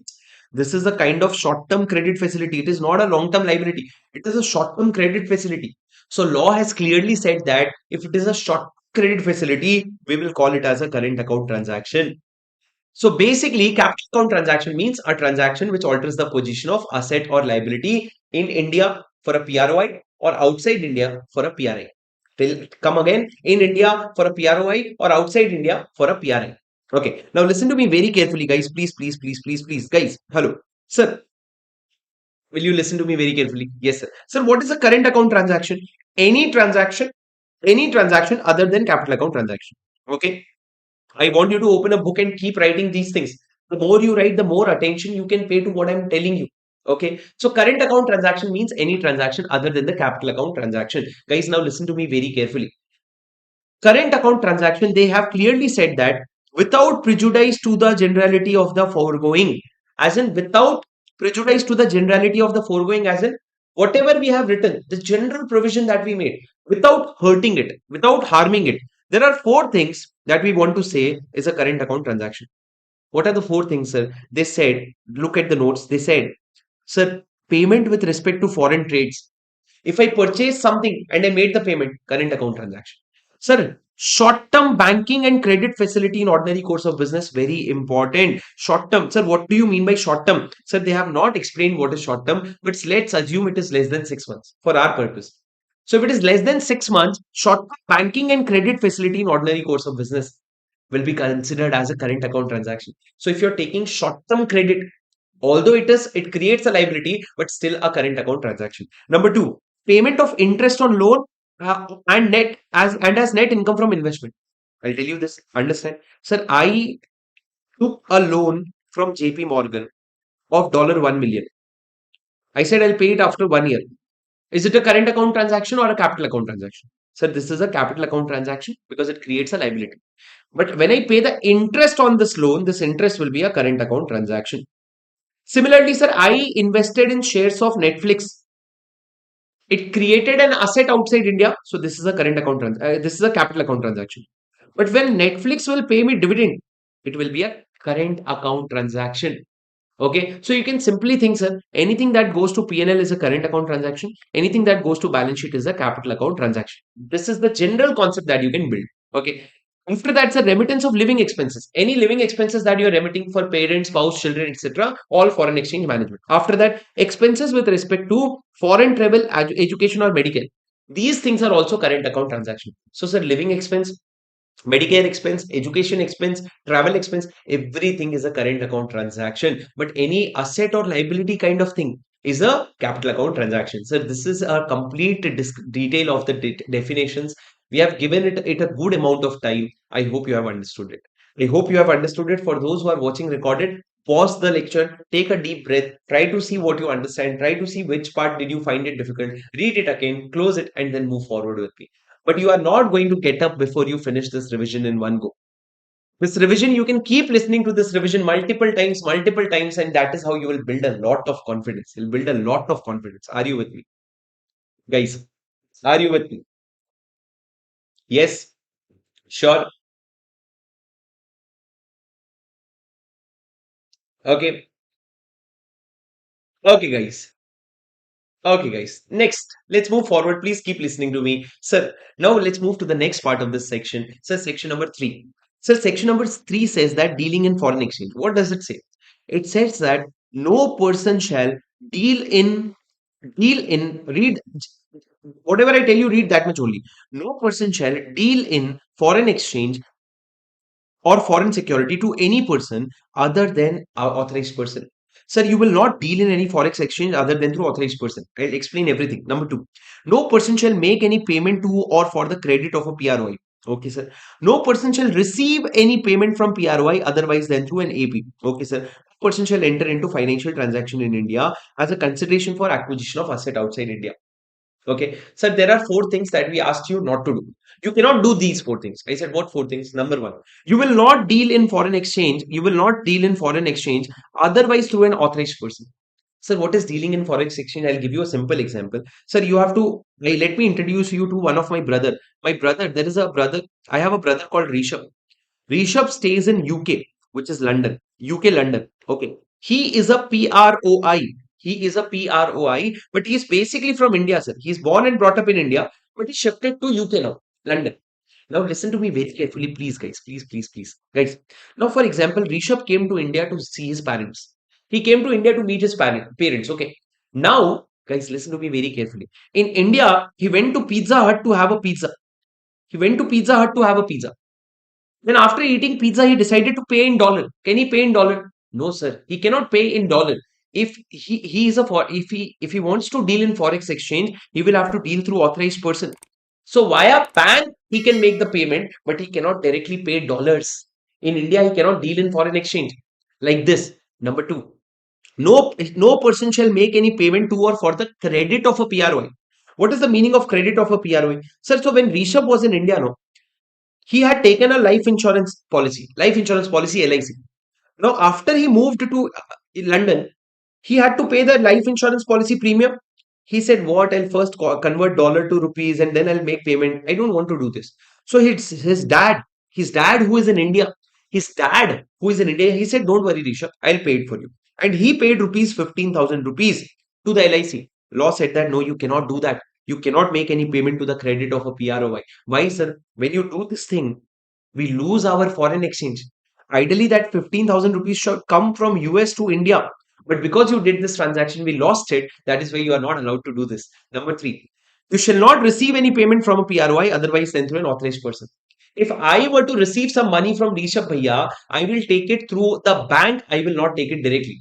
And moreover, listen to me very carefully. When you take it through an authorized person, when you take it through an authorized person, so that authorized person, listen to me very carefully. So that authorized person will give you an inward remittance certificate.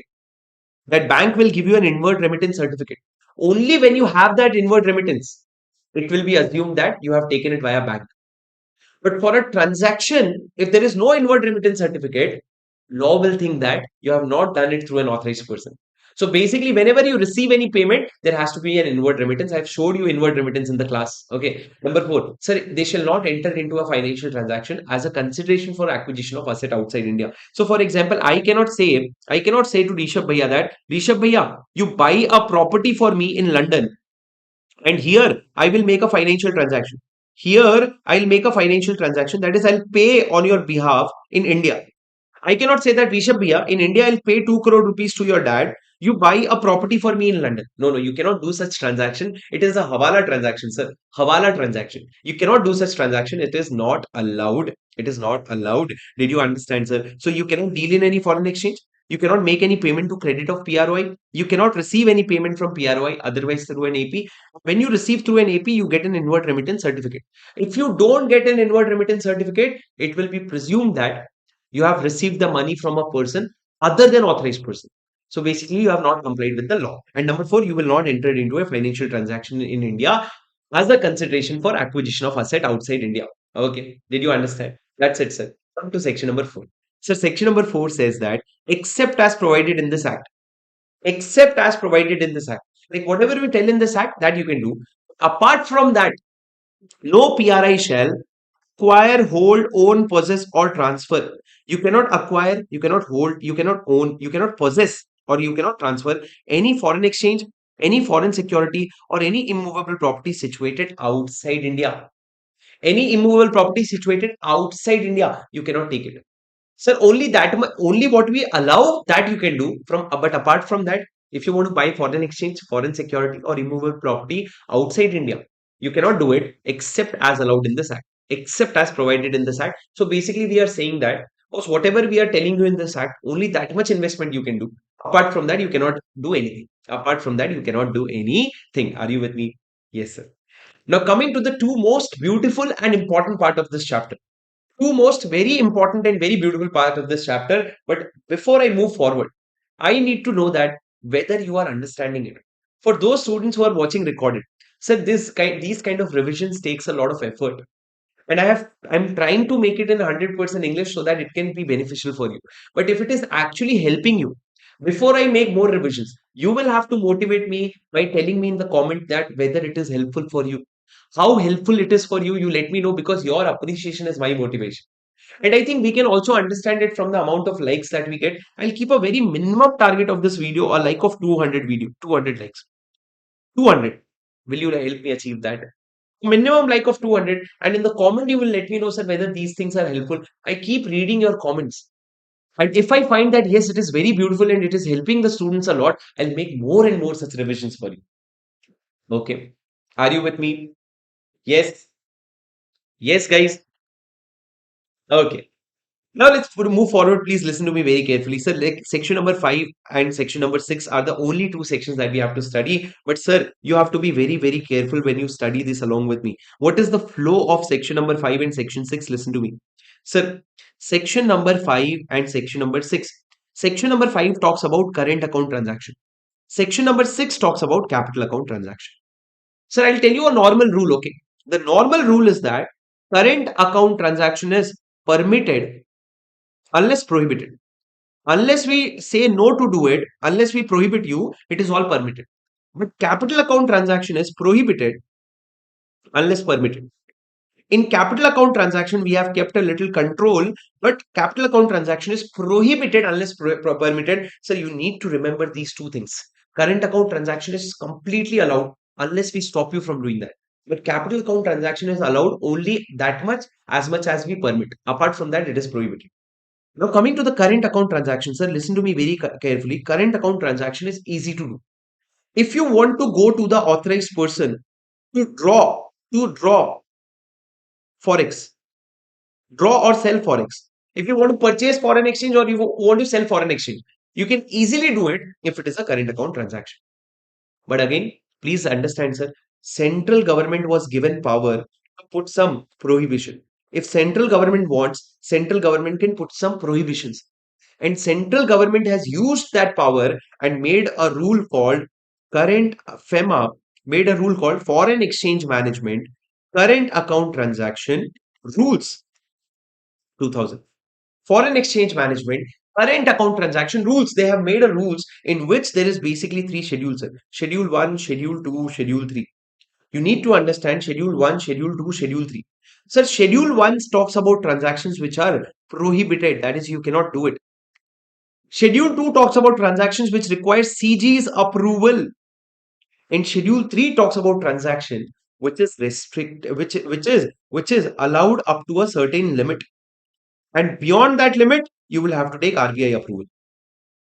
So second one is you have to take CG's approval, and the third one is you will have to take RBI's approval. Third one is you will have to take RBI's approval. There are three provisions, sir. Schedule 1, Schedule 2, Schedule 3. Are you with me? Yes or no? Schedule 1 is prohibited, Schedule 2 is CG's approval, Schedule 3 is limit. Okay, there is a limit. Now, this is the base, sir. Now, try to understand. We'll read it from the book. Please come to the book and listen to me very carefully. Sir, it says that any person may sell or draw foreign exchange to or from an authorized person if such sale or drawal is a current account transaction. Sir, if you want to sell foreign exchange or you want to draw foreign exchange from the authorized person, why? For a current account transaction, then we said it is doable.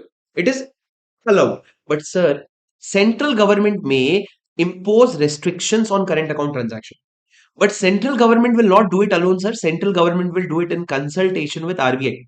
Will consult RBI and put such restriction. Now, using that rule, sir, using that power, central government has made this rule called Foreign Exchange Management, Current Account Transactions Rules. Look at the word rules 2000. Look at the amount of questions that we have from this concept, sir. Look at the amount of questions that we have from this concept. I'll give you a FEMA master question, sir. I'll give you a FEMA master question. Let me show you. Let me show you. I have prepared a FEMA master question. So this is the no. This is different. This is different. I have prepared a FEMA master question. I think I don't have it here. I don't know if I have it here. One second. I think it's not here. But I'll show you a FEMA master question, sir. In that master question, in 3 pages, in 3 pages I have summarized all these questions. Okay, where will you get that FEMA master question, sir? You'll get it in the description. You will find a link of my Telegram channel. There you will find this master question. Okay, so make sure that you solve that FEMA master question after this revision. Okay, now listen to me very carefully, sir. What is Schedule 1? What is Schedule 2? Schedule 1, sir. Schedule 1 talks about transactions which is prohibited. So there are 8 transactions which you don't have to understand with me right now because we do it in the class. Now you have to revise it along with me, retain along with me. So there are some current account transactions which are prohibited. What are those current account transactions? Number one, remittance out of lottery winnings. Sir, in India, if you won some lottery, you cannot take that money outside India. Number two, remittance of income from racing or riding or any other hobby. Sir, if you won horse racing income, horse riding income, those money also you cannot remit. So lottery income, horse racing, horse riding. Number three, remittance for purchase of lottery tickets, band magazines, football pools, or sweepstakes. If you want to take money from India to USA, for example, and if you want to purchase lottery tickets, football pools. Sir, what are football pools? Football pools are a way of gambling in football. Sweepstakes also gamble. Band magazines. Sir, band mags. Array, not those magazines. Banned magazines means there are certain magazines which are banned in India. We will not allow you to purchase that. So you cannot use money for this gambling, betting, and everything. No, boss. Okay. Next, sir, for payment of commission. Commission on what? Commission on export made towards equity investment in joint venture or wholly owned subsidiary abroad of Indian companies. So basically, if you are doing any export, You cannot make payment of commission on that export made towards equity investment in joint venture or wholly owned subsidiary. After that, remittance of dividend by any company to which dividend balancing applies. Any company to whom dividend balancing applies, they cannot remit dividend. Number two, payment. Number six, payment of commission on export under rupee state credit route. Sir, there is something called as rupee state credit route. Can you repeat along with me? Rupee state credit route. Sir, on that, in that route, when you export something, you cannot pay commission on that, except commission up to 10% of invoice value on export of tea and tobacco. On export of tea and tobacco, you cannot basically on export of tea and tobacco. Yeah. Sir, when you export tea and tobacco, listen to me very carefully. Sir, up to 10% of the invoice value on export of tea and tobacco. Guys, come on, 6 points again. First 3 points are lottery winnings cannot be remitted. Horse racing riding income cannot be remitted. You cannot remit any money for purchase of lottery, football pools, sweepstakes, or any other banned magazines. These are three things. Then there are 2 points on commission. You cannot pay commission on export towards equity investment in joint venture or wholly owned subsidiary. Number two, you cannot pay commission on export under rupee state credit route. But there is one exception. If you're exporting under rupee state credit route, then you can pay commission of up to 10% on export of tea and tobacco. On export of tea and tobacco. Tea and tobacco in Hindi we call it chai sutta. Tea tobacco, chai sutta. In that you can pay commission of up to 10%. Okay. After that, if there is company to whom dividend balancing applies, they cannot remit dividend. Number six, payment related to callback services. There cannot be any payment related to callback services and remittance of interest income on funds held in NR Special Rupee Account Scheme. NR Special Rupee Account Scheme. In that scheme, if you earn any interest income, that interest income cannot be remitted. That interest income cannot be remitted. Are you with me, guys? Yes or no, sir? Yes or no, sir? Yes or no, sir? Yes. Sure. Sir, did you understand? Yes. This is your schedule one. These are the transactions which is prohibited. Sir, after remembering like this, now try to write down on in short. How do you write it? Number one, sir, lottery. Number two, racing or riding of horses. Number three, purchase of lottery tickets, etc. After that, there was commission on export. The first export was export commission on export towards equity investment in joint venture or wholly owned subsidiary. Number two, commission on export under rupee state credit route. Sir, do you need to remember the whole sentence? No, sir. You just need to remember that this particular sentence is written in Schedule 1 of Foreign Exchange Management Current Account Transaction Rules 2000. That is what you need to remember. After that, sir, dividend by a company to which dividend balancing applies, payment related to callback services, and interest income in NR Special Rupee account. In these three cases, 8 cases, you are prohibited from paying your what? From remitting foreign exchange. You cannot send foreign exchange outside India. Number two, sir, Schedule 2. I told you Schedule 2 talks about transaction for which central government's approval is required. So, transactions which require prior approval of Government of India to process foreign exchange. Number one, sir, cultural tours. Listen to me. Listen to me. Listen and try to understand. Sir, cultural tours. If you want to perform some cultural tours outside India, you can definitely go and do it, but you'll have to take approval of Ministry of HRD, Ministry of Human Resource Development. Nothing else. Ministry of Human Resource Development. Okay. Number two, if you want to do advertisement in foreign print media, who are you? You are a state government or it's PSU. You are a state government or a public sector undertaking of a state government. If you want to do advertisement in foreign print media and it exceeds $10,000, so let me take example of each also so that you can understand cultural tips. Sir, for example, if Odisha people want to go and perform Bharatnatyam or Kathak in USA, you'll have to take approval. Okay. Number two. Sir, if the Tamil Nadu government wants to do some advertisement in US, when that advertisement costs more than $10,000, they will have to take approval of Ministry of Finance. They'll have to take approval of Ministry of Finance. But sir, if that advertisement is for three purpose, then approval is not required. What are the three purpose? Number one, to promote tourism, bring foreign investment, and for international bidding. Tourism, foreign investment, and bidding.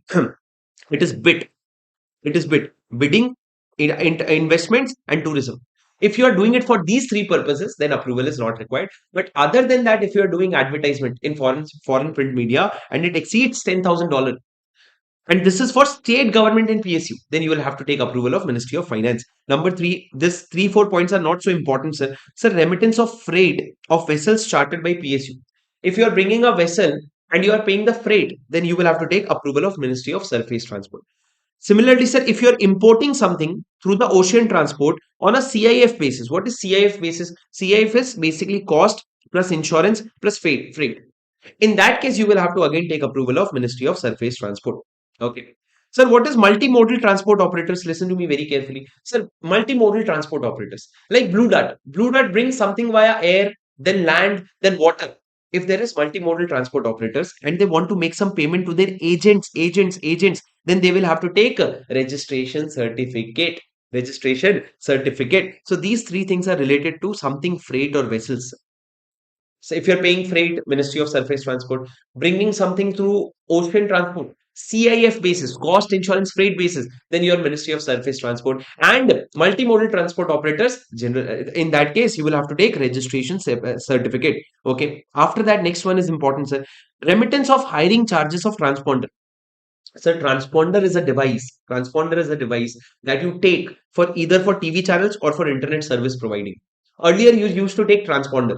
So when you are paying the hiring charges, you will have to take approval of the respective ministry. You don't have to remember the name of the ministry, but if you want to, for TV channels, the ministry is Ministry of Information and Broadcasting. You can remember like this: TV channels basically broadcast. And for internet service provider, it is Ministry of Communication and Information Technology. It is communication. Okay. Now, after that, sir, remittance of container detention charges. If you had to pay container detention charges, if someone detained your containers as in ships, if it were detained, then you'll have to take approval of Ministry of Surface Transport. After that, sir, the next 2 points are very important. Listen to me very carefully, guys. Sir, this one is super important. Remittance of prize money or sponsorship of sports activity by a person other than international, national, state level sports body if amount is more than $10,000. Sir, what are you doing? There are 4 conditions. Number one, you are paying prize money or you are paying sponsorship. Okay. Who are you? You are a person who is not a sports body. Sports body, as in, sir, for example, BCCI is a sports body. Sir, if you are an international level, national level, or state level sports body, then it is fine. But if a person other than sports body is paying prize money or sponsorship for any sports activity, and that amount exceeds $1 lakh, then in that case, you will have to take approval of Ministry of Human Resource Development. You'll have to take approval of Ministry of Human Resource Development. Sir, prize money or sponsorship money of sports activity. Sir, I'll tell you for example.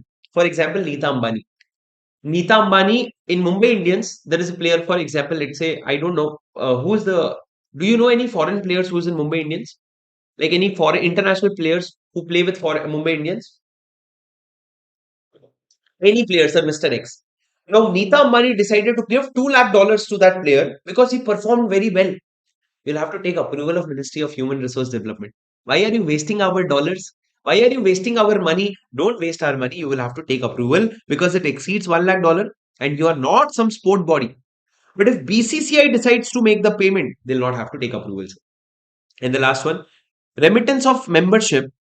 Remittance of membership of P&I Club. What is P&I Club? Protection and Indemnity Club.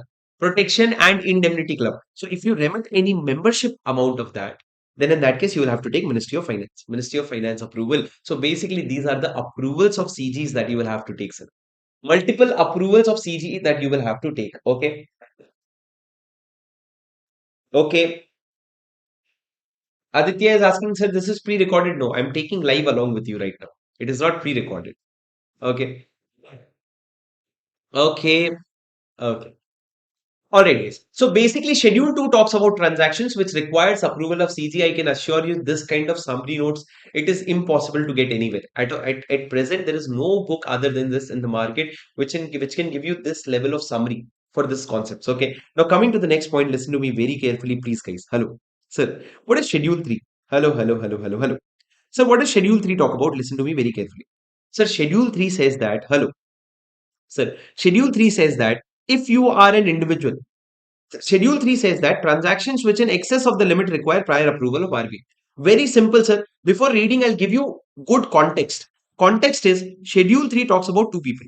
One is individual, okay, and one is other than individual, okay. For individual, we have made it very clear, sir. For individual, there is a limit of $2,50,000, 2,50,000 per annum. If you ask me how much is $2,250,000, sir, it is approximately 2 crore rupees. If you take it at the rate of 80, it is 2 crore rupees. But $2,50,000 per annum is the limit in which you can do current account transaction, such as your, sir, traveling, medical, education, your immigration, everything you can do in that 2,50,000 rupees. But if you want to spend more than 2,50,000 rupees, you will have to take approval of RBI. You'll have to take approval of RBI. This is the basic provision, sir. Now, generally, so what is the provision? The provision says that you have a limit of $2,50,000 only per annum, in which you can do private visit to any country. You can gift or donate your wish. You can go outside India for employment. You can take emigration. Emigration means completely shifting to a new country. Sir, you can have close relatives abroad. You can travel for business or whatever. You can have medical treatment, or you can do studies abroad, or any other current account transaction. Whatever you want to do, you do. But the limit is $2,50,000. Beyond $2,50,000, you'll have to take approval of RBI. But then we said that there are two exceptions. There are two exceptions. What is the provision? The provision is 2,50,000 you can spend. Beyond that, you'll take RBI approval. But there are two exceptions. Number one, sir, if you are going for emigration outside India, or if you are going for medical treatment outside India, or if you are going to for studies abroad, in these three cases, please understand, for emigration, I might need $400,000. $400,000. Why, sir? Because the country of emigration is deciding that. For example, I want to move to Canada. So Canada is deciding that I'll have to pay how much. So for medical, the hospital will decide how much I have to pay. For studies, the university will decide how much I have to pay. So, sir, if I go to the bank to authorized person, and I show the certificate from these people,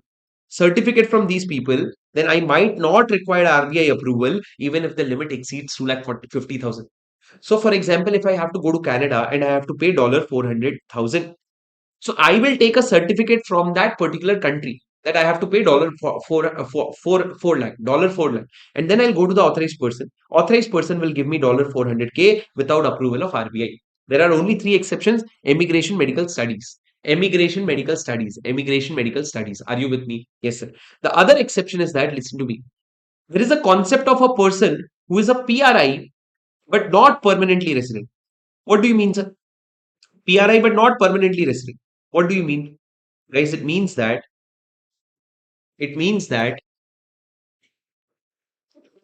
guys, what does it mean? It means that PRI but not permanently resident means, listen to me very carefully.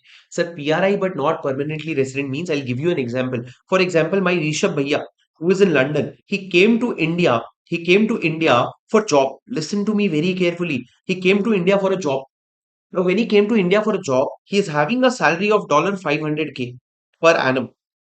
Now, sir, what would he want to do? He would want to send the whole salary to his family, which is still in London. Correct? But if you say no, no, no, no, you will have to send only 250K. Above that, you will require RBI approval. No, sir, this is not fair. This is not fair.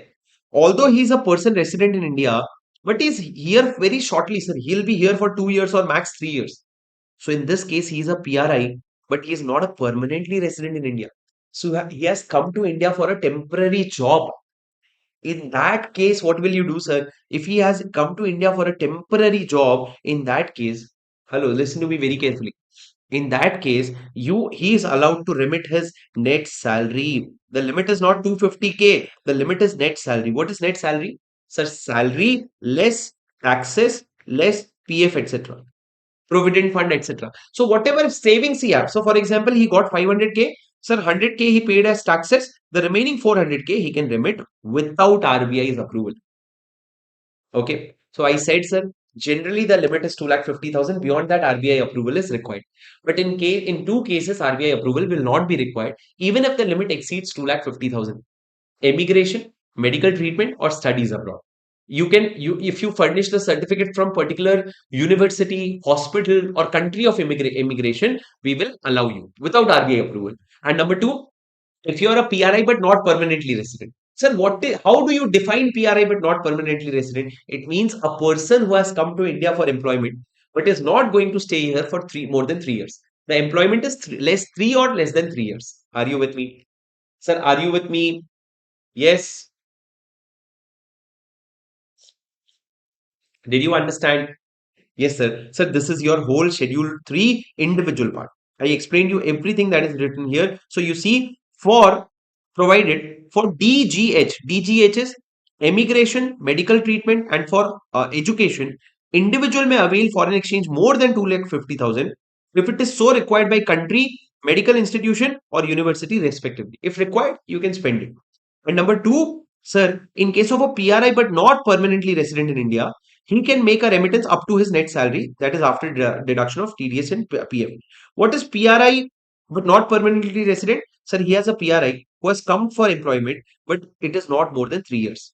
It is not more than 3 years. He is a PRI but not permanently resident. Are you with me? Sir, are you with me? Yes. Yes. Okay, sir. Moving on to the next beautiful part. Guys, guys. This revision may be a little heavy for you, but yeah, that is the beauty of it. This is almost done. Once you are done with Schedule 3, once you do current capital account transaction a little bit, the chapter is over. It will hardly take us 20-25 minutes more. But that's it. The more number of times you listen to this video, the more beautifully you have a hold on this topic.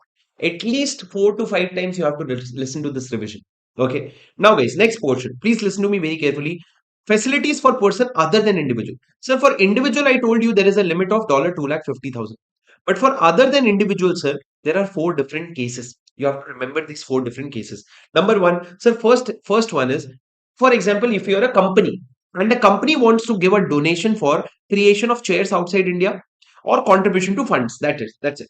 If you want to give donation for creation of chairs outside India or contribution to any funds, in that case, limit the limit is 1% of forex earning in the last 3 financial year or $5 million, whichever is lower. This is the limit. So the limit is 1% of forex earning of last 3 years. So they have not written average, sir. They have not written average. If they would have written average, it means you would have taken average, but they have not written average. So average is not written. So basically 1% of you will take aggregate. So last 3 years forex earnings or $5 million, whichever is lower, will be the limit. If up to that amount you give donation, it's fine. If you give donation beyond that amount, you will have to take RBI approval.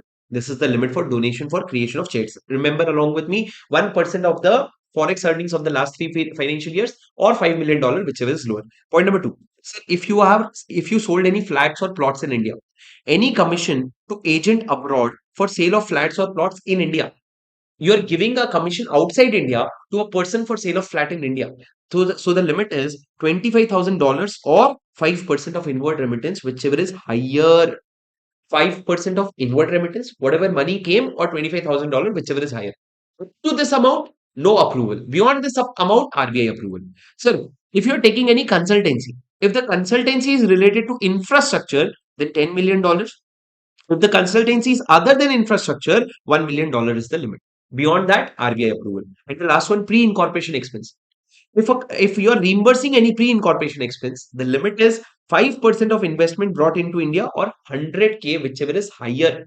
100K, whichever is higher, and beyond that, RBI approval. So you see there are 4 limits. I'll summarize it for you, sir. What are the 4 limits? I'll summarize it for you. There are 4 limits. Look at the screen. Sir, if you want to donate outside India, it is 1% of your forex earning or $5 million, whichever is lower. But for other, if you are, for example, what was the second one? If you are paying any commission, it is 5% of inward remittance or $25,000, whichever is higher. Sir, if you are talking about consultancy, for infrastructure, it is $10 million. For other, it is $1 million.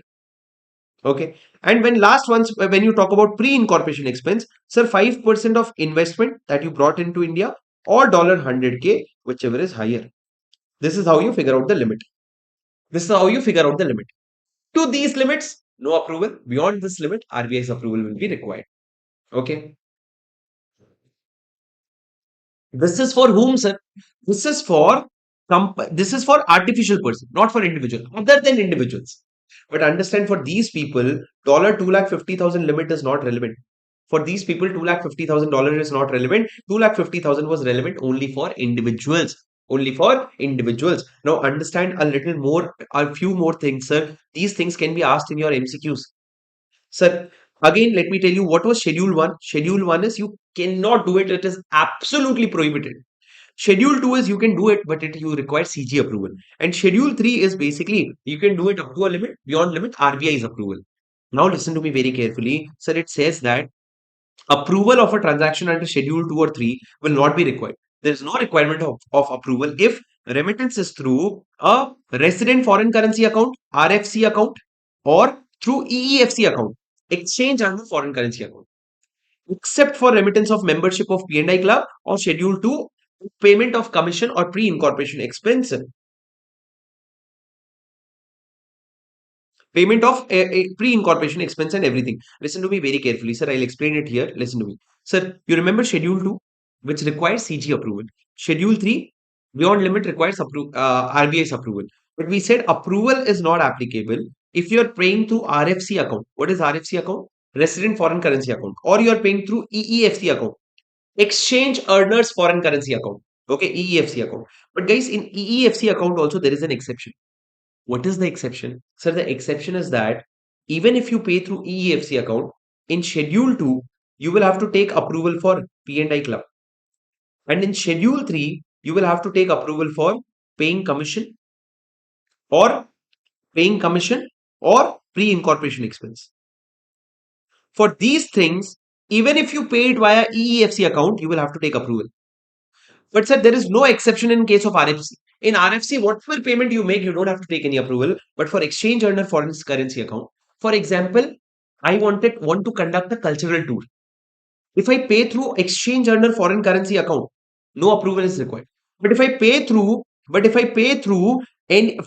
for P&I club membership, then approval will be required. Okay, sir, we understand this very beautifully in the class, but now also I'm trying to make charts for you so that you get a complete grip. Try to understand. Okay, now the last point, sir. Sir, if a person is on visit abroad, he's roaming around in, for example, Thailand, and he can incur expenditure stated in Schedule 3. Schedule 3 as in the travel, gifts, donation, everything, if he incurs it through international credit card to the extent of limit. So basically, even if you're exceeding limits of $250,000 to the limit of international credit card, you can easily spend. There is no restriction. There is no restriction. These are the 2 points, and these are the 2 exceptions. And with this, your current account transaction comes to an end. Your current account transaction comes to an end. Okay, take a deep breath. Sir, what about capital account transaction? Sir, capital account transaction means any transaction which alters the position of asset or liability, including contingent liability outside India for a PRI, or contingent asset or liability in India for a PROI. So for a PRI, it alters asset or liability outside India. For a PROI, it alters asset or liability in India. Okay, then in that case, it becomes a capital account transaction. Guys, in capital account transaction, we have given power to RBI also, and we have given power to CG also. Sir, capital account transaction, I can divide into 2 parts. One is debt instruments, the other one is equity instruments. Okay. Sir, RBI can put restrictions on debt instruments, and central government can put restrictions on equity instruments. RBI can put restrictions on debt instruments. Sir, it is written that RBI, in consultation with CG, shall classify classes of capital account transaction involving debt instrument which is permissible and put conditions on them. Similarly, central government can, in consultation, put limitations on non-debt instruments as an equity instrument. So basically, for debt instruments, they have given the power to RBI, but for equity instrument, they have given power to RBI, but to CG, but they'll consult each other. RBI will give in consultation with CG, CG will give in consultation with RBI. They'll consult each other, but they have divided powers. Now listen to me very carefully. Sir, RBI can put restrictions on debt instruments, but there are two transactions on which no restrictions can be put. There are two transactions on which RBI or CG shall not impose restrictions. Number one, payment due on account of amortization of loan or repayment of loan. Sir, for example, I took loan from JP Morgan. It is a capital account transaction. Now I am repaying that amount. That is also capital account transaction. When I have to repay that amount, I went to the bank. I said, bank, give me dollars. I have to repay to JP Morgan. Bank said, no, no, no, no. There is a restriction. No, sir, you cannot put any restriction on repayment or amortization of loan. No, no, no, no. Number two, depreciation of direct investment in ordinary course of business.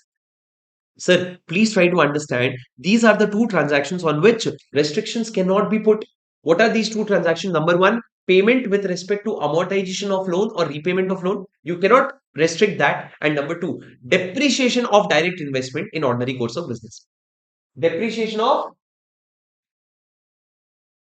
direct investment in the ordinary course of business. There can be no restriction on this. You have to remember this, sir. C23, it has asked me your exam.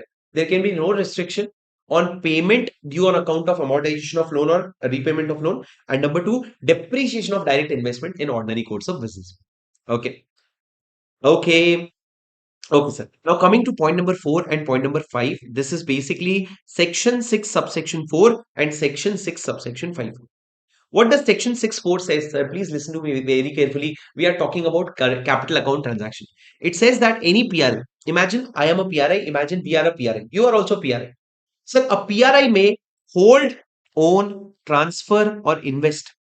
Hold, own, transfer or invest in any foreign currency, foreign security or immovable property outside India. Wow. You can invest in a for immovable property outside India, provided that it was acquired, held or owned when he was a PROI or inherited from a PROI. Let's just put time to understand this. Sir, it is saying that if there is a PRI, if there is a PRI, who is a PRI, sir? I am a PRI. Sir, if PRI, the question is whether PRI, as in myself, Shubham Singhal, can I hold foreign exchange? As in, can I have dollars? Can I have foreign security? Like, can I invest in the shares of Netflix? And can I have immovable property outside India? Can I have a property in Dubai? Can I have a property in Dubai? I'm sure Harsha sir must be having a property in Dubai also.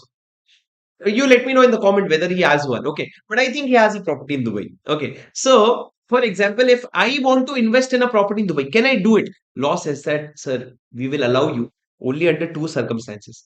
Number one, if it was acquired when you are a PROI. Okay, so you are saying new investment cannot be done. You are saying that if I was a PROI, like for example, in 2010, 2011, I was a PROI of Dubai. I stayed in Dubai. And that is when I invested in a property in Dubai.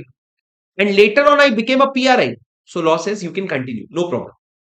And number two, if it was inherited from a PROI.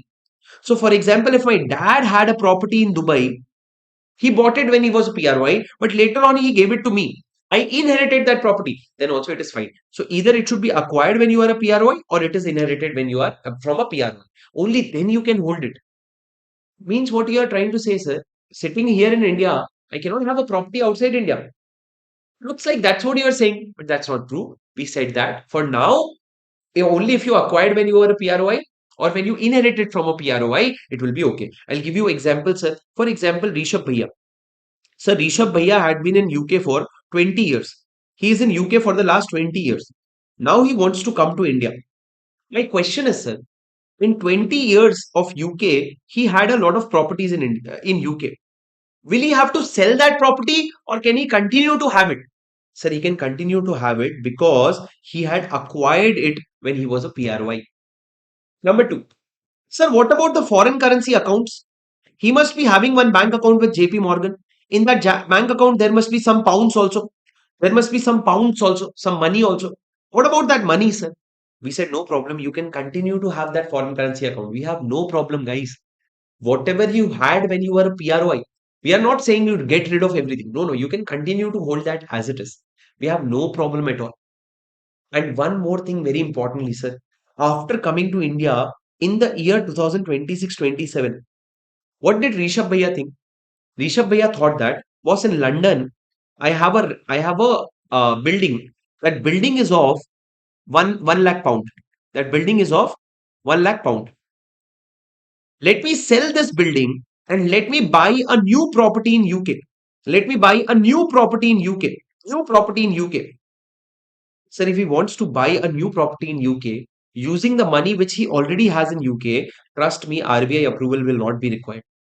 RBI's approval will be required only when you are taking money outside India.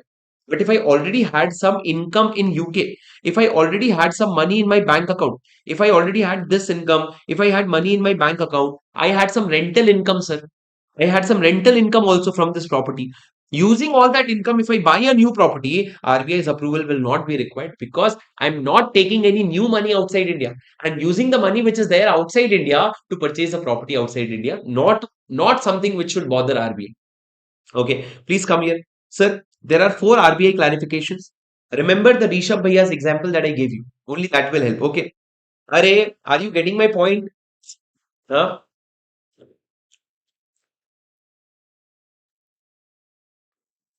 Listen to me. Sir, Rishabh Bhaiya's example, any foreign currency account, when he was a PROI, he can continue that even after he becomes a PRI. Number 2, sir, any income from employment, business, vocation outside India when he was a PROI, or from investment when he was a PROI, or from gift or inheritance will all continue. Sir, if I had a property and from that I am getting rental income, I will still continue to get rental income. No one can stop me. Number 3, forex held outside India, acquired through inheritance. You can drop number 3, read number 4. Very important. Sir, a person resident in India, as in Rishabh Bhaiya, after coming to India, may freely utilize eligible asset abroad or income or sale proceeds therefrom after they return to India for making a fresh investment abroad without RBI's approval. So, if you have an asset outside India, so the income that is coming from that asset or the sale proceed of that asset, you can use it to purchase, make a new investment, and you will not require approval of RBI, provided that cost of investment is made completely out of eligible assets. You are not taking new money outside India. Whatever is there outside India, from that only you are making a new investment. So we don't have any problem. We will allow it. We don't have any problem. We will allow it. Are you with me? Yes, sir. Yes, sir. Next point, guys. Sir, a PR, the section that the thing that you read in 6.4. See, there are 3 questions based on that. Now 6.5 is a mirror image.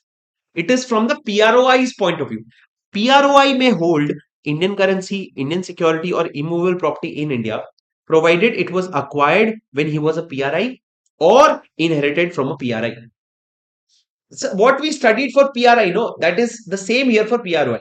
So PROI can have any property or investment in India if it was acquired when he was a PRI or if it is inherited from a PRI. Only then he can continue to hold it, not a problem. Okay. Okay, sir. Now, to give this chapter a closure, there's just 1.5 page left. Listen to me very carefully, sir.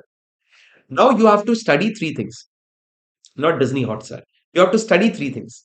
So now you are going to study something called as foreign exchange management, permissible capital account transaction, regulations 2000. For capital account transaction, you are going to study permissible capital account transaction regulations 2000. For rules for current account transactions, sir, you studied foreign exchange management, current account transaction rules 2000. Sir, look at the difference in the name. Sir, this is very important. I told you one thing. Current account transaction is freely permissible unless prohibited. But capital account transaction is prohibited unless permitted. So we have to make a regulations to permit capital account transaction. Okay, but in current account transaction, we had made schedule 1 which spoke about prohibitions. There is a difference, sir. You need to remember this name. In exam, you will get marks only if you write schedule 1 of foreign exchange schedule 1 of foreign exchange management, permissible capital account transaction regulations 2000. Only then you will get marks, otherwise you'll not get marks. So please be very careful, sir. Guys, hello. Sir, Schedule 1 talks about transactions which are permissible for PRI. Schedule 2 talks about transactions which are permissible for PROI. But in this, sir, there is a regulation 4. This regulation 4 is something which talks about prohibition. Listen to me. So regulation 4 is very clear, and regulation 4 says that for a PROI, there are certain transactions in India that we will never allow. For a PROI, there are certain transactions in India which we will never allow. Sir, you cannot invest in chit fund business of India. You cannot invest in a Nidhi company. You cannot invest in chit fund. You cannot invest in Nidhi company. Sir, you cannot investment in agricultural activities. You read this. Sir, you cannot invest in the business of chit fund, Nidhi company, agricultural or plantation activities. Sir, real estate business. We don't want you in real estate business also. We don't want you to for construction of farmhouses. And we don't want you for trading in TDR. Sir, what is TDR? Sir, TDR is transferable. TDR is transferable development rights. Transferable development rights. We don't want you to we don't want you to do trading in TDR. Sir, this is super important, sir. It will come in your exam, sir. It will come in your exam, sir. Please listen to me very carefully. It is definitely going to come in your exam. Please listen to me. Sir, chit fund business, Nidhi company, agricultural or plantation activities, real estate business, construction of farmhouse, and trading in TDR. Trading in TDRs. Please understand these are the things where you cannot invest. Remember along with me, such chit fund and Nidhi company is one and the same thing. After that, agriculture and plantation is something that India can take care of itself. Sir, after that, real estate and farmhouse is one thing, and then you can say transferable TDRs. TDRs. Okay, so these are the points that you need to remember. In this, you cannot invest. But sir, you cannot invest in real estate business also. We said you cannot invest in real estate business, sure. But real estate business has some exceptions. As in, these things are not real estate business. What things, sir? Real estate business does not include development of township, construction of residential or commercial premises, roads or bridges, and registered REITs. REITs is Real Estate Investment Trust. So basically, a PROI cannot invest in real estate business, but a PROI can invest in development of township. He can invest in construction of residential premises, or in REITs. He can invest in these things because these things are not real estate business. So if a person wants to come and invest in township, he can do it. So what is he not allowed to do, sir? So basically, he's not allowed to do trading in real estate.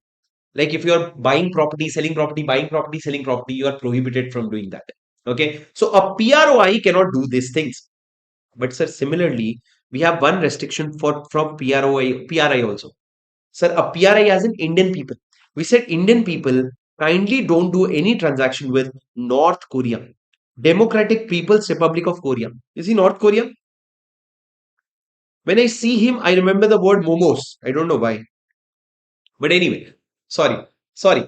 Sir, I said North Korea. North Korea. Democratic People's Republic of Korea, North Korea. Just a little to enlighten the mood, to lighten up the mood, sir. Nothing serious, okay? So you cannot make investment in North Korea. We said stay away from the people of North Korea. You are not allowed to deal with the North Korea people. Who? Indians. PRI. Okay. So this is very important, sir. Prohibition for PRI. But apart from that, what are the things which is permitted for a PR? What are the things which are permitted? Guys, you don't have to remember the schedule. Just read along with me once. Sir, for example, tomorrow, if you have some money and you want to invest outside India, what are the things where you can invest? This schedule will tell you that. Schedule 1 says that you can invest in any foreign securities. You can purchase shares of any companies outside India. You can take foreign currency loans if you want. You can have any immovable property outside India. Sir, you can give guarantees for outsiders. You can give guarantees also. Sir, you can take loans and overdrafts. You can give loans and overdrafts. You can take loans. You can give loans. You can have a foreign currency account. If you have a foreign currency account, that is also fine. You can have a foreign currency account outside India. Sir, you can take an insurance policy outside India. And you can take derivative transactions also outside India. So you can do these things. You can invest in foreign companies. You can invest in securities. You can invest in derivatives. You can invest in immovable property. You can have foreign currency account. You can give loans. You can take loans. You can give guarantees. You can take insurance policies. You can do these things. But guys, please note. And what about PROI? Sir? PROI can also do similar things in India. So they can make investment in India. That's it. Don't read ahead. They can make investments in India. They can have immovable properties in India. They can give guarantees in India. they can take deposits from India. They can give deposits in India. They can have foreign currency account in India, and they can undertake derivative contract. These are the things that they can do. But but see, they cannot come to India and take insurance. Insurance is something that they cannot take in India. We can go outside India and take insurance policy, but they cannot come to India and take insurance because insurance is a risky business, sir. We don't want that India is paying to outsiders. So we said outsiders cannot come and take insurance in India. Sir, this is your schedule 2. Schedule 1 says what are the things that Indian can do outside India. Schedule 2 says that what are the things that outsiders can do in India. You don't have to remember this, just remember it casually. But, sir, is there a limit? Is there a limit to how much I can invest outside India? Law said the limit is same $250,000. $250,000. Sir, so what are you saying? Sir, you are saying that for Schedule 3 of current account transaction, there was a limit of 2,50,000. For Schedule 1 of capital account transaction, there is a limit of 2,50,000. So you are saying total there is a limit of 500K. So you are saying total limit of 500K. So the answer is no. The total limit is only 250K. It is not each. The total limit is only 250K. So the current account transactions also that is allowed, and the capital account transactions also that is allowed. Per annum, you can do up to $250,000 only. So for example, if I buy an immovable property of $200K, and if I want to go to travel, which is a current account transaction, and I want to spend $60K, for example, the limit got exceeded, sir, and I'll have to take RBI's approval. The limit is together in aggregate. You see, the limit is withdrawal of foreign exchange as per Schedule 3 of current account transaction shall also be subsumed within the above limit. Subsumed within the above limit means the Schedule 1 of capital account transaction and Schedule 3 of current account transaction together will be $250,000. And the last line for this chapter, sir, provided that no part of forex of $250,000 shall be remitted to non-cooperative countries and territories. Non-cooperative countries, NCCTs. NCCTs is non-cooperative countries and territories, which is notified by FATF, Finance Action Task Force. Sir, in India, we have someone called as Financial Action Task Force. If they notify some country as non-cooperative, for example, Pakistan, it is a non-cooperative country. So you cannot ever invest there. It is restricted. It is prohibited. You cannot invest there. Sir, this is your lump sum comprehensive revision of your chapter FEMA. To end the chapter, it says, sir, do what you can with all you have wherever you are. Sir, sometimes our 100% may not be the best in the market, but what matters is we give our 100%. Finish this one last chapter with me. There's straight 10 marks in your pocket. Next 1.5 an hour, imagine straight 10 marks in your pocket, out of which 4 to 6 marks is going to be just MCQs. And before I start, let me tell you, in this chapter, you have to give major focus to time. The days, the number of days is a major focus for ICA. Okay, although this is something that you study in CA foundation, but the approach in inter is also same. It is very important for your CA inter also. Sir, there is a trick for revising LLP. In the revision of LLP, the first 40 minutes is very easy, basic portion. So there you have to jump. And in the last 20 to 25 to 30 minutes, the portion is little heavy, compromise, arrangement, amalgamation. There you have to stop. So basically, the jump has to be very quick at the start. So we are going to start the revision. I hope you have the book in front of me and you are ready. We are going to start on the count of 3, 2, 1, go. Sir, we are going to start the revision of the chapter called Limited Liability Partnership Act, worth 10 marks. Please listen to me very carefully. Sir, exactly those points that are relevant for exam. So there are 4 schedules in this particular act. The 4 schedules are about: number 1, rights of a partner in LLP in the absence of a formal agreement. Ideally, there should be an LLP agreement, but if there is no LLP agreement, what will be the rights and duties is given in the first schedule. So the second schedule, third schedule, fourth schedule talks about conversion to LLP. If you are a firm, how will you convert to LLP? If you are an unlisted private company, how will you convert to an LLP? If you are an unlisted public company, how will you convert yourself to an LLP? Where is it given in the schedules? Coming to the next point, sir. Sir, why do you need an LLP? Because it is an alternative corporate structure. Sir, it has all the benefits of the companies. It has all the benefits of the companies, and at the same time, it can be less regulated like the firms. It can be less regulated like the firms. Now listen to me very carefully, guys. Sir, it fills the void between traditional unlimited liability partnership and structured limited liability partnership. There was a gap. Partnership firm was extreme, company was also extreme. To fill that gap, we invented what? We came up with the solution of this particular the LLP provision. Now guys, listen to me very carefully. Sir, in case of LLP, what is the good news? Is it unlimited liability? No sir, the liability of the partners is limited. But listen to me very carefully. Sir, in case of LLP, a firm is bound by the act of the partner. A partner is bound by the act of the firm, but a partner is not responsible for the act of other partners. Come on guys, come on. A partner is not responsible for the act of the other partners. Are you with me? Yes sir. After that, sir, characteristic of an LLP agreement, let's discuss once. Sir, what are the characteristics of an LLP agreement? It is a body corporate. That is, it can hold property in its name, it can be sued, and it is a legal entity. Sir, it has perpetual succession. That is, it keeps going on. Separate legal entity. So the partners are different and LLP is different. This was not the case in partnership firm. In partnership firm, there was no separate legal entity, but in this case, there is a separate legal entity. Mutual agency. What is mutual agency? Sir, firm is responsible for the act of partner, but a partner is not responsible for the act of other partner. Sir, there is an LLP agreement. Sir, is LLP agreement mandatory? Sir, in theory, they say that it is not mandatory, but it is mandatory, no sir. Because if there is no LLP agreement, Schedule 1 applies. Schedule 1 applies. So anyway, LLP agreement is mandatory. What is common seal, sir? Similar to company, LLPs can also have common seal. Sir, there is limited liability. Sir, business for profit only, very important. A company can be for not for profit, but LLP only has to be for profit. It cannot be without profit. Compromise and arrangement we will read. These are the things that we will read. Sir, mutual agency, or partners are agent of LLP. No one partner can bind the other partner. Sir, you are an agent of the LLP. You can bind the LLP, but you cannot bind any other partner. Sir, limited liability. Listen to me very carefully. Sir, what is the liability of the partner? It will be limited to the agreed contribution in LLP. But such contribution may be tangible or intangible. So whatever you have promised, only that much is your liability. You are not liable beyond that. Are you with me? Yes, sir. Sir, now coming to some basic definitions in the LLP Act. Sir, what is address? When you talk about address of the partners, what will be the address? Sir, if your partner is an individual, then his usual residential address. Whatever is the residential address, that will be the address. But if your partner is a body corporate, then the registered office will be the address. Then the registered office will be the address. Number 2, sir, very important, body corporate.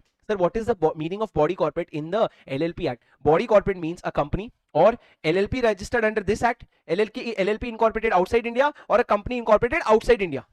So it involves everything. Indian company, outside India company. Indian LLP, outside India LLP. But it does not include what? A sole corporation, cooperative society, or any other body corporate notified by the CG.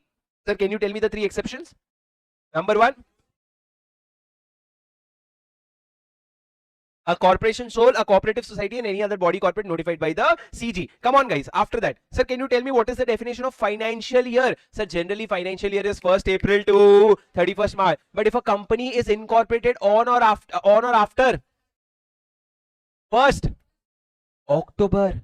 You're studying LLP Act, guys. It is not Companies Act, LLP Act. If a company is incorporated after 30th September, that is on or after 1st October, then the financial year will end next year. I'll give you a simple example, sir. Sir, if a company is incorporated, let's say 1st October 2026.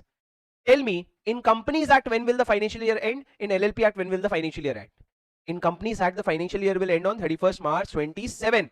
But in LLP Act, the company financial year will end on 31st March 28. Guys, are you with me? Guys, are you with me? Yes, sir. Sir, now let's talk about 1st January 2027.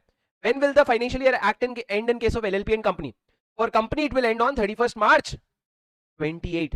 Sir, Companies Act, simple rule. If it started this year, it will end next year. So what started in 2027 has to end in 2028. What about LLP, sir? In LLP, in this case, it will be same 31st March 2028. Are you with me? Yes, sir. After that, coming to the next point, sir, what is a foreign LLP? Means an LLP which is incorporated registered outside India, having a place of business in India. After that, sir, small LLP, very important. Sir, do you remember small company? Section 2 clause? Small company, 2 clause? What? 85, sir. Small companies 2 clause 85. Similarly, small LLP, sir, small company was paid up share capital not exceeding 4 crores and turnover not exceeding 40 crore. Here, sir, instead of paid up share capital, you will look at contribution and you will look at turnover. So small LLP means an LLP having contribution less than equal to 25 lakhs and turnover less than equal to 40 lakhs. The turnover will be as per statement of accounts and solvency. Turnover will be as per statements of account and solvency. Are you with me? Yes, sir. After that, coming to the next point, sir. Indian Partnership Act will not apply. You please stop applying Indian Partnership Act to LLP unless otherwise specified. Indian Partnership Act will not apply. Sir, you remember how I told you we have to go speed for the first 35-40 sections? That we have to keep up, sir. Sir, let's talk about partners. Sir, how many partners will be there in an LLP? Sir, in LLP, individual can also be partner, body corporate can also be partner. But who cannot be partner, sir? Sir, individual and body corporate can be partner, but a person who has been declared to be of unsound mind by competent court. Sir, if someone was going in the road and you called him, hey, pagal, unsound mind, is he disqualified, sir? No, sir. You calling him a pagal will not disqualify him. He has to be of unsound mind declared by competent court. Number two, he is an undischarged insolvent. Number three, he has applied to be adjudicated as an insolvent and his application is pending. His application is pending. So he has made application, that application is pending. In that case, whether he has an undischarged insolvent or whether application is pending, in both cases, he will be disqualified. So find only good people, sir. Don't find this insolvent people or unsound mind people. After that, the question is, can HUF become a member? Sir, only individual can become a member and body corporate can. Is HUF a body corporate? No, sir. Indian company, foreign company. Indian LLP, foreign LLP. So HUF is not a body corporate. Are you with me? Yes, sir. So HUF cannot become a member cannot become a partner. Sir, can one LLP become partner in another LLP? How, sir? Body corporate can become partner in LLP and LLP is a body corporate. Therefore, one LLP can become partner in another LLP. Sir, what is the minimum number of partners? Sir, the minimum number of partners is 2 and there is no limit on the maximum numbers. However, sir, listen to me very carefully. If the number of member reduces below 2 and that single partner carries on for more than 6 months, then he will attract personal liability similar to section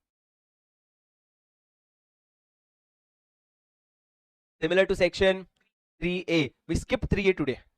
In today's marathon, we skip 3A. After 3, we jump to 4. Sir, what is 3A? If you continue your business for 3 months with reduced number of members, then 6 months with reduced number of members, then such reduced number of members shall be personally liable. Guys, are you with me? Yes, sir. What is section number 7? Designated partner. Sir, every LLP shall have at least 2 designated partner, out of which one should be resident.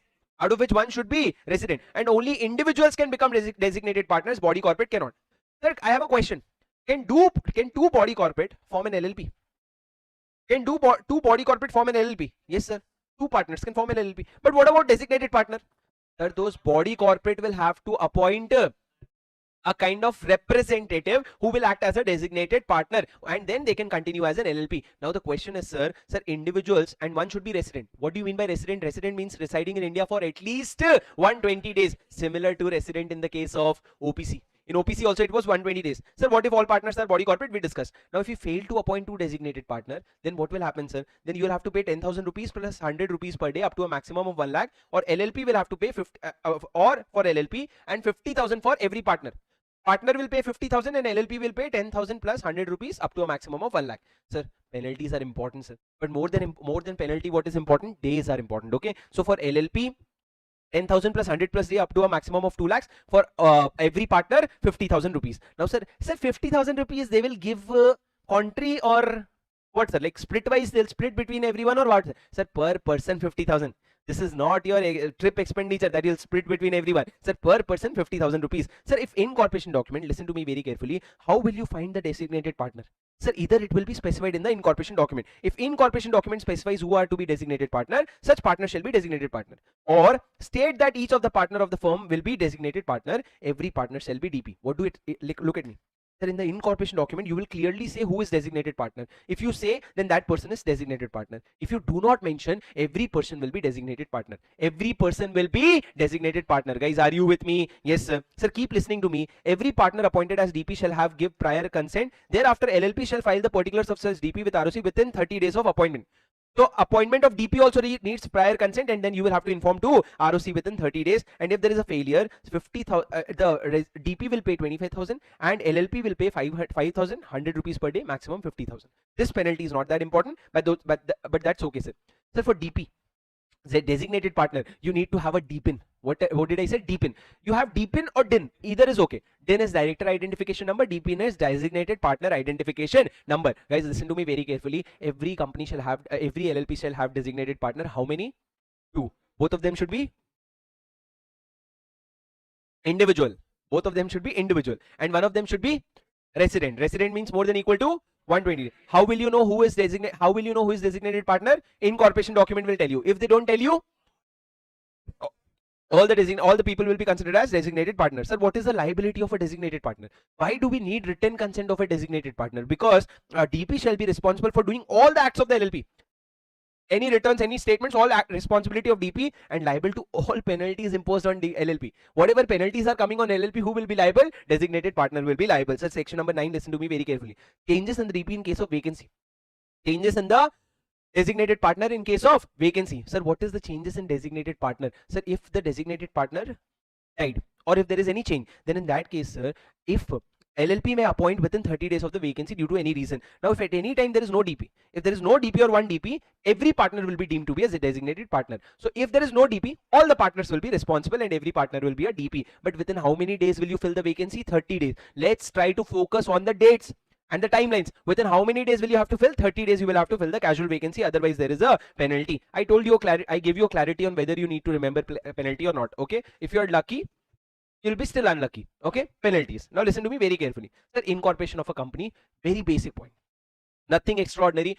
Sir, how to incorporate a company? Basically, if incorporation document, basically there has to be 2 or more subscribers to carry on lawful business with a view to earn profit. What should be your intent? To earn profit. It cannot be for not for profit, and there has to be at least 2 or more subscribers. And along with incorporation document, you will have to give a statement that you have complied with all the rules, which is, and the statement has to be given by advocate, CS, CMA engaged in formation, and by one of the subscribers. Sir, are you with me? Related to incorporation. And third, you have to file with the ROC of the in which the state registered office is proposed to be situated. So if I want registered office to be in Chennai, I'll file with the ROC Chennai. So you know that ROC for company and LLP is same. ROC for LLP and company are the same. Sir, are you with me? You have to make an incorporation document, 2 or more subscriber, and then you have to give the declaration that you have complied with everything, and then you have to go to the ROC. Sir, what will you write in the incorporation document? Read it out loud, please. 5 things.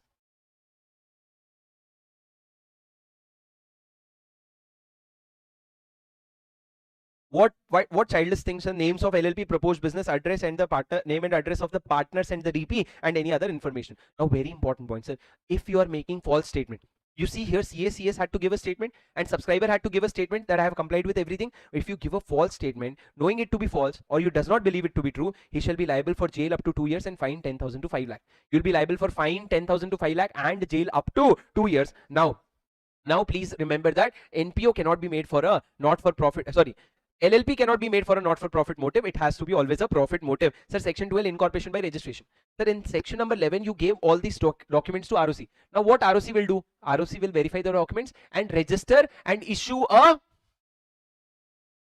certificate of incorporation to a LLP. Sir, when you receive that certificate, then that is the date when you will be said to be incorporated. Within 14 days, he will register and give the LLP a certificate of incorporation. Sir, such certificate, anyone cannot issue. It has to be issued by ROC properly. It shall be signed by the ROC and authenticated by the official seal.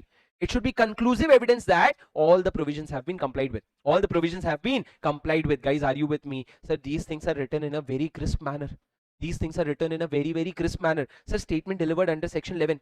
Sufficient evidence of compliance with this. Sir, this is not relevant. Listen to me. What was the process? You made an incorporation document. Are you listening? 100%. Are you okay? Sir, what is the process? Listen to me. Just last 1 hour and you'll be very happy after this. But just put efforts to learn it. Otherwise, at the end, you'll be like, what did I learn? Oh, I have to study so much. So just 1 hour and you'll be happy for the whole night that you had a very productive day. Listen to me very carefully, sir. What did I say? I said that incorporation document you will submit to ROC.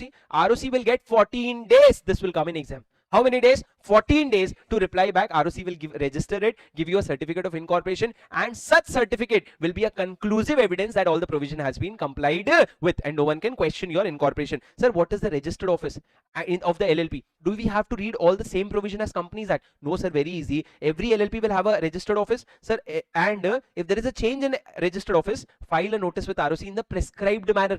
The manner is not included in our syllabus, so we don't have to worry about it, and there is a penalty. Coming to the next section, sir, effect of registration. Sir, what if I'm registered? I'll become a body corporate. So I'll become a body corporate. I can sue or be sued. I can acquire properties in my name, and I can have a common seal just like a company. That is the effect of registration. Again, a childish thing, sir. Now coming to the next point, company. So coming to the next point, section number 15, name. Guys, listen to me very carefully. Very similar to what we studied in incorporation chapter. Sir, every LLP shall have a suffix called LLP or limited liability partnership. Either short form or full form you can have. Now, sir, no LLP shall have a registered with a name which in the opinion of CG is undesirable or identical to the name of any existing LLP or company or registered trademark. Sir, Companies Act did not care about name of LLPs, but LLP is saying that your name should not be identical to the name of any existing LLP, existing company or any registered trademark, and it should not be undesirable in the opinion of central. So IOU, O they have not written, it should not be identical to the name of any existing LLP, existing company or registered trademark. It should not be undesirable in the opinion of the central government. After that, sir, listen to me very carefully. Here. Section 16, reservation of name. Can I get my name reserved? Yes, sir. Sir, you will have to apply to ROC with the proposed name. And which form will you apply, sir? You will use the form run LLP. There you used to use the form run. Here you will use the form run LLP. And if the ROC is satisfied that it is not identical or undesirable, it will reserve for straight 3 months. There it was 20 days or 60 days. Sir, when I say there, I mean section 4. In section 4 memorandum, you studied name clause. There it was 20 days for new companies, 60 days for existing companies. Here it is straight 3 months. Doesn't matter whether you are a new LLP or a existing LLP. Sir, after that, what did I say? Probably the only notes where you will find reference of Companies Act provision also. That in section 4, you will get 20 days or 60 days. Sir, why do I have to keep praising my notes so much? Because you here are not used to these notes. So I have to first tell you its importance, only later for you to go and tell it to other students. If I don't tell it to first few bunch of students, how will it get spread to other students? So in North, I don't have to tell students the importance of this notes because they have used it, tested, tried, and students are using that. But here I have to tell you that you'll not find a single notes, not in India, where you'll find reference to Companies Act. This only happens when the teacher himself sits to make the notes without the help of any team, that I will write each and every word. So you will have to understand that these notes are basically our anchors notes in your hand, which you crave for. Okay, maybe I get an anchors note so that I don't have to make those notes by myself. That is this notes. Okay, coming back, sir, where were we? Section number 16, which talks about reservation of name. Sir, section 17, rectification of name, you know it completely. This is similar to section 16 of the Companies Act, whether due to inadvertence or otherwise, where the name of an LLP is identical to or too closely resemble to the name of any existing LLP, existing company or registered trademark, then the CG may, what was written in Companies Act, suo motu or on an application by registered proprietor of the trademark. Here the CG cannot take action suo motu. He has to wait for an application by the registered proprietor, and if that application comes within 3 years, then he can take the same action. That will, listen to me, that he will order the LLP to change the name within 3 months. Sir, by passing SR, you have to change the name within 3 months by passing OR. In LLP you will pass OR. In LLP you will pass OR. In LLP, the CG will order that you change your name within 3 months. If the LLP changes its name, then within 15 days it will inform to the ROC. But if the LLP fails to change the name, CG will allot a new name and ask the ROC to give a fresh certificate of incorporation. After that, if it wants to change the name, it can comfortably change the name, not a problem. Sir, so here the only difference is, unlike section 16, CG cannot take suo motu action here. In section 16, CG could take suo motu action, but here suo motu cannot be done. So what can be done? When can you ask to change the name? Only on application by registered proprietor of the trademark. Did you understand? Yes, sir. Coming to section number 22, eligibility of the partners. Listen to me very carefully, sir. Partners. When are the partners eligible? Sir, on incorporation, everyone who have subscribed to the document shall become the partners of the LLP as per the LLP agreement. The relationships of partners. They are going to tell about the boyfriend and girlfriend of partner. Relationships of partner. So they are going to say that a partner is an agent of the firm and can bind the firm, the LLP, but partner cannot bind any other partner. So listen to me, the mutual rights and duties shall be governed by the LLP agreement between partners and LLP. Between partners and LLP. Now, LLP agreement and any changes shall be filed with the ROC. Any agreement in writing between LLP and subscribers before incorporation, sir, very important point. Listen to me carefully, sir. Myself, Shripal and Satvik. Myself, Shripal and Satvik. What beautiful names here. Satvik, myself, Shripal and Satvik. Listen to me very carefully. 3 of us made an understanding that, boss, let's form an LLP. So Satvik said, sir, let's form an LLP, but what will happen, sir? Let's first of all set our understanding that you will get 40%, he will get 30%, I'll get 30%, and let's set all the understanding, sir. I said, okay, let's make an agreement. Now after that, sir, we went to incorporate a company and our LLP, and our LLP got incorporated. Now my question is, after incorporation, the agreement that we prepared before incorporation, will this agreement be valid? Sir, this agreement will be valid only if it is ratified by all the partners. Even if one partner steps back, it will not be valid. So the question is, any agreement in writing between LLP and subscribers before incorporation shall be valid only if ratified by all the partners upon incorporation. Guys, are you with me? Upon incorporation, you have to ratify it. In the absence of agreement, you will follow the first schedule. In the absence of agreement, you will follow the first schedule. Are you with me? Guys, everyone, we finished section number 23. Please clap for yourself. Huge round of applause. For those who are sleepy, you can put your face between and clap. Whatever you like. Okay. No, I noticed that you didn't clap last time also. You're studying, but are you genuinely studying? Okay, very good. When is your attempt? First attempt? Okay, very good. What was your score in foundation? 249. 49 marks extra. Come on, listen to me very carefully, guys. Sir, section number 23. Good. You are studying. No problem. I just asked. I just wanted to know. Sir, section number 23 is what? Section number 23 is how you have relation between the partners. Sir, section number 24 onwards, it is a little important. Sir, you see why is it important? In that, besides it, you can also see as question mark reference. Sir, cessation of partnership interest. Don't ask me to repeat. I might fumble. Of partnership interest. You say what is it? Whatever it is, that is of partnership interest. Okay, now listen to me very carefully, sir. Sir, you are a partner. You are a partner in a LLP. Now, will your partnership someday come to an end, sir? Yes, someday it will come to an end. What are the things that will happen when you cease to be a partner of an LLP? So, number one, a person may cease to be a partner in accordance with LLP agreement with other partners, or in the absence of agreement by giving a notice for more than equal to 30 days.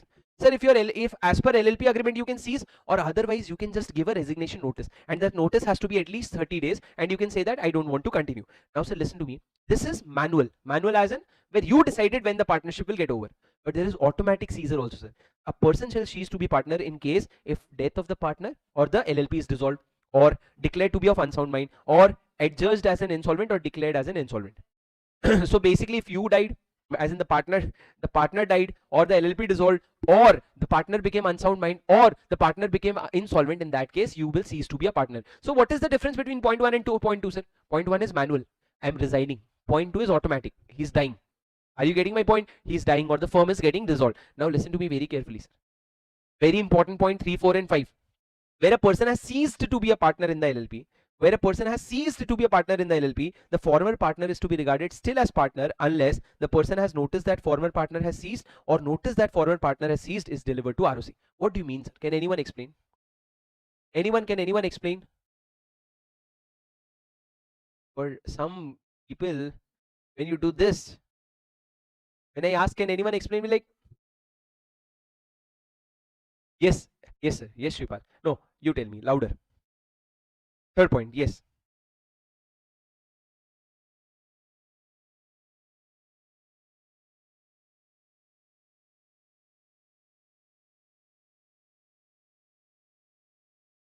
Perfect, sir. Listen to me. What's your good name, sir? Can you stand up for a minute? The Pranav. Let's take example of Pranav. Guys, listen to me very carefully.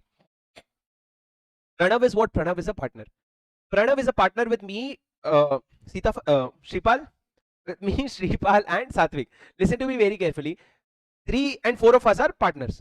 Now what happened? Pranav is not a partner anymore. Could be any reason, sir, unsound mind, or he resigned, whatever. He's not a partner. But now what? We know he's not a partner. But you, for example, he used to do business with you daily. He used to purchase goods from you, and goods on behalf of LLP. Now every month he used to go buy 1 crore worth of goods, and then you used to come to LLP and LLP used to pay. Now today he's not a partner anymore. You have to be informed. You have to be officially informed.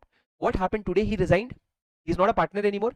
After 5 days he came to you and he purchased the goods and he ran away with the goods. Now you came to me saying that LLP, pay the money. I'll say, I'll not pay the money. Why should I pay? He was not even a partner. He resigned from our firm. Your money will not be lost. I will be bound. Why, sir? Because if he is not a partner, I will have to either intimate it to you or deliver it to the ROC. If I did neither of the things, then he is still a partner and I will still be liable. Are you with me, sir? Yes, Pranav. Thank you so much, sir. What is it? Where a person has ceased to be a partner of LLP, the former partner, as in that person is to be regarded as still being a partner unless the person has noticed that former partner has ceased. That person means the person who is dealing with that person should be knowing or notice has been given to the ROC.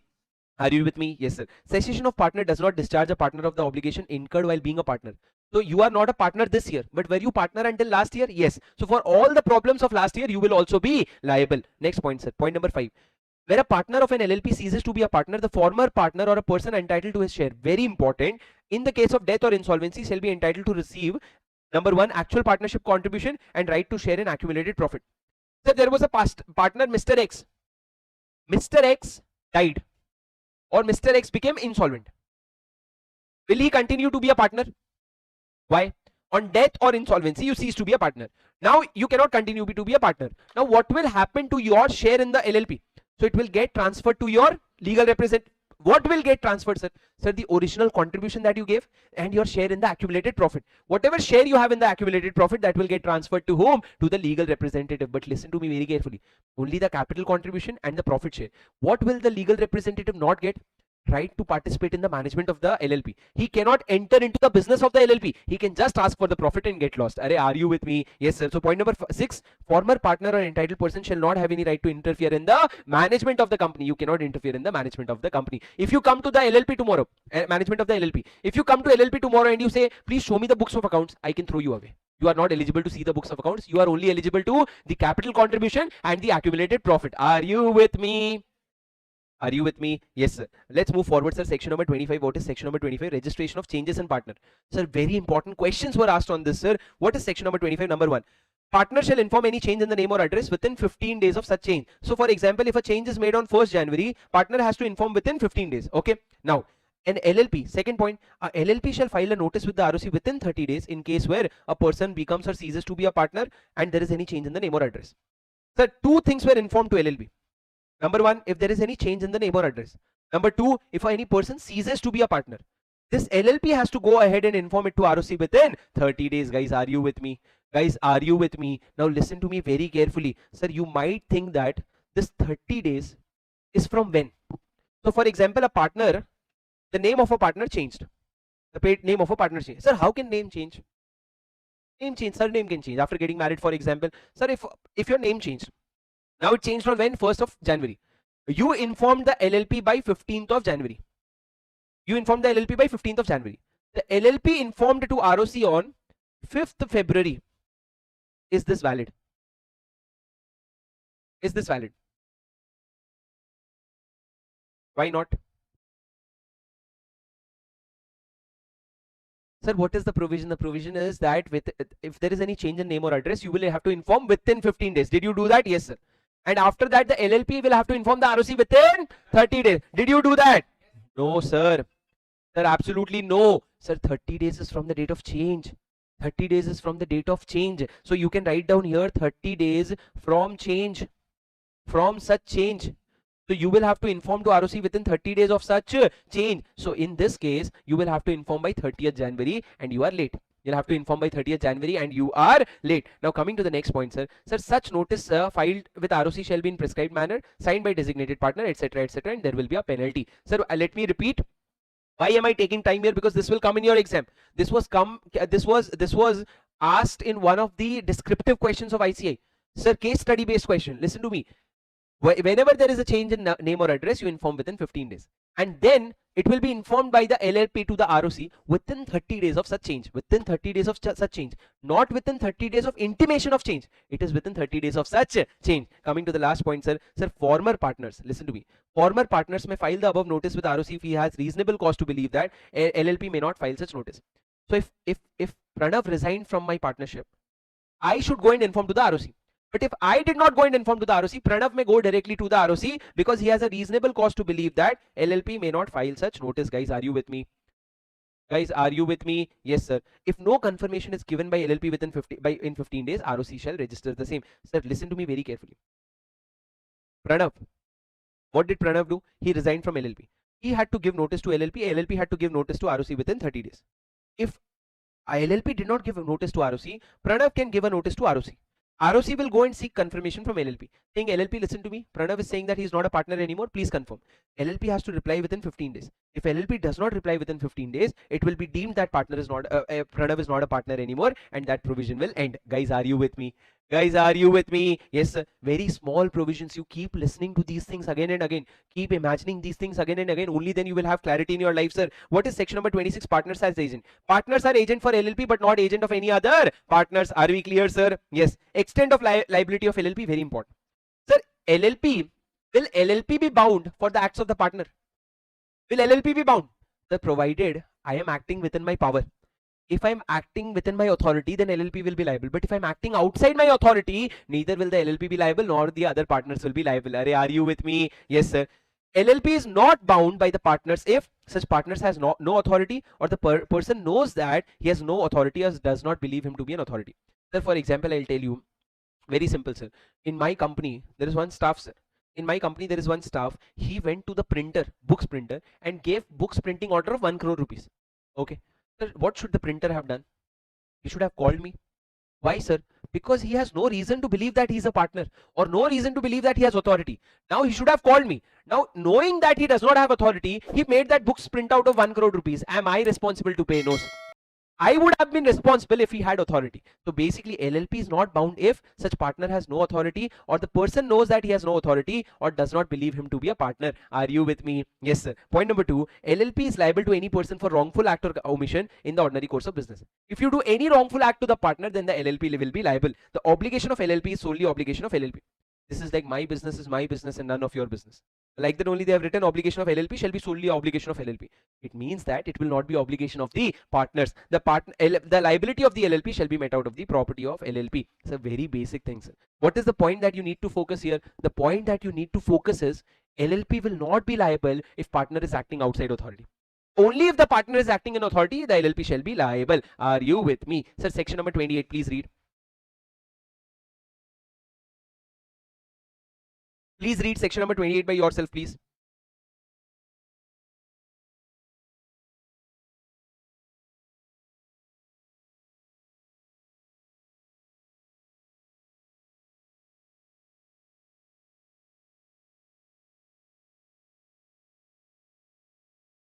Sir, he is not personally liable for by reason for being a partner. Just because he is a partner, he will not be personally liable. What will be the liable? A partner shall be personally liable for his own wrongful act or omission, but not for the act of any other person. Guys, any other partner. Are you with me? He will be liable for his own act and not for anyone else's act. Sir, section number 29, holding out. What is holding out, sir? Can anyone tell me what is partnership by holding out? Partnership by estoppel. You have heard? Pretending. Sir, if you are not the partner of the LLP, but you are pretending to be a partner, and because of that pretension someone gave a loan to the LLP, then you as a partner will be liable for that loan. Sir, did you understand what I'm saying? For example, listen to me. I was sitting in this academy. I was sitting in the office of sir. Now a bank, SBI, came to meet this academy for loan. Now I didn't deny. I was sitting in the director's cabin. So what did that bank guy assume? That I am also a partner. Now I had already taken loan from that bank in my other academy. So the bank said, "Oh sir, you are also here." I didn't say yes or no. Then he was like, "Okay sir, okay, then we will approve this loan," and he approved a loan of 1 crore rupees. Now for that 1 crore rupees loan, am I a partner of LLP? Generally no. But for that 1 crore, I'll also have to pay because I'm a partner by holding out. I pretended to be partner, or I didn't deny partnership, so I'll have to be responsible. Sir, when any person by word spoken, written, or by conduct, either the word spoken or written or conduct, represents himself or knowingly represents himself as a partner of LLP, such person is liable to any person who has on the faith of such representation given credit to the LLP.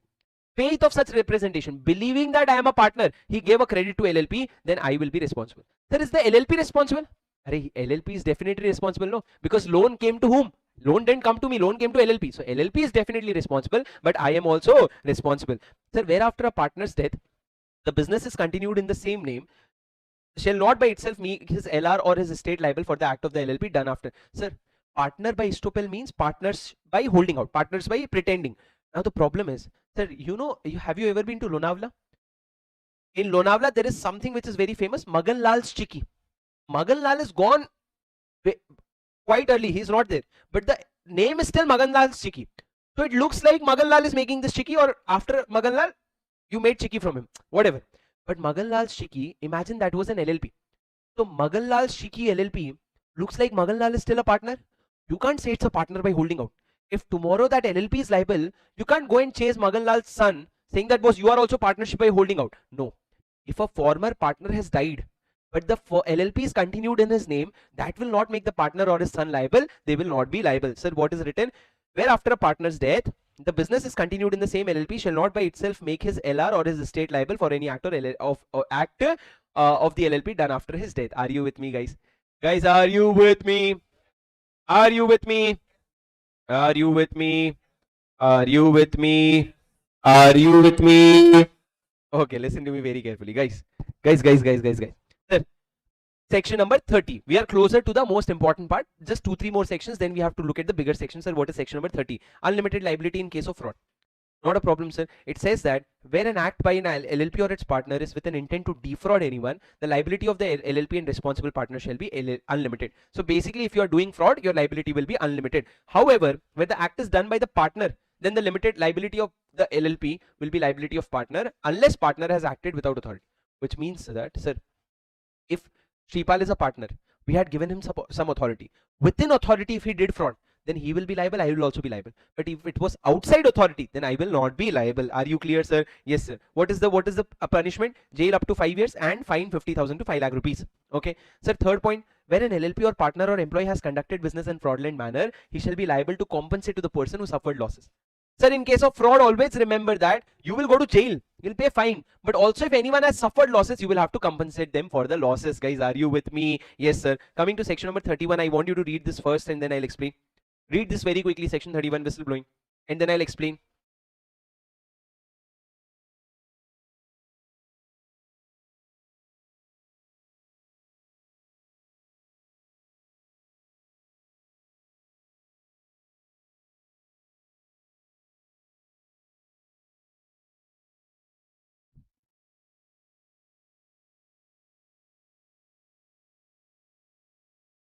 The very simple provision of whistleblowing. What is whistleblowing, sir? Very basic provision. What is whistleblowing, sir? Basically, you use to save yourself, you throw someone down the rail. Okay, someone else, maybe your friend, maybe your relative, anyone, you throw someone down the rail. What does it say, sir? It says that the court or tribunal may reduce or waive the penalty against a partner or employee if it is satisfied that he has provided useful information during investigation, or when information given by him leads to LLP or any partner being convicted. So basically he gave useful information, or because of him the partner got convicted because of his statement or something, then his liability can be reduced or completely waived. Now what they are saying is, no partner or employee can be discharged, suspended, demoted, threatened or harassed. You cannot threaten them merely because he provided information to the court. You cannot say that I'll demote you because, merely because he provided information to the court. But I notice very interesting thing here, they have not written kill. They have not said no for killing. They have just said don't discharge him, don't suspend him, don't demote him, don't threaten him, don't harass him. Kill him. That's okay. Or if you want to kill him, don't just kill him because he provided information. Find more reasons to kill him. Don't just kill him merely because he provided information to the court. Are you with me? Yes, sir. So basically a person can reduce or waive his own penalty provided he gives some information to the court which is useful for the court or tribunal. Guys, are you with me? Yes, sir. Sir, what is contribution? Sir, how do you contribute to an LLP? Sir, I'll go and give my knowledge, sir. No. Although contribution can be tangible or intangible also, it can be movable or immovable property also, you can contribute in any form, not a problem. Whatever is the monetary value of the contribution, that will be accounted in the books of accounts. If you give a land, the land will be valued and that value will be taken in the books of accounts. Sir, section 33, obligation to contribute. Sir, how much do I contribute to my LLP? Sir, I will contribute as much as I have stated in the LLP agreement. But sir, what I did, when SBI came for loan, listen to me, when SBI came for loan, there were 3 partners, ABC. All of them said we will contribute 1 crore, 1 crore, 1 crore. On this basis, they took a loan from SBI of 3 crore rupees. Okay. After SBI gave the loan, we changed our LLP agreement and we said, Arey, it was not 1 crore, sorry, it was just 10 lakhs, 10 lakhs, 10 lakhs. We changed our contribution. We changed our LLP agreement. Sir, can you do this change? Sir, you can do this change, but if SBI wants, SBI can force you to bring your original contribution of 1 crore. Because on the basis of this original contribution, he had given the loan. If you would have shown 10 lakh rupees initially, SBI would have given 30 lakhs. But because you showed original contribution to be 1 crore, you will be liable for 1 crore. Now read the second line, sir. A creditor may enforce partners to contribute as per the original obligation if he extends credit by relying on such original obligation as per the LLP agreement. He extended credit of 3 crores relying on the original contribution of 1 crore. So now he can force you to bring 1 crore rupees into the LLP. Guys, are you with me? Are you with me? Yes, sir. Sir, financial disclosure, very, very important. There are just two things that you need to remember. Sir, one is annual return, one is statement of accounts and solvency. What did I say? One is annual return, one is statement of account and solvency. Please listen to me very carefully. Sir, you will have to prepare your books of accounts. So, the books of accounts will be on cash or accrual basis. Sir, in Companies Act, the only option was accrual. Here it is cash or accrual basis, but double entry system. Where will you keep it? You will keep it at the register office. So, let's talk about SAS. What is SAS? Statement of accounts and solvency. Sir, in that case, every LLP will prepare a statement within 6 months from the end of the financial year, signed by all the designated partner and filed with the ROC. Signed by all the designated partner and filed with the ROC. Sir, you will file when? Sir, you will have to file within 6 months from the end of financial year. Please remember this. After that, sir, accounts will be audited also, and then, sir, you will have to pay penalty also. In case of any contravention, you will have to pay penalty. You know my love towards penalty, right? You know how much I love penalty now, right? Let's move forward. Sir, one was statement of account and solvency within 6 months. Now coming to annual return. Sir, you will file annual return within how much time? Sir, annual return will have to be filed within 60 days from the close of financial year. Sir, listen to me very carefully. SAS was 6 months. Annual return is 60 days. Don't get confused with Companies Act. Companies Act was annual return was 60 days from the date of the AGM. And financial statement was 30 days from the date of the AGM. Here the dates are from the close of the financial year. SAS will be 6 months from the close of financial year, and this will be 60 days from the close of the financial year. After that, sir, inspection of document by registrar. If ROC wants, they can come anytime and inspect all the basic documents. Sir, section 37 is penalty for false statement. Sir, there was penalty for false statement somewhere else also, sir. You remember section 11 incorporation document? You had to give a statement that everything is complying with the act. If there you make a false statement, you are liable. Now here, sir, if in any return or statement, a person makes a statement which is false, knowing it to be false, or omits any material fact, the jail will be 2 years and fine will be 1 lakh to 5 lakhs. Sir, I want you to turn the pages. Go to section 11. What is the penalty for false statement there, and what is the penalty for false statement here? Please compare. Tell me what is the penalty in section number 11. 10,000 to 5 lakhs and jail would be 2 years. Here jail is 2 years, but the fine is 1 lakh to 5 lakh. So more or less any penalty you remember, sir, you just write down. And I'll give you a very nice clue, sir. When you don't remember whether it is 10,000 or 1 lakh, always write down penalty like this. Don't give commas. Because what if he makes, the answer is 1 lakh, you wrote 10,000 and he made a counting mistake. And he said, this is 1 lakh. It can happen. If you write like this, it is easily readable. If you write 10,000, it is very easily readable. So when you don't know penalty, you always write this much to this much. Don't count the zero yourself also.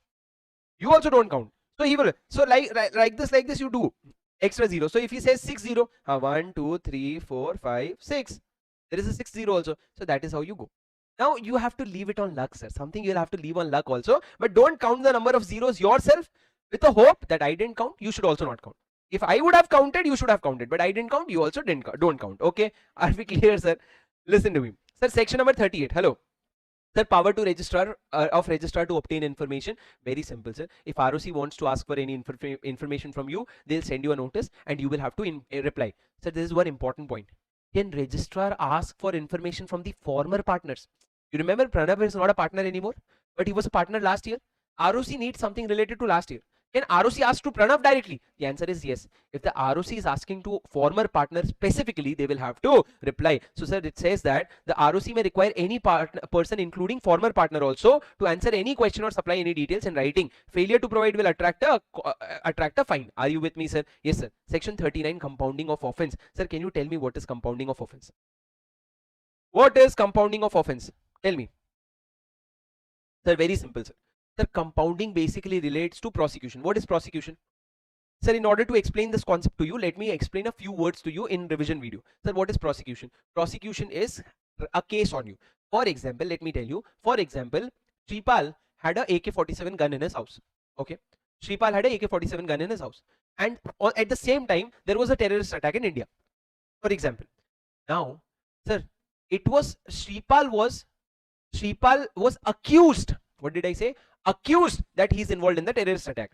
Sir, is he proven guilty? No, he's accused. Now what will happen? Prosecution will start. In prosecution, he will take his lawyer and the government will bring their lawyer and they will fight. Prosecution dates. And at the end, either he will be acquitted or he will be convicted. What did I say, sir?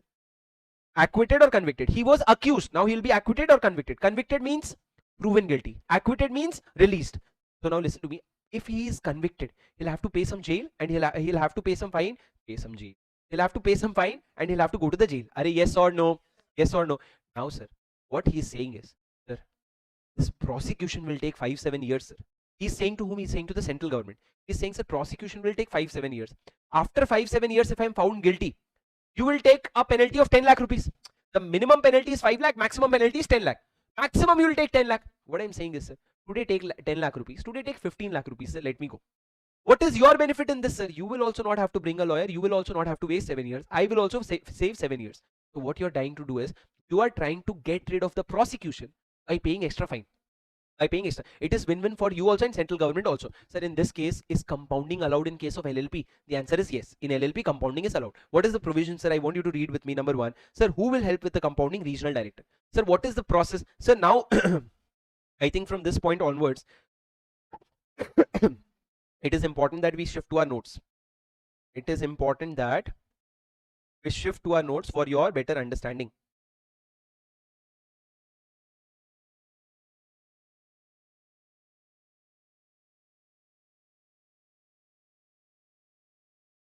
Sir, sir, hello, hello, hello.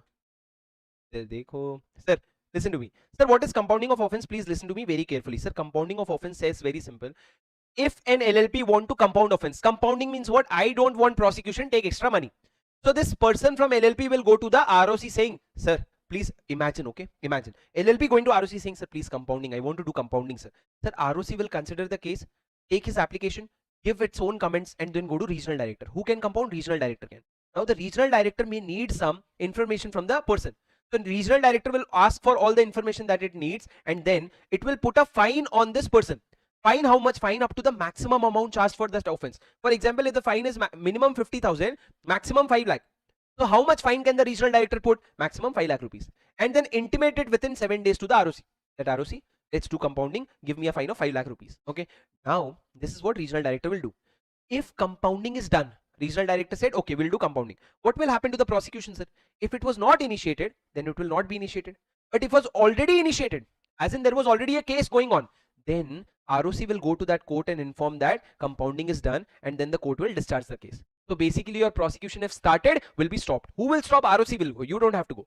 But sir, here, what we do is, what problem we create is, this person applied for compounding, went to ROC. ROC went to regional director. When regional director came asking for information, he's not replying only. You see how arrogant. He went to ROC, please compounding kar do. Please help me with compounding. ROC went to regional director. When regional director is coming for information, he's not responding. Look at the ego, man. What will happen, sir? Now, if ROC is not, if during compounding the regional director asked for inquiry and LLP has to provide such document, if there is a failure, the maximum fine will be doubled. So instead of 5 lakh, you'll have to pay 10 lakh. Why? Because you're not informing not giving the necessary material. And see, boss, we didn't come to you.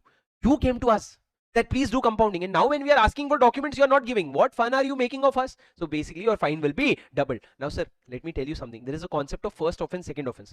What is first offense, second offense? Sir, first offense is if for example, I did not file my income tax return for the first time. This is my first offense.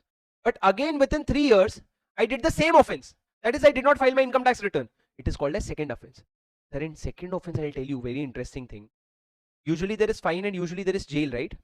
Jail will remain the same, but fine will get doubled. Fine will get doubled for second offense.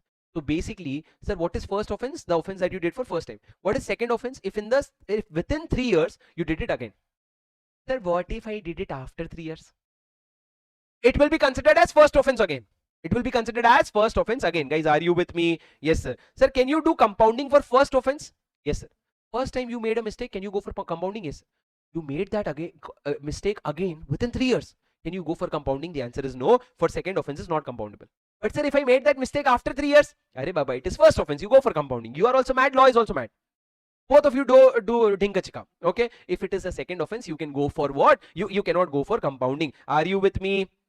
If the same offense is done after 3 years, it will be deemed to be a first offense. I hope your concepts are clear, sir. I want you to go through your notes or this thing once. For section number, this compounding of offense, very quickly go through your notes, please. Shh. Guys, 15, 20, 25 minutes more, just 25 minutes more.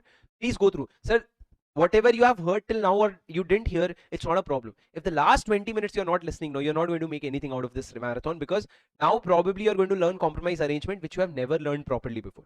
So please quickly learn compounding, and I know these notes are very helpful for you. This video is going to be on YouTube. Kindly stop and make these notes with your own handwriting. See, I'm scrolling it. Once you stop, if you stop once compounding of offense and you start copying from here, you can just pause and copy paste. In your language, you can read and slowly you can copy paste. This will be okay. Okay, please write. Please read quickly. Compounding. I'm giving you 30 seconds.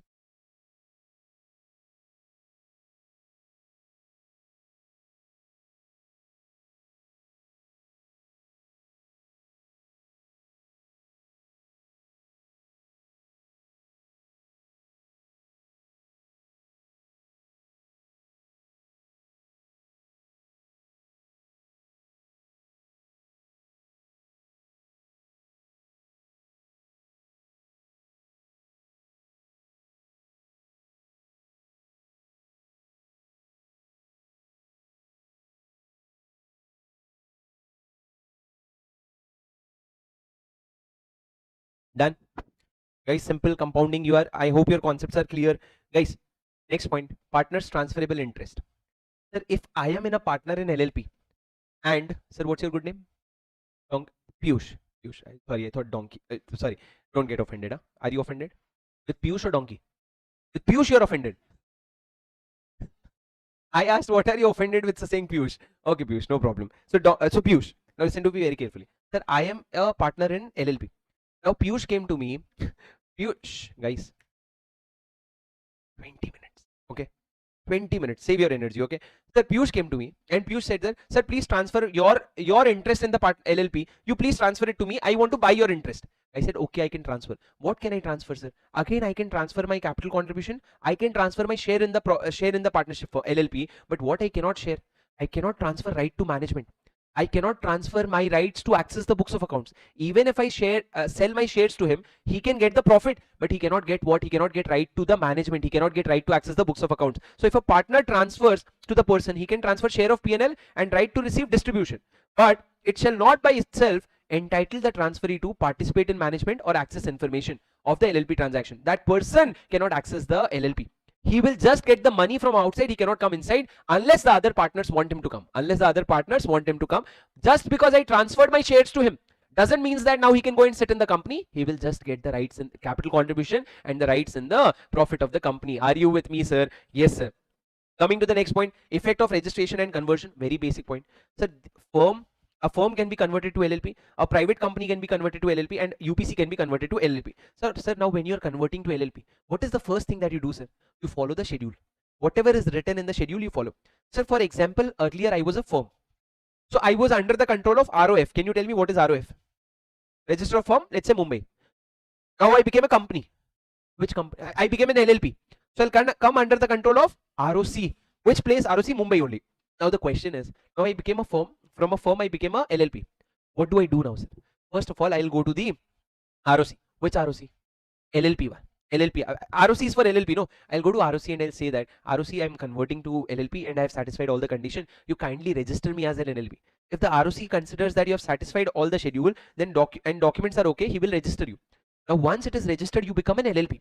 Now, after you become an LLP, you'll go to register a firm and you'll be like, what am I? Now I'm an LLP. So you'll go to the ROF and you will say register firm. Kindly remove my name from register firm because now I am an LLP. So after you get the LLP certificate, the LLP will go to the register of firm. Register of firm means the older one within 15 days to intimate about the conversion. That I'm not a firm anymore. I'm not a private company anymore. I'm not an unlisted public company anymore. Kindly register. Kindly remove my name. Now I am an LLP. Guys, are you with me? Yes, sir. So first thing is you comply with the schedule. Second thing is you go to the ROC. And then you get an LLP certificate and then you go and inform to the register of firm within 15 days. I'll give you a task for those who have their attempt later. See, you get the results of efforts that you put. Okay. I want you to put an effort slowly when you revise LLP next time now. From the start only start writing the number of days given in each section. So your table should look like something like this. Your section number. Okay. Number of days and provision. What is this number of days for? Wherever you see 30 days, write it down. 14 days, write it down. 15 days, write it down. So it will take you hardly 15 minutes. That 15 minutes will give you comfort for the days forever. What we as students, what we keep doing, we ask comfort from others. Sir, you taught, sir. Why am I not comfortable, sir? Sir, you made us write in class, sir. Why am I not comfortable? Sir, you made us write questions in the class. Why am I not comfortable? Because you are not doing anything now. Sir, you gave us summary of all the limits, sir. Why am I not comfortable in limits? Because I made that limits. So I am comfortable. You didn't make that limits. There are a lot of students. Tell you after some time. Let's finish this chapter first. Remind me in the last 15 minutes I have to talk to you, but let me finish some things first. Sir, effect of registration. Listen to me very carefully. Sir, there shall be a LLP by the name specified in certificate. Now there will be an LLP. Sir, what is the effect of registration means? I was a firm earlier, now I am an LLP. I was an unlisted company, I am an LLP. What will happen now? Now there is an LLP. Number two, all the assets and liabilities and interest will be transferred to LLP, and the older firm or company will stand deemed to be dissolved. Their name will be removed from the register of companies or register of firm, so they will be dissolved, and all the assets and liabilities will be transferred to LLP as it is. Guys, are you with me? Are you with me? Yes, sir. So this thing that happened, no, all the assets transferred, all the liability transferred. So you see, there could be tax implication. So this tax implication of this particular thing, you will read in your CA final. See how CA course is related. When you convert from an unlisted public company, one person, to LLP other person, you are transferring assets from one person to other person. There should be capital gain. What will be the consequences that you will read in your CA final? That time you have to remember that, oh, this kind of conversion happens, and you have to follow the schedule for this conversion. Are you with me? Yes, sir. Now coming to foreign LLP, what is foreign LLP? Such conditions as may be prescribed. Now for compromise arrangements, I want to give you 2 minutes. Very quickly, just read 60, 61, 62 from your notes and see if you can understand 10% also. If you understand that 10% now, I can build the remaining 90% on it. But if you understand 0 now, I'll not be able to help. So read section 60, 61, 62, either from your class notes or from the summary notes, and then you give me go ahead, and then I'll make you revise this. That's the last part. Everything is over after that.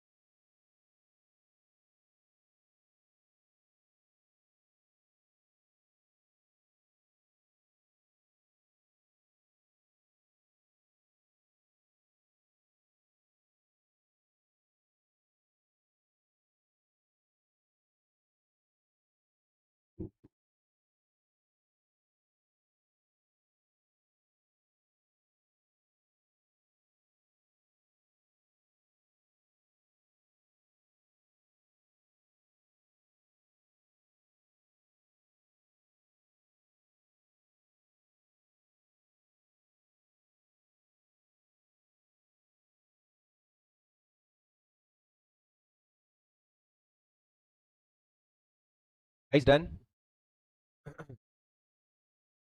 Guys done? Hello, hello, guys done? All right, perfect. Chalo.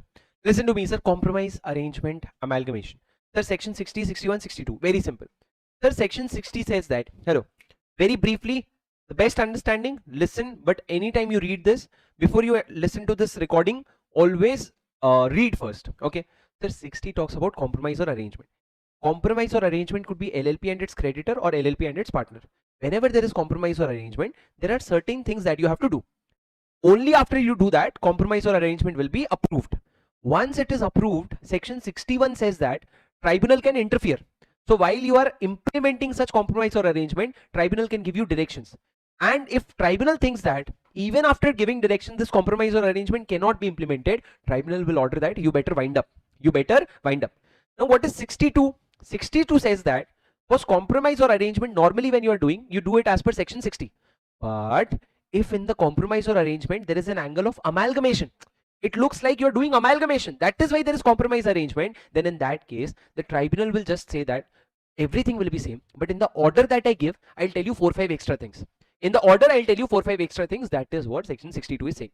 So let's keep 62 aside. Let's focus on section 61. What is the process? So section 60 says that if there is a compromise or arrangement of LLP, what happens that where C or A compromise or arrangement is proposed between LLP and its creditor or LLP and its partner. LLP and its creditor or LLP and its partner, then in that case, someone has to go and apply to the tribunal. The first step, you can remember, first step is apply to the tribunal. So LLP, creditor, partner or liquidator, someone will apply to the tribunal and tribunal will order that a meeting be called, held and conducted. Sir, what is called, held and conducted? Sir, saying that today there will be a marathon at 10 o'clock is calling for the marathon. Giving you a room to come and sit is holding the marathon, and me coming and teaching will be conducting the marathon. You coming and sit, if you don't get a seat to come, we'll say that the marathon was not held. If you sit, everything is ready, but I come and I cannot teach because of my throat, then we say that the marathon was called, it was held, but it could not be conducted. Guys, are you with me? Yes, sir. Who will order the meeting? NCLT. First step is apply to NCLT. NCLT will order for a meeting. Now in meeting, what do you do, sir? All the creditors came. I said, hello, I cannot give you your money. For every 1 rupee, I'll give you 50 paisa. 1 rupee, I'll give you 50 paisa. Kindly approve the compromise. Kindly approve the compromise. In your case, I have to take a dual majority. Dual majority means I need approval of majority of the share creditors having 3/4 in value. I cannot just count majority. I cannot just count 3/4 in value. I have to take both. That there should be majority in numbers having 3/4 in value. After you give your consent, who gave your consent? Either the creditors or partners. Now I'll go back to the NCLT. So after this, I will go to the NCLT for sanction. And if the NCLT sanctions, then such compromise arrangement will be binding on all of us, everyone, like LLP, creditor, partner and liquidator, everyone will be bound. So first step is apply to tribunal. Second step is tribunal will call for the meeting. Third step is take approval, majority plus 3/4 in value. Fourth step is take NCLT's sanction. Fifth step is after NCLT approved, take that order of NCLT and file it with the ROC. Only after you file it with the ROC, such compromise or arrangement will be effective. Before you file to ROC, it will not be effective. Guys, are you with me? Yes, sir. Now, how will NCLT give approval, sir? Creditors will give approval, but what about NCLT? Sir, NCLT will take care of just two things. Number one, whether all the material facts including financial position is disclosed and whether the pendency of investigation is properly disclosed. If NCLT is satisfied that you have disclosed all the truth, then the NCLT will give order which you file with ROC. Only after you file with ROC it will take effect, otherwise it will not take effect and there is a penalty. Guys, are you with me? Guys, are you with me? Step 1. Step 1. Apply to tribunal. Step 2, tribunal will order for a meeting. Step 3, take approval of majority in numbers having 3/4 in value. Number 4, take sanction of the NCLT. Sir, what are the two things that NCLT needs to give sanction? Number 1, you have disclosed all material facts including latest financial position and pendency of litigations have been completely disclosed. After NCLT will give the sanction, it shall be binding on everyone. Last point, the order of tribunal shall be submitted with the ROC and it will take effect only after it is submitted to the ROC. Guys, are you with me? Yes, sir. Now, sir, listen to me. When someone has made an application to the NCLT, sir, all the other things will stay. There will be a stay on commencement or continuation of any suit. No one can file a new case upon me and no existing case will continue. Everything will be stayed. Why? There is a reason that we discuss later, but the reason is that, for example, if I'm telling NCLT that NCLT, in SBI's case, I'll be able to pay only 50 rupees for every 100 rupees. In whose case? SBI's case. Who will panic, sir? HDFC will panic. Who will panic? ICICI will panic. So they will start filing case on me. So we said that when SBI's application is made, no, all the cases will stay. No one can file a case on me and no one can continue any of the case. Guys, are you with me? Yes, sir. This is your section number 60. How easy it becomes to read from notes now. Section number 61, what does it say? Sir, these are the notes that we actually make in the class. Even for the English batch that I have, these are the same kind of notes that we made in the class. Right? So these notes actually help you on the day before exam. Sir, what is section number 61? Now the power of NCLT to enforce C&A. NCLT approved a C&A. Now it is the power of NCLT to give directions. So the NCLT, it have the power to supervise. It has the power to supervise and give direction necessary for proper implementation. Now after that, if NCLT is satisfied that compromise or arrangement cannot be worked satisfactorily, it will either on its own motion or application by a concerned person order the winding up of the LLP. So first step is NCLT will give direction. It will supervise and give direction. But if it thinks that it won't work, then it will do what? It will order the winding up of the LLP. Are you with me, guys? Guys, are you with me? Yes, sir. Sir, this is your section number 61. 62. The last big section, apart from that, everything is small, but we will finish till the end. What is section number 62, sir? 62 talks about provision for reconstruction of amalgamation. Now, sir, imagine this, the story that I'm telling you. Now, you, as in imagine you are the creditors. You came to me, you applied to NCLT, step 1.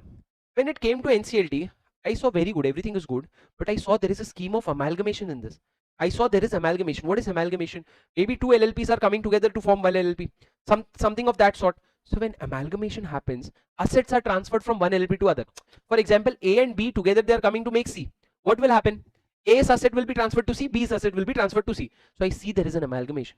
So I have to give some extra points in my order. So what it says is, when an application is made under section 60, same application, and it is shown that T&A has been proposed for reconstruction or amalgamation of 2 or more LLPs. So the compromise or arrangement is because of amalgamation. That I'm telling you, if LLP question is asked and ICI wants to ask CA interlevel, this is the only section that ICI will ask 60, 61, 62. And I'm telling you, 75% of the crowd will not be able to touch it because they don't read it with this clarity or with this simplicity. Either for them this is a very complicated provision, or for them they cannot manage it. So you have to read it with simplicity, that you can write the provision that where an application is made under section 60 and it is shown that compromise or arrangement includes amalgamation, and under the scheme, the amalgamation scheme, what is happening? Whole of the undertaking property or liability is transferred to the other LLP.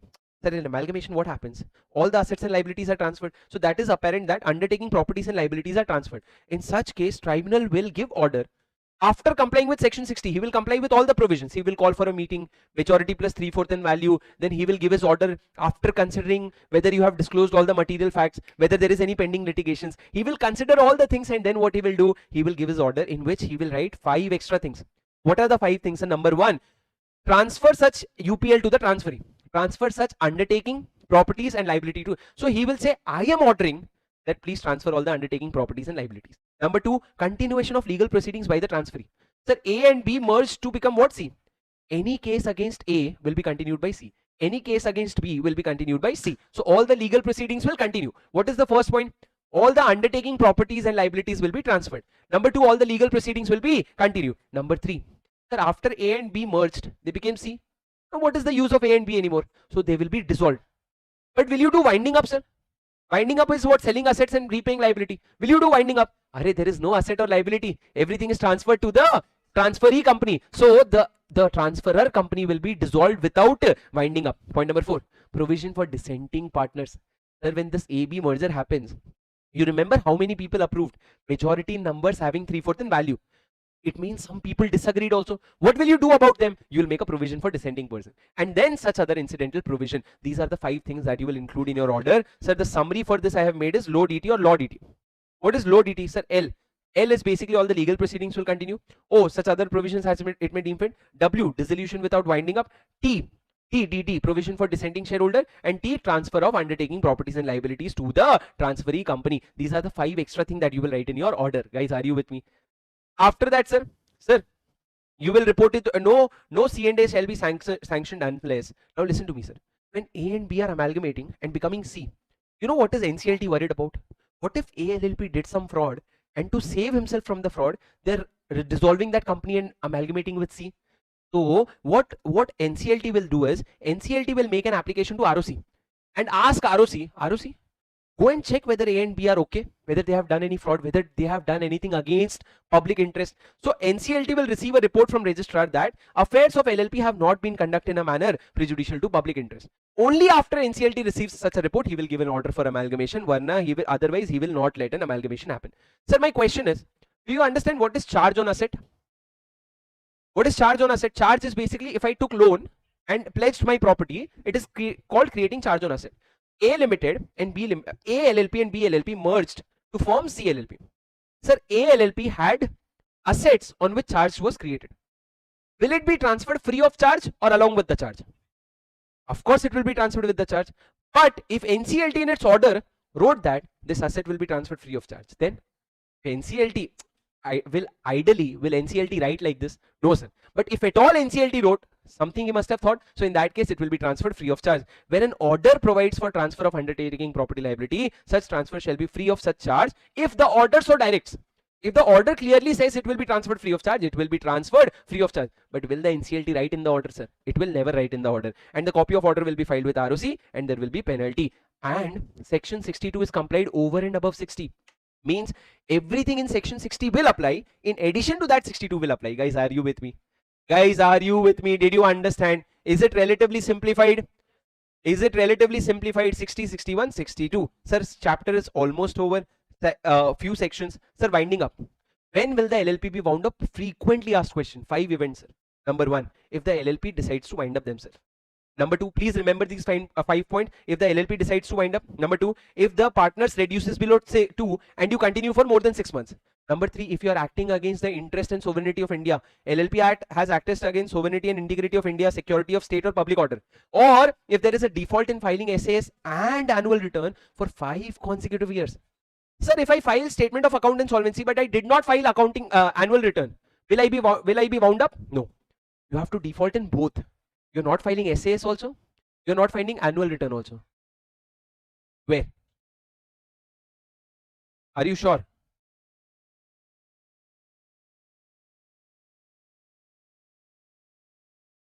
How do you know yours is new version? Is it? Okay, I'll check this. Okay, I'll check this. You check the comment of this video. I'll check this. Okay, I'll check this. They're saying that I have made it, or I'll check it once. Okay, but SAS and annual return, I think, sir, should be very strict. But okay, we will see. But 5 consecutive years, I'll confirm this. You'll have to check the comment. I'll pin the comment. Okay, after this, listen to me. So point number 5, if the tribunal thinks that it is just and equitable, the tribunal will wound you up. So there are 5 events. Number 1, if the LLP passes an order to be wound up. Number 2, if you are operating with reduced number for more than 6 months. Number 3, if you have acted against the sovereignty and integrity of India, security of public, etc. Number 4, if you have defaulted in filing financial statement of account and solvency and annual return for 5 consecutive years. Number 5, if the tribunal thinks that it is just and equitable to wind up the company, the tribunal will wind you up. Guys, are you with me? Yes, sir. Now coming to business transaction, sir, partners can do business transaction with LLP. Partners can give money to LLP and they can do business with LLP. Now, sir, listen to me very carefully. Enhanced punishment you need to know. I already told you, if you're doing an offense for the first time, the fine and jail will be normal. But if you do second offense, the jail will be same, but the fine will be doubled. So your fine will be twice for second offense and subsequent offense. Oh, for third offense, you will not make it thrice. For fourth offense, you will not make it 4 times. It will be double for second and subsequent offense. Guys, are you with me? Yes, sir. And the last portion of this part, come to this point, LLP versus partnership firm. Sir, something you have studied in your CA foundation? Sir, Regulating Act, read with me. Regulating Act, for LLP it is LLP Act, for this it is Indian Partnership Act. Sir, in LLP is a body corporate? Yes, sir, but partnership firm is not. Sir, is LLP a separate legal entity? Yes, but partnership firm is not. Does LLP require registration? Mandatory, sir, but partnership firm, your wish. Sir, in LLP there is perpetual succession? Yes, but in partnership there is not. Sir, in partnership, even if one partner resigns, the firm is dissolved. You know, right? If one partner ceases or adds, the firm is dissolved. Sir, in LLP there is a suffix? Yes. In partnership, no suffix. In LLP there is liability is limited liability, but here partner's liability is unlimited. Mutual agency, sir.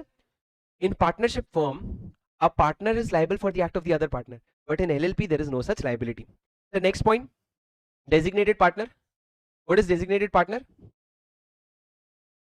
Sir, designated partner, listen to me very carefully. Sir, designated partner, here there is concept of two designated partner, one resident. There is no such provision. Here you can get common seal, and partnerships you cannot get common seal.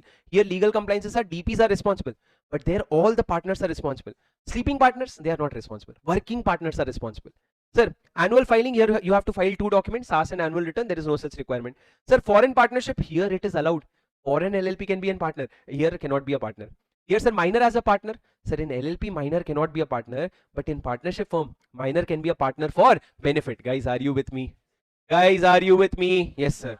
Next point, sir. LLP and limited liability company. I want you to read with me. Number one, what is LLP? Regulating Act is LLP Act and Companies Act. Number two, partners and members. What difference? Sir, in partner, you see in that the payment in LLP payment is made by partners, and in a limited liability company, the payment is made by members. Sir, internal governance governed by LLP agreement, governed by Companies Act. Sir, suffix, here is also suffix, here is also suffix. Here the number of members, there is no maximum limit. That is very interesting. In private company, maximum limit is 200. In public company, there is no maximum limit. Sir, what is the liability? To the agreed contribution. Here liability could be limited to the amount of shares. Sir, managed by DPs, managed by director. Minimum 2 designated partner. Here 3 directors in case of public company and 2 directors in case of private company. Guys, did you understand? Thank you so much, guys. Thank you so much. Did you understand, sir? Sir, as promised, in less than, I think, 1 hour 30 minutes, we finished our chapter LLP in depth with explanation of each and every concept, 100%, sir. And I think we have been doing this marathon for what? Started at 10 roughly? 7? So we have been doing for last 9, 1.5 an hour break. So we have done a marathon for 7.5 an hour, in which we have covered 5 big chapters: incorporation, accounts, audit, LLP, and a small chapter foreign company. So the weightage of this chapter is approximately 45 marks. If at all, LLP, audit and accounts, definitely 30 marks. Incorporation 5, foreign company 4 or 5. So 40 marks definitely. Incorporation weightage depends on attempts to attempts. Okay.